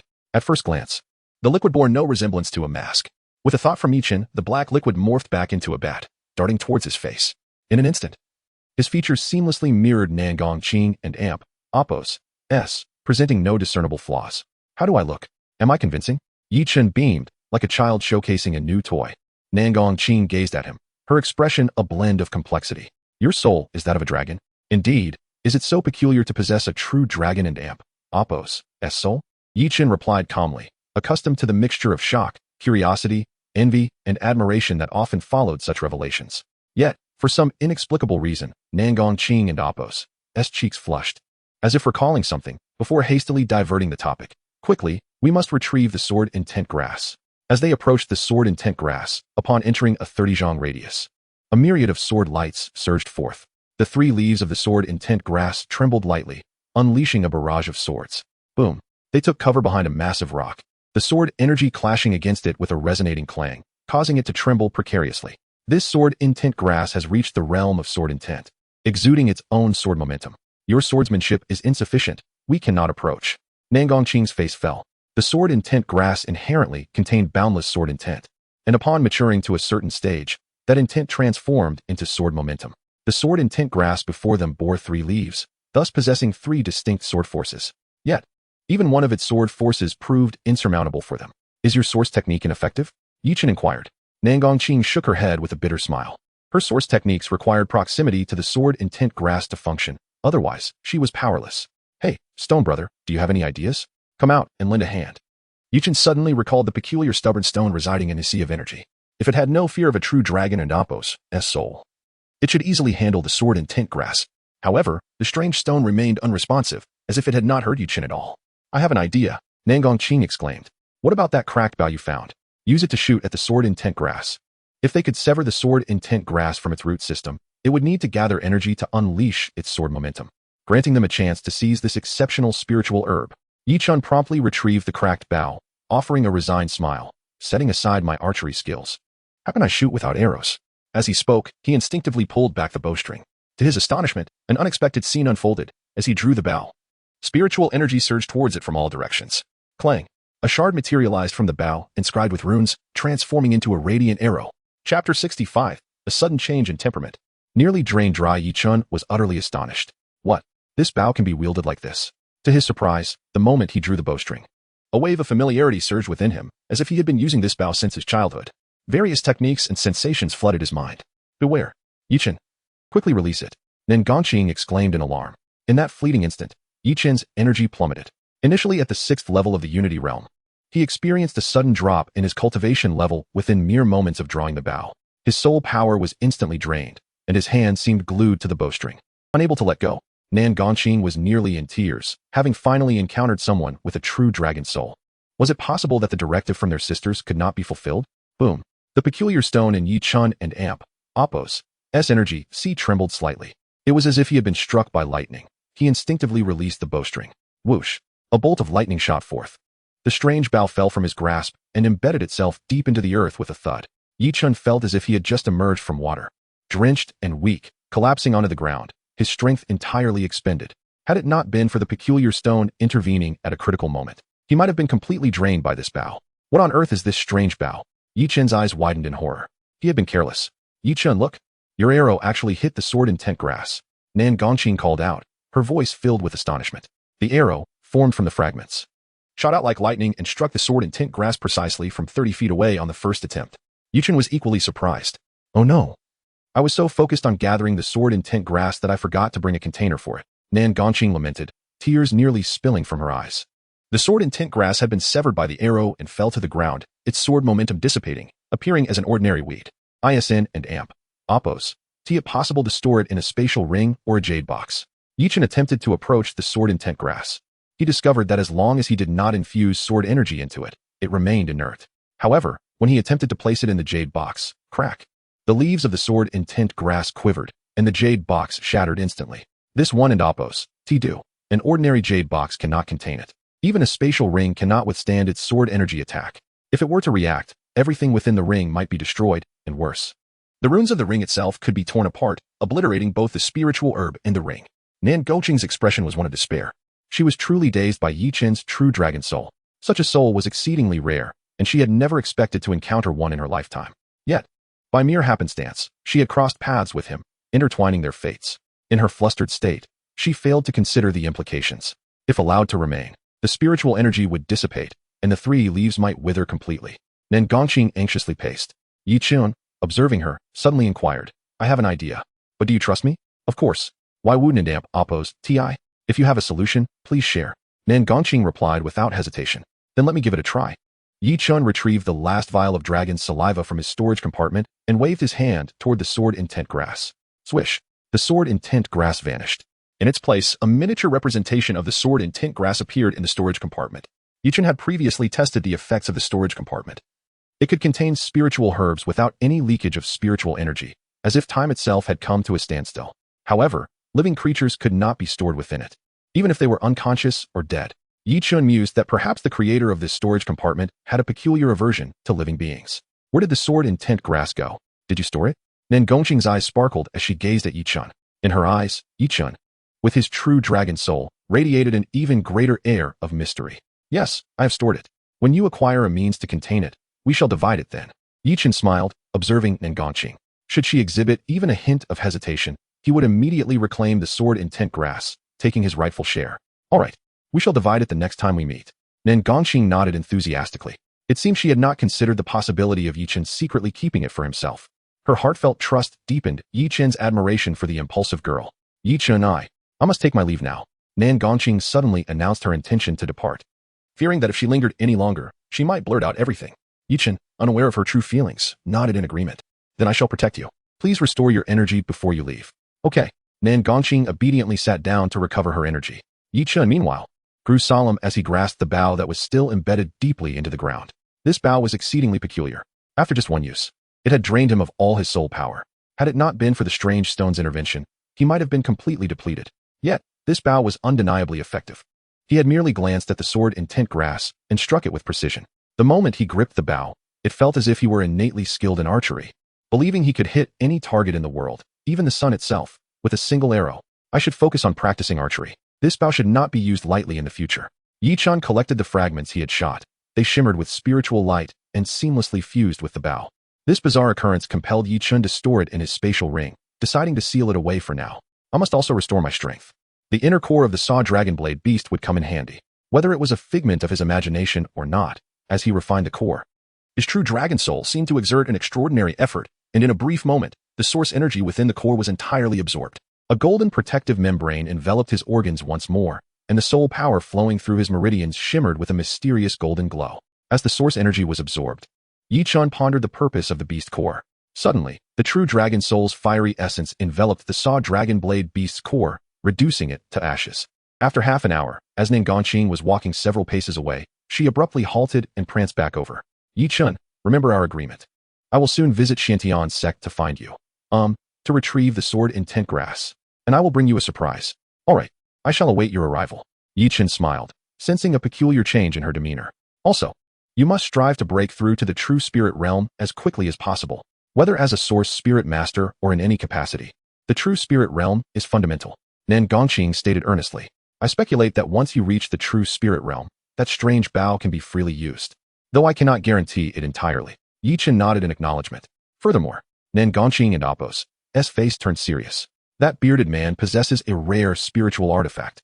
His background is likely not simple. Do try to use that bat mask sparingly, lest you leave any future troubles. After admonishing Yi Chun several times, Nan Gongqing reluctantly departed. She truly has a soft spot for me. Yi Chun chuckled, shaking his head as he walked in the opposite direction. However, just as he turned around, a large sphere of light, the size of a watermelon, with a long tail, collided directly with his forehead. It was the mysterious light from the white egg. Yi Chun's eyes widened in shock. What? You again? Have you developed a penchant for crashing into me? Chapter 66, A Clash of Forces. With a crack, it shattered. The last time, the orb of light was merely the size of a fist. This time, it had grown larger. Comparable to a human head. What a formidable collision that would be. Yi Chun chose not to employ the demon magic field, but instead reached out to grasp the luminous sphere. With a burst, the orb dispersed. In the blink of an eye, it flashed and appeared at Yi Chun and Apos' brow. So swift. Yi Chun and Apos' heart raced. To his surprise, the anticipated impact did not occur. The orb circled around him, and for reasons unknown, it suddenly flickered rapidly. It morphed into various shapes, at one moment resembling an insect, then an ant, followed by a cat, a tiger, and even a dragon. Could this truly be the mythical beast that Nan Gongqing spoke of? An entity birthed from the mysterious white egg? Yi Chun pondered whether it would be possible to tame this little creature. However, just as that thought crossed his mind, the orb seemed startled and darted away. How astute it is. Yi Chun shook his head in disappointment. It seemed he was destined to be estranged from this entity. Have you seen a peculiar orb of light? A young man suddenly appeared, clad in splendid attire and exuding an aura of righteousness. Yet his gaze towards Yi Chun was laced with caution. His aura was at least at the 6th level of true spirit realm. Yi Chun and Apos' heart stirred. Brother, did you see the orb? Which direction did it go? It is dangerous and must be dealt with swiftly. The young man spoke solemnly. Perceiving that Yi Chun did not appear malevolent, he lowered his guard and inquired about the orb and Apos' direction. Yi Chun casually pointed to a direction opposite to the orb and Apos' path. It went that way. Oh, thank you, brother. The young man and Apos' eyes brightened, and he was about to dash towards the direction Yi Chun indicated. Suddenly, he halted, casting a suspicious glance at Yi Chun. Yi Chun and Apos' heart sank. The young man waved his hand, and a uniquely shaped soul manifestation appeared above his head, neither resembling a knife nor a sword. In a flash of brilliance, a trail of ethereal energy materialized on the path, exactly where Yi Chun had pointed. It seems you were not lying. Leave the Broken Dragon Mountain range immediately. It will become perilous here shortly. With his doubts dispelled, the young man hurriedly pursued the false lead. Yi Chun was puzzled. The orb was clearly not heading in that direction. Is this fellow's soul manifestation malfunctioning? In a realm of conflict, it would be wise not to meddle. That orb holds no connection to me. Yi Chun changed his course, delving deeper into the Broken Dragon Mountain range. Time was of the essence. He needed to locate more mythical beasts to hone his skills. The morning swiftly passed, during which Yi Chun vanquished 3 mythical beasts. Compared to when he first arrived at the Broken Dragon Mountain range, Yi Chun had experienced astonishing advancements in his swordsmanship, agility, and defenses. Furthermore, his combat awareness had reached new heights. These mythical beasts did not possess the foresight of humans. If you inflicted pain upon them, they would relentlessly pursue you to retaliate. To achieve victory, one must be fiercer and stronger. Under the relentless pressure from the ferocious mythical beasts, Yi Chun's strength surged rapidly. He soon digested the energy from the Saw Dragonblade beast, breaking through to the 7th level of the unified realm. Now, Relying solely on the black sword and his sword techniques, Yichen felt confident in standing undefeated against opponents at the first and second levels of the true spirit realm. Against those at the third and fourth levels, even without employing tricks or schemes, he could just barely hold his own. As for those at the fifth level of the true spirit realm, while he yearned for victory, it would still be a formidable challenge. In a life or death struggle, his chances of winning remained slim. If only I had a more suitable weapon, my odds might improve. Presently, with just a flick of his wrist, he wielded terrifying strength in the thousands of pounds. The black sword was gradually becoming ill-suited for him, too light to fully utilize the power bestowed by the Python Dragon technique. It seemed upon returning, he would need to seek a more fitting weapon. Lost in thought, a resounding rumble echoed ahead, causing the earth to tremble. As Yichen traversed the thicket, he emerged into a vast valley. In front of him was a breathtakingly fierce waterfall, cascading from hundreds of feet above with a deafening roar. The ground shook violently as the water crashed down, sending billowing mists swirling within a 100-foot radius. What truly astonished Yichen was the sight of a woman standing before the waterfall, wielding a long sword, practicing her swordplay against the cascading waters. Each strike she delivered was powerful and commanding, the sound of her sword akin to thunder. With a single slash, the brilliant sword light flickered, and the tumultuous waterfall was abruptly cleaved in two. Such formidable swordsmanship. A glimmer of admiration ignited in Yichen and Apos' eyes. He discerned that the girl and Apos' sword technique was extraordinary. Although bold and expansive, it harmonized beautifully with her demeanor. Wait, why does that silhouette seem somewhat familiar? In his moment of contemplation, Yichen caught a glimpse of the girl's face and was taken aback. Nangong Qing. This girl, unable to part from him, had come here to await his arrival? No wonder she could recognize his level of swordsmanship at a glance. It turns out she was also skilled in swordplay, just as he was lost in thought. The woman by the waterfall, her gaze sharp as lightning, suddenly turned towards him. The aura of the 9th level of true spirit realm erupted in an instant. With a swift motion, she slashed her sword. The icy sword light, like a flash of lightning, surged towards him, exuding a fierce killing intent. In times past, Yichen would have faltered at the mere sight of such a piercing gaze, let alone draw his sword. However, after enduring life and death trials against the king of the forest python and the saw dragon blade beast, his willpower had undergone an unprecedented refinement. At this moment, not only did he remain composed, but he also resolutely drew his sword in response. With a tremor of the black sword, he parried the chilling sword light with a clang. Yet, Yichen was thrust back 3 steps, barely managing to steady himself. His palms trembled violently, nearly causing him to lose grip on his sword. With a sharp crack, the black sword shattered into 2 pieces, clattering to the ground. This blade, revered by Xin Bing Pavilion's Zhou Zhe as the most resilient and durable of spiritual weapons, had been broken in a single stroke. Yichen stood in stunned silence.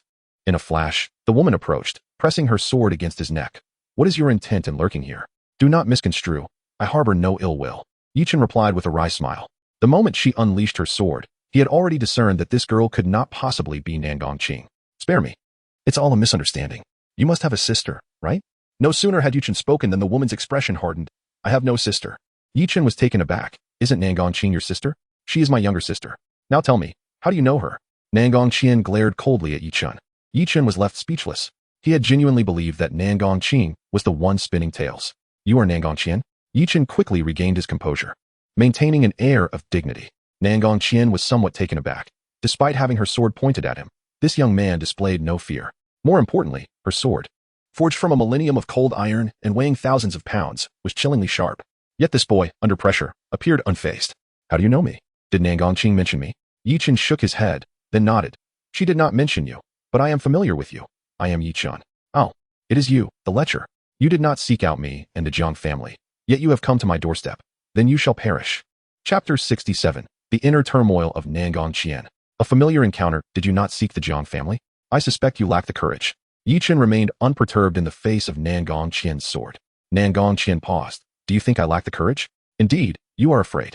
A dignified true spirit realm cultivator, yet you fell victim to a mere scheme by the Jiang family, losing all semblance of innocence.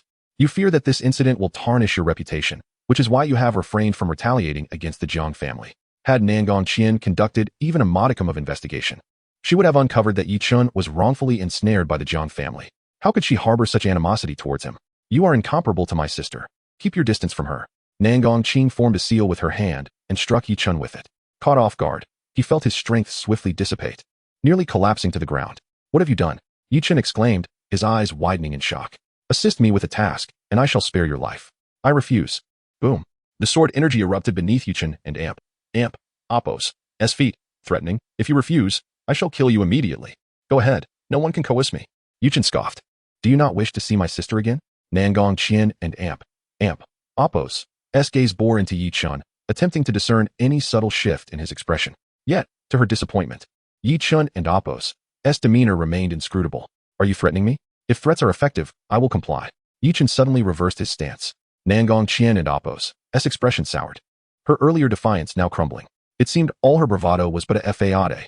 Resolutely, she vowed to keep her sister far from this man. She drove Yi Chun onward until they arrived at a dark cave. Within, a familiar presence wafted through the air, another by Lin Sunin. Nangong Qian expressed mild surprise. You have a discerning eye. Enter. Enter? Do you wish for my demise? Yi Chun retorted, but before he could finish, a white figure surged from the cave. Yi Chun's pupils constricted. It was a Snow White by Lin Sunin, stretching dozens of feet in length. With lightning speed, it lunged for Yi Chun's head. Bind. Nangong Qian flicked her finger, and her soul energy shot forth, ensnaring the serpent in an instant. Thud. The snake lay motionless on the ground. Yi Chun's eyes widened in disbelief. He would have required numerous strikes to subdue such a creature, yet Nangong Qian accomplished it with a single move.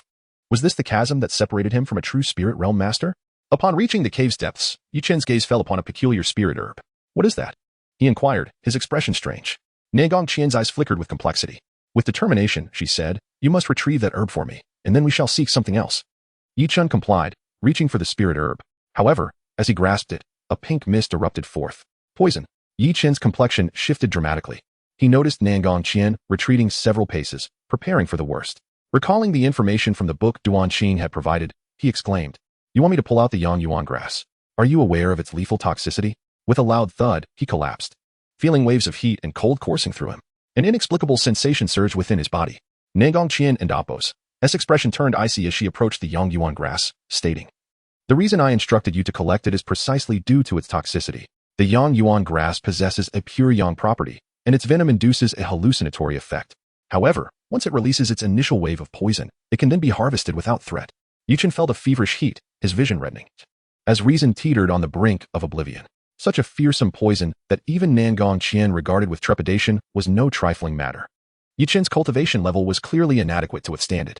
Seeing his agony, a flicker of compassion crossed Nangong Qian's eyes. In a flash, she seized Yi Chun and flung him outside the cave, beside the serpent. I cannot assist you further, this female serpent. Without a backward glance, she dashed back into the cave. With the Yang Yuan grass in hand, she thought, at last, my master's ailment can be cured. Gently, she grasped the herb and pulled. The Yang Yuan grass trembled slightly before violently erupting with a denser pink gas. Despite her quick reflexes, a portion of it still infiltrated her system. How can this be? Wasn't Apos' had said that the Yang Yuan grass only releases one wave of poison?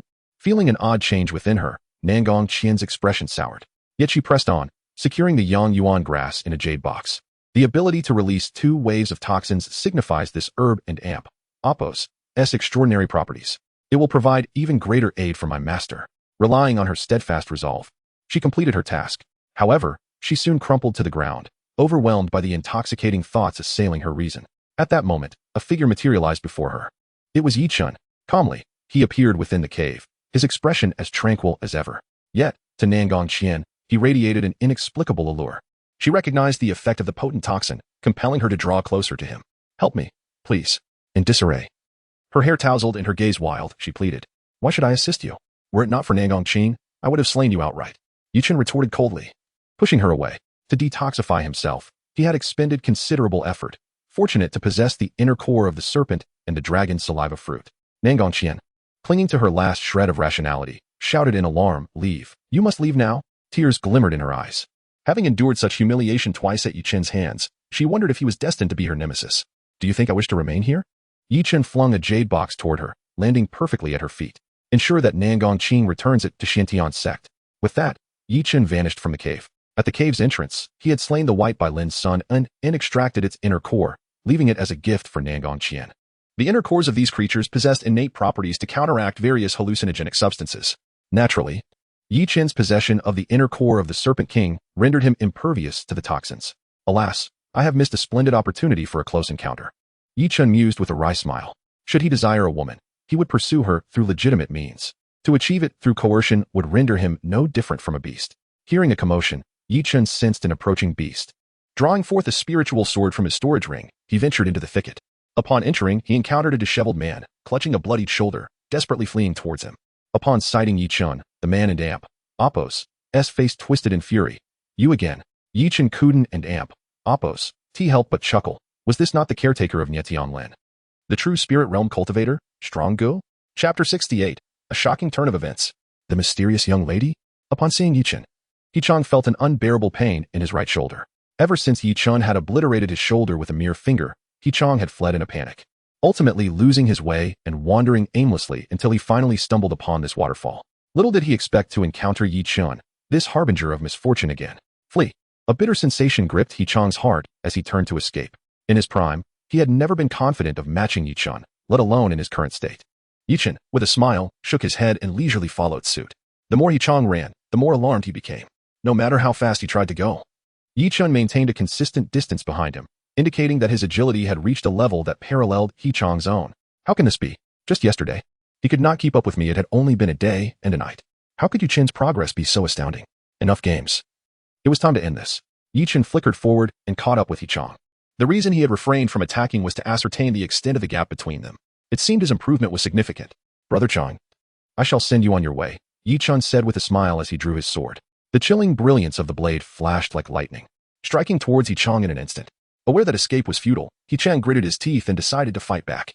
He unleashed the full force of his second-tier true spirit realm, but dared not invoke his soul of fate.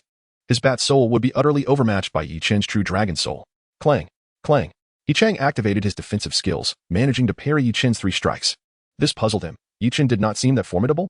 This was about the extent of my power when I defeated Nie Tianlin. It is clear that you are no match for me. Yi Chen shook his head. Yichang's pupils constricted as he perceived Yi Chen's arrogance as sheer disdain. How presumptuous. But before he could finish his retort, his head was severed and soared into the air. Yi Chen sheathed his sword and shook his head. In the second tier of true spirit realm, Yichang could no longer contend with his swordsmanship. However, if the opponent had a non-beast type soul of fate to assist, things might have been more complicated. After dealing with Brother Chang's corpse, Yi Chen felt pleased that he could not locate Nie Tianlong. This also meant that Nie Tianlong was still unaware that his brother had been slain by him. Boom. The waterfall ahead roared. Yi Chen frowned slightly, wondering how he had ended up back here. Gazing at the cascading waters that seemed to descend from the heavens, he felt an inexplicable stirring within. Approaching the waterfall and Oppos' edge, he stepped into the rushing current, attempting to practice his swordplay like Nangong Qian. However, he found himself unable to maintain his footing. The water was too turbulent, making it challenging to stabilize his balance, let alone ensure the angle of his strikes.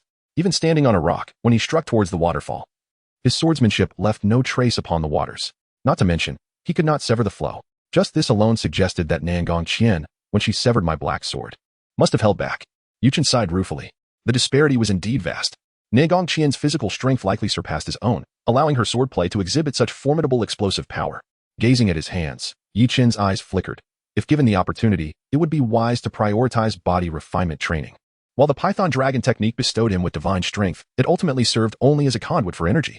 Upon returning to the Xiantian sect, he would inquire if Eldering had any specialized techniques for physical training. Nangong Jr.'s sister, spare me. Suddenly, a voice floated from nearby. Yi Chen frowned and moved closer. In the valley beside the waterfall, a young man was kneeling before Nangong Qian. She was livid, pressing her sword against the young man's neck. It was him. Yi Chen recognized him as the person who had inquired about the location of the light orb. Hong Tianxi, you have some audacity. Nangong Qian's gaze was icy. Had it not been for the inner core of the forest python left by Yi Chen, which had promptly aided her in detoxification, she might have fallen into this scoundrel's treacherous hands. She had previously thought Hong Shidi was a paragon of virtue, only to nearly be taken advantage of by him. Senior sister, spare my life. I am not human. I deserve to die 1,000 deaths. I was merely bewitched by ghosts. Hong Tianxi knelt on the ground, slapping himself in frenzy. He realized how foolish he had been to commit such a disgraceful act. If word of this got out, his reputation would be ruined, and he would never be able to remain in the sect. This matter must not be disclosed to Nangong Qian at any cost. A glimmer of malice flickered in his eyes. Nangong Qian's expression suddenly turned cold, and with a flick of her sword, thud, Hong Tianxi's right arm flew into the air, blood spraying forth as he screamed in agony. However, at that moment, his left hand suddenly swelled, transforming into a blood-red tentacle that struck Nangong Qian and Amp, Oppos' dantian with a resounding thud. Nangong Qian was sent flying several meters away, while bizarre runes floated around her dantian, slithering into her body like venomous serpents. Puff.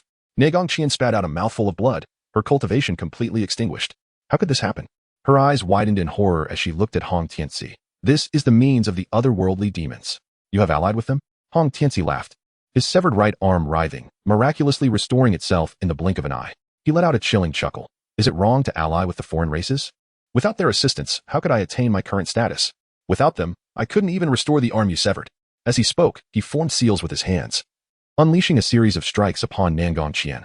These seals effectively sealed her power. Collapsing to the ground, she found herself utterly powerless to resist. The tactics she had previously employed against Yu Qin were now turned against her. Faced with Hong Tianxi's lecherous gaze, Nangong Qian was acutely aware of the dire fate that awaited her. It's him. A flicker in her peripheral vision caught her attention. Behind a nearby rock, she spotted a familiar corner of fabric. It was him, Yi Chun, but he remained fully concealed, showing no intention of intervening. Was it because Hong Tianxi was too powerful? Gritting her teeth, she made her final decision. Yu Qin. Behind the rock, just as Yu Qin was about to leave, he suddenly heard a voice resonate in his mind. It was Nangong Qian. He was about to disregard it when a scene unfolded in his mind, revealing Nangong Qian within. What stunned Yi Chun was that this woman was utterly unclothed. She had laid herself bare before him without a shred of modesty. Yi Chun, find a way to save me, she implored. Nangong Qian, with her unparalleled beauty, was indeed captivating, especially in her vulnerable state, fully exposed before him. In this enclosed space, saturated with an intimate atmosphere, it was unlikely any man could refuse the plea of such a stunning woman. Yet, Yi Chun resolutely declined. Hong Tianxi possesses the strength of the 8th tier of true spirit realm. Even 10 of me would be no match for him. Am I mad to attempt your rescue? Even against those in the 1st or 2nd tiers of true spirit realm, I might stand a chance, but against someone of the 8th tier, even if I reveal all my trump cards, I would have no hope of victory. I am not one to risk my life for mere beauty. Moreover, your attitude towards me does not warrant such sacrifice. Yi Chun firmly rejected Nangong Qian's plea. Just as he intended to leave this troublesome place, she cried out, Yi Chun, will you stand by and watch me die? The heartless slash was a gift you received from me through Lioli. Do you intend to disregard that favor? Yi Chun was suddenly taken aback. The heartless slash had been bestowed upon him by Nangong Qian. Chapter 69, Dragon String Space. Nangong Qian's despair. How do you propose I assist you? Yi Chun inquired. Let me preface this by stating that I acknowledge my debt for the merciless severance and the crucial intelligence you provided. I am willing to reciprocate. But that does not imply I will sacrifice myself for you. Nangong Qian was not taken aback by Yi Chun's words.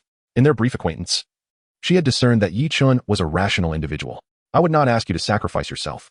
On the contrary, you may even reap benefits. Nangong Qian divulged her plan in its entirety. The space within Yi Chun and Apos' mind was the dragon string space, an ethereal realm conjured by her soul essence. Within this space, their interaction was purely mental. 10 days could elapse within, while only a fleeting moment passed in the outside world. The cultivation technique she practiced was known as the bridal gown celestial art. This art, when combined with her soul essence, allowed her to temporarily transfer her cultivation to another. However, there is a caveat. The extent to which you can accept my cultivation transfer depends entirely on your innate talent and potential. Furthermore, the process can be excruciating. If you cannot endure it, I will endeavor to endure it. Do not concern yourself with my pain. Yi Chun responded calmly. He was intrigued by Nangong Qian and Apos' soul essence. A soul essence capable of generating space must belong to the divine lineage, he mused. A resonant dragon and Apos' roar reverberated through the mental space. Yi Chun and Apos' countenance shifted slightly. Was Nangong Qian and Apos' soul essence also a dragon? He soon realized he had jumped to conclusions. A presence akin to a zither string materialized within the space. Adorning this string were dragon-shaped runes, their vibrations giving rise to the dragon and amp, Apos' roar. My soul essence is called dragon string. Before awakening, it can generate a dragon string space, which is where we currently are. Nangong Qian explained.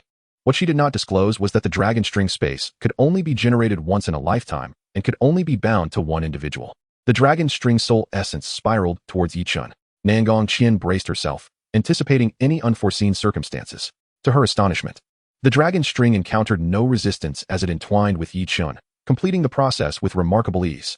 Nangong Qian's eyes widened in disbelief. How is this possible? She had attempted to bind the dragon string to Nangong Qian or her mother, but they had encountered severe rejection. Her mother had even been nearly harmed by the dragon string, with her mental strength affected. How could Yi Chun accomplish this so effortlessly? Nangong Qian's gaze was filled with astonishment. Perhaps it was her imagination, but she sensed a hint of elation from the dragon string soul essence as it approached Yi Chun, as if it were thrilled to be bound to him. This added a layer of peculiarity to Nangong Qian and Apos' expression. I will transfer as much cultivation as possible to you. Endure it to the best of your ability and absorb as much as you can, Nangong Qian said calmly. The more Yi Chun's cultivation improved, the greater his chances of defeating Hong Tianxi. However, with Hong Tianxi possessing the power of another, even Nangong Qian was not confident in her ability to overcome him. Could Yi Chun succeed? If you cannot defeat Hong Tianxi even with all your strength, then seek an opportunity to escape. I will leave all my power within this dragon string space for you to slowly assimilate. Consider it a gift for your acquaintance with Qing and Amp. Oppos. Nangong Qian and Amp. Oppos. eyes revealed a hint of resolution. Yi Chun was unimpressed and urged her directly, stop dawdling and get on with it. Why are you being so indecisive at this critical moment?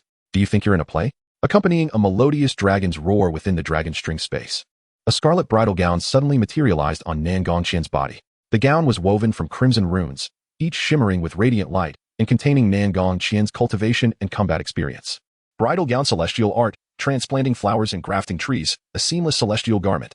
Nangong Qian chanted the incantation, and the vibrant bridal gown soared into the air. Flying towards Yi Chun, dense runes, resembling serpentine dragons, burrowed into Yi Chun's body in clusters. At that moment, Yi Chun was enveloped in scarlet from head to toe, resembling a blood-soaked figure. Nangong Qian did not forget to remind him, no matter how excruciating it becomes, you must endure it. You. Her words were abruptly cut short as she was taken aback.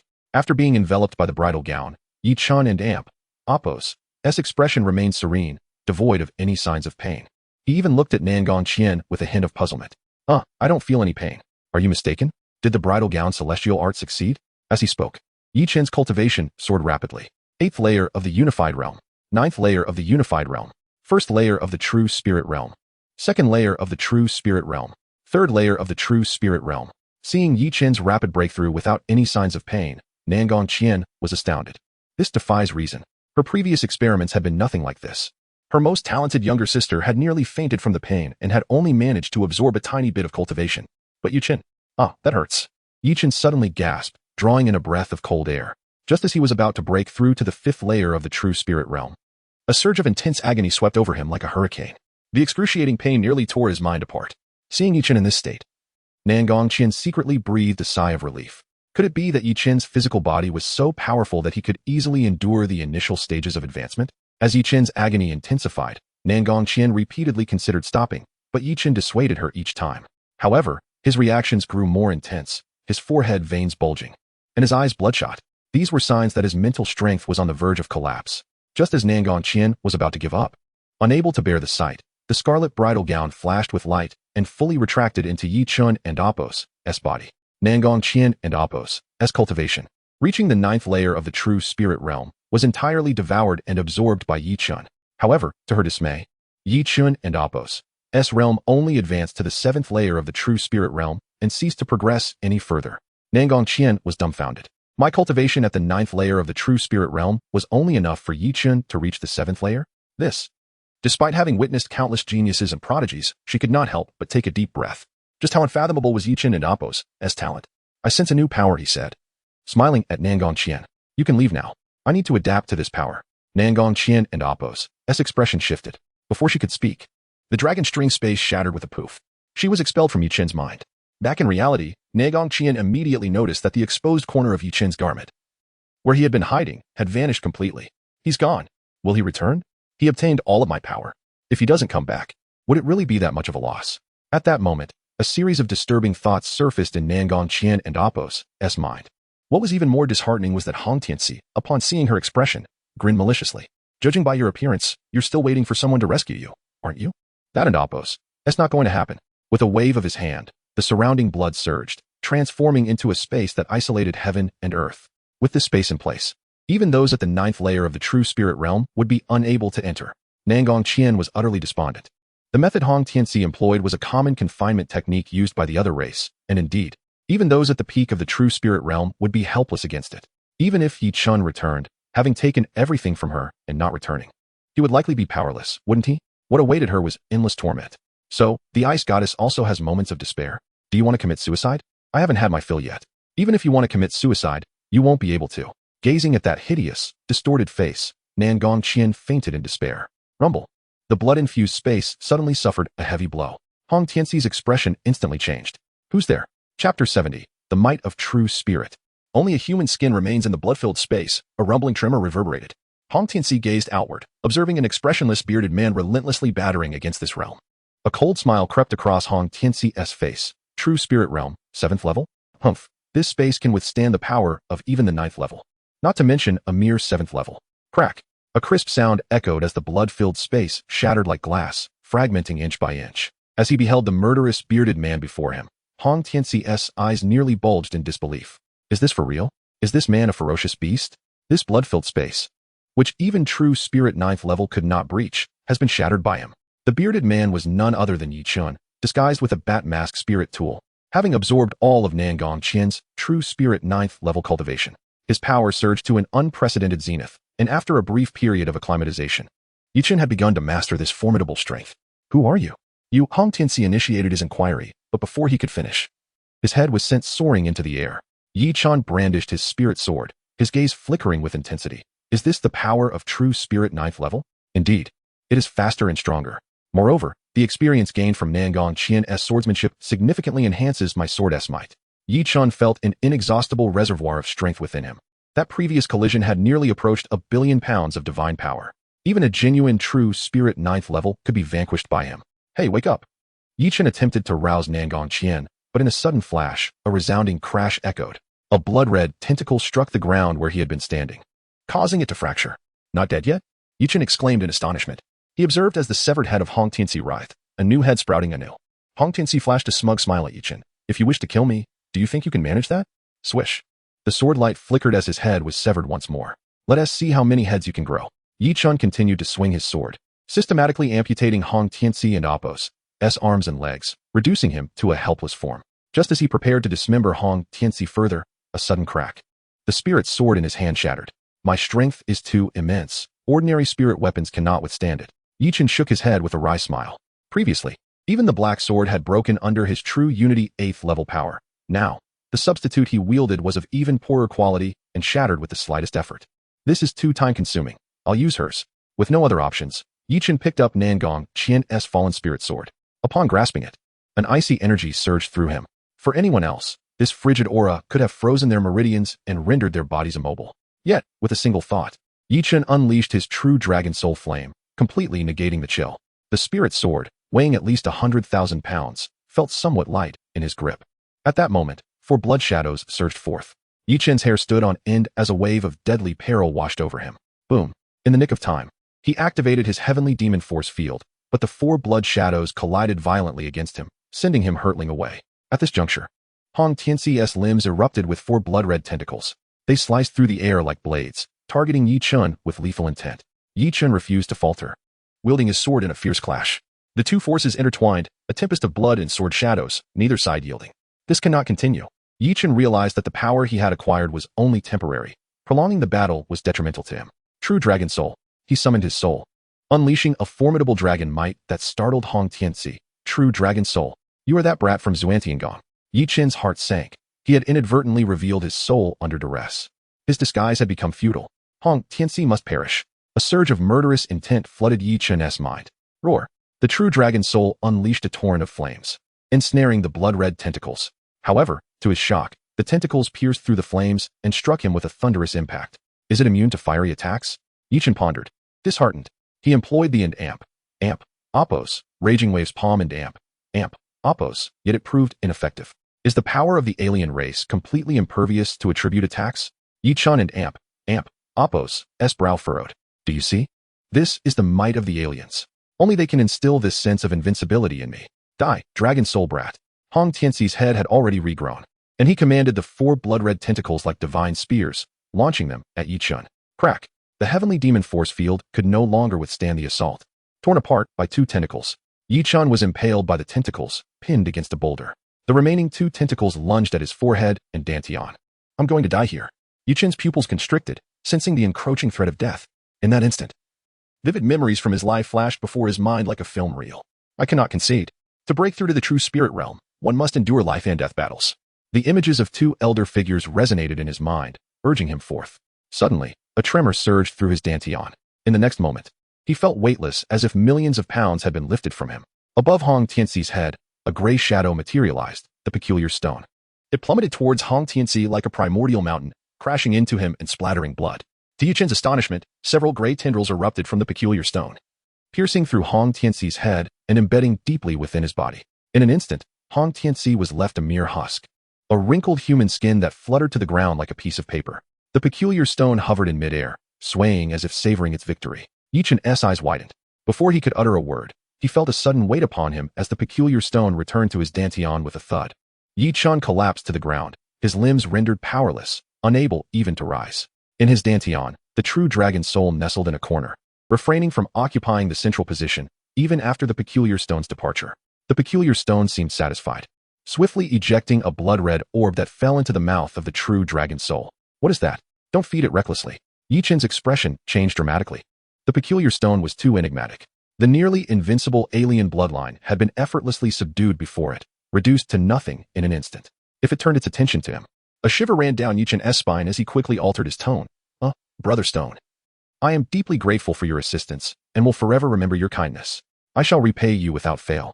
Despite his words, Yi Chun felt a bitter pang. What if this entity decided to cling to him and refuse to leave? At that moment, a delicate huff reached his ears. Hey, move aside. You're crushing my hair. Chapter 71. Benefits gained from Nangong Qian depart from my presence, Yi Chun uttered, observing the awakening Nangong Qian. His true spirit realm power was rapidly dissipating, leaving him utterly drained. Did you vanquish Hong Tianxi? Nangong Qian inquired, surveying the surroundings before noticing a charred impression. Was he incinerated? Was it your soul spirit that achieved this? Nangong Qian was astounded. Her dragon cord soul spirit, though a peak rank 8, posed no threat to Hong Tianxi. The potency of Yi Chun's soul spirit must be immeasurable to reduce Hong Tianxi to ashes. At that moment, Nangong Qian was consumed by an intense curiosity regarding Yi Chun's aptitude. Regarding what you witnessed within the dragon cord space, refrain from disclosing it to anyone. Nangong Qian cautioned Yi Chun. The dragon cord space held profound significance for her. The notion that Yi Chun had not only become bound to it, but had also seen her unadorned was disconcerting, as she believed it was exclusively linked to her husband. The individual who bestowed the heartless severance upon me must be someone else, as you are not the eldest daughter of the Liuli family, Yi Chun remarked abruptly. Nangong Qian's heart palpitated. Indeed, I am not. Now that you have discerned this, why did you offer assistance? Yi Chun remained silent. Nangong Qian's pride compelled her to resort to falsehoods. Furthermore, as assistance yielded advantages, Yi Chun was willing to test the waters. I envy Bei Mingxue for establishing a bond with you before your ascent, Nangong Qian remarked with a smile. Bei Mingxue? Is that the name of the enigmatic eldest daughter? Yi Chun mused inwardly. I risked my life to rescue you, and I expect recompense. Nangong Qian nodded unequivocally. That is only natural. Your sword is satisfactory, and I find it quite manageable. The ice dragon's sword is not mine to give, as it is intertwined with my soul spirit. Nangong Qian demurred with a peculiar expression. Weighing several 100,000 pounds, the ice dragon's sword was cumbersome even for her. Were it not for its resonance with her soul spirit, Yi Chun's interest in it spoke volumes about his immense strength. Choose something else. Any request is permissible. Nangong Qian turned to Yi Chun. In that case, I desire a body tempering art, an advanced technique capable of substantially augmenting my physical form. 2 days later, a bestial entity comparable to a true spirit realm 4th stage cultivator collapsed before Yi Chun. He skillfully extracted its inner core. Within his chi-si, the true dragon soul spirit unleashed a torrent of flames, swiftly refining it. Sensing the surge in power, Yi Chun's eyes gleamed with fervor. The multiple decapitation strike is indeed formidable. Having temporarily accessed Nangong Qian's true spirit realm power through the bride's gown celestial art, Yi Chun had gained extensive insights into the true spirit realm. Even the nuances of Nangong Qian's swordsmanship had been imprinted in his mind.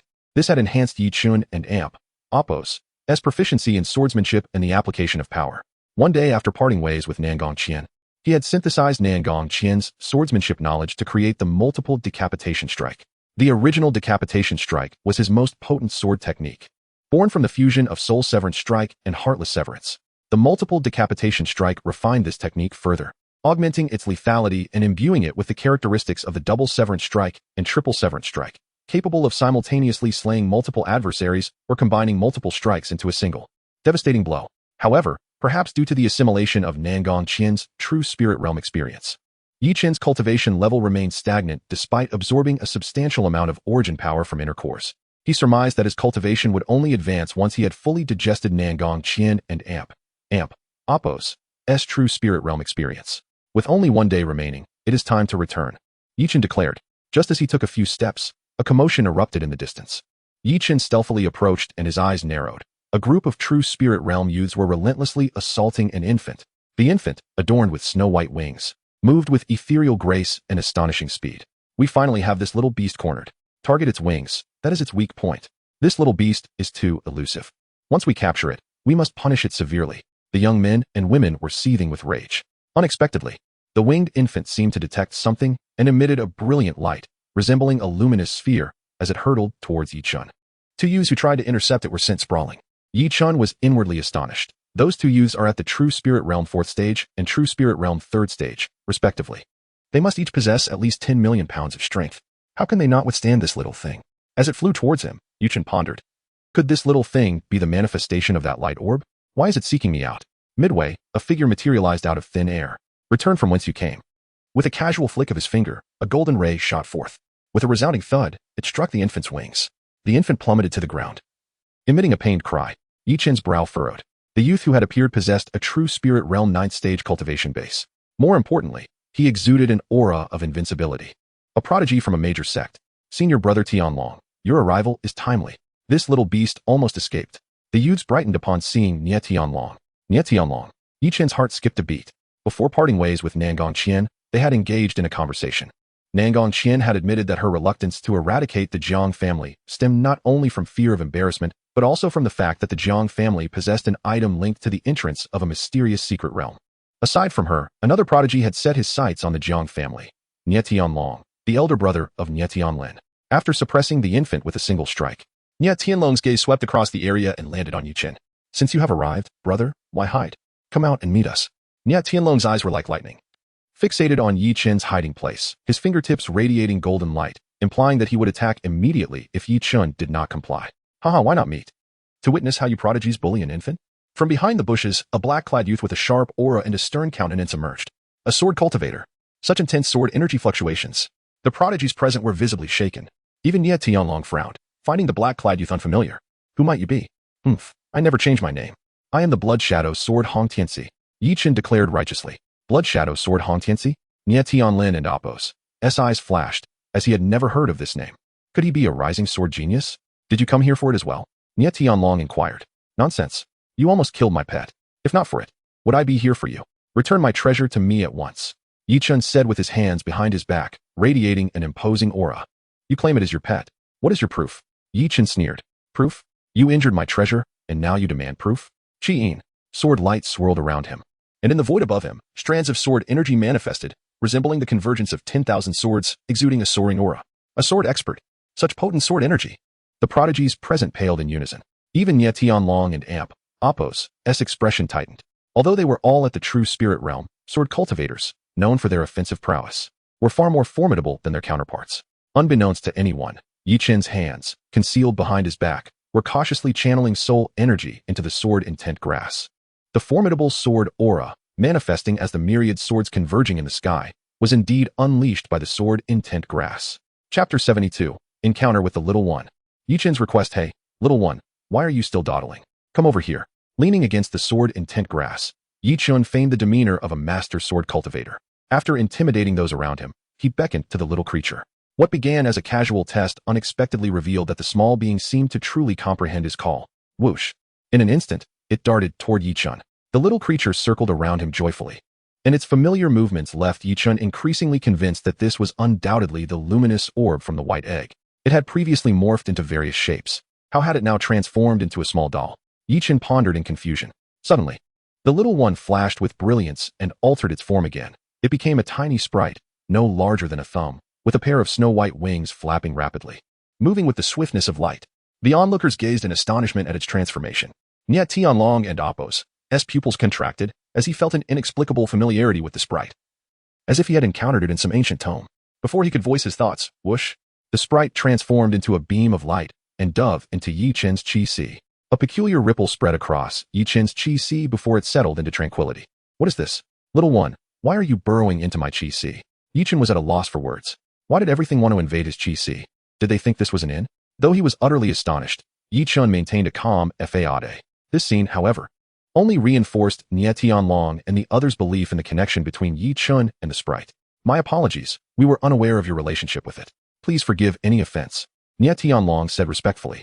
The overwhelming aura of swordsmanship emanating from Yi Chun left even him feeling uncertain about confrontation, let alone his disciples behind him. In light of caution, Nie Tianlong chose not to provoke this enigmatic sword cultivator. You are somewhat perceptive. Very well, ignorance is no sin. Yi Chun waved his hand generously. With a thought, he stored the sword intent grass away, and the extraordinary sword pressure dissipated instantaneously, causing everyone to breathe a sigh of relief. Thank goodness this master was relatively magnanimous. As Yichen turned to depart, Nie Tianlong inquired, "Might I ask which sect or lineage you hail from? Please, leave your name. Tianlong shall certainly pay you a visit at a later date." His disciples felt a jolt of alarm, casting reproachful glances at him. Why provoke this formidable figure when he was already leaving? Yichen paid him no mind, vanishing in a few graceful leaps. The aura of a master was unmistakable. Nie Tianlong's expression darkened. He was one of the elite of the Haoyin sect, accustomed to being revered during his travels. Never had he encountered anyone who dared to disregard him so blatantly. Yet, recalling the terrifying sword intent, he sighed inwardly. There are always greater powers beyond our own. He had thought his strength sufficient to stand tall among his peers, only to discover that there existed those even more formidable. Nie Tianlong smiled bitterly. His resolve to seize the Jiang family and obtain the key to the secret realm grew ever stronger. Who would have thought that the sword intent grass could be utilized in such a manner? Yichen, having successfully navigated the perilous situation with the help of the sword intent grass, was taken aback by how smoothly things unfolded. The sword intent grass could unleash 3 types of sword pressure. Initially, upon encountering too many opponents at the true spirit realm, he had planned to employ the sword pressure for a group attack. Yet, after being seen through by Nie Tianlong, he swiftly decided to deceive them instead, and to his surprise, it actually worked. Once he extricated himself from danger, Yichen immediately began calling for the little creature. "Hey, little one. Stop hiding in my Qi and come out." However, after a lengthy wait, there was no response. Unable to contain his curiosity, Yichen peered into his Qi and nearly burst into laughter. The little creature was sprawled on a rock at the center of the Qi, sound asleep. It appeared utterly exhausted, its tiny wings drooping limply over its body. Sensing Yichen's gaze, the little one whimsically flipped over, exposing its belly, cutely snoring in slumber. Yichen couldn't and Amp, Oppos, help but chuckle, marveling at the little creature and Amp, Oppos' audacity. Unlike the true dragoness soul, which wouldn't dare approach the strange stone, this little one treated it like a mattress, sprawled out comfortably. It seemed that this little creature possessed some remarkable background, able to be treated differently by the strange stone. Time passed, yet the little one showed no signs of awakening. Yichen, no longer concerned, began to make his way out of the broken Dragon Mountain range. By evening, he finally descended from the mountains and returned to the inn at the foot of the hill. "Brother Yi, you have finally returned." As soon as he entered, Duan Lang leaped toward him, eyes sparkling with joy. He examined Yichen for any injuries. Upon closer inspection, he felt a sudden jolt, compared to when he had left. Yichen and Oppos' gaze now bore an air of sharpness and determination, exuding a formidable presence that made one hesitant to approach. More importantly, Duan Lang sensed a faint aura of killing intent surrounding Yichen, an essence he had only encountered in seasoned hunters who had spent years hunting ferocious beasts. It was evident that this was the hallmark of a master. In just a few days apart, Yichen had grown significantly stronger. Duan Lang could not help but exclaim in genuine admiration. Within the inn, other patrons also cast astonished glances at Yichen. On one hand, they recognized his impressive aura and the unmistakable demeanor of a master. On the other, they had heard tales of how Yichen had rescued Duan Lang from the jaws of a forest serpent. Their respect for him was sincere. "Here, this is your family's treasured tome. It has been a tremendous help to me." Yichen smiled as he returned the book to its rightful owner. "Yichen, you have finally returned. If you had delayed any longer, we might not have seen you again." Dexiong and Oppos' booming voice echoed even before he entered the room. Yimei, Dexiong, and Duan Qing reunited once more. From Yimei, Yichen learned that after dealing with the forest serpent, they had sold a considerable number of spirit stones, just enough to assist Xiao Meng in her healing. However, in Broken Dragon Mountain, there were no capable doctors. They would have to venture into the city for treatment. Thus, Yimei and the others planned to leave the mountains, simultaneously caring for Xiao Meng and taking the opportunity to relax. Upon hearing this, Yichen felt a surge of inspiration and voiced his pre-existing thoughts. "How about this? Since you are already planning to rest, I have a small favor to ask of you." "Yichen, there is no need for such formality. Feel free to ask." Dexiong, Yimei, and the others treated Yichen as one of their own, especially Duan Qing and Duan Lang, who viewed Yichen as their savior. They were eager to assist him in any way possible. "My parents come from humble beginnings, being simple, honest folk. However, I have recently stirred up quite a few troubles, and I fear that there may be those with malicious intent targeting them. I would like to request that while you care for Xiao Meng, you also keep an eye on my parents." As Yichen spoke, he handed a substantial amount of materials he had collected after slaying the beasts to Yimei as compensation. He had long contemplated this course of action. As his strength grew, the potential for vulnerabilities would diminish, yet his loved ones would remain his only weakness. Preparing in advance would serve as a precaution against unforeseen dangers. "Hey, which of you wretches is Yichen? Come forth and face death for slaying my brother." Chapter 73, The Revenge of the Su Family. Awakened prematurely, a dark-clad swordsman intruded into the inn. The chilling brilliance of his blade seemed to herald the arrival of a divine sword, tightening the breaths of all present. It was Lang Feng, the younger brother of Lang Xiao. Yi Mei and the others turned pale. The news of Lang Xiao and Apos S group being annihilated by Yi Chun had not leaked. How did Lang Feng come to seek out Yi Chun? Would have been disclosed. I am Yi Chun, he declared, stepping forward. Yi Mei quickly grasped his arm. Yi Chun, Lang Feng is not to be underestimated. You. Fear not. All is well, Yi Chun replied with a reassuring smile, patting her hand. However, she recoiled as if struck by lightning, her cheeks flushing a rare shade of crimson.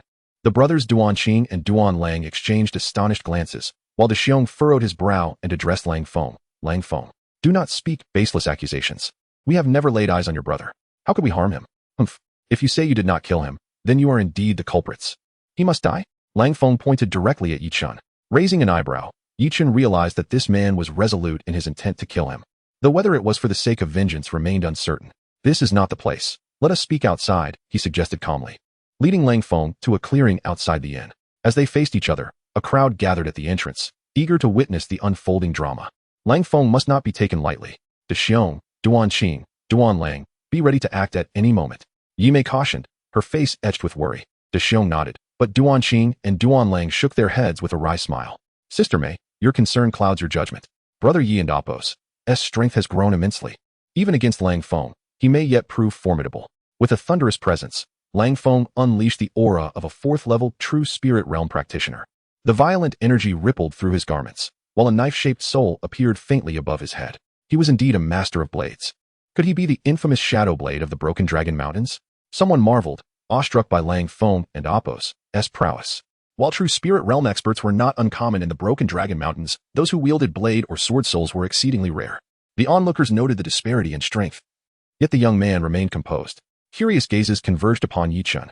Surely, I am not here for your brother, Yi Chun stated, fixing Lang Feng with a steady gaze. Speak. Who has sent you to kill me? Lang Feng chuckled softly, lowering his voice. Ah, you are rather astute. I am not here for my brother. In fact, I wish him dead. Your misfortune is that I thought you would perish in the Broken Dragon Mountains, yet here you stand, alive. However, someone from the Xiantian sect seeks your demise. Yi Chun's eyes flickered knowingly. Who sent you? Hua? Su? Tong? Gua? Ah, it seems you have offended the Su family. Prepare yourself for the journey ahead. Lang Feng taunted, drawing his blade with a swift motion. The speed of his strike was blindingly fast and ferocious. A wave of murderous intent sweeping over the crowd, instilling fear in their hearts. In that moment, Yi Chun felt as though he faced the deadly king of serpents. Yet, his expression remained unperturbed as he unsheathed his sword with ease. The glimmer of his blade flashed through the air. In an instant, Lang Feng's figure froze, eyes wide in disbelief. Had it ended so soon? Could he have lost? With a thud, Lang Feng collapsed, a crimson mark appearing on his neck. His head rolled away, his eyes still wide with shock as he realized he had been slain by Yi Chun's single strike. The crowd gasped collectively, astonished that a fourth-level true spirit realm master, a fearsome swordsman, could be dispatched so swiftly by this young man. Yi Mei's beautiful eyes were fixed on Yi Chun, her heart racing at the calmness of his demeanor, forever etched in her memory. Duan Qing and Duan Lang, too, wore expressions of disbelief. Although they had suspected Yi Chun's strength had increased, they never imagined it to be so extraordinary. In a breathtaking display, an 8th-level Unity Realm practitioner had effortlessly slain a 4th-level True Spirit Realm master. News of this feat would surely spread like wildfire, deemed miraculous by all who heard it. Well done, my friend. No wonder you remain so composed, De Xiong exclaimed, patting Yi Chun on the shoulder. Yi Chun smiled in return, casually surveying the onlookers, who dared not meet his gaze, their eyes darting away in trepidation of the Reaper standing before them. Brother Yi, this belongs to you, along with a letter. Duan Lang said, returning from searching Lang Feng's body, presenting a collection of items. The most valuable was a storage pouch, albeit inferior to a spatial ring. Yi Chun opened the letter, discovering it was a request from the Su family to have Lang Feng assassinate him. After Yi Chun had annihilated Su Wen, the family behind him simmered with rage, seeking vengeance. However, as per Yi Chun's intelligence, the only support Su Wen had was himself, a mere true spirit realm practitioner. Having failed to kill him, it appeared another opportunity for wealth was soon to arrive. Yi Chun's heart raced with anticipation. That very night, as he settled into the inn, a knock echoed at his door at the witching hour. A beautiful girl, seemingly 17 or 18, pale and trembling, handed him a package. The Su family could not kill you, and in fear, they convened overnight to offer their submission, she stammered. Even a 4th-level true spirit realm master fell to your blade. Such a foe is beyond our capacity to confront. Fearing retribution from Yi Chun, they dared to come and apologize. The package contained what was claimed to be a significant portion of the Su family's wealth, 100,000 spirit stones. Return to your master and tell him this is a one-time concession. There shall be no second chance, Yi Chun instructed, waving her away. The girl felt as if a great weight had been lifted. May I leave now? Upon seeing Yi Chen's smiling face, her cheeks flushed as she shyly turned and fled. Sighs of disappointment echoed from the nearby rooms. Brother Yi, you truly are a blockhead. You turn away a gift that was offered. De Xiong, Duan Qing, and Duan Lang lamented, realizing that the girl had been sent by the Su family to appease Yi Chen. Yet Yi Chen merely shook his head with a smile. His thoughts drifting to the icy visage of Negong Qian. Why am I thinking of her? He pondered as he returned to his room. Next door, Yi Mei lay in bed, tossing and turning, unable to find rest throughout the night. As dawn broke, Yi Chen bid farewell to Yi Mei and the others. Rest assured, I shall do my utmost for uncle and aunt. There will be no mistakes. Yi Mei and the others solemnly promised. Yi Chen smiled as they parted ways, mounting his horse and galloping toward the foot of the Xiantian sect and Apos S mountain. Upon arrival, he felt a wave of nostalgia wash over him. The last time he stood at the foot of this mountain, he had been betrayed by Jiang Qing'er, believing he had lost everything. Now he possessed formidable power, astonishing talent, and the means to avenge those who had betrayed him. The Jiang family would not escape retribution. Yi Chen, you have finally returned. I bear unfortunate news. Tong Ling Tian has awakened ahead of schedule. Lu Shou Yi emerged from the shadows. Chapter 74, The Diamond Fist. The Supreme Body Refining Ointment well done with the Duan family, S matters, Yi Chen remarked with a smile. The bloodline of the Duan family, both within the clan and beyond, had been entirely eradicated. Everyone knew this was Yi Chen's most ruthless retribution against Duan Haoyan, leaving them in silent astonishment. Lu Shi had magnificently completed Yi Chen's test. From that moment on, he would be irrevocably bound to Yi Chen, sharing life and death together. Thus, upon Yi Chen's arrival, Lu Shi promptly presented all the intelligence gathered over the past few days. Tong Ling Tian has awakened, yet he hasn't targeted me. It seems he is resolute in his intention to kill me, Yi Chen stated. Lu Shui nodded thoughtfully. In 2 days, during the deathmatch on the arena, Tong Ling Tian aims to confront you head-on. Hence he is not engaged in any superfluous schemes. Then let it come. The outcome between the fifth realm of true spirit is yet to be determined. A glint of sharpness flashed in Yi Chen and Apos' eyes. The news of his return from training, as expected, stirred a considerable commotion within the Xiantian sect. Everyone was curious about how much Yi Chen could elevate his prowess in just 5 days. Upon learning that Yi Chen's cultivation was still at the 8th layer of the returning One Realm, many shook their heads in disbelief. Indeed, 5 days is a brief span. No matter how exceptional his talent, could he truly break through to the true spirit realm? If he were to do so, what of those who have toiled for years to reach this stage? Although Yi Chen was the most renowned among the inner disciples, he was not the strongest. Indeed, Xiao Jun, Enai Fan, and Lin Jue are all formidable opponents, certainly on par with Yi Chen. In the upcoming sect competition in half a month, they are likely to shine, while Yi Chen, well, his fate may already be sealed. The arrogance and presumption displayed by Yi Chen, aspiring to challenge the true spirit realm, led many to believe his demise was imminent.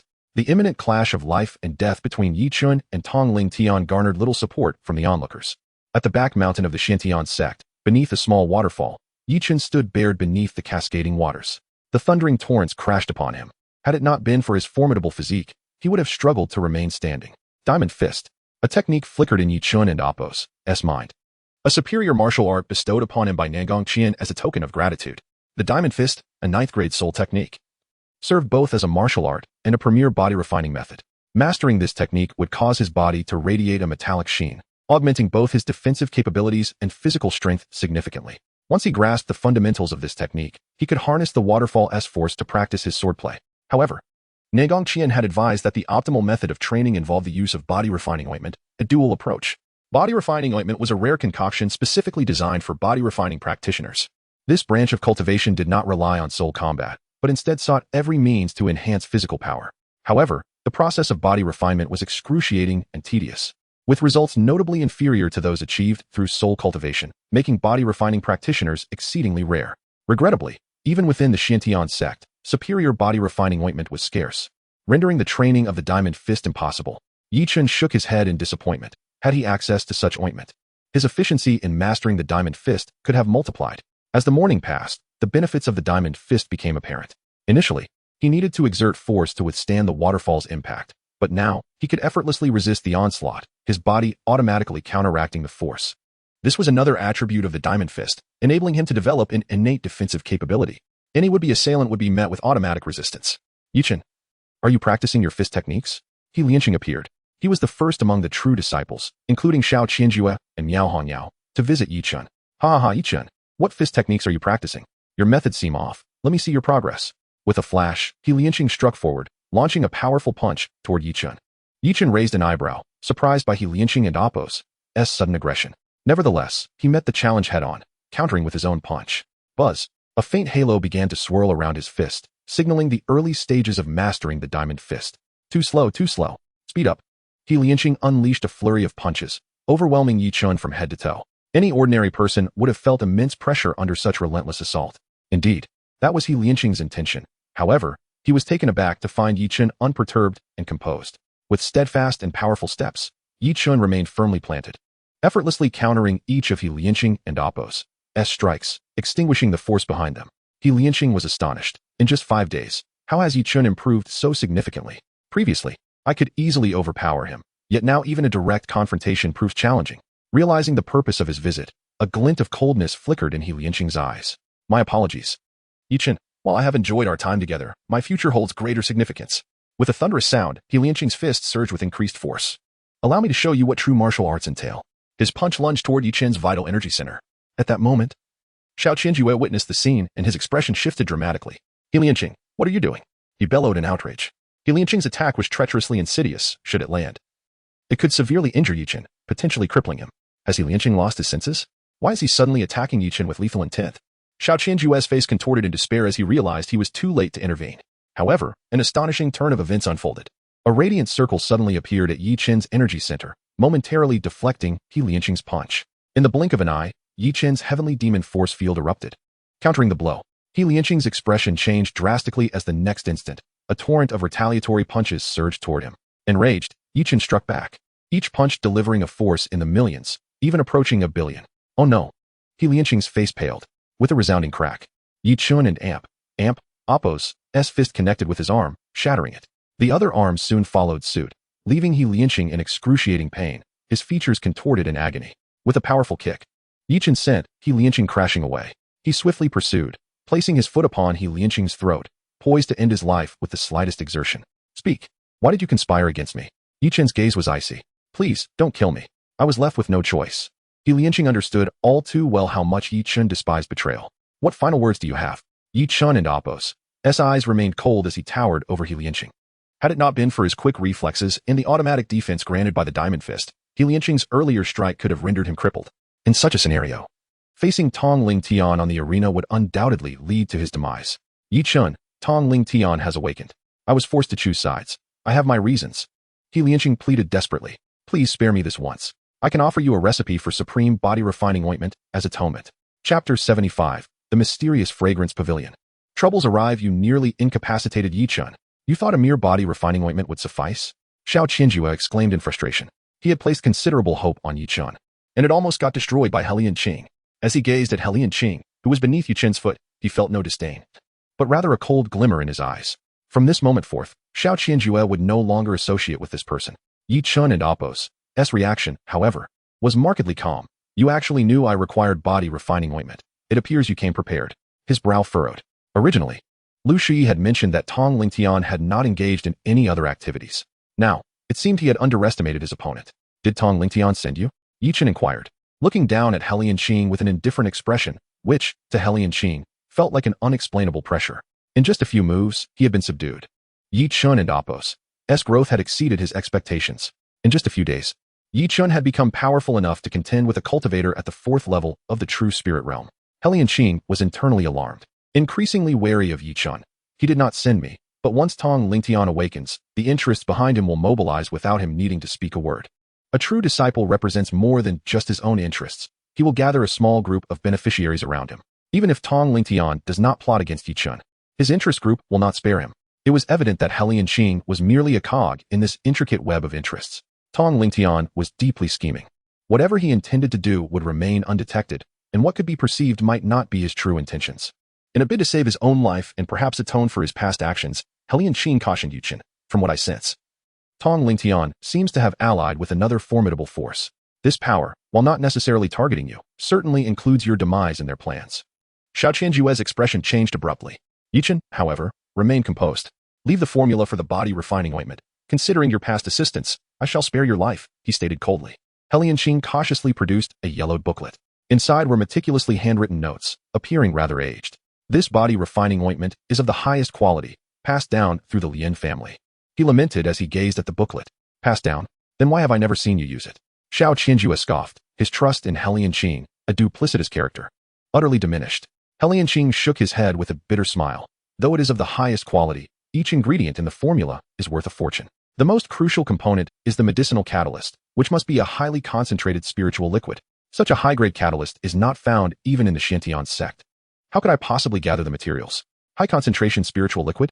Yi Chun and Apos. S. heart stirred, for he happened to possess a jar of dragon and Apos. S. saliva in his spatial ring.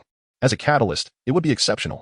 Moreover, should you miraculously manage to concoct the body-refining ointment, remember, it can only be used 9 times. Exceeding this limit will result in your body exploding and you perishing. Be warned. Helian Qing limped away, his back appearing forlorn. He understood that from this day forth, reintegration into Yi Chen's circle would be exceedingly difficult. Would he regret missing this opportunity in the future?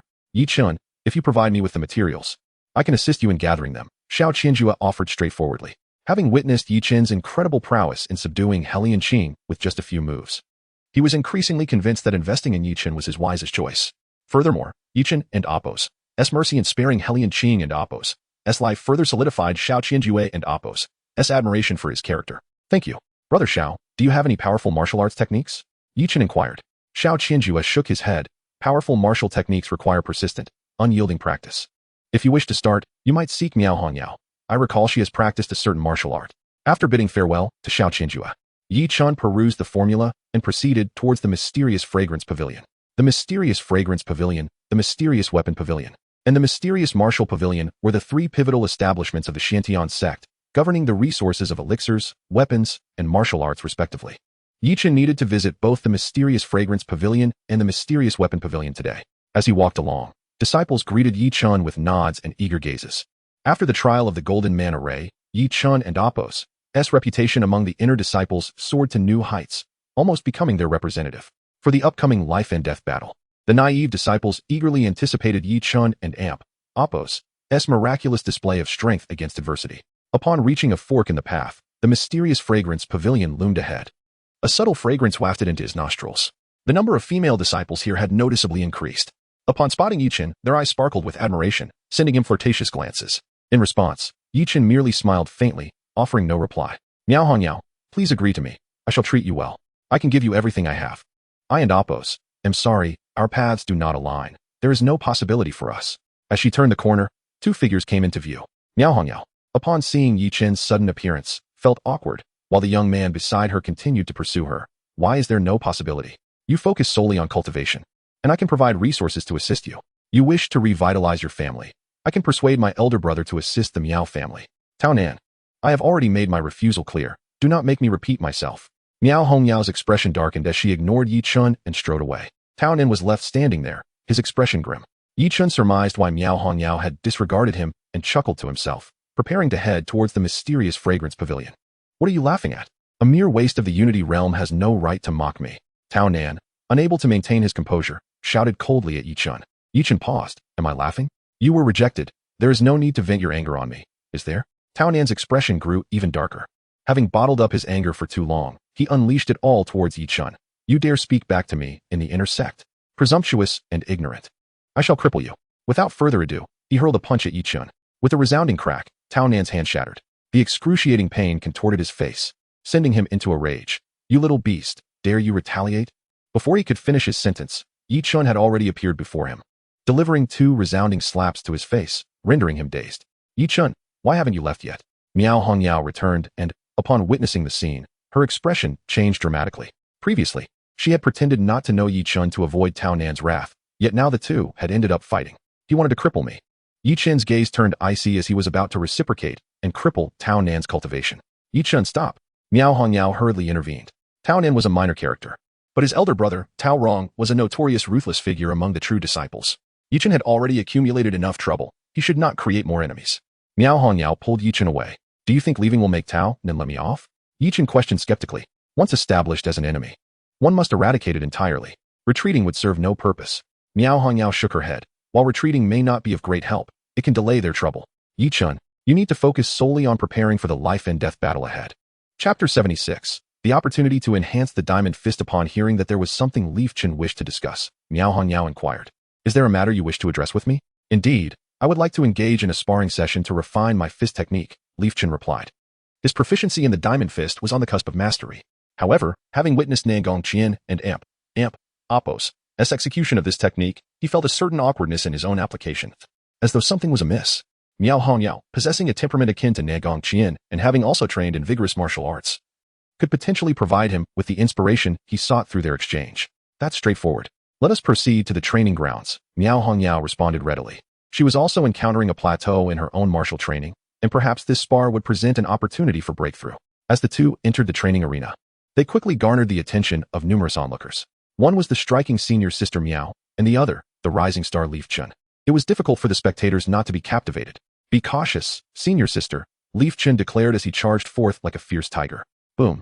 His fist struck like thunder, the powerful gust from his punches tousling Miao Hongyao's hair. Her pupils constricted in surprise. How formidable. No wonder Xiao Qianjue had warned her to exercise utmost caution when sparring with Leaf Chun. In merely 5 days apart, Leaf Chun's strength had evidently surged to such an extent. Bang! Miao Hongyao layered her fists to block Leaf Chun and Appos' strike, but before she could mount a counter, a second wave of relentless attacks rained down upon her. The spectators stood in awe. Mao Sagape. How could Leaf Chun, at the 8th level of the unification realm, be dominating a senior sister of true spirit realm? His assault was frenzied and unrestrained, flowing like mercury, offering Miao Hongyao no respite. Were it not for her considerable advantage in realm, she might have struggled to withstand his onslaught. Even so, after merely 15 minutes, she called for a halt.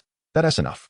If we continue, I want to be able to hold on. Miao Hongyao had several times felt the urge to unleash her full strength and retaliate using her superior realm, yet without doing so, she found herself continually suppressed, forced into a defensive posture. It was exceedingly frustrating.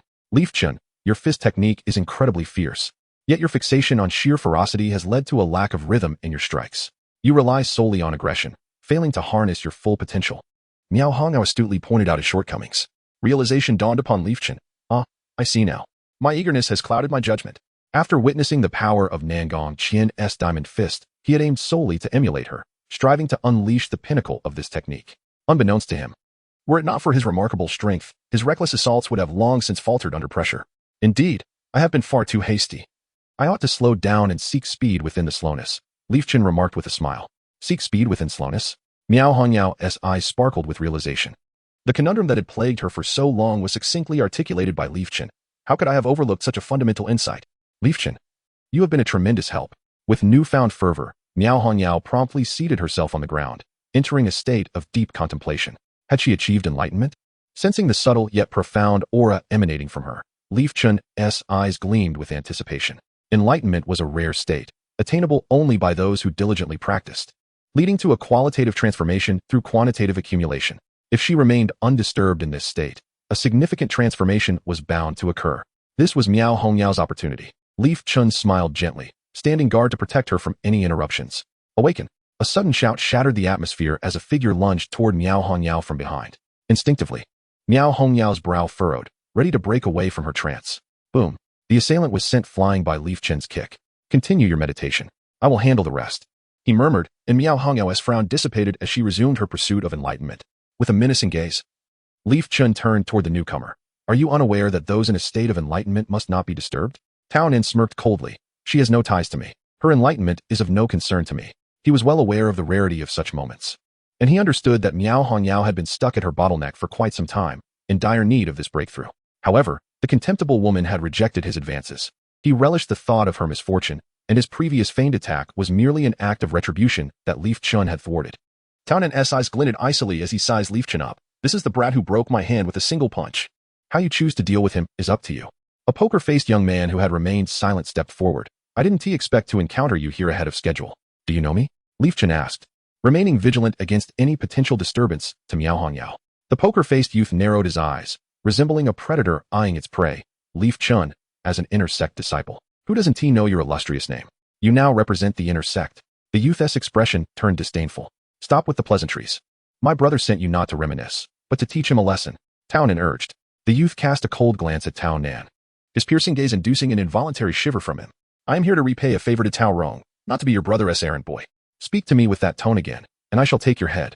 Tao Nin gasped, realizing the gravity of his situation, and fell silent. Leaf Chun's gaze sharpened. So, you are an I fan? In half a month, the annual sect competition of the Xiantian sect will commence.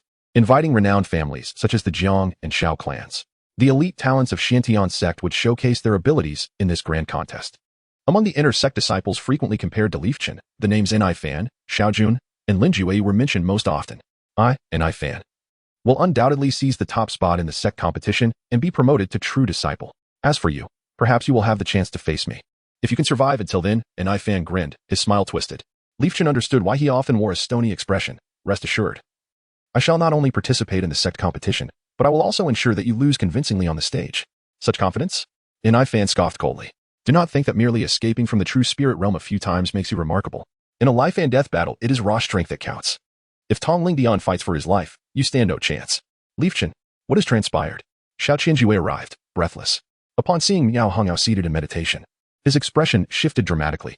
Has she entered a state of enlightenment?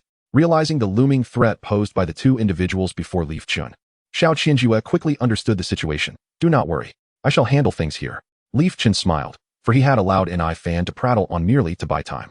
With reinforcements arriving, he could now focus on the battle ahead without concern for Miao Hongao. Isn't your elder brother sending you to teach me a lesson? Come. Make your move. Li Chen's eyes sparkled with determination as a fiery fist shadow surged before him. Behold my fist. Nai Fan's formidable strike surged forth with an unstoppable force. Chapter 77. The hidden dangers of the true spirit realm. Fang Yuan of the Xuanxiang Pavilion was taken aback as he realized the power of the attributes at play. The crowd gasped in astonishment as Nai Fan unleashed a punch, enveloped in flames, the intense heat rendering them momentarily blinded. Xiao Qianjue and Appo's expression shifted, but he observed Yi Chen's calm demeanor as he thrust forth a palm. A torrent of water coalesced into a palm imprint, extinguishing the fiery assault with a soft hiss. The wave-breaking palm. Xiao Qianjue and Appo's eyes flickered. Yi Chen and Appo's effortless execution of this technique demonstrated his mastery over the wave-breaking palm. Could it be that Yi Chen and Appo's true dragon soul was of the water attribute? Ordinary geniuses, even those skilled in elemental forces, could hardly wield them with such finesse as Yi Chen did, unless aided by a soul. Xiao Qianjue mused, thinking he had grasped something significant. Yet, Yi Chen paid no heed, launching successive attacks with the wave-breaking palm and the layered waves fist, relentlessly bombarding Nai Fan. With Miao Hongao and Appo's reminder, Yi Chen intentionally adjusted the rhythm of his strikes. The results were immediate and impressive. The seemingly powerful Nai Fan began to lose ground, leaving the onlookers perplexed. Nai Fan, increasingly alarmed, initially thought Yi Chen and Appo's prowess was exaggerated.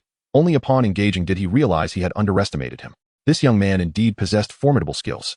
What was more troubling was the peculiar rhythm in Yi Chen's attacks, which instilled within him a frustrating feeling of impotence. However, he thought to himself, after enduring countless hardships to attain divine power, you are no match for me in sheer strength. With gritted teeth, Nai Fan unleashed his powerful mountain-crushing fist. The punch carried an ominous wave, a sign that the air was nearly torn asunder. This blow was ferocious beyond measure. It was indeed the mountain-crushing fist, a technique he had successfully mastered. Only a prodigy like Nai Fan could perfect such a reckless maneuver. Gasps arose from the disciples present. Xiao Qianjue and Appo's expression changed dramatically. The mountain-crushing fist was renowned for its ability to demolish mountains with its sheer might. Once grasped, it could unleash astonishing destructive force. Yet, in the process of harming others, a portion of that power would rebound upon oneself. Over time, even the strongest body would be overwhelmed by this style of combat. It could be said that the mountain-crushing fist and the diamond fist were two extremes. Without retreating, Yi Chen responded with a seemingly mundane punch. Bang! Nai Fan was sent flying, his face ashen. Townen stood in shock. Had Nai Fan truly been defeated? Hadn't his elder brother claimed that Nai Fan could easily handle Yi Chen? If you wish to compete in strength, practice for several more years. Yi Chen shook his head. Nai Fan, silent and pale, left without looking back. Townen found himself in a dilemma, unable to leave or stay. Yi Chen cast a cold glance his way. I am not sparing you. Rather, I will leave your fate to senior sister Miao for judgment. You dared to disrupt her moment of enlightenment. Once she awakens, Townen would undoubtedly face her wrath. Townen's complexion paled as he hurried away. Yi Chen shook his head. Why does everyone seem so irate? Seeking vengeance over trifles, how can they possess a broad mind? They acted with intent. Xiao Qianjue explained with a faint smile. Upon entering the true spirit realm, one could harness their soul to gain elemental powers. However, using one's soul in battle also allowed a trace of negative energy to seep into the mind. Those with capability would cleanse this negative energy through spiritual herbs or other means, mitigating potential hazards. Those without such ability would have to endure the accumulating negativity, which could eventually lead to a drastic change in temperament, rendering them obstinate and self-willed. Of course, it was not out of the question that some might deliberately indulge their temperament, cultivating an unmatched edge. our esteemed eldest son of the Xiantian sect. A mere glance would reveal the truth. A flicker of longing passed through Xiao Qianjue's eyes. That individual truly exuded brilliance and unmatched dominance. With Yi Chen's assistance, Xiao Qianjue protected Miao Honyao as her enlightenment continued for another half hour. When Miao Honyao finally awoke, a flash of brilliance sparkled in her eyes, and the surging aura emanating from her caused both Xiao Qianjue and Yi Chen to change countenance. She had reached the 5th level of the true spirit realm. Yi Chen's eyes lit up. He had sensed a similar aura from Tong Lingtian. However, Miao Hongyao's presence was sharper, more domineering, yet tempered with a certain gentleness and resilience. Yi Chen, I thank you for your timely intervention. Otherwise, I would have found it impossible to break through at this moment. Miao Hongyao gazed at Yi Chen with profound gratitude. She had been stuck at the 4th level of the true spirit realm, unable to find a breakthrough. This moment of enlightenment had been crucial. Had she missed it, who knew how long she would have to wait? Had it not been for Yi Chen's timely assistance in safeguarding her enlightenment, she might have faced utter defeat. This debt of gratitude weighed heavily upon her. Yi Chen, should you require any assistance, do not hesitate to seek me out, Miao Hongyao offered. After Tong Lingtian awakened, she had initially planned to maintain some distance from Yi Chen, avoiding entanglement. Yet, it was now evident that she was firmly bound to his chariot of fate, making any attempt to refuse difficult. After all, the debt she owed Yi Chen was far too great. As they watched Yi Chen make his way to the Xuanxiang Pavilion, both Xiao Qianjue and Miao Honyao felt a sense of reflection. If he could survive the trials of the life and death platform, Yi Chen would surely soar like a dragon, unstoppable in his ascent. However, should he fall upon that platform, all would be for naught. Inside the Xuanxiang Pavilion, upon Yi Chen's entrance, he was immediately surrounded by a flurry of charming maidens. Oh, Yushidi has truly come to the Xuanxiang Pavilion. I heard you sent an eye fan flying with a single punch. You are truly a formidable man. Let me have a look. A throng of captivating beauties encircled Yi Chen, leaving him somewhat flustered. The male disciples passing by cast envious glances at him, wondering when they too might experience such treatment. Move aside. Yi Chen has matters to attend to. A middle-aged man with a twirled mustache approached with a smile. Yi Chen, is there anything you need? I heard from Elder Ying that you seek a body refining ointment. Yi Chen nodded. I have a formula here. Take a look. The precious formula for the body refining ointment, passed down through the Hellion family, was casually handed over by Yi Chen. Having a formula, but lacking the materials was of no use to him. What would it matter even if one knew it? In the entire Xiantian sect, it seemed only Yi Chen possessed the dragon's saliva that could concoct the supreme body refining ointment described therein. Supreme? Such an exquisite formula for the body refining ointment. Where did you acquire it? Fang Yuan, the head of the Xuanxiang Pavilion, regarded Yi Chen with astonishment. Just yesterday, Elder Ying had inquired if he had any good formulas for body refining ointment. Since very few used it, even Fang Yuan, responsible for medicinal resources, could not produce a decent formula on the spot. Yet, Yi Chen's formula was evidently of the highest caliber. The best body refining ointment in the Xiantian sect pales in comparison. It appears this formula is flawless. In that case, I need the materials listed. Can the Xuanxiang Pavilion procure them? Yi Chen inquired. Fang Yuan smiled wryly and shook his head. Most of the materials are available in the Xuanxiang Pavilion. Even some of the rarer ones can be gathered. However, the critical ingredient is the most essential. The Xuanxiang Pavilion does not possess it. Not to mention the Xiantian sect. I estimate that even the major sects would struggle to provide a quality natural spiritual liquid. I will find a way to procure the required ingredients. Please, Senior. Gather the rest of the materials for the formula. I will compensate you with spirit stones. Discussing spirit stones feels too formal. Just lend me a small favor, and I shall gift you the ingredients. Chapter 78. The Treasure of the Mysterious Weapon Pavilion. The wish at the entrance of the Mysterious Weapon Pavilion. Yi Chen wore a wry smile. He had an amp, Oppos. He anticipated that Fang Yuan sought his assistance merely to embarrass Zhou Zhe. While this might be a nuisance to others, Yi Chen was unfazed, as he had a valid reason. Emotionless, he stepped into the pavilion, immediately prompting someone to inform Zhou Zhe. What brings you here? Zhou Ze's eyes flickered as he noticed Yi Chen's stern demeanor, which seemed rather unusual. With a resounding crash, Yi Chen flung a broken black sword to the ground. The most sturdy, the most durable, the sword most suited for me? I can't believe I was foolish enough to trust it. Because of this, I nearly met my end at the jaws of a beast. Yi Chen feigned a cold fierceness. Zhou Ze broke into a sweat, fully aware of what Yi Chen represented. He embodied hope for those from humble backgrounds, a force to oppose the aristocratic sect masters and elders. How could it break? What kind of beast did you encounter? Zhou Ze managed a wry smile. The surrounding disciples were astonished to witness Zhou Ze's unusual courtesy towards Yi Chen, a stark contrast to his typical demeanor. I came to see if there's a suitable weapon, Yi Chen clarified, his anger and frustration dissipating as he spoke. Zhou Ze suddenly understood that Yi Chen was merely jesting and held no ill will. Ha, you were scared, weren't you? It seems you care about little Yi after all. Fang Yuan entered, having witnessed Zhou Ze and Oppos' astonished expression. Well done, Yi Chen. Zhou Ze, why are you still holding back? Take Yichun to the mysterious weapon pavilion. Inside the display room of the pavilion, Jose pointed at 3 spirit weapons with a wry smile. These are the recent outputs of the Xiantian sect, all of decent quality. Yichun, would you care to take a look? Though he anticipated that none of these weapons would meet Yichun's standards, he was unprepared for Yichun to effortlessly shatter one of the spirit swords with a mere flick, leaving both Jose and Fang Yuan gasping in astonishment. Fang Yuan was astounded by Yichun and Apos' ability to destroy the spirit weapon so casually, while Jose was shocked by Yichun and Apos' evident increase in strength. Previously, it required significant effort to destroy a spirit weapon. Now, he could do so with a simple gesture. Is there a heavier, sturdier spirit weapon? Yichun inquired. Fang Yuan exchanged glances with Jose, bemused by the simplicity of Yichun's request. Surely, the mysterious weapon pavilion can accommodate such modest desires? Jose swallowed hard, knowing that fulfilling even this simple request would be a considerable challenge, as who could possess innate strength like Yichun's, effortlessly lifting tens of thousands of pounds? At that moment, an apprentice whispered something in Jose and Apos' ear, causing his eyes to light up as he recalled the broken black sword. The material for this sword came from a mysterious black iron bar, which was unusually heavy, weighing over 100 pounds even in a small fragment. The renowned blacksmith master Yun Miao had spent 49 days crafting this sword from the rust. Yichun, there might be an item that could suit your strength, though its shape is somewhat peculiar and lacks aesthetic appeal. Jose chose his words carefully, fearing Yichun might think he was trying to pass off a piece of junk. Please, lead me to it, Yichun urged. Just don't present me with some scrap. Fang Yuan teased. Thus, a group followed Yichun out of the spirit weapon room and into the back courtyard of the mysterious weapon pavilion, eventually reaching a grove. This is it. Jose pointed at a tree trunk towering as high as 2 men, its flat surface covered in moss and vines. The disciples exchanged puzzled glances, questioning. Is this a sword? It looks more like a carrying pole. Fang Yuan widened his eyes in disbelief, thinking, how can this be considered a weapon? It resembles rubbish. Yichun examined the pole, which was twice his height, and chuckled. Senior, this is too long. I prefer a sword. Be patient, try it for suitability first. We can adjust the length later. Just then, a small spirit sleeping within a peculiar stone stirred, sensing something. As Yichun grasped the pole and exerted force, it uprooted with a resounding thud. The weight felt like at least 10,000 pounds. What intrigued Yichun was the unique material of the pole, giving him a sense of solidity as if it could withstand any trial without faltering. Moreover, he felt an inexplicable connection, as if the pole resonated with him. Regrettably, he remarked, the weight is perfect, and it feels comfortable, but it's too long. If only it could be shorter. Before he finished speaking, the pole trembled slightly, and, with a swish, it shrank by half. The moss and vines fell away, revealing a completely black, non-reflective iron bar, resembling a large ruler.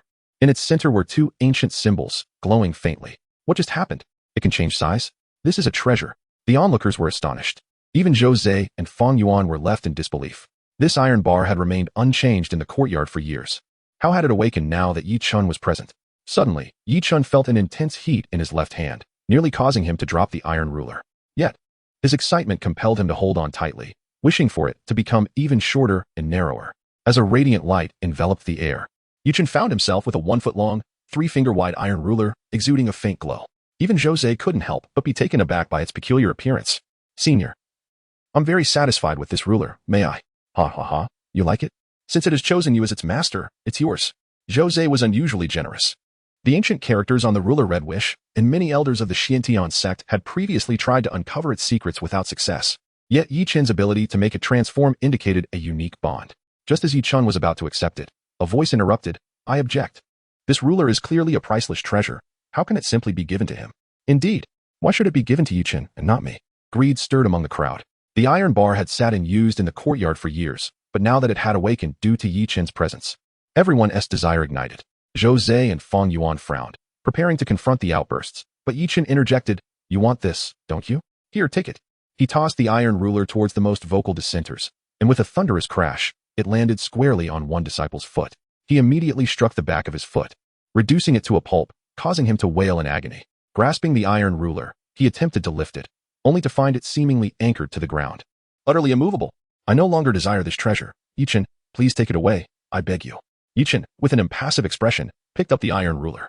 His cold gaze swept over the crowd as he languidly remarked, who else wishes to claim this? I shall gladly bestow it upon him. The room fell into a profound silence. Who would dare to be struck by an iron ruler? Who would wish to tempt fate in such a manner? Among the gathered inner disciples, none possessed the audacity to toy with such an object. Thus, Yichun, thoroughly satisfied, departed from the Xianbing pavilion, holding the iron ruler. It turned out that the 2 characters inscribed upon it meant Rui, so he decided to name it the Rui Ruler. Yi Chen smiled at the Rui Ruler and said, "Buzz, buzz." Instantly, the Rui Ruler shimmered with radiant light, seemingly responding to the name he had chosen, exuding an air of joy. Chapter 79, Young Master Chu Tianyi. Upon the moment Yi Chen acquired the Rui Ruler, he first triumphed over Helian Qing and subsequently crushed Ni Fan in a battle that reverberated throughout the entire Xiantian sect with the force of thunder. Unsurprisingly, the name Yi Chen stirred up a tremendous uproar within the sect once more. Even sects of greater power than Xiantian found themselves irresistibly drawn to this spectacle. It is noteworthy that geniuses of such caliber typically reside within large sects, backed by formidable support, or are swiftly courted by major forces. Yi Chen and Apos' sudden emergence from obscurity is as rare as a star in the night sky. Moreover, his true dragon Fate Soul is the first of its kind to appear in a millennium. Various factions could not help but covet him. The ripples caused by this event extended beyond mere curiosity. The first to react was Xiantian sect itself. On that very night, Sect Master Chu Jianglu concluded his months-long seclusion. Regardless of their prior engagements, all upper echelons of Xiantian were summoned to the council chamber to deliberate on Yi Chen's situation. Within the chamber, the second elder, third elder, fourth elder, along with several managing elders and deputy elders, sat solemnly. At the forefront, Chu Jianglu maintained a composed demeanor. His son, Chu Tianyi, was serving tea with a smile, showing no sign of impatience. My esteemed colleagues, we have birthed a genius in Xiantian's sect. In just 5 days of external training, his cultivation has made significant strides, nearing the true spirit realm. Chu Jianglu expressed with admiration. Truly worthy of the true dragon Fate Soul. I have heard that his physical prowess is so formidable that he can withstand the mountain-crushing fist. Beast-type Fate Souls endow their masters with immense physical strength. Many who dedicate themselves to physical cultivation possess such Fate Souls. However, this is precisely why Beast-type Fate Souls are often considered the most arduous among the 3 types. Yet Yi Chen possesses the true dragon Fate Soul, the supreme among beasts. Even the weakest of the 3 types can instill fear when it reaches the pinnacle. A true dragon Fate Soul. Our Xiantian sect has birthed a dragon, yet this young dragon is not even fully grown before he must engage in combat. Chu Jianglu continued. Esteemed colleagues, the life and death stage battle is merely a day away, and this confrontation poses significant risks for our Xiantian sect. Can we truly avoid this conflict? Someone raised a concern. However, the elders present fell into contemplative silence. Tong Lingtian, as a true disciple, represented the interests of a faction within the sect. Furthermore, Yi Chen had committed the grave offense of killing his younger brother. Not to mention, it was Yi Chen who proactively challenged Tong Lingtian. Under both emotional and logical reasoning, the sect had no grounds to intervene. Haha, esteemed colleagues, I have received assurances from Tong Lingtian that, should Yi Chen not force his hand, he will show mercy and leave him a glimmer of hope on the life and death stage. Perhaps we should consider how to nurture this young dragon once Yi Chen has recovered from his injuries? We must approach this matter with caution and devise a strategy. The third elder, who had remained silent, finally spoke. In the 14 prefectures of Xiantian, with countless small and large sects, a true dragon Fate Soul had never appeared in thousands of years. How to cultivate such a being remained an enigma. After a night of discussion, no reliable proposals emerged. The only consensus was that Yi Chen's challenge to Tong Lingtian was inevitable and could not be prevented. Even if Yi Chen exhibited extraordinary talent, they could not undermine the sect's regulations. Esteemed seniors, I have a thought that I am unsure whether to express. Chu Tianyi, the sect master and Apos' son, interjected politely. The room erupted in surprise. Everyone knew Chu Tianyi and Apos' reputation for being domineering and disdainful. Yet, he reserved his arrogance only in front of the elders of the sect. Speak freely, Tianyi. We are all family here. There is no need for such formality. The elders encouraged with smiles, eager to avoid inciting any displeasure from the young master. Unfazed, Chu Tianyi shook his head with a smile. While Yi Chen possesses notable talent, he dared to disregard the authority of true disciples during his time in the Qi realm, even resorting to treachery against senior brother Tong. I believe this child harbors rebellious intentions and must be approached with caution. The elders fell into silence, the atmosphere dampened by his words. Their enthusiasm was doused like cold water, and had it not been for Chu Tianyi's status as the sect master's son, they might have chastised him. Noting their reaction, Chu Tianyi smiled knowingly and continued. Of course, my concern stems solely from the sect's interests. As a younger generation, if you all find my words inappropriate, consider them unspoken. I merely worry excessively. Young master need not be so modest. The third elder waved his hand, recalling Yi Chen's demeanor and unable to suppress a cold laugh. This child Yi Chen is indeed somewhat unruly. To tame him and ensure he serves the sect, we must find an opportunity to discipline him properly. Indeed, the more extraordinary the talent, the greater the potential losses if they refuse to be governed.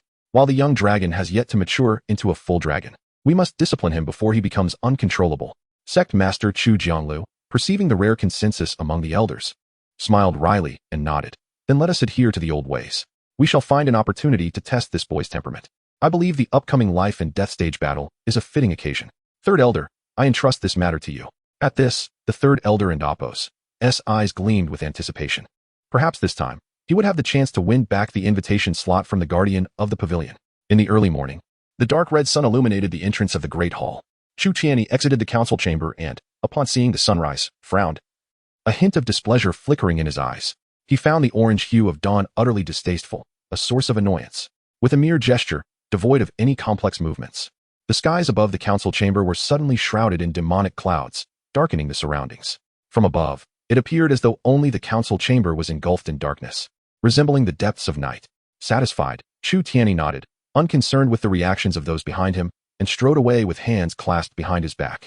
The second Elder, third Elder, and the managing elders exchanged glances, their expressions revealing a mixture of astonishment and intrigue. The tales of Chu Tianyi's ruthless demeanor were clearly not unfounded. Upon returning to his quarters, the door was thrust open with a resounding bang by an invisible force. Inside, Hua Shukuan paced restlessly, his frustration palpable. Hearing the jarring sound of the door, his expression darkened. Oh no, could it be that things did not go as planned? Will the sect indeed intervene in the duel between Tong Lingtian and Yi Chen? Chapter 80, A Sudden Turn of Events. Both father and son shocked sister. Brother-in-law, has there been any outcome? The battle at the life and death platform. He gazed expectantly at Chu Tianyi. Chu Tianyi and Apos' eyes darkened as he calmly uttered a few words. It has been decided. It will proceed as usual. Wonderful. Hua Shukuan exclaimed softly. Yi Chen, let us see how you meet your demise this time. Tong Lingtian, a true spirit realm master at the 5th level, is not someone to be trifled with. Seeing Hua Shukuan's sinister smile, Chu Tianyi felt embarrassed for his brother-in-law. With a stoic expression, he shook his head and coldly remarked, how could you possibly provoke someone as formidable as Yi Chen? A talent like him should be courted, not antagonized. You might not succeed in crushing him, and instead, he might rise again. If I wish to intervene now, I will be obstructed. This was what displeased Chu Tianyi the most. Others may refer to our noble group. But Hua Shukuan, do you truly see yourself as a spoiled rich kid, wanting to provoke everyone around? Hua Shukuan involuntarily shrank back. Knowing all his privileges stemmed from his brother-in-law Chu Tianyi, hence he dared not show any defiance. Yet, he internally scoffed, am I arrogant? No matter how arrogant I am. Can it compare to your arrogance? The geniuses who perished under your hands in the Xiantian sect number at least 8 or 9. Seeing Hua Shukuan's submissive demeanor, Chu Tianyi shook his head again. In the future, be more restrained. Do not provoke everyone indiscriminately. Yi Chen is already on the rise. If we cannot ally with him, we must keep our distance and avoid confrontation. At this point, he noticed Hua Shukuan's expression reflecting inner turmoil. Chu Tianyi's heart sank. He understood his brother-in-law and Apos' tendencies all too well and asked gravely, Hua Shukuan, speak honestly, what grudges do you have with Yi Chen? Have you two sworn enmity? Hua Shukuan nodded with a bitter smile. Chu Tianyi gasped in disbelief. Fool, why didn't you inform me of this sooner? You nearly caused a major mishap. Remembering the attention Yi Chen attracted at the Xiantian sect, Chu Tianyi felt a headache coming on. When he was at the Talent Sea realm, he had garnered the attention of the entire sect with a single true dragon soul. Now, merely 5 days after venturing out, he had returned with an 8th level cultivation in the Returning One realm. He could effortlessly crush even those at the 4th level of the True Spirit realm. Such an extraordinary talent, if allowed to grow unchecked, would certainly become a thorn in his side. He must find an opportunity to turn enmity into goodwill. Someone of his caliber should be courted. Chu Tianyi spoke coldly. Brother-in-law, there is something others are concealing from you. Yi Chen seems to have some connection with the girl from the Biming family. Boom. Before Hua Shukuan could finish, he was sent flying by the overwhelming aura emanating from Chu Tianyi. Fool, do you think you can meddle in my affairs? You are not worthy. Someone like Yi Chen will never reach the Biming family and Apos' level. How could he possibly have anything to do with Biming Shui? Get out. You must not appear again during this time, nor provoke Yi Chen. I will handle the rest, understood? Chu Tianyi gestured dismissively, his disdain palpable. Though he saw through Hua Shukuan's intentions, everyone in the Xiantian sect knew of Chu Tianyi's pursuit of Biming Shui, whom he regarded as a treasure, not to be touched by anyone. Even among the noble families, none dared to openly covet Biming Shui. That Yi Chen dared to flirt with Biming Shui and Apos' mate? The maid of Biming Shui will one day also be mine. How could I allow anyone else to interfere? A cold glint flashed in Chu Tianyi's eyes. Hua Shukuan, fearful, retreated from the room. However, just as he closed the door, all his fear and submission vanished, replaced by a chilling resolve, his eyes filled with malice. If you want and Apos' take action, then I shall. A mere returning one realm, without even a soul to rely on, there are countless ways to make him disappear. As soon as Hua Shukuan left, Chu Tianyi pondered and turned to seek out the sect leader. Father, Yi Chen must not be allowed to rise. He is aligned with the Grand Elder. If he grows stronger, it will surely lead to endless trouble. He must be eliminated promptly. Within the Xiantian sect, power was divided into two factions, the noble faction led by the sect leader and the Cold Door faction led by the Grand Elder. Over the years, with the Grand Elder and Apos' clandestine maneuvering, the interests of the Cold Door faction had become increasingly united, gradually outpacing the noble faction in strength. If this continued, the sect leader would no longer be Chu Jianglu, but the Grand Elder. Father, if you promote Yi Chun and leave him alive, he will become a formidable general for the Grand Elder, which is not something you desire to see. Yi Chun must be eradicated. Chu Tianyi did not conceal his murderous intent toward Yi Chun. However, Chu Jianglu fixed a cold gaze upon his son, sneering, "Fool.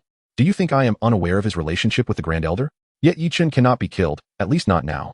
And you must not be the one to do it. A true dragon soul has not appeared for a millennium. Now, it has drawn the attention of countless forces. If it were to be extinguished by the Xiantian sect, how would other sects perceive us? If we cannot retain talent, who would dare to come to the Xiantian sect?" Seeing Chu Tianyi fall silent, Chu Jianglu sighed and began to earnestly advise his son. "Tianyi, the hardest things to eradicate in this world are human desires and enmities. Tong Ling Tian has a vendetta against Yi Chun for the death of his brother. Do you truly believe he will spare Yi Chun just because he agreed to hold back?" Upon hearing this, Chu Tianyi's eyes brightened. His father's implication was. Chu Jianglu waved his hand, interrupting his son. "Tianyi, the Xiantian sect will someday be yours. You are still young, and I can overlook your past actions, as the elders have merely turned a blind eye. But let me remind you, this is the last time. After Yi Chun and Apos' demise, no matter how talented others may be, even if they could surpass you, you must never attempt to eliminate them." Cold sweat broke out on Chu Tianyi. He had thought his father was oblivious to his past deeds. It turned out nothing escaped his father's notice. "Also, Tianyi, do you truly intend to forsake the reputation of the Xiantian sect for the sake of your little concubine's brother, just because he wishes to kill Yi Chun? Will you heed his every word and obediently do so? I advise you to distance yourself from the Hua family's little concubine and devote more effort to winning over that girl from the Baiming family. If you can secure Baiming Shui's favor, the Baiming family will undoubtedly become a significant ally for our sect. It is not impossible for the Xiantian sect to stand alongside the four great sects in Qingzhou County." Before Chu Jianglu could finish his thought, the heavens trembled. In the distance, a colossal black pillar of light surged forth, resembling a divine column reaching toward the heavens. The light radiated with countless divine glimmers, connecting heaven and earth. An enigmatic, profound aura erupted from the pillar.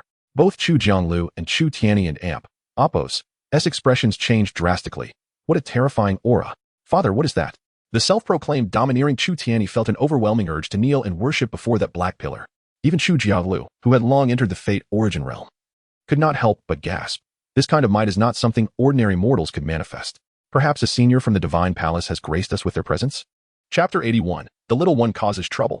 Tongling Tian and Apos' fury in the realm of cultivators. There exist 4 distinct stages, opening the meridians, Qi, unity, and true spirit. Upon mastering the command of one and Apos' life soul, one may harness its power to further unlock the latent potential of the physical body. Aspiring toward the exalted fourfold realm of spirit aura, life source, true fire, and divine palace. The previous strike was a celestial display, a feat only achievable by those who have opened their divine palace. In a flash, the radiant beam vanished, as if it had never existed. Yet, the 4 ancient elders stationed at the Xiantian sect emerged from their concealed abodes, appearing in midair. "Which esteemed elder graces us with their presence at the Xiantian sect?" they inquired, but silence enveloped the scene, rendering everything eerily still as if nothing had transpired. Can the 4 esteemed elders discern any traces? A mirror materialized in the void, its cold light flashing as Chu Jianglu emerged within it, stepping forth. He casually summoned his life soul, the great thousand-world mirror, back into his grasp. The 4 elders, whose cultivation surpassed his, exchanged wry smiles and shook their heads in disappointment. "We cannot perceive even a hint, but we speculate it may be in that direction." Chu Jianglu and Chu Tianyi glanced toward the iron bamboo forest. "It and Apos' over there," Chu Tianyi remarked coldly. Yi Chun. A sudden glimmer of intelligence sparkled in his eyes as he recalled that Yi Chun frequently visited the iron bamboo forest for sword training. "Father, I shall investigate the iron bamboo forest immediately. If I discover anything unusual, I will report back at once." With that, Chu Tianyi soared toward the iron bamboo forest. In the dense thicket of the back mountain, Yi Chun gasped for breath, finally escaping the confines of the iron bamboo forest. He glanced at the little sprite clinging to the root, a look of trepidation upon his face. "What on earth were you thinking, little one? You nearly caused a catastrophe." Time rewinds to noon of the same day. While the upper echelons of the Xiantian sect deliberated on how to handle Yi Chun, he was engrossed in training with the Rui amidst the moonlit iron bamboo forest. The Rui could transform with his will, its weight adjustable to his desire. filling Yi Chun with exhilaration.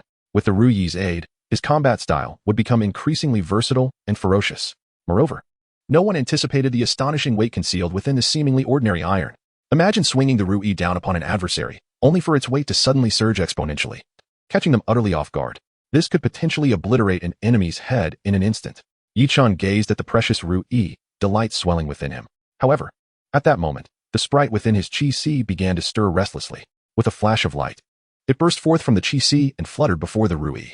In the blink of an eye, it circled several times, resting its chin on one hand and appearing to tread upon the void as if it were solid ground. What mischief could this little creature be plotting? Yi Chun instinctively sensed impending trouble. Suddenly, the air shimmered, and his hand felt empty. The Ru Yi had vanished. The sprite flapped its tiny wings, clutching the Amp, Apos, S-blade and exerting all its strength to lift it. While it appeared light in Yi Chun and Amp, Apos, S grasp, once released, a thunderous crash resounded as the Ru Yi plunged into the ground. Simultaneously, symbols erupted from all directions, illuminating the surroundings. As the symbols glowed, the sprite seemed invigorated, dancing around them with increasing speed. The symbols grew increasingly radiant. Ultimately, with a resounding boom, the Ru Yi transformed into a colossal black beam of light, resembling a divine pillar reaching toward the heavens, nearly piercing the sky itself. Yi Chun, terrified, realized the gravity of the situation. He hastily concealed any traces of his presence, stowing away the Ru Yi, and fled with the sprite in tow. Just as he emerged from the thicket, he spotted a streak of white light shooting toward the iron bamboo forest. That was close. Had he delayed even a moment longer, he might have been caught red-handed. He muttered to himself, casting a reproachful glance at the sprite on his shoulder. This is all you're doing. The sprite, perched on his shoulder, defiantly crossed its tiny arms, its curious eyes darting toward the Ru Yi. Stop staring. Unlike you, it can only change size and weight. You can alter your very form. Yi Chun pondered the sprite's inexplicable fascination with one more day remaining. He hoped the body-refining balm would arrive in time, allowing him to enhance his diamond fist further. In the forest, Yi Chun suppressed his presence and rested briefly before resuming his training. With an impending battle, one that could mean life or death, sleep was a luxury he could not afford. In contrast, Tong Lingtian found himself far more at ease. He slept soundly until dawn, emerging from his chamber to find a council of strategists awaiting him. Have you analyzed Yi Chun and Apos' combat data? Tong Lingtian maintained his icy demeanor, his gaze radiating a palpable pressure. We have indeed. Although the battle between Shifan and Yi Chun concluded swiftly, we have discerned some insights. Our analysis has identified 9 critical weaknesses and 13 suspected vulnerabilities, in addition to 20 areas where he appears less proficient. His protective techniques are formidable, and he excels in close combat, particularly with water elemental energy, which poses a disadvantage for you. The strategists presented their comprehensive analysis with great detail. Well done. You may disperse, Tong Lingtian acknowledged, dismissing them. Are you not concerned, given your significant power advantage? Helian Qing emerged from the shadows, a hint of puzzlement on his face. Tong Lingtian shook his head and smiled coldly. When you faced Yi Chun, you too believed victory was assured, yet he thwarted you. Helian Qing offered a rueful smile, acknowledging the truth in Tong Lingtian and Apos' words. Yi Chun had a knack for defying expectations. However, Helian Qing hesitated, ultimately refraining from asking further. After all, Yi Chun had slain Tong Lingtian and Apos' brother. To inquire about the possibility of reconciliation would be foolish. Suddenly, a figure appeared, Xiao Qianjue. Helian Qing and Apos' eyes brightened, only to shift to concern as he noted Xiao Qianjue's companion, Miao Hongyao. Tong Lingtian's brow furrowed slightly, a chilling glint flashing in his eyes. This is intriguing. Are they here together to confront me? I thought I had only invited Brother Xiao. Tong Lingtian and Apos' gaze turned icy as he regarded Miao Hongyao, a simmering anger boiling beneath the surface. Their previous interactions had held a hint of ambiguity, and his reluctance to meet her stemmed from a desire to preserve that delicate tension. However, with Miao Hongyao arriving unannounced, avoidance was no longer an option. Tong Lingtian, I ask you directly, is there any room for negotiation regarding your battle with Yi Chun? Miao Hongyao wasted no time in her inquiry. Goodness! Helian Qing gasped, astonished by her boldness. Yet Tong Lingtian remained unfazed, appreciating Miao Hongyao's straightforwardness. Tomorrow, we shall engage in combat. Whom do you wish to see victorious? He anticipated Miao Hongyao would unequivocally declare her support for him. However, she fell into silence. Tong Lingtian's expression darkened. Yi Chun, I will ensure your demise. Chapter 82. The body refining ointment is complete. Astonishing effects. A tremendous surge of energy erupted within the iron bamboo forest. After Chu Tian's departure, Yi Chun returned to the site and resumed his arduous training. After a morning of relentless practice, the power of his diamond fist surged once more, reaching an unprecedented realm. The once indestructible iron bamboo, which could only be severed by his sword, could now be effortlessly shattered with a single punch. Yi Chun felt that the might of his diamond fist was now sufficient to contend against practitioners at the third heaven of the true spirit realm. If he were to employ all his abilities, he might even stand a chance against Tong Ling Tian of the fifth heaven of the true spirit realm. Regrettably, his knowledge regarding Tong Ling Tian was rather limited. Practitioners of the true spirit realm were formidable in every aspect, not only in capability, but also in their character, which seldom exhibited any glaring flaws. For instance, Tong Ling Tian's techniques and intelligence were meticulously safeguarded, primarily by the interests surrounding him. After all, the existence of those in the true spirit realm represented the interests of many. Facing Tong Ling Tian in a life-or-death battle, Yi Chun knew his odds were slim. He shook his head, maintaining a clear understanding of his own strength. Despite possessing strange stones, small spirits, and the supreme soul of fate, he would not be arrogant enough to rely solely on these elements. Miracles do not occur indefinitely. He needed to seek out more options. To Yi Chun's delight, news arrived from the Xuanxiang Pavilion at noon. His materials for the body refining ointment had been gathered. He promptly made his way to the pavilion to collect the necessary ingredients, which astonishingly amounted to 8 complete sets. Yi Chun understood that this was undoubtedly the result of Fang Yuan's covert support. Perhaps even Elder Ying had lent a hand in the background. Yi Chun, I have managed to gather 5 sets of the body refining ointment materials. Thanks to the efforts of the Xiao family, Xiao Qianjue informed him, bringing more good news. With the 5 sets from the Xiao family combined with those from the Xuanxiang Pavilion, he now possessed a total of 13 sets. This was more than adequate. According to Helian Qing and Amp, Oppo's description, this exquisite body refining ointment could be used a maximum of 9 times. However, shortly thereafter, Yi Chun found himself in a bemusing situation when Tang Wei arrived, delivering an additional 6 sets of body refining ointment materials. How did you know I needed these? Yi Chun inquired. Tang Wei smiled lightly. Are you unaware of my profession? The Elder Hall seeks to investigate and acquire information effortlessly. Oh? Then you must have some knowledge regarding Tong Ling Tian's details, right? Before Yi Chun could voice his question, Tang Wei presented him with a dossier of intelligence. The content was not particularly detailed, but it was evident that considerable effort had been put forth. Individuals who enter the true spirit realm are far more protective of their personal information, striving to maintain an air of mystery. Tang Wei explained that many practitioners of the true spirit realm would form dedicated teams to handle confidential information. Tong Ling Tian had 2 such teams, one shadowy and one overt, both operating with remarkable efficiency. Back in his chamber, Yi Chun retrieved the entirety of the 19 sets of body refining ointment materials, presenting them as a fine gray powder, already meticulously prepared. They only required mixing with a specially concocted spirit liquid to fuse into the body refining ointment. As Yi Chun examined the ashen materials, a pungent aroma wafted through the air. With his discerning eye, he could faintly detect minute impurities within the powder. Unfortunately, he was not yet a source spirit master. According to Nangong Qing's introduction, once one becomes a source spirit master, they can effortlessly extract the essence of herbs without any impurities, resulting in medicinal effects that far surpass those of ordinary alchemists. Thus, a source spirit master is inherently a natural alchemist, capable of concocting medicines and even treating various ailments. Next, it was time for action. Yi Chun retrieved an entire jar of dragon spit liquid from his storage ring. In an instant, the room filled with an intoxicating fragrance. Just a whiff sent him into a euphoric state, as if he were soaring amongst the clouds, his blood surging with unprecedented vigor. This illustrates the remarkable effects of the dragon spit liquid. Surely, only I would be extravagant enough to use such premium dragon spit liquid as a catalyst for the body refining ointment. Yi Chun chuckled at the absurdity of it. With no other spirit liquid on hand, he could only hope that the dragon spit liquid would enhance the efficacy of the concoction. Yi Chun poured 9 portions of the materials into the measured dragon spit liquid. Immediately, the liquid transformed into a dull gray color, then shifted to a deep black, releasing a plethora of spiritual energy and toxins. Bubbles of gray began to form in the spirit liquid. After half an hour, a thick, viscous body refining ointment gradually melded into being. With a flick of his hand, Yi Chun expertly divided it into 9 portions using his soul power. Elder, I entrust this to you. It is of utmost importance, and I only place my faith in you. Yi Chun summoned Elder Ying, who had anticipated this moment and did not refuse. Rest assured, with me here in the courtyard, no one shall disturb you. He smiled slightly, pleased with Yi Chun and Oppo's caution and attentiveness. Little did Yi Chun know, the upper echelons of the Xiantian sect had already reached a unanimous decision regarding him.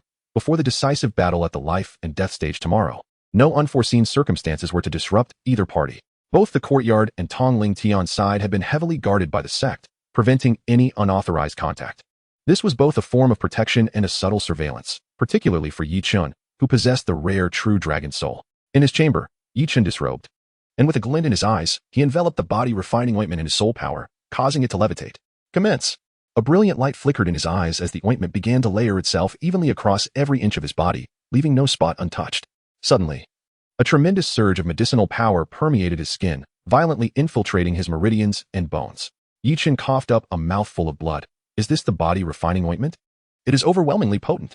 The initial wave of medicinal power nearly overwhelmed him.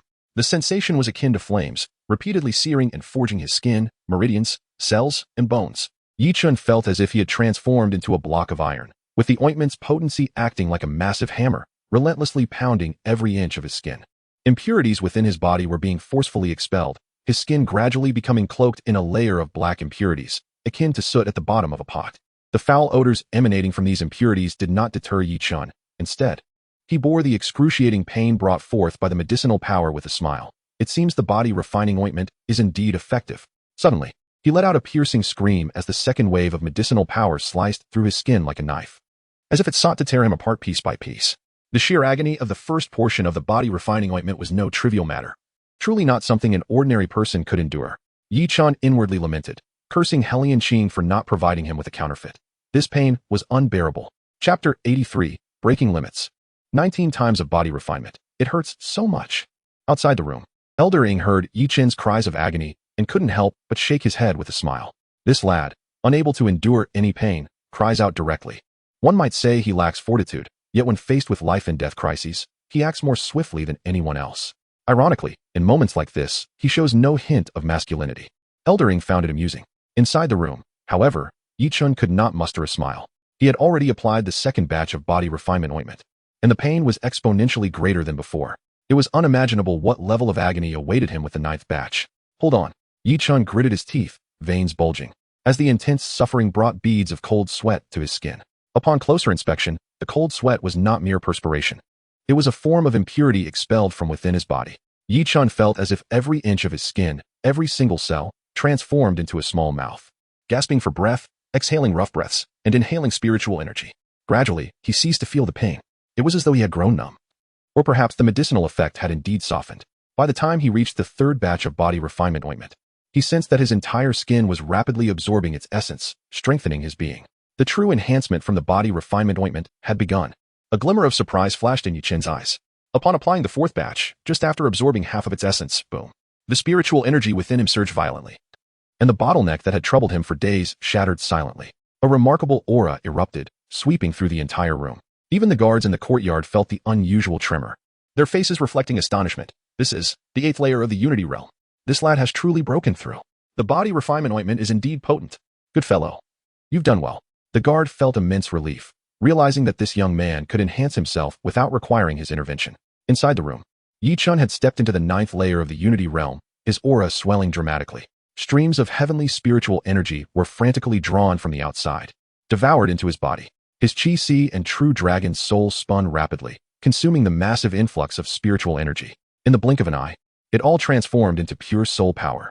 What Yi Chen failed to notice was that, along with the surge of energy from the body refinement ointment, some imperceptible substances began to enter and suspend within his Qi.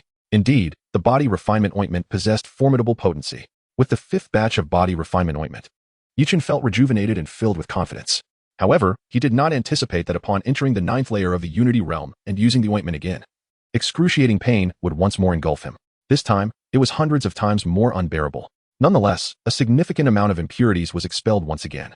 This time, it was not just from his meridians and skin cells. Even a vast amount of impurities were forced out from his bones. Yi Chen and Appo's skeletal structure was rapidly becoming robust and fortified at an astonishing pace. His physique was evolving towards a flawless form, an immaculate body. This continued until the moon hung high in the sky. Finally, all 9 batches of body refinement ointment were completely absorbed. Yi Chen and Appo's cultivation was now at the peak of the 9th layer of the Unity Realm. It felt as if an invisible barrier confined him, preventing any further advancement. Was this the limit of the 9 batches of body refinement ointment? Yi Chen pondered, wondering why Helian Qing had said he could not continue using it. Could 9 batches truly be the extreme? As he contemplated, his gaze suddenly shifted. Is that the toxicity Helian Qing mentioned? He noticed the imperceptible substances floating in his Qi.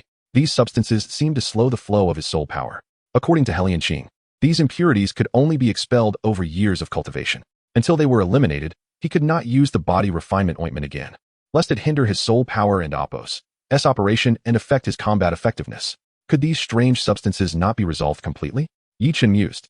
An astonishing scene unfolded as the chaotic Thunderfire True Dragon seemed to sense Yi Chen's thoughts and suddenly opened its maw. Roar. A torrent of flames erupted from the dragon's mouth, intertwining with those peculiar substances. However, they showed no sign of change. It was futile. Yi Chen shook his head. Yet, the chaotic Thunderfire True Dragon did not cease. It continued to expel its breath, first as fiery dragon breath, then transforming into thunderous dragon breath, and finally evolving into chaotic, unknown energy. Still, these strange substances remained unaffected. Clearly, the ninth-grade Supreme Soul was ineffective against them. Yi Chen chuckled wryly, preparing to give up when the bored little sprite seemed to grow impatient. The chaotic substances rendered his chi seem murky and grimy. With a flick of her tiny hands, she compressed those peculiar substances into a small ball in an instant. Her eyes lit up as she took the black orb and flicked it towards Yi Chen's true dragon soul. Pop! The black orb was swallowed whole by the true dragon soul. Yi Chen was taken aback. What the heck? Why does everything end up in the true dragon soul? Previously, monstrous stones fed the soul with otherworldly flesh, and now a sprite was feeding it strange substances. What was it about the true dragon soul that it consumed everything? Just as Yi Chen was about to reprimand the sprite, the chaotic Thunderfire True Dragon soul suddenly trembled violently. In the next moment, an incredible scene unfolded. The dragon scales of the true dragon soul began to turn pitch black. One after another, mysterious dragon-shaped runes started to coil around its surface. Yi Chen, unable to comprehend what was happening, could only watch in a daze. This transformation was excruciatingly slow. Growing bored, Yi Chen observed the remaining 10 batches of body refinement materials. The impurities had been removed by the little sprite. Could he continue to use the body refinement ointment? Without hesitation, he applied the 10th batch of body refinement ointment once more. Yi Chen, familiar with the process, endured the pain again as his flesh was reforged and strengthened by the ointment. If Helian Qing knew that the hidden dangers, which had confounded generations of talented elites in his ancestry, were resolved by Yi Chen so easily, his eyes would surely bulge in shock. What astonished him even more was that this exquisite body refinement ointment truly exhibited exceptional effects in Yi Chen and Appos, as hands. An entire night swiftly passed. In the early morning, just as dawn began to break, a throng of disciples from the Xiantian sect had already gathered outside the entrance of the Wind Thunder Valley, lining up in anticipation. The challenge of the Unity Realm against the True Spirit Realm, a minor intersect clash against the true disciples. This life and death battle, awaited by everyone for half a month, was finally about to commence. Almost all the intersect disciples were filled with immense anticipation and curiosity for this confrontation. The day had finally come. Yi Chen would surely create another miracle. Or perhaps, he might have already fled in fear. Chapter 84. The Great Battle Begins. Will Chu Tian die? Many disciples harbored doubts about whether Yi Chen would dare to show up. Does Yi Chen lack the courage to come? He is eager to eliminate the threat posed by Tong Ling Tian at the earliest opportunity. Within the ranks, a flicker of emotion flashed across Ouyang Jian's eyes. Unbeknownst to him, he had transformed from an adversary into a fervent supporter of Yi Chen. The potential and talent displayed by Yi Chen were awe-inspiring, while his indomitable will commanded deep admiration. You are absolutely right. Yi Chen will certainly come. Ouyang Ling's response was more direct, openly refuting the skeptics. Come if you're not afraid of death. After all, those at the Unity Realm can never defeat one in the True Spirit Realm. Indeed, he had no comprehension of the true extent of power held by those in the True Spirit Realm. The disciples shook their heads in disbelief, entirely unconvinced of Yi Chen's chances. The Ouyang brothers were infuriated. It is curious how fate works. Who would have thought that the two who once battled Yi Chen would now become his most loyal supporters? A commotion arose from behind. The Ouyang brothers turned to see their faces darken. It turned out that someone had taken advantage of the fervor surrounding the life and death contest to initiate a betting pool. However, 9 out of 10 participants wagered that Yi Chen would perish. Only a few held the contrarian view that Yi Chen could prevail. But their bets were meager, just a few spirit stones, totaling less than 2,000. The Ouyang brothers were furious. Why does everyone think Yi Chen will lose? I bet on Yi Chen to win. They exchanged glances, and in unison, declared, we bet on Yi Chen to win. 3,000 spirit stones.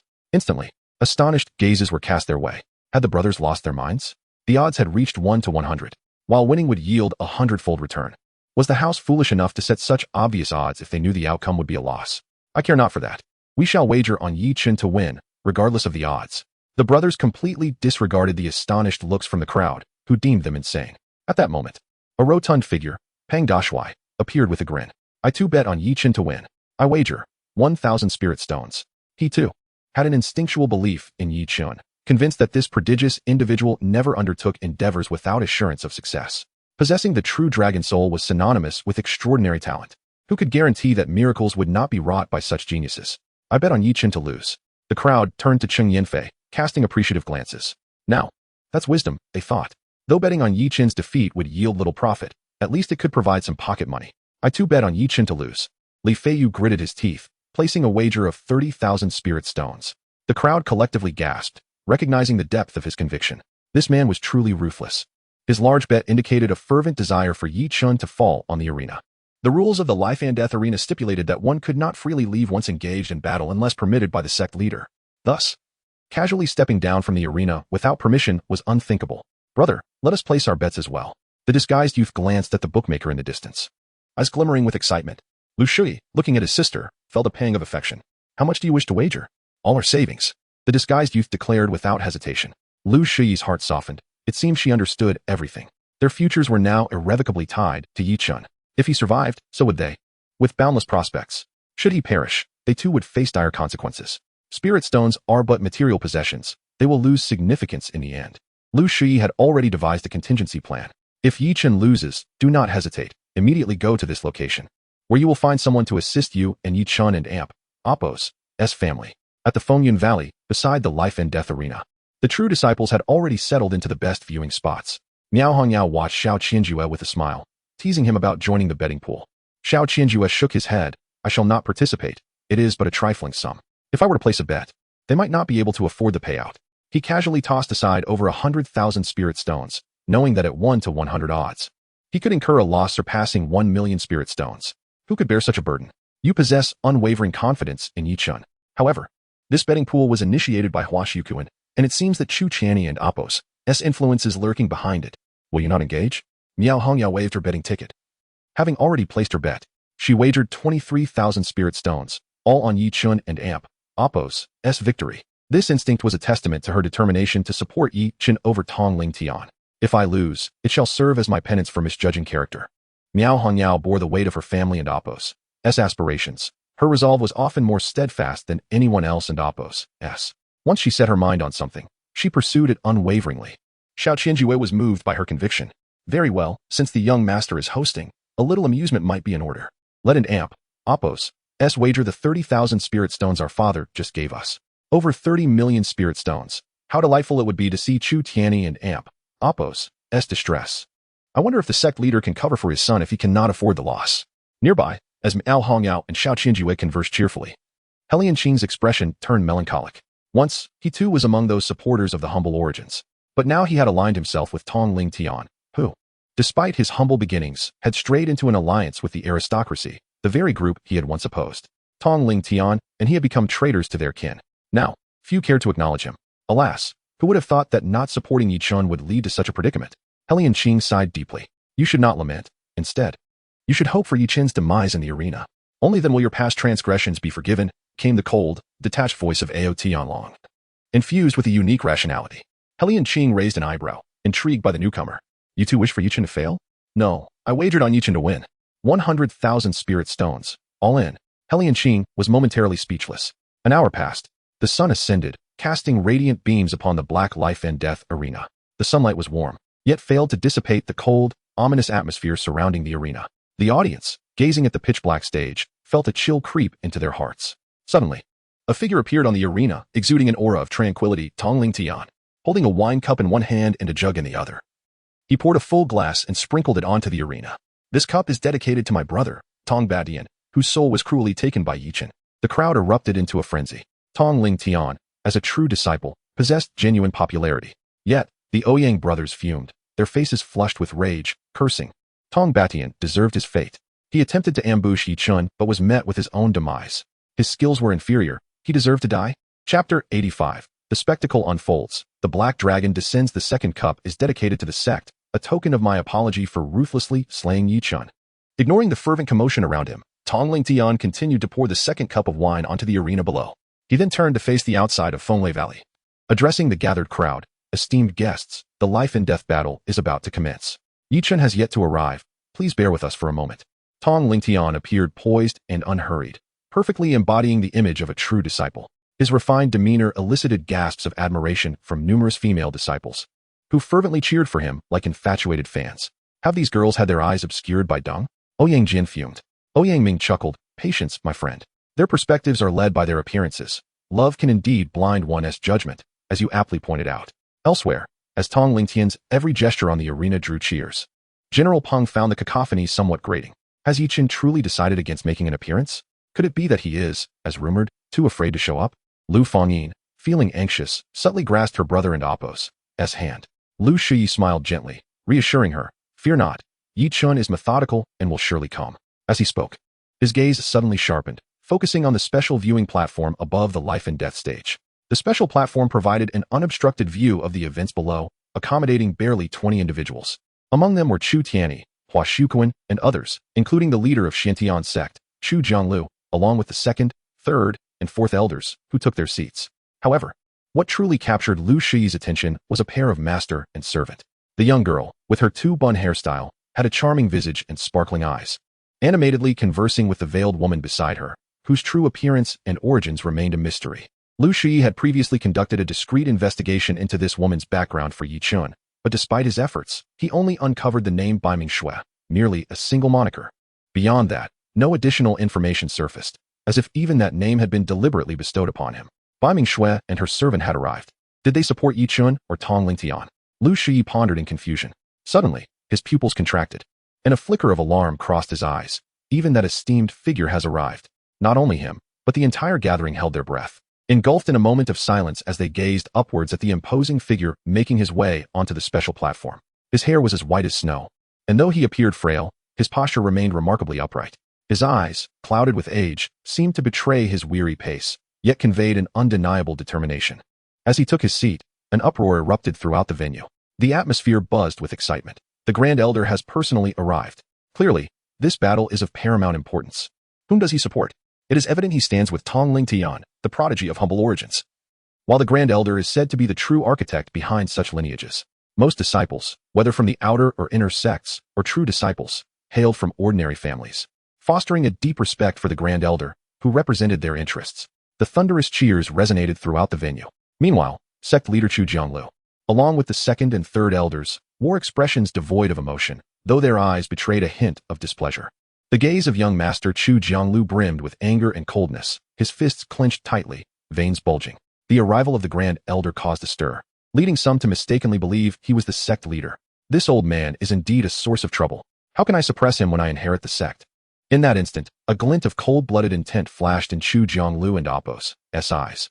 The Grand Elder seemed to sense something, casting a brief glance at him. Yet his murky gaze held a peculiar warmth, akin to that of a parent observing their child. Calm yourself. Do not be swayed by external factors, Chu Jianglu noted. Feeling the Grand Elder's gaze upon him, he gently patted his son's back. The Grand Elder's eyes flickered, returning to the arena below, as if awaiting the arrival of his other son. How long must we wait? Where is Yi Chen? Has anyone gone to urge him along? Surely he hasn't overslept again? Gradually, restlessness rippled through the crowd. Impatience began to swell. Only on the life and death stage did Tong Lingtian maintain his composure, shaking his head dismissively.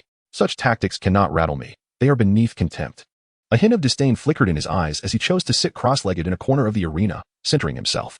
Before a battle, it is crucial to remain composed and focused. He needed to be in peak condition to annihilate Yi Chen completely. Perhaps Zhou Zhe and Fang Yuan should check on Yi Chen. Hasn't he truly fallen asleep? Has he? The third elder chuckled amiably. To falter before the fight, to shy away from the arena, Yi Chen has already lost the upper hand. His chances of victory have diminished significantly. However, the second and fourth elders exchanged glances, their expressions darkening. The guardian eagle, like Yi Chen, has yet to arrive. I heard he protected Yi Chen for most of yesterday. Could it be a ruse? Has he assisted Yi Chen in fleeing? Just as thoughts of such nature stirred among the upper echelons of Xiantian's sect, suddenly, the skies darkened dramatically. An ominous tempest of black clouds surged forth, exuding a menacing aura, as if the end of the world had come. All disciples turned pale. What is happening? What could this mean? Could it be an invasion by foreign tribes? Where does this demonic energy originate? On the special platform, the second and third elders' expressions shifted drastically as they stood up abruptly, gazing toward a specific direction. It is the courtyard of Hiying. What has transpired? Such astonishing demonic energy. Has Yi Chen succumbed to madness? As they spoke, a resounding roar pierced the heavens. From afar, a streak of black light ascended into the sky. The ominous clouds were instantaneously shattered by the imposing dragon's silhouette. The shadow of the dragon, stretching over 100 feet, transformed into bolts of black thunder, crashing toward Fenglei Valley with a deafening boom. Thunderous roars echoed across the life and death stage as a bolt of black lightning struck down, startling Tong Lingtian from his meditative state. He looked up in shock. What is happening? I have yet to break through to the spirit core realm. How could I attract a heavenly tribulation? No. It is not a tribulation. A dragon. A black dragon entwined with thunder. Chapter 86. The Pure Body. True Spirit 5th Layer. The True Dragon Ascends. The overwhelming aura of the dragon enveloped the entire arena of life and death. Tong Ling Tian and Amp. Apos. S complexion shifted dramatically, his face filled with terror. What is that? How could a dragon appear?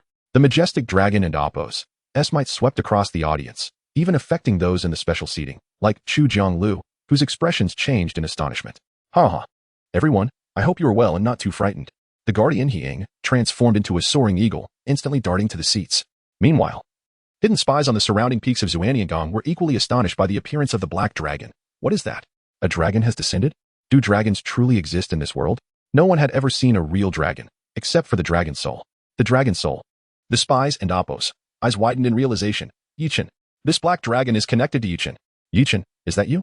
Stop hiding. Come out if you dare. Tong Ling Tian also grasped this connection. He was convinced that the black dragon was related to Yi Chun and shouted toward it. To his surprise, the black dragon spoke. I have arrived, yet you failed to notice me, Tong Ling Tian. Your eyesight leaves much to be desired. Just as your brother attempted to sneakily assassinate me, only to realize he was no match and lost his head to my sword. If he could attempt to kill me, I can certainly kill him. What face do you have to seek vengeance for him? The dragon's words caused Tong Ling Tian's face to pale. Around them, the crowd bore expressions of dawning comprehension. So this is the truth? Indeed, at that time, Tong Ba Tian seemed to be a strong figure among the inner disciples. While Yichen was merely a novice in the Qi realm, how could he possibly provoke Tong Ba Tian and kill him? So this is the hidden truth. In an instant, many disciples began to lean toward Yichen and Amp, Apos, S side. Tong Ling Tian sensed the shift in the crowd and Amp, Apos, S gaze but remained indifferent. They were merely fickle-minded. The outcome would ultimately depend on true strength. You intend to battle me like this? I have the opportunity to slay a dragon. Tong Ling Tian gazed up at the black dragon, a glint of murderous intent flashing in his eyes. Despite the dragon's overwhelming presence, as a true spirit realm cultivator, he was not afraid. Unexpectedly, the black dragon transformed into a figure standing on the arena, calm and composed, exuding an air of confidence. It was none other than Yichen. You wish to slay a dragon? Dawn and Amp, Apos, T dreamed foolishly. Who do you think you are? Yichen's disdainful gaze fell upon Tong Ling Tian, his provocation leaving the crowd in disbelief. This boy is incredibly arrogant. Is he truly just in the unification realm? Does he not fear being killed by Tong Ling Tian's wrath? The crowd exchanged glances, speechless. However, some perceptive individuals sense something amiss. Something feels off. Yichen's aura seems elusive. Indeed, I cannot discern his true realm. In the special seating area, several elders furrowed their brows, feeling that Yi Chun had become enigmatic. Has he concealed his aura? No. Could it be that this young man has entered the true spirit realm? Impossible. How could that be? The elders exchanged incredulous glances, their eyes reflecting disbelief. They all turned to He Ying, who merely smiled faintly. Truthfully, when He Ying discovered Yichen's remarkable breakthrough that night, he too was astonished. Yet the facts were undeniable. Yichen had indeed entered the true spirit realm. The 19 portions of body refining ointment allowed him to shatter the shackles of his physical body, stepping into the true spirit realm in one fell swoop. Moreover, with the assistance of Nangong Qian and Apos, S marriage attire skill, Yichen acquired a wealth of true spirit realm experience. After refining some spirit stones, he continuously broke through, ascending to the 5th layer of the true spirit realm. If not for the lack of time, he might have ascended even further. He Ying believed that even if Yichen reached the 9th layer of the true spirit realm, it would not be a difficult task. It appeared Yi Chun had indeed entered the true spirit realm, but how did he learn to conceal his aura? Miao Hong Yao and Xiao Qianju, among other true spirit disciples, found it strange. After entering the true spirit realm, one and Amp, Apos, S aura would reach astonishing levels. If one wished to break through to an even higher realm, they must begin preparing to conceal their aura, containing it within without revealing a trace. This was the most basic exercise. Only in this way could one hope to challenge the next realm, the spirit condensation realm. Yet Yi Chun had evidently never encountered this knowledge. How had he achieved it? Even his elusive aura rendered Miao Hong Yao, Xiao Qianju, and others feeling inferior. How had Yi Chun accomplished such a feat? Was it self-taught? That would be too monstrous. The true disciples were left speechless. Ao Tianlong's expression was complex. He no longer knew what to say. The gap between him and Yi Chun was growing ever larger. Once, he had aspired to catch up to and surpass Yi Chun. But now it seemed he had overestimated himself. This sense of helplessness left Ao Tianlong feeling disinterested. However, the figure before him trembled weakly, evidently more disheartened than he. Ao Tianlong couldn't help but chuckle. He Lianqing appears to be in an even worse predicament. He Lianqing likely realized the genius he had overlooked. Quickly returned to report to the sect. Xuantiangong has produced a true dragon. This Yi Chun is worth nurturing. We must recruit him. It is imperative to save Yi Chen in this battle and prevent him from dying at Tongling Tian's hands. Report to the sect immediately and request a mission to secure Yi Chen. At that moment, the spies surrounding Xuantiangong all changed their expressions dramatically. It was as if they had discovered a treasure, as they were among the first to grasp Yi Chen's transformation. A young genius possessing a true dragon soul, and who had entered the true spirit realm at such a tender age. Such a person might harbor secrets, but was undoubtedly worth their investment and cultivation. In an instant, figures soared in all directions around Xuantiangong, hastily rushing toward different factions. Meanwhile, in the special audience area, the third elder's eyes sparkled with insight. His unique, crane-like gaze contained a special power of perception. He discerned an astonishing spiritual light emanating from Yi Chen. Yi Chen's body has undergone some incredible transformation. It's the pure body. This young man's physique has evolved to the level of the pure body, without any impurities and not a single flaw. How is this possible? The third elder, fourth elder, Fang Yuan, and Jose all changed their expressions. Even Chu Tianyi looked astonished. The pure body. The legendary pinnacle of physical realms that I have long yearned for has actually been attained by Yi Chen? He abruptly turned to He Ying, seeking confirmation. What he found, however, was He Ying and Appo's look of satisfaction. Ah, this young man, Yi Chen, always manages to present something extraordinary. The pure body, untainted and flawless, possesses an unprecedented affinity for elemental forces. With such a physique, any energy in the world can be summoned at his will. Such a talent. I believe you didn't and Appo's foresee this, did you? He gazed with a smile toward the Grand Elder, secretly observing Yi Chen and the many things he had done for him. Yet here you are, a stubborn stone. Chapter 87. Are you threatening me? You must be seeking death. The elder chuckled, seemingly unconcerned with the talent displayed, and Appo's envy was almost palpable. He glared at below, seething. Why? Why does he possess such a formidable physique? Why not me? On the other hand, felt a surge of inexplicable dread. An immaculate physique. How did acquire such a supreme constitution? If matures, how can I ever hope to compete with him? Furthermore, he has already attained the true spirit realm. With time, his growth will guarantee my demise. Kill. Brother-in-law, you must find a way to eliminate. We cannot allow him to develop any further. His eyes reflected a maelstrom of terror, apprehension, and dread. His thoughts aligned with, though the latter would never admit to fearing. Very well, if survives this battle, for your sake, I will devise a plan to deal with him, but this is the last time. Do not bother me again, exclaimed, exasperated. Had not constantly pestered him with trivial matters, he would not have been distracted from his cultivation. Perhaps he, too, could have possessed an immaculate physique. At the foot of mountain, within an inn, trembled. A forced smile plastered on her face as she fawned over the young master before her. Her intuition told her that this young man was extraordinary. The nonchalant expression he wore upon hearing's name suggested that he was someone of considerable influence. Even the young master of was beneath his notice. Esteemed master, what brings you to seek the company of your humble servant? Inquired, growing slightly anxious. Today was the day of Appo's life or death duel with, and she had hoped to witness it. However, she had been intercepted by this man an hour earlier on her way up the mountain. There is no need to attend, is destined to perish. He cannot prevail, said casually as he poured himself a cup of tea. Eyes lit up. Really? She then wore an expression of surprise. How did he know she wanted dead? How did you know, master? She asked cautiously, pierced through her thoughts. Though he felt disdain, he betrayed nothing. Do not attempt to probe. I will be frank, Mississippi. I have come to rescue you from this sea of misery. Do you wish to escape the clutches of, and their ilk? Eyes shone once more. In her efforts to oppose, she had been reduced to a plaything for and his cohorts, shared among them. She was now exhausted. For the sake of, she had become a mere shadow of her former self. More than anything, she desired to break free from this predicament. I do. If you can assist me, master, I will devote myself entirely to your service. Offered a flirtatious smile, remained unmoved. Ever since he had been intimidated by the mysterious swordsman in the mountains, he had realized that he was not strong enough. This had strengthened his resolve to enter that mysterious realm. To enter, he needed a key. According to the clues, the key was connected to the family, or rather, to Miss, remain by my side from now on. I will protect the family. I guarantee that not even himself would dare to trouble them. Shuddered. The sect master of, he spoke of him so casually. I have struck gold. This man must be of high rank and extraordinary origin. Your servant obeys.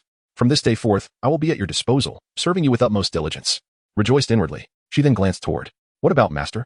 I have already stated that he is doomed. If he survives, I can crush him with a single finger. Do not worry. Replied indifferently.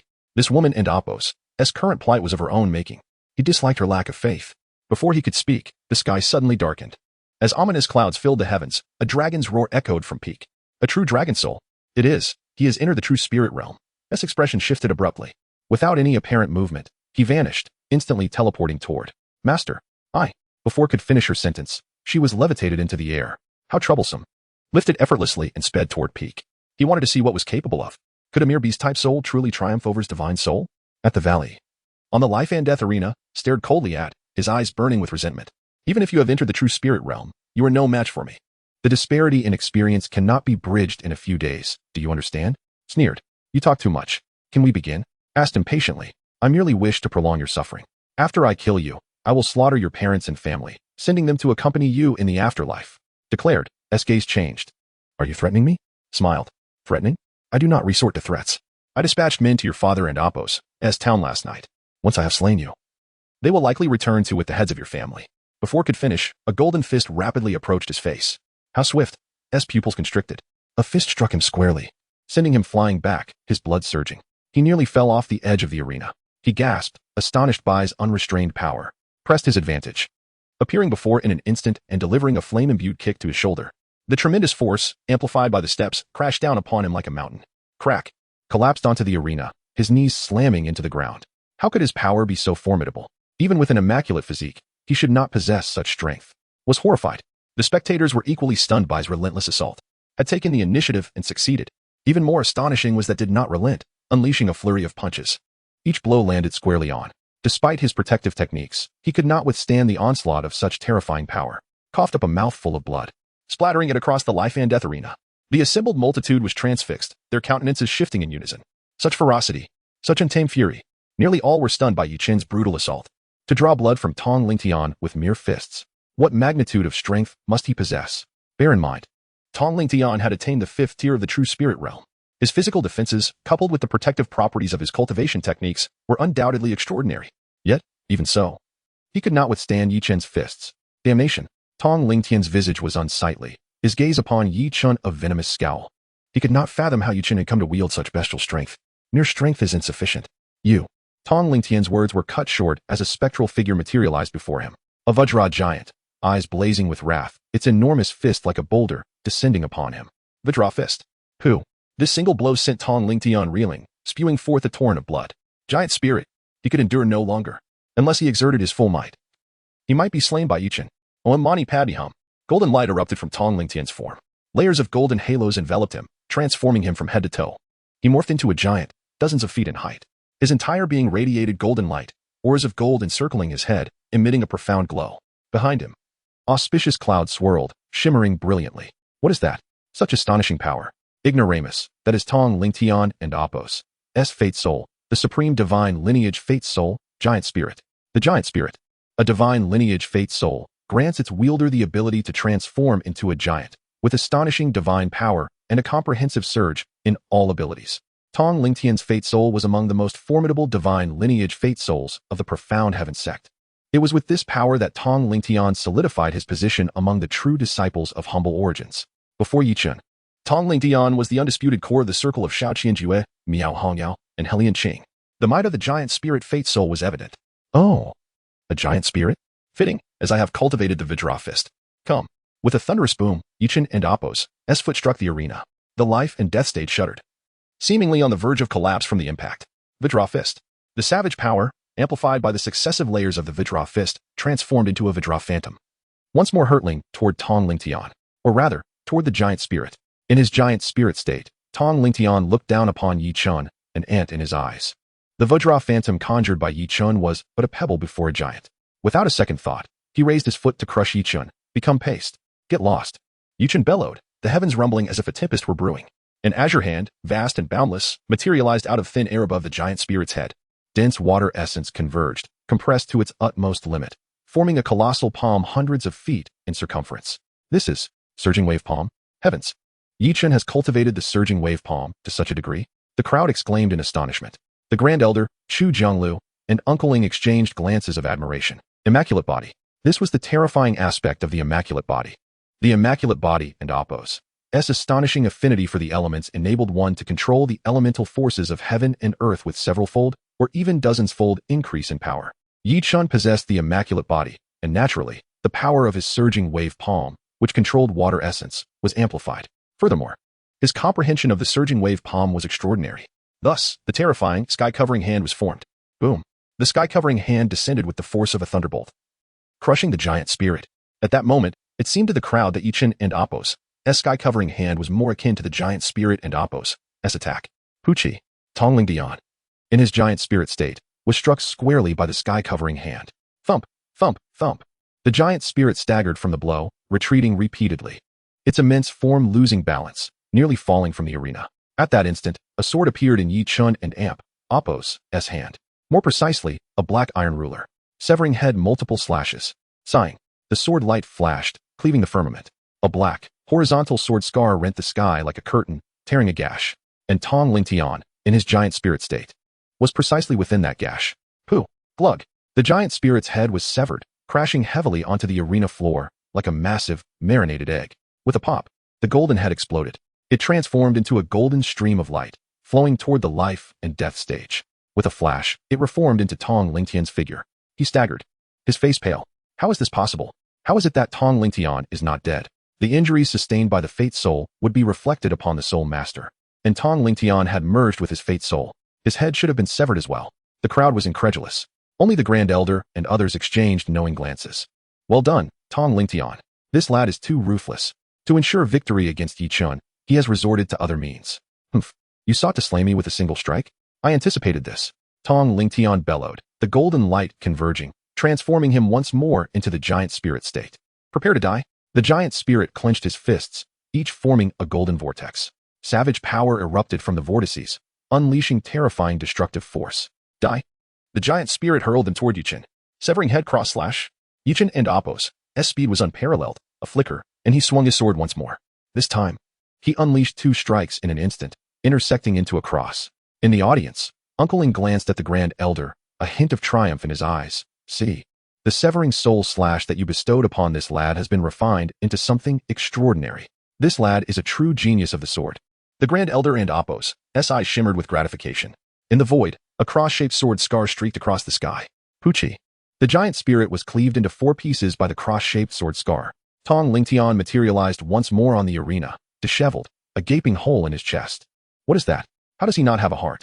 Damnation, that power is a method of the alien race. Tong Lingtian has allied himself with the alien race. Many true disciples rose from their seats, staring at Tong Lingtian in horror. Where Tong Lingtian's heart should have been, there was only emptiness. Without a heart. Tong Lingtian still lived, a bizarre method possessed only by the alien race, the mortal enemies of humanity. Ha ha ha. Yi Chun, you cannot kill me. For the sake of annihilating you, to prevent any unforeseen circumstances, I have long abandoned all care for life and death. I have exchanged it for this immortal power. You cannot kill me, and I shall dismember you into 8 pieces. Chapter 89. A crushing decimation. A non-elemental soul, Yi Chun, to eradicate you utterly. I shall renounce my humanity. Ha ha ha. Tong Lingtian bellowed maniacally. Swish, swish, swish. Yi Chun unleashed a flurry of sword strikes, his blade a lightning-fast tempest, relentlessly assailing Tong Lingtian. Clang, clang, clang. A cacophony of ear-splitting reverberations echoed. Tong Lingtian's entire being erupted in a shower of sparks. Yet, Yi Chun and Apos' sword failed to inflict even the slightest wound upon him. Behold the power I have attained.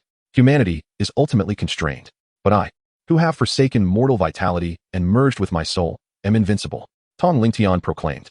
As he spoke, the colossal god soul behind him transformed into streams of golden luminescence, converging upon his body. Tong Lingtian stood there, metamorphosing into a figure of pure gold, akin to a gilded statue. Even the sinister, abyssal void at his heart was filled with golden energy. He had become a golden being. Could metal truly fear the edge of a blade? Perhaps. Considering Yi Chun and Apos' soul-severing strike could effortlessly cleave through the iron bamboo forest. However, Tong Lingtian, augmented by his soul, was evidently impervious. Thump, thump, thump. He advanced, each step causing the arena of life and death to tremble ominously. The crowd watched as he transformed into a golden streak, hurtling toward Yi Chun with lightning speed. Boom. The fist landed squarely, half an inch from Yi Chun. Tong Lingtian and Apos' pupils constricted abruptly. How can this be? His fist, imbued with the force of tens of millions of pounds, could no longer advance even a fraction. An invisible barrier seemed to have materialized before Yi Chun, staunchly repelling his assault, rendering him unable to touch Yi Chun. With a sinuous movement, Yi Chun evaded Tong Lingtian's blow using the wave-treading steps. A golden man. Are you? Metal may indeed be impervious to blades, but it fears something that can utterly melt it. A glint of determination flashed in Yi Chun's eyes. A soul, you say? You are not the only one who possesses one. I have one as well. Roar. A draconic bellow resounded as Yi Chun's true dragon soul spiraled forth from above his head. This dragon was vastly different from its previous incarnation. Upon entering the true spirit realm, his true dragon soul had undergone an unprecedented transformation, having absorbed the destructive force of the mysterious impurity. Each of the dragon's scales had turned an inky black. This was a power that even a cultivator's spiritual sea could not repel. Its origin was enigmatic and potent, menacing. Obsidian scales adorned the true dragon soul, enduring Tong Lingtian's relentless barrage of golden fists. The ebony dragon, enveloping Yi Chen's form, remained unyielding. How can this be? The power I gained by forsaking my life is powerless against Yi Chen? Tong Lingtian refused to believe it, his eyes bloodshot and contorted with rage. At that moment, the true dragon soul unleashed a deafening roar, and crimson flames began to coalesce within its claws. With a gaping maw, it unleashed a torrent of fire upon Tong Lingtian. Impossible. Yi Chen had just manipulated water elements, and now he was wielding fire? Even more disconcerting, both his water and fire elements were so violently potent. How could a single soul possess two opposing attributes? Even Sect Master Chu Jiaglu and the Grand Elder could not conceal their astonishment. A soul with dual attributes was unheard of. Could it be? Suddenly, a realization dawned upon Chu Jiaglu and the Grand Elder simultaneously, a non-elemental soul. Could Yi Chen's soul be without attributes? Heavens! Chu Jiangliu's heart pounded in his chest. A non-elemental soul was the stuff of legends, the seed of a source spirit master. What was a source spirit master? They were beings more exalted than the entire profound heaven sect.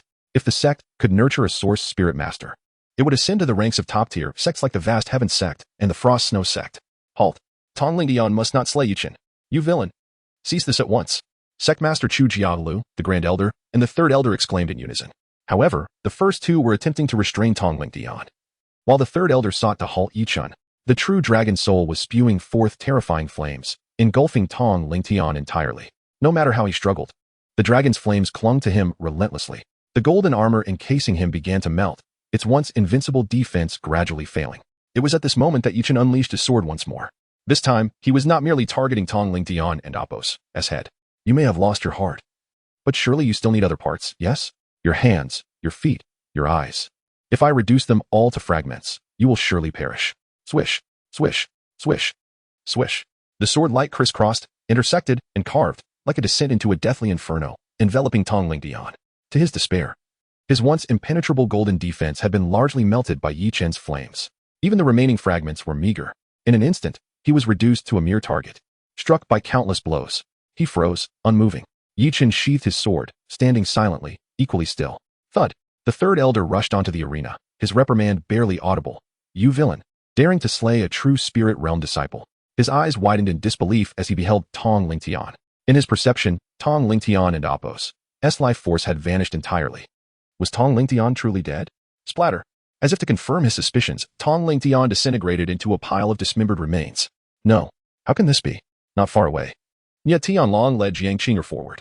They had finally reached the entrance, only to witness Tong Lingtian's gruesome demise. By unfortunate chance, a severed limb bounced and landed at Jiang Qing'er's feet, causing her to scream in terror and nearly faint. Niet Tianlong, however, stared at the true dragon's soul hovering above Yi Chen, his eyes flashing with envy, admiration, and calculation. A true dragon soul wielder? Could it be this Yi Chen? Perhaps he can be swayed to our side. Scheming thoughts raced through his mind. Third Elder, if you dare lay a hand on Yi Chen, I will annihilate your entire family. With a swift movement, Uncle Ing landed on the arena of life and death, following closely behind the Third Elder. He stood before Yi Chen, glaring coldly at the Third Elder. The Third Elder's murderous gaze was fixed on Yi Chen. This little troublemaker, if he is not eliminated, he will become a grave threat. The Third Elder was on the verge of attacking. At that moment, a chilling aura emanated from behind. Elder, desist. Chu Jianglu and Apos' voice was cold and detached. First the Third Elder, then the guardian of the pavilion, repeatedly defying his will. They were treating him, the sect master, with utter disregard. The Third Elder and Uncle Ing froze, realizing that the sect master was enraged. The sect master and Apos' wrath was a force to be reckoned with. A boundless, overwhelming aura cascaded across the arena, causing everyone and Apos' souls to tremble. Such was the sect master and Apos' awe-inspiring power. Even Niet Tianlong felt a chill and glanced at Chu Jiaolu with trepidation. This sect master is indeed a force to be reckoned with. However, to everyone and Apos' astonishment, one individual was completely unfazed by the sect master and Apos' authority, unaffected as he approached Tong Lingtian and Apos' corpse. It was Yu Chen. He stomped on Tong Lingtian and Apos' head, crushing it into fragments. Then, with a swift motion, he tore out Tong Lingtian and Apos' spine, incinerating it with flames in his palm. With that, Tong Lingtian was truly and utterly dead. Suddenly, The peculiar stone that had long been dormant within Yi Chen's Qi trembled, emanating an extraordinary force of attraction from his inner realm. Chapter 90, The Second Soul of Command? As the dust settles, the strange stone quivered gently within Yi Chen's Qi, and an astonishing scene unfolded. His Qi transformed into a swirling vortex. The vortex spun rapidly, emanating a terrifying force of attraction. Yi Chen's true dragon soul was swiftly drawn into the Qi, though to the onlookers, it merely appeared as if Yi Chen had dispersed his true dragon soul, indicating a modicum of respect he still held for the sect leader. This caused the previously somber-faced sect leader to relax slightly. However, unbeknownst to everyone, within the Qi of the deceased Tongling, a thumb-sized giant spirit soul morphed into an invisible light, being absorbed into Yi Chen's Qi at an astonishing speed.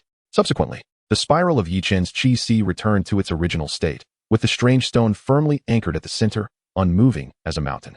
The absorbed giant spirit soul began to orbit the stone like a satellite around a star. The Qi, which was meant to accommodate a single soul, now housed a second.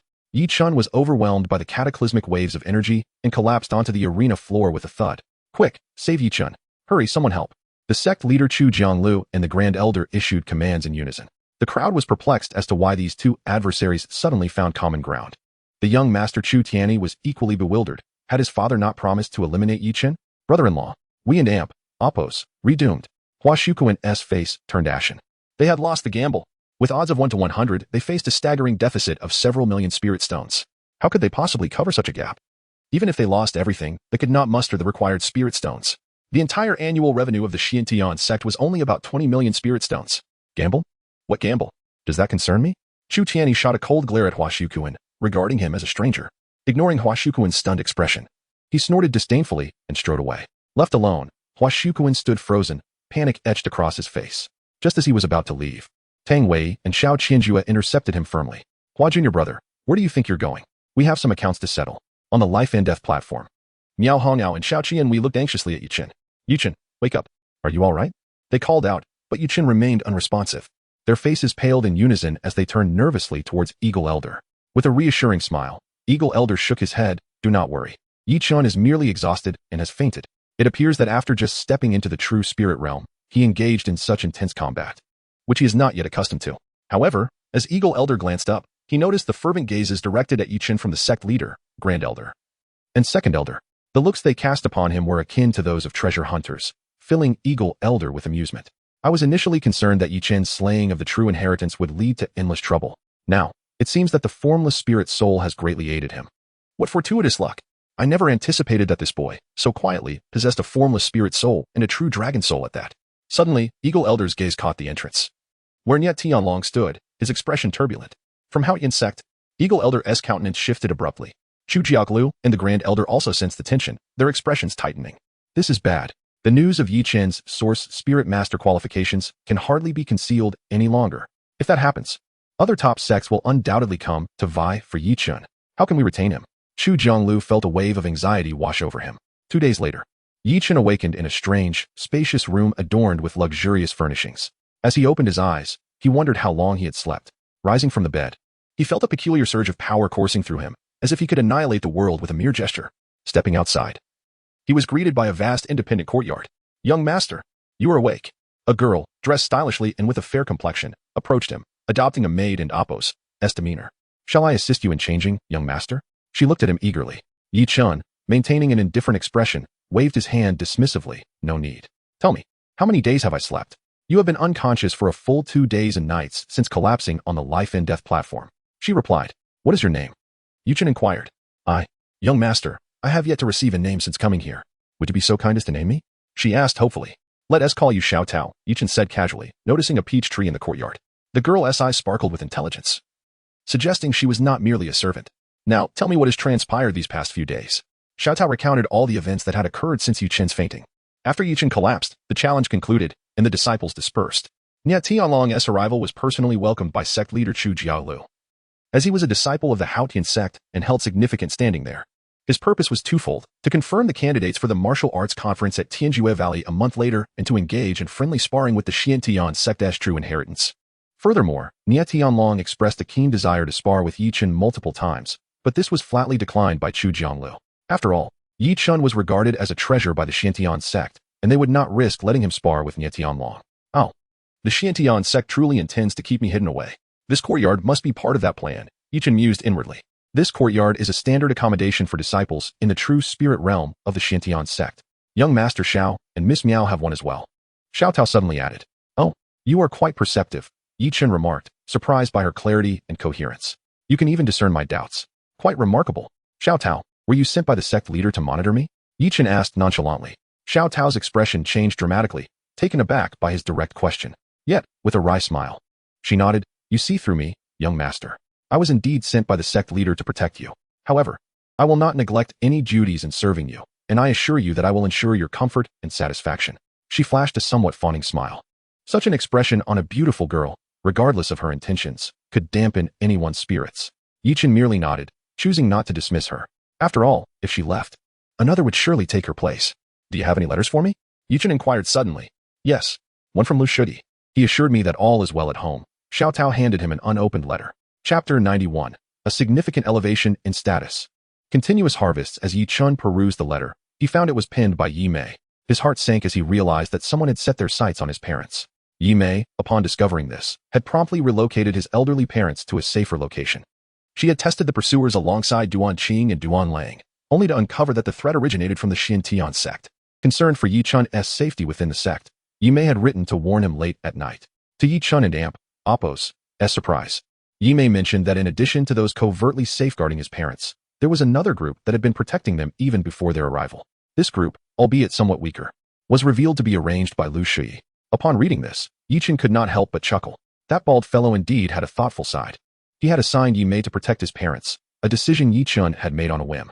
Yet, prior to his arrangement, Lu Shui had already taken the initiative, indicating that he had considered the situation more thoroughly than Yi Chun. Knock, knock.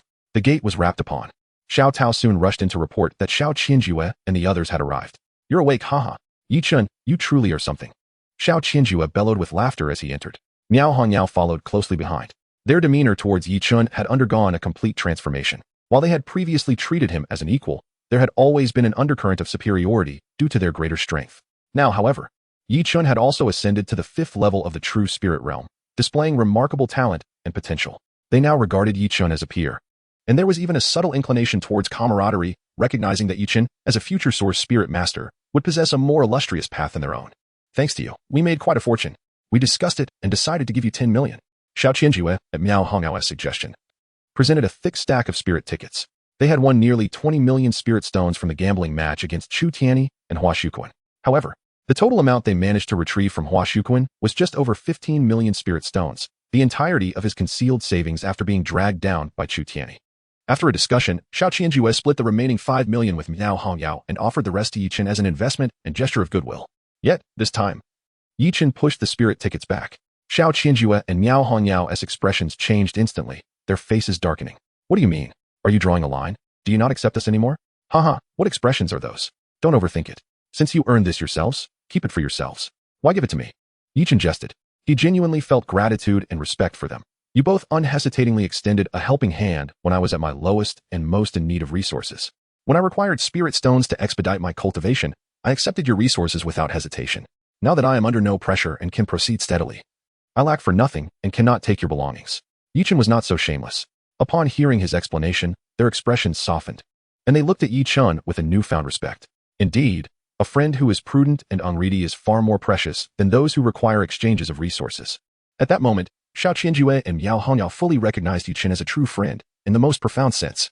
Yi Chun, in turn, held sufficient trust in their character. Hey, why didn't you bring me along? Xiao Qianhui dashed into the room and playfully slapped her brother Xiao Qianjue on the shoulder, causing him to grimace in pain. Blushing, she turned to Yi Chun. Yi Chun, you were amazing. That battle on the life and death platform left me utterly astonished. Yi Chun smiled. It was nothing extraordinary, not as impressive as you think. Extraordinary. Absolutely extraordinary. We are all in awe. Tang Wei's voice chimed in as he entered. With a flourish, he tossed a storage ring containing spirit stones one from Chu Tianyi towards Yi Chun. Yi Chun raised an eyebrow. What is this for? I'm not lacking. Just take it. Tang Wei retorted sharply. Yi Chun did not refuse and accepted the storage ring. Miao Hongyao and Xiao Qianjue exchanged glances, realizing that Tang Wei shared a closer relationship with Yi Chun than they did. This piqued their curiosity about the bond between the two, especially since Tang Wei had regarded Yi Chun differently even when he was at the Sea of Qi stage. Were they perhaps related to the Grand Elder? You two are communicating telepathically, What s with the eye signals? Yi Chen remarked, inviting Tang Wei Yi to sit down. Without hesitation, Tang Wei Yi joined Miao Hongyao and Xiao Qianjue. This caused the latter to feel a jolt. A powerful figure from the servants' hall was seated with them. The aristocracy, the commoners, and the servants and amp, Oppos, hall were three distinct powers within the Xiantian sect, typically remaining independent. Was the commoners and amp, Oppos, faction now aligning with the servants and amp, Oppos, hall? Do not overthink it. We are fundamentally one family, merely tasked with eliminating the, Tang Wei stated nonchalantly. Xiao Qianjue and Miao Hongyao's eyes narrowed. This was a term that commanded the utmost seriousness among all cultivators. Every cultivator yearned to eradicate all, the mortal enemies of humanity. This was also the reason the disciples of the Xiantian sect had rejoiced after Yi Chen defeated Tong Lingtian. Yi Chen, remember that you received an invitation. You must become an official disciple swiftly to rightfully attend the martial arts exchange, Tang Wei said. Noticing Yi Chen's nonchalant demeanor, he added, I've heard that Tianzhu Valley will personally execute and at the exchange. Gasp. Xiao Qianjue, Xiao Qianhui, Miao Hongyao. And even Xiao Tao could not help but collectively draw a sharp breath. To publicly execute and in such a gruesome manner. What a grand spectacle. Truly. Tianzhu Valley is remarkable. I wish I could witness it. Xiao Qianjue and the others gazed at Yi Chen with envy. Yi Chen was one of the few young individuals in the Xiantian sect to possess an invitation. However, Yi Chen's thoughts wandered back to the moment the strange stone had slain Hong Tianzi. The stone had devoured Hong Tianzi, who bore blood, leaving nothing but a human skin behind. He wondered if it could similarly vanquish other.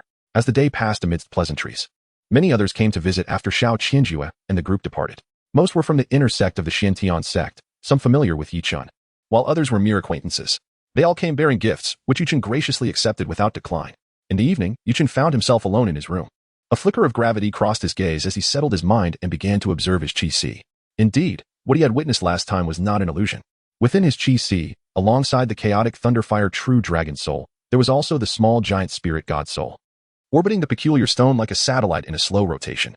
Can I utilize this giant spirit god soul?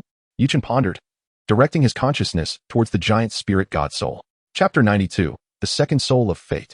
Astonishing enhancement. Yi Chen initially approached this endeavor with little hope, merely testing the waters.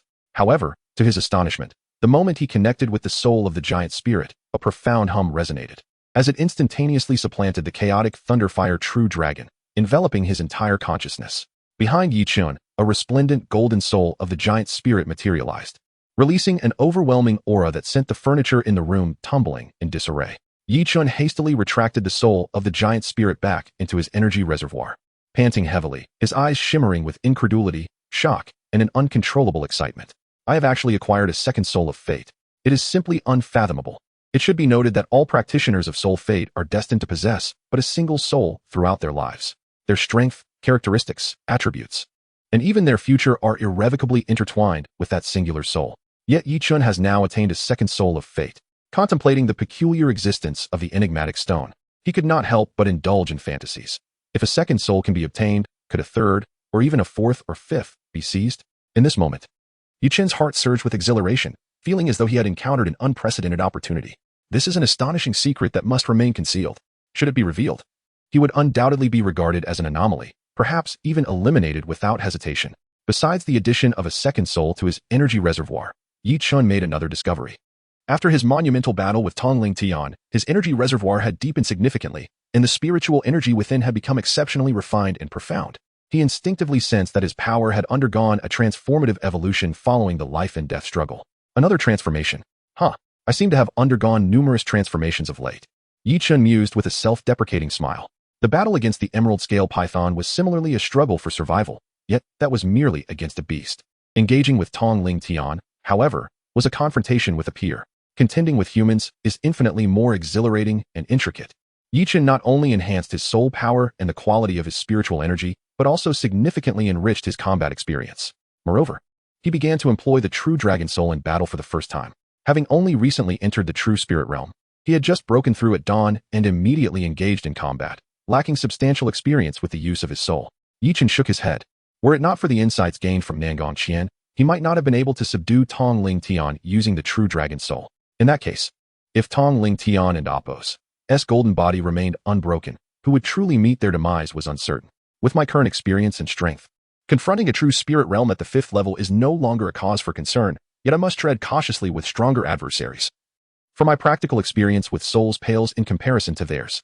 In the depths of Yi Chun and Apos' reflections, he drifted into a deep slumber. Morning arrived, and under the attentive care of Xiao Tao, Yi Chun had just finished his breakfast when two figures unexpectedly entered his living room. It was Chu Jianglu and the third elder. Chu Jianglu appeared amiable, yet Yi Chun would never underestimate him. This was a formidable individual who, at merely 8 or 9 years of age, could wrestle with the Grand Elder and successfully seize the position of sect master. Yi Chun, are you aware of the invaluable talent you possess? After exchanging pleasantries, Chu Jianglu wasted no time and got straight to the point. Yi Chun's gaze flickered slightly. Despite Chu Jianglu's efforts to mask his intentions, he could sense the underlying contempt in his demeanor. It seemed as though had it not been for his possession of the attribute-less soul, Chu Jianglu would not have graced him with a visit. Yet how unfortunate it is that you are not the first to know of my attribute-less soul. The image of the cunningly clever Nangong Qing flashed through Yi Chun and Apos' mind. Yi Chun, I can recommend a Source Spirit Master to mentor you, guiding you into the realm of Source Spirit Masters. Would you be willing? Having conveyed his proposition, Chu Jianglu casually inquired, believing Yi Chun would have no reason to refuse. Even the astute third elder shared this belief. However, to his astonishment, could I take a few days to consider? Yi Chun replied, his expression remaining steadfastly calm. Consider a few days? Chu Jianglu's pupils narrowed slightly as he scrutinized Yi Chun. The third elder and Apos' gaze sharpened like that of a hawk, fixated on Yi Chun. What is there to consider? The sect master is offering to introduce you to a Source Spirit Master, even providing financial support to engage the most esteemed Source Spirit Master to lay your foundations. And you still wish to ponder? Were it any other practitioner in the true spirit realm, they would have succumbed under the third elder's piercing glare. This tactic had proven effective time and again. Yet, to his surprise, Yi Chun met his stare with unwavering composure, maintaining eye contact. In fact, the faintly detached smile on Yi Chun and Apos' face remained unchanged. Intimidating gaze? Can it compare to the terrifying gaze of the king of the forest python? I have already vanquished the forest python king. If you continue to glare at me, I may just blind you. Yi Chun thought to himself. Thus, the third elder's piercing gaze became rather amusing. This reaction left him feeling exceedingly awkward, as he had never anticipated that his tried-and-true tactics would fail against Yi Chun. This lad is indeed an anomaly. Calm yourself, elder. Yi Chun is simply too young and perhaps a bit apprehensive, Chu Jianglu interjected, offering the third elder a way out. Humph. The third elder huffed, falling silent. Chu Jianglu, with a placid expression and a hint of coldness in his tone, rose to leave. Take your time to consider, Yi Chun. I have all the time in the world to wait for your response. Without waiting for Yi Chun's reply, Chu Jianglu took the lead and departed the courtyard, with the third elder following suit, sweeping away in silence. Xiao Tao watched Yi Chun anxiously, hardly daring to breathe. Yet Yi Chun and Apos' demeanor was unperturbed, appearing rather tranquil. Some matters must be addressed, and certain individuals must be confronted. It is time to pay a visit to the elder. At the life and death platform, the concerned gaze of the Grand Elder brought tears to Yi Chun's eyes. It was this elder who had welcomed him into the Xiantian sect. Among the group led by Tang Wei, Yi Chun was one of the most valued disciples under the Grand Elder's tutelage. Of all the disciples, the Grand Elder held Yi Chun in the highest regard. Yet, due to the entanglements with Jiangqing heir, Yi Chun, blinded by love, attempted to flee to the Jiang family. The Grand Elder had intervened, leading to a fierce argument. In a fit of anger, Yi Chun left, not returning for years, even unaware of the Grand Elder and Apos' severe illness. Now, having returned to the Xiantian sect, he had regained his talents and was once again eligible to be favored by the Grand Elder. In less than 30 breaths of time, Yi Chun activated the wave-running steps, swiftly making his way to a certain courtyard on the back mountain of Xiantian Peak. The familiar sight and layout greeted him. As Yi Chun arrived at the courtyard entrance, he happened upon an elderly woman. Master mother, Yi Chun called out, his voice trembling. Ah, my child has returned. Come quickly. Your master has brewed your favorite honey apricot flower tea, waiting for you. A voice called from within the room. The tea was brewed by this old woman. Do not cast your dirty water upon me, came the retort of an old man. Chapter 93, Burdens Lifted, tit for tat within the chamber. A venerable elder was imparting his experience in alchemy to his granddaughter. Brother Yi, Linger exclaimed, her eyes gleaming as she noticed Yi Chun. You've grown so much, already 13, aren't you? Yi Chun chuckled, gently stroking Linger's head. The young girl nodded emphatically, nuzzling affectionately against Yi Chun's palm. Throughout the years, she had eagerly anticipated Yi Chun's return, aware that her grandfather shared the same longing. You two converse. I must peruse my texts. The alchemist qualification exam is imminent, she announced before swiftly departing, leaving Yi Chun and the Grand Elder alone. They stared at each other, unsure of how to initiate the conversation. Master, how fares thee? Yi Chun inquired. Humph. I am not yet deceased, the Grand Elder retorted. Silence ensued. Master, I express my gratitude for the spatial ring and spare me such platitudes. Am I not your master? Was it not my prerogative to bestow such gifts? The Grand Elder huffed, feigning indifference. Then, I shall take my leave, Yi Chun mumbled, sensing the Grand Elder's lingering displeasure and feeling ill-equipped to confront it. Leave, you say? Consume the honeyed apricot blossom tea your mistress brews for you. You alone relish its taste. Who else would appreciate its delicate fragrance? Tears welled up in Yi Chen's eyes, cascading down his cheeks. He drained the entire bowl of apricot blossom tea in one gulp before prostrating himself heavily on the ground. Enough, enough. I am well acquainted with your disposition. It is never too late to understand. Come, take a seat. The Grand Elder gestured towards a nearby chair. A smile illuminated Yi Chen's face. In days of yore, they would sit side by side, engaging in casual banter. The sect tournament in a few days presents an opportunity to ascend to the rank of true disciple. This will be greatly advantageous to you, the Grand Elder advised Yi Chun. Once Yi Chun attained the status of true disciple, he could be easily accommodated. His future already meticulously planned. Yi Chun readily assented. He now surpassed the inner disciples in terms of strength, making the transition to true disciple a mere formality. An hour later, Yi Chun emerged from the courtyard, his countenance radiant. His gaze sharpened, reflecting a newfound resolve. Having cast off the final burden weighing upon his heart, Yi Chun felt an unprecedented sense of liberation. In that instant, his mental state reached an entirely new echelon. His comprehension of the true spirit realm deepened, becoming more lucid and profound. So that is the key. A mind unburdened by worries, free from encumbrances, forms the bedrock for reaching higher realms, Yi Chun exclaimed, enlightened. He now understood why many individuals in the true spirit realm possessed such volatile and unrestrained temperaments. Releasing the shackles of the mind served as a means to strive for loftier heights. Of course, provided one does not encounter someone even more unbridled and arrogant. Otherwise, the outcome remains uncertain. Now, onto another matter. A cold glint flickered in Yi Chen's eyes. Vengeance for grievances, retribution for wrongs. Yi Chun summoned Lu Shuyi. What is the situation? Lu Shuyi's eyes gleamed with icy resolve. It should have commenced. By the time you arrive, the individuals there will have gathered. Yi Chun nodded. Then, let us depart. Tianhe City, the Tong residence. The Tong family patriarch was celebrating his birthday today, with resplendent decorations adorning the premises. The Tong family was a prominent clan in Tianhe City, having risen to prominence thanks to the prodigies Tong Lingtian and Tong Batian. News of Tong Lingtian and Tong Baishan's demise had not yet reached the Tong family, intentionally withheld by Tong Lingtian. Originally, Tong Lingtian intended to return with Yi Chen's head, but that ambition would never materialize. Nevertheless, Yi Chun had arrived, not to offer felicitations, but to escort the Tong family to their final destination. As expected, the Tong family has assembled, Lu Shuyi reported after surveying the scene. Excellent. Yi Chun approached the gates of the Tong residence, his frigid demeanor eliciting rebukes from the guards. Who goes there? Begone. Roar. Above Yi Chun, the true dragon's soul materialized instantly. The colossal black dragon blotted out the sky. True dragon breath. The black dragon opened its maw, unleashing a torrent of raging flames upon the Tong residence. In less than 10 breaths, the entire Tong residence was reduced to ruins, its inhabitants incinerated to ashes. Since you sought to extinguish my entire family, it is only fitting that I reciprocate in kind, Yi Chun uttered impassively before turning to depart. Clean up any survivors within, leaving no one alive, he instructed. As you command. Lu Shuyi, watching Yi Chen's receding figure, could not suppress his admiration. Yi Chun truly abhorred threats, repaying them in kind. Such a demonstration of power proved far more effective than mere words. Soon after, news of the Tong family and Appo's annihilation reached the Jiang family. Simultaneously, news of Tong Lingtian's demise at the hands of Yi Chun also arrived.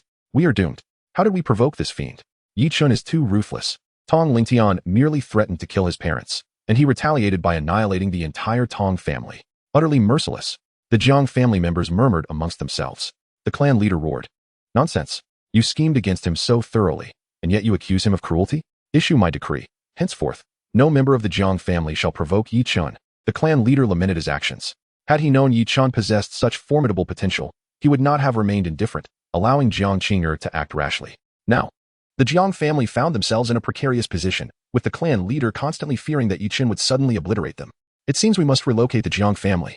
The clan leader muttered to the family elders with a wry smile. Relocate? Why resort to such measures? Within 3 days, Yi Chun will perish. Our Jiang family will remain unscathed.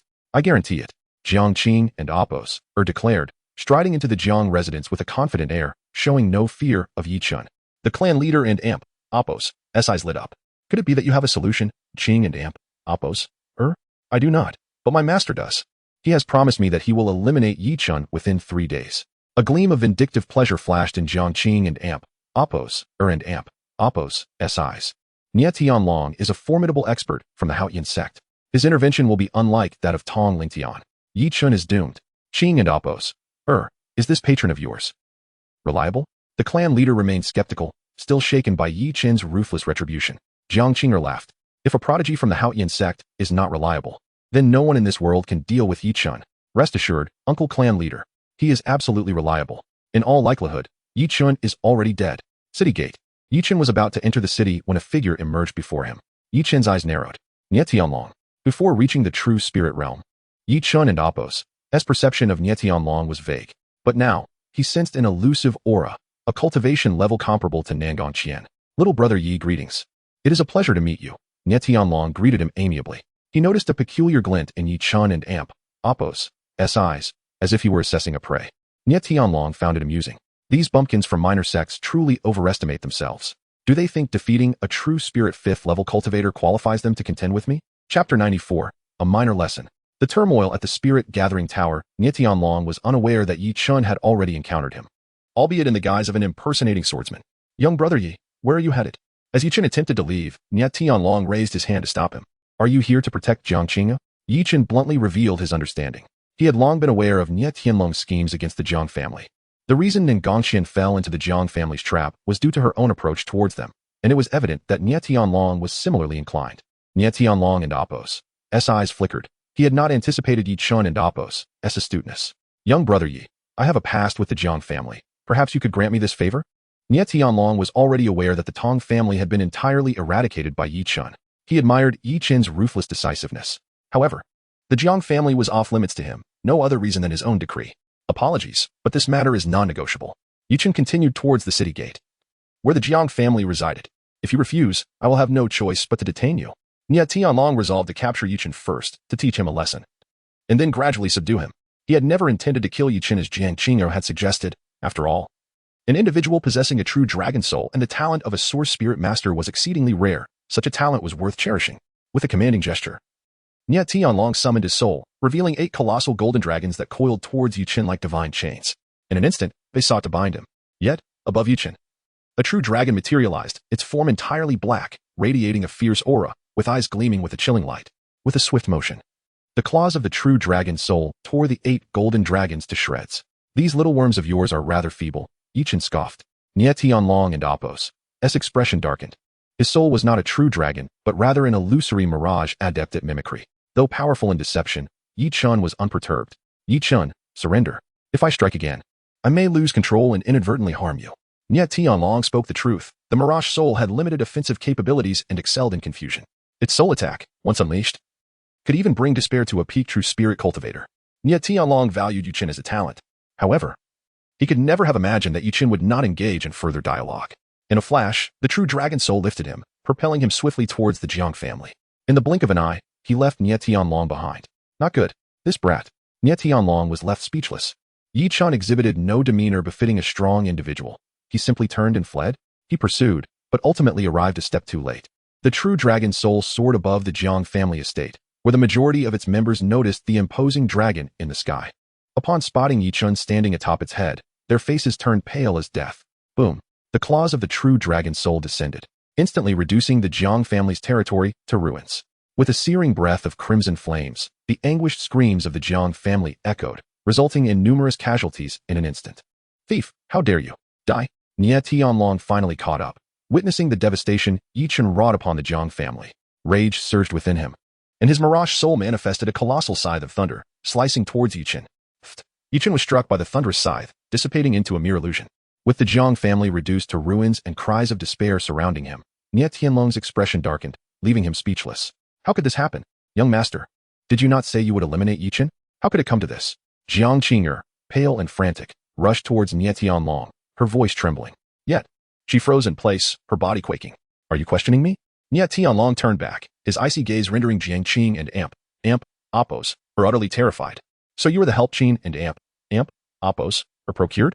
A paid hand who accomplishes nothing, leading to the demise of my Jiang family. The head of the Jiang family charged at Nie Tianlong, venting his fury. Nie Tianlong's eyes flashed coldly, and with a thundering boom, the Jiang family leader exploded into a cloud of blood mist. Is there anyone else with objections? He inquired coldly. The crowd fell silent, not a soul daring to speak. Casting a glance at Jiang Qing and Appos, Nie Tianlong declared, from now on, the head of the Jiang family will be Jiang Qing'er. Those who dissent will meet the same fate. He casually pointed at an individual in the crowd, who met a gruesome end, their head bursting into a crimson firework. The body thudded to the ground, leaving the Jiang family, young and old, shocked beyond words. What on earth is happening? Why is the Jiang family so cursed, encountering 2 demons in a single day? What sin have we committed? In the forest, Yi Chun entered with a composed demeanor. Lu Shiyi promptly approached, leading a horse. Did it not succeed? Yi Chun nodded. You were right. Jiang Qing'er is indeed entangled with Nie Tianlong. Lu Shiyi hesitated, but Yi Chun encouraged, speak freely. Lu Shiyi, being his most trusted confidant, was granted this liberty. After a moment of contemplation, Lu Shiyi finally voiced his thoughts. I have heard that Jiang Qing'er seems to have some connection with a mysterious entity. Do you think Nie Tianlong's interest in her could stem from that? Yi Chun regarded Lu Shiyi with surprise. This bald-headed fellow had remarkable investigative skills, even uncovering such hidden matters. You are correct. Jiang Qing'er is indeed connected to a certain secret realm, specifically to its entrance, Yi Chun replied coolly, a glimmer of contemplation in his eyes. Lu Shiyi and Apos' eyes flickered. Yi Chun, do you intend to involve yourself in that secret realm? Yi Chun shook his head. No. That secret realm is a battleground for the Haotian sect and the Xuanyue sect. Entering would only render us as mere fodder in a meat grinder. Until one reaches the pinnacle of true spirit cultivation, one should not interfere with the affairs of the top sections. Moreover, even if one attains that level, lacking a substantial background or support renders one nothing more than a mere pawn. The pressing matter at hand was to elevate his own cultivation level and secure a genuine position of merit. A resolute glimmer flashed in Yi Chun's eyes. Upon returning to the Xiantian sect, he wasted no time and headed straight for the Spirit Gathering Tower. The Spirit Gathering Tower was a dedicated training facility for disciples of the true spirit realm, featuring rooms inscribed with gathering arrays. In these chambers, the concentration of spiritual energy was several times that of the outside world, thus significantly enhancing training efficiency. However, only those of the true spirit realm were permitted entry. Upon reaching the entrance of the tower, Yi Chun was halted by guards. Presenting his waist token, he was greeted with, "Ah, it is Senior Brother Yi. Please, go ahead." The guards gazed at Yi Chun with awe, for his name had resonated throughout the entire Xiantian sect, known far and wide. As Yi Chun stepped inside, he encountered 2 true disciples blocking his path, locked in an argument. Yi Chun approached them. "Excuse me, could you please make way?" Chapter 95, A Frantic Breakthrough. Shocking the celestial realm get lost. The 2 individuals continued their heated argument, disregarding Yi Chun entirely. Can't you see we're in the midst of a quarrel? Huang, if you have the guts, step onto the life and death platform. Go on, just like Yi Chun, let's settle this once and for all. Before their words could settle, a powerful force struck them, sending them tumbling aside. A path suddenly opened before Yi Chun as he advanced. The expressions of the 2 true spirit realm disciples shifted to one of cold alarm, and they turned to reprimand Yi Chun. However, upon seeing his demeanor, their faces changed. Yi Chun, what is he doing here at the Spirit Gathering Tower?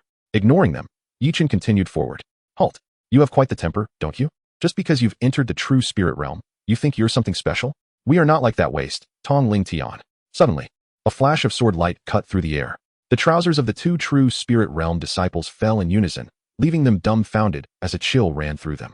What? Are you not leaving? Care to test whether your neck or my sword is tougher? Yi Chun's cold gaze swept over them. With a cry of despair, the 2 true spirit disciples fled the Spirit Gathering Tower amidst the mocking gazes of the onlookers. Young Master Yi, this way please, an elder approached, leading Yi Chun towards a room within the Spirit Gathering Tower and providing an introduction. Inside the Spirit Gathering Tower, rooms were intricately engraved with spirit gathering arrays. The higher the realm, the more elevated the corresponding room, and the denser the gathered spirit energy. Yi Chun, being at the 5th level of the true spirit realm, stopped at a mid-tier location. The door bore a waste token indicating it was occupied. Young Master Yi, please select a room without a waste token. When entering the spirit gathering array, hang the token on the door to prevent others from intruding and disturbing your cultivation. The elder left after escorting Yi Chun to the corresponding level. Upon entering the spirit gathering array room, a wave of dense spirit energy enveloped him, far stronger than outside. The room was devoid of furnishings, save for a mysterious and complex array imprinted on the floor. This array, glowing with radiant brilliance, concentrated the external spirit energy into this space. Closing the door, Yi Chun sat cross-legged at the center of the spirit gathering array and began to cultivate. After entering the true spirit realm, the true power of the Python Dragon's secret gradually manifested. Previously, Yi Chun and Apos' physical body had not been formidable enough, so the Python Dragon's secret primarily enhanced his divine power. However, now, as a 9th grade life technique, its formidable ability to absorb spirit energy began to take effect. With a mere thought, a phantom of a Python Dragon materialized behind Yi Chun. In an instant, the spirit energy in the room was swept away and entirely absorbed into Yi Chun and Apos' dantian. The spirit gathering array flickered slightly, and an abundance of spirit energy rushed in through the door. The Python Dragon Phantom devoured again, and the spirit energy vanished once more. The spirit gathering array continued to flicker erratically, working frantically. However, the rate at which the spirit gathering array operated intensified. Yi Chen's Python Dragon secret was still far from its limits. Gradually, the amount of spirit energy he absorbed increased. Other cultivators in their rooms were astonished to find that the spirit energy within the spirit gathering tower was gradually diminishing. They ventured outside to investigate and discovered that all the spirit energy was flowing towards a single room. How could this be? Who was in that room? Yi Chen. The name on the waist token read Yi Chen. Could it be the Yi Chen of the true dragon life soul? This is too monstrous. As they watched the spirit energy being swept away by Yi Chen, the onlookers were left speechless. Even the higher-ranking cultivators of the spirit gathering tower noticed something amiss. Their spirit gathering arrays, although more advanced than Yi Chen and Apos, could not withstand the overall reduction in spirit energy. Some, puzzled, went to investigate and were greeted with a scene that was both absurd and astonishing. What a Yi Chen! This is too monstrous. What life technique is he using? Such an astonishing rate of spirit energy absorption must be at least an 8th grade life technique. The profound true spirit experts shook their heads in disbelief. Some, losing their tempers, even considered confronting Yi Chen. Damn it, your actions are affecting all of our cultivation. This is too outrageous. But before they could act, their companions dissuaded them. Yi Chen is currently favored by the sect leader, who has reportedly visited him personally. We cannot provoke him. In the room of the spirit gathering array, receiving a deluge of spirit energy, Yi Chen and Apos' cultivation surged dramatically, propelling him into the 6th level of the true spirit realm. However, it did not stop there. The surrounding spirit energy continued to flow in unceasingly. Yi Chen, feeling insatiable, spread a multitude of spirit stones across the entire room. 7th level of the true spirit realm. 8th level of the true spirit realm. With over 1 million spirit stones and the support of the spirit gathering array, Yi Chen ascended 3 small realms in one breath, reaching the 8th level of the true spirit realm. Boom. A wave of ferocious energy erupted from Yi Chen and Apos' room, the thin door unable to contain it. Numerous disciples within the spirit gathering tower sensed the commotion. How is this possible? He just broke through? This aura. It's the 8th level of the true spirit realm. Yi Chen has ascended 3 realms in one go. Gasping in shock, those present collectively inhaled sharply. This is utterly insane. Even if he is siphoning off spirit energy from the spirit gathering tower, how could he break through so rapidly? With a loud crash, Yi Chen flung open the door. Please clean up inside. Now that I have reached the 8th level of the true spirit realm, I shall seek a room on a higher floor. As Yi Chen exited, other true spirit realm disciples hurriedly gathered at his door. Upon witnessing the scene inside, they were left stunned. The entire floor was strewn with gray debris. One person picked up a fragment and, upon smelling it, turned pale. These are fragments of spirit stones. Staring at the thick layer of spirit stone debris covering the floor, the onlookers fell silent. No wonder Yi Chen and Apos' breakthrough was so swift. This must amount to at least 1 million spirit stones. Yi Chen and Apos' resources are simply too abundant. At this moment, all true spirit realm disciples could no longer feel envious. Yi Chen made his way to the level designated for the 8th true spirit realm. This floor had noticeably fewer rooms. The highest, the 9th level, contained only 9 rooms, all of which were occupied. Yi Chen glanced around and chose an empty room. The concentration of spirit energy here was even more potent. Employing the same technique, he scattered spirit stones across the entire floor. Buzz. The Python Dragon Phantom emerged behind him. To Yi Chen's surprise, this time the true dragon life soul began to stir within his dantian, seemingly sensing that Yi Chen was on the verge of reaching the pinnacle. It emitted a dragon's roar. Come on, let us break through to the 9th level of the true spirit realm in one go. Boom. The dense spirit energy within the room trembled as the Python Dragon secret activated. And torrents of spirit energy surged into Yi Chen's body like a river flowing into the sea, wildly pouring forth. The spirit gathering array, second only to the 9th level, operated at its maximum capacity in an instant. Boom. A shocking scene unfolded. The entire spirit gathering tower had its spirit energy completely drained. Not a drop remaining. What is happening? The 9th level erupted with 9 figures, their faces filled with vigilance. Is there an enemy attack?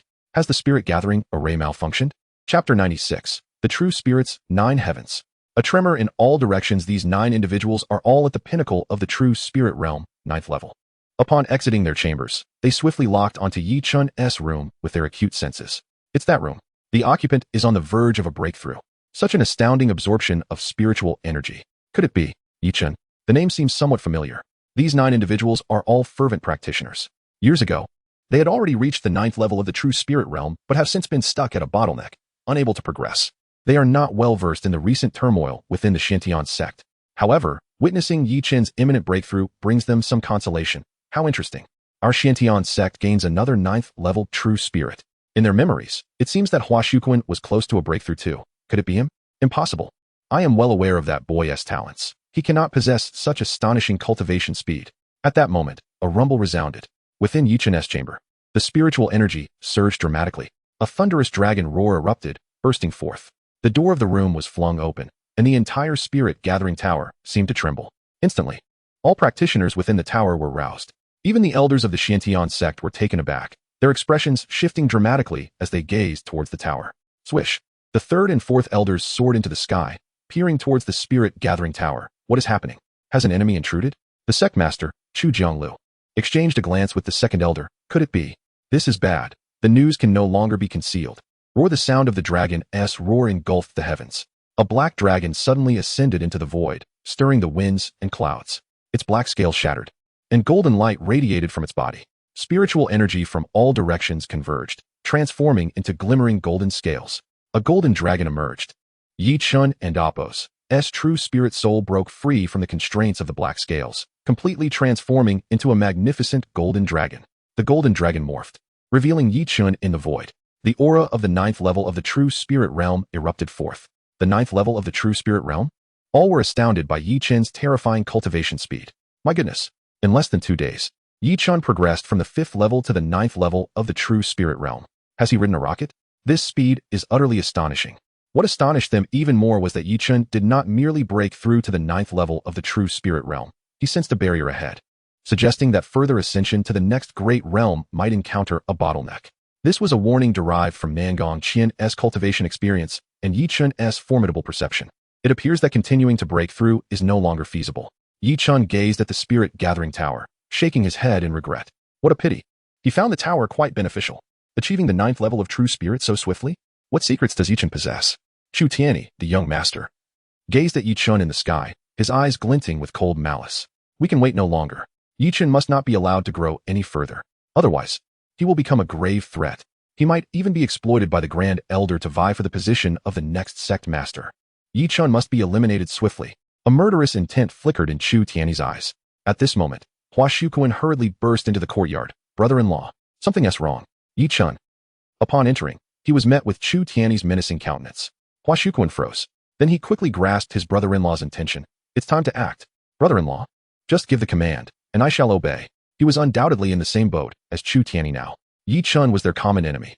Under no circumstances could Yi Chun be allowed to continue ascending, otherwise he would become impossible to eliminate. Let us arrange to assassinate Yi Chun within 3 days. At the Jiang family, Nie Tianlong and Apos' gaze flickered as he noticed the transformation of the golden dragon spirit above the Shantian sect. Once more, it is Yi Chun. It appears he has achieved another breakthrough. Such rapid speed. A look of astonishment crossed Nie Tianlong and Apos' face. He truly wished to recruit Yi Chun. However, Yi Chun had shown him no favor. Therefore, he could only hasten to eliminate him, lest he grow into a significant threat for the Haotian sect. In another direction, spies from various sects closely monitored the Shantian sect. When Yi Chun once again caused a tremendous uproar, these spies grew anxious. What is happening? Why hasn't the sect responded? Why not seize such a top-tier talent like Yi Chun? Frostmoon sect, Back Mountain. Nangong Qian sat cross-legged before a waterfall, reflecting on her sword techniques. Suddenly, the sword on her lap quivered and soared into the air. Miss, it's me. Her lively maid, Meow Meow, hopped over. Miss. Guess what I just heard? Speak. Nangong Qian replied coolly. Humph, Miss is so uncooperative. I and Amp. Apos. VE actually heard Yi Chun and Amp. Apos' name. It said that he has broken through to the true spirit realm and transformed into a massive dragon. A dragon. Nangong Qian and Amp. Apos' expression abruptly changed. What do you mean? Explain clearly. How could he transform into a dragon? Does he possess a true dragon soul? A look of horror flashed in her eyes. She recalled a prophecy made by a mysterious elder in her family, foretelling that both she and Nangong Qian would become companions of true dragons. Nangong Qian had always thought this was nonsense. Yet these days, she could not forget about Yi Chun. Now, learning that he is indeed the possessor of a true dragon soul, and that he has long interacted with her sister Nangong Qian, how could this be so? Nangong Qian's expression darkened. She absolutely would not share a man with her sister. In a certain valley, an old man was fishing in a stream. Grandpa, is there even any fish here? Come with me to the Shantian sect. I'll introduce you to a good disciple. Nangong Qian insisted, wanting him to accompany her to the Shantian sect. She still remembered her promise to Yi Chun. Once he entered the true spirit realm, she would help him find a mentor. Who in the entire Shuntian kingdom could be a better spirit master than Grandpa? I want to go. Your judgment, my dear girl, is far inferior to your sisteress. The old man replied without looking back. Grandpa, I want to accept that. I tell you, Yichen possesses a true dragon soul. Snap. The fishing rod in the old man and Appos' hand was suddenly crushed. Nangongqian blinked, and Grandpa appeared before her in an instant. What are you dawdling for? Let us go. The old man pulled her along. Nangongqian was stunned. Where are we going? Do I need to say? Of course. We're heading to the Xiantian sect. Nangong Wentian laughed heartily. Ha ha ha. A child with a true dragon soul. Now he somewhat believes his granddaughter's words about Yichen possessing the talent of a spirit master. The Xiantian sect? Such a small sect could hardly sustain a true dragon. Yichen, come join my Yuanshan sect. Chapter 97. If you touch the hem of my garment. You went in the grand hall of the Xiantian sect. The elders were assembled, while the sect leader, Chu Jiaoglu, occupied the seat of honor. Below him stood Yichen, composed and unperturbed, exuding an air of calm that drew admiration from those present. However, a flicker of concern crossed Chu Jiangliu's gaze. Yichen's unwavering demeanor, marked by neither humility nor fear, was not conducive to the sect's control over its disciples. Yichen's prodigious talent compelled him to make certain decisions prematurely. This was the first time since taking his position that Chu Jianglu found himself in a passive stance, and all of this was prompted by a mere true disciple. Yichen, having entered the 9th layer of the true spirit realm, you are more than qualified to be recognized as a true disciple. It would be excessive to make you wait another half-month, Chu Jianglu remarked, his expression amiable as he addressed Yichen. Thank you, sect leader, Yichen replied calmly, not particularly surprised by the outcome. Given his current display of talent and strength, what mattered more to him were resources, such as spiritual stones, martial arts materials, and guidance toward higher realms. Above the true spirit realm lie the formidable realms of spiritual gang, life source, true fire, and divine palace. Yet, practitioners of the spiritual gang realm were scarce within the Xiantian sect, let alone others. Yichen anticipated that he would eventually depart from the sect, rendering the title of true disciple less significant to him. However, the others harbored different thoughts, believing Yichen was merely suppressing his emotions. Haha, Yichen. There is no need for such modesty. At just 16, becoming a true disciple of the Xiantian sect is a commendable achievement. Nevertheless, according to our regulations, you must serve in the deacon hall for a year or complete a task assigned by them, the third elder added, his demeanor markedly more congenial than before. Yichen, do you have any objections to serving in the deacon hall? Yichen shook his head. The deacon hall was under the jurisdiction of Tang Wei. There was no reason for him to refuse. Upon exiting the grand hall, he was greeted by the eager faces of Xiao Qianjua, Miao Hongyao, and others who had been waiting for him. Their eyes were filled with awe, admiration, and disbelief. Who could have imagined that Yichen would break through to the 9th layer of the true spirit realm in just a few days? It was nothing short of miraculous. Yet, for Xiao Qianjua and the others, witnessing Yichen's miraculous feats had become commonplace. It seems your accumulation was already sufficient. You merely lacked an opportunity for breakthrough. And the Spirit Gathering Tower evidently provided that for you, Xiao Qianjue remarked with a smile. Miao Hongyao nodded in agreement, affirming this perspective. Yichen did not refute them, as even if he revealed the truth, it was likely no one would believe him. Be cautious when you join the deacon hall. The individuals there are notoriously unruly and combative, Xiao Qianjue warned, but then, seemingly finding it amusing, shook his head with a wry smile. Who could rival Yichen in ferocity? Yichen was a person capable of annihilating entire families over a mere disagreement, truly a force to be reckoned with. The extermination of the Duan and Tong families had not escaped public knowledge, and all were aware of the dire consequences of threatening or coercing Yichen. Fortunately, Yichen was clear in his dealings. As Xiao Qianjue continued to associate with Yichen, he felt increasingly fortunate for his early investment. Now, within the Xiao family, his influence was growing, almost rivaling that of his father. This was entirely due to Yichen. Miao Hongyao shared similar sentiments, as her close ties with Yichen had elevated her own family's standing, garnering respect and recognition from various factions. The revival of the Miao family's former glory was now imminent. I will treat everyone to dinner tonight, but for now, I must make my way to the deacon hall. Yichen bid farewell to the group, not lingering as he proceeded toward his destination. On his way, those who encountered him displayed expressions of reverence. Numerous inner disciples approached to greet him. Along the way, he crossed paths with 3 young men, An Fan, Xiao Jun, and Lin Ju. Upon seeing Yichen, their expressions changed in unison. Once regarded as the most likely candidates to rival Yichen, they found themselves left far behind before the sect's grand competition had even commenced. This reality left them with a complex mixture of emotions. As Yichen drew closer, they exchanged conflicted glances before lowering their heads in unison. Greetings, senior brother Yi. Now a true disciple, Yichen's status had significantly diverged from theirs. Addressing him as senior brother Yi was entirely in accordance with sect customs. An Fan felt a twinge of anxiety. Having previously offended Yichen and foolishly attempted to challenge him, he now regretted his actions. Among the 3, He bowed his head the lowest, fearing Yichen might seek retribution. Hello, Yichen replied indifferently, continuing on his way. An Fan raised his head. Incredulous, did he just walk away? Yichen made no attempt to cause him trouble. He exhaled a sigh of relief. Beside him, Xiao Jun and Lin Ju both sighed in unison. Alas, we will hardly ever catch up to him again. Yichen had transcended their level. His talent vastly outstripped theirs. It was laughable that they once believed they could contend with him. Now, he could hardly be bothered to acknowledge them. The three departed, their emotions complex and their steps heavy. Yichen has arrived. At the entrance of the Deacon Hall, Tang Wei had been waiting patiently.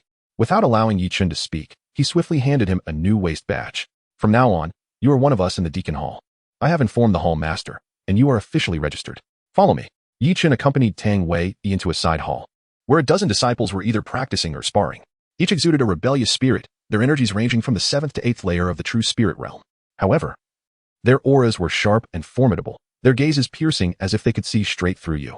As Yichen and Tang Wei entered, a chorus of sharp, scrutinizing gazes fixated upon Yichen. Unfazed, he met their stares with equanimity. Listen up, Yichen is your leader from today onward. Within 3 days, you must assist him in completing the tasks assigned by the Deacon Hall. Will you cooperate? Absolutely not. The crowd replied in unison. Tang Wei nodded approvingly. Very well. Who disagrees? Step forward. With a collective stride, the group advanced, their defiant glares locked on Yichen. Tang Wei chuckled, casting a knowing wink at Yichen. Doesn't this remind you of our time? Yichen smiled slightly. Indeed. He stepped forward, addressing the first row of 9 individuals. If you can touch the hem of my garment, I shall consider it a victory for you. Chapter 98. A sudden revelation. I shall become a source spirit master in the Grand Hall. The ground was soon littered with fallen cultivators, each one feeling as though they had been thoroughly defeated. Yet, amidst the chaos, Yichen stood unwavering, as steadfast as a mountain. The unruly group, who prided themselves on their strength, had not even grazed the hem of his garment. Before long, all members were laid low by Yichen, their previous defiance evaporated from their faces. All right, get up, Yichen gestured to them. Little Yi has arrived. Did these little rascals disappoint you? A one-eyed man entered the hall, nodding at Tang Wei. At the sight of this one-eyed man, the expressions of the group shifted dramatically, fear etched on their faces as if he were a predator ready to devour them. The infamous Mad Tiger, a figure known to all in the Deacon Hall, was a presence that commanded respect and caution. Even their captain, Tang Wei, paled in comparison to the terror that the Mad Tiger evoked. Yet, to their astonishment, they witnessed the Mad Tiger greet Yichen with marked warmth. Oh, you're here too, Yichen chuckled. I was a bit occupied earlier. I came back to see you on behalf of everyone. The Mad Tiger, Hu Feng, replied with familiarity. They had once been the closest of brothers, and despite the passage of time, their bond remained unbroken. By the way, Yichen, do you have any way to help with the eldest elder and Appo's condition? Hu Feng inquired. Tang Wei's expression changed abruptly. He had yet to inform Yichen of this matter. A chilling silence enveloped the hall as Yichen's gaze turned icy, fixated on Tang Wei. What are you hiding from me? What has happened to the eldest elder? Speak. Tang Wei sighed, casting a reproachful glance at Hu Feng. You big mouth. Everyone, please leave, he commanded, dispersing the others until only Yichen, Tang Wei, and Hu Feng remained. Hu Feng wore a bitter smile. It seems the eldest elder did not intend to disclose the truth to you. Yichen shook his head, entirely in the dark. Has the eldest elder's old injury relapsed? Or is it something else? Tang Wei's words were startling. He has been poisoned. What poison? I can cure it. I possess dragon saliva herb, Yichen declared decisively, preparing to rush to the eldest elder's side. Stop. Tang Wei halted him. The eldest elder did not tell you because there is no remedy. If only 2 years ago, you could have brought the dragon saliva herb, perhaps he could have been saved. But now, the poison has seeped into his organs. Even if a celestial being descended, it would be. Both Tang Wei and Hu Feng wore somber expressions. The eldest elder had nurtured them as a father, pouring his heart and soul into their training. Yet, he had been poisoned, and they were powerless to aid him. Who did this? Yichen demanded. Tang Wei and Hu Feng exchanged silent glances, their silence speaking volumes. Who else could have had a conflict of interest with the eldest elder? I have a way to save him. I can become a source spirit master, Yichen proclaimed. Perhaps it was time to accept Chu Jianglu's conditions. As long as he became a source spirit master, even if the life soul faced issues, he could resolve them. What was a mere human in comparison? Yichen, can you truly become a source spirit master? Is that genuinely possible? Hu Feng exclaimed with delight. Excellent. We shall support you wholeheartedly. Whatever resources you require, just let us know. Tang Wei and Hu Feng resolved. I will seek out the eldest elder. Yichen dashed towards the eldest elder's courtyard. In the courtyard, an elderly man sat expressionless. The eldest elder poured tea with a hint of eagerness. Hey, this is my finest tea. Xinyu, spare me the pleasantries. I am here only out of respect for our past friendship, to see if that lad has any aptitude for being a source spirit master. If he shows promise, I can assist, But if his talent is lacking, I regret to say I cannot help, the elderly man responded coldly. He had once received a favor from Chunyu and had hoped to repay it. But he never anticipated that this would be the first request, merely to take on an apprentice. Humph. As a distinguished source spirit master, he held a lofty status. How could he easily take on a student? Moreover, did he think everyone was qualified to become a source spirit master? He had already resolved to merely feign interest upon meeting the lad and then depart, as Chunyu was facing his own demise. Yi-Chen, what brings you here? Come in, this is fortuitous. The eldest elder's eyes brightened at the sight of Yi-Chen, beckoning him inside. He wished to introduce Yi-Chen to the source spirit master. However, Yi-Chen swiftly approached. You are poisoned? Why did you not tell me? Why keep this from me? The eldest elder and Appo's expression faltered. Alas, he had not managed to conceal the truth. A cold huff echoed from the source spirit master, who felt disregarded by Yi-Chen's directness, his displeasure evident. This young man was undeniably rude. Yet, Yi-Chen seemed oblivious to the source of annoyance, continuing to ignore him. Just as the source spirit master was about to express his anger, Yi-Chen produced a luminous spirit herb with ease. It was the dragon saliva herb. The source spirit master's eyes widened. It was a premium herb. Where had this lad procured such a treasure? The dragon saliva herb was exceedingly rare. Even he had only glimpsed it in the texts of certain source spirit masters. This young man must have stumbled upon it by sheer accident. As thoughts raced through his mind, the source spirit master schemed to acquire the herb. Master, this dragon saliva herb can counteract all poisons. Please consume it first. And once I become a source spirit master, I shall cleanse the toxins from your body. Yi-Chen declared confidently, naming the herb outright. The source spirit master nearly choked. This lad actually recognized the dragon saliva herb. Enough about the dragon saliva herb for now. Yi-Chen, quickly, pay your respects to Elder Yao. The eldest elder urged. Elder Yao is a source spirit master? Yi-Chen inquired, turning towards the elderly figure. Elder Yao nodded with self-importance. Yi-Chen and Appo's eyes sparkled. He desperately needed guidance from a source spirit master. He aspired to become one himself. With a sudden bend of his knee, Yi-Chen prepared to kneel before Elder Yao to pay homage. However, Elder Yao waved his hand, an invisible force preventing Yi-Chen from kneeling. Wait, not just anyone is qualified to become my disciple. Moreover, whether you possess the aptitude to be a source spirit master remains uncertain. I do. Yi-Chen insisted fervently. A source spirit master once told me that I possess a formless life soul. I should qualify to be a source spirit master. Though he was aware he was not formless, becoming a source spirit master had become his most pressing desire. He wanted Elder Yao to confirm whether Nan Gongqing's words held any truth. Yet, his words ignited Elder Yao's ire. You have conversed with other source spirit masters? He shot a cold glance at the eldest elder. What? Does the eldest elder know other source spirit masters? If there are others, why call me here? I take my leave. With a scowl, Elder Yao turned to depart, though it was merely a fade. He intended to raise his own stakes to obtain the dragon saliva herb. Chapter 99. The Supreme Source Spirit Master. A missed opportunity, Senior. I wonder if you could save the Grand Elder? If possible, I am willing to offer the dragon saliva grass. Yi-Chen discerned that Yao Ling had a keen interest in the dragon saliva grass. Alas, if salvation were feasible, Yao Ling would have acted long ago instead of waiting for Yi-Chen's intervention. The Grand Elder shook his head. He had sought the aid of a source spirit master a year prior. Yet, even a source spirit master found himself at a loss. Unless one could ascend to become the legendary source heaven master, a being more powerful than a source spirit master. Is it true that becoming a source heaven master could save him? Yi-Chen's eyes sparkled with hope. Yao Ling scoffed.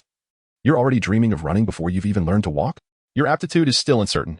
His derision deepened Yi-Chen's gaze, which turned frosty as he regarded Yao Ling. What else with that look? Humph.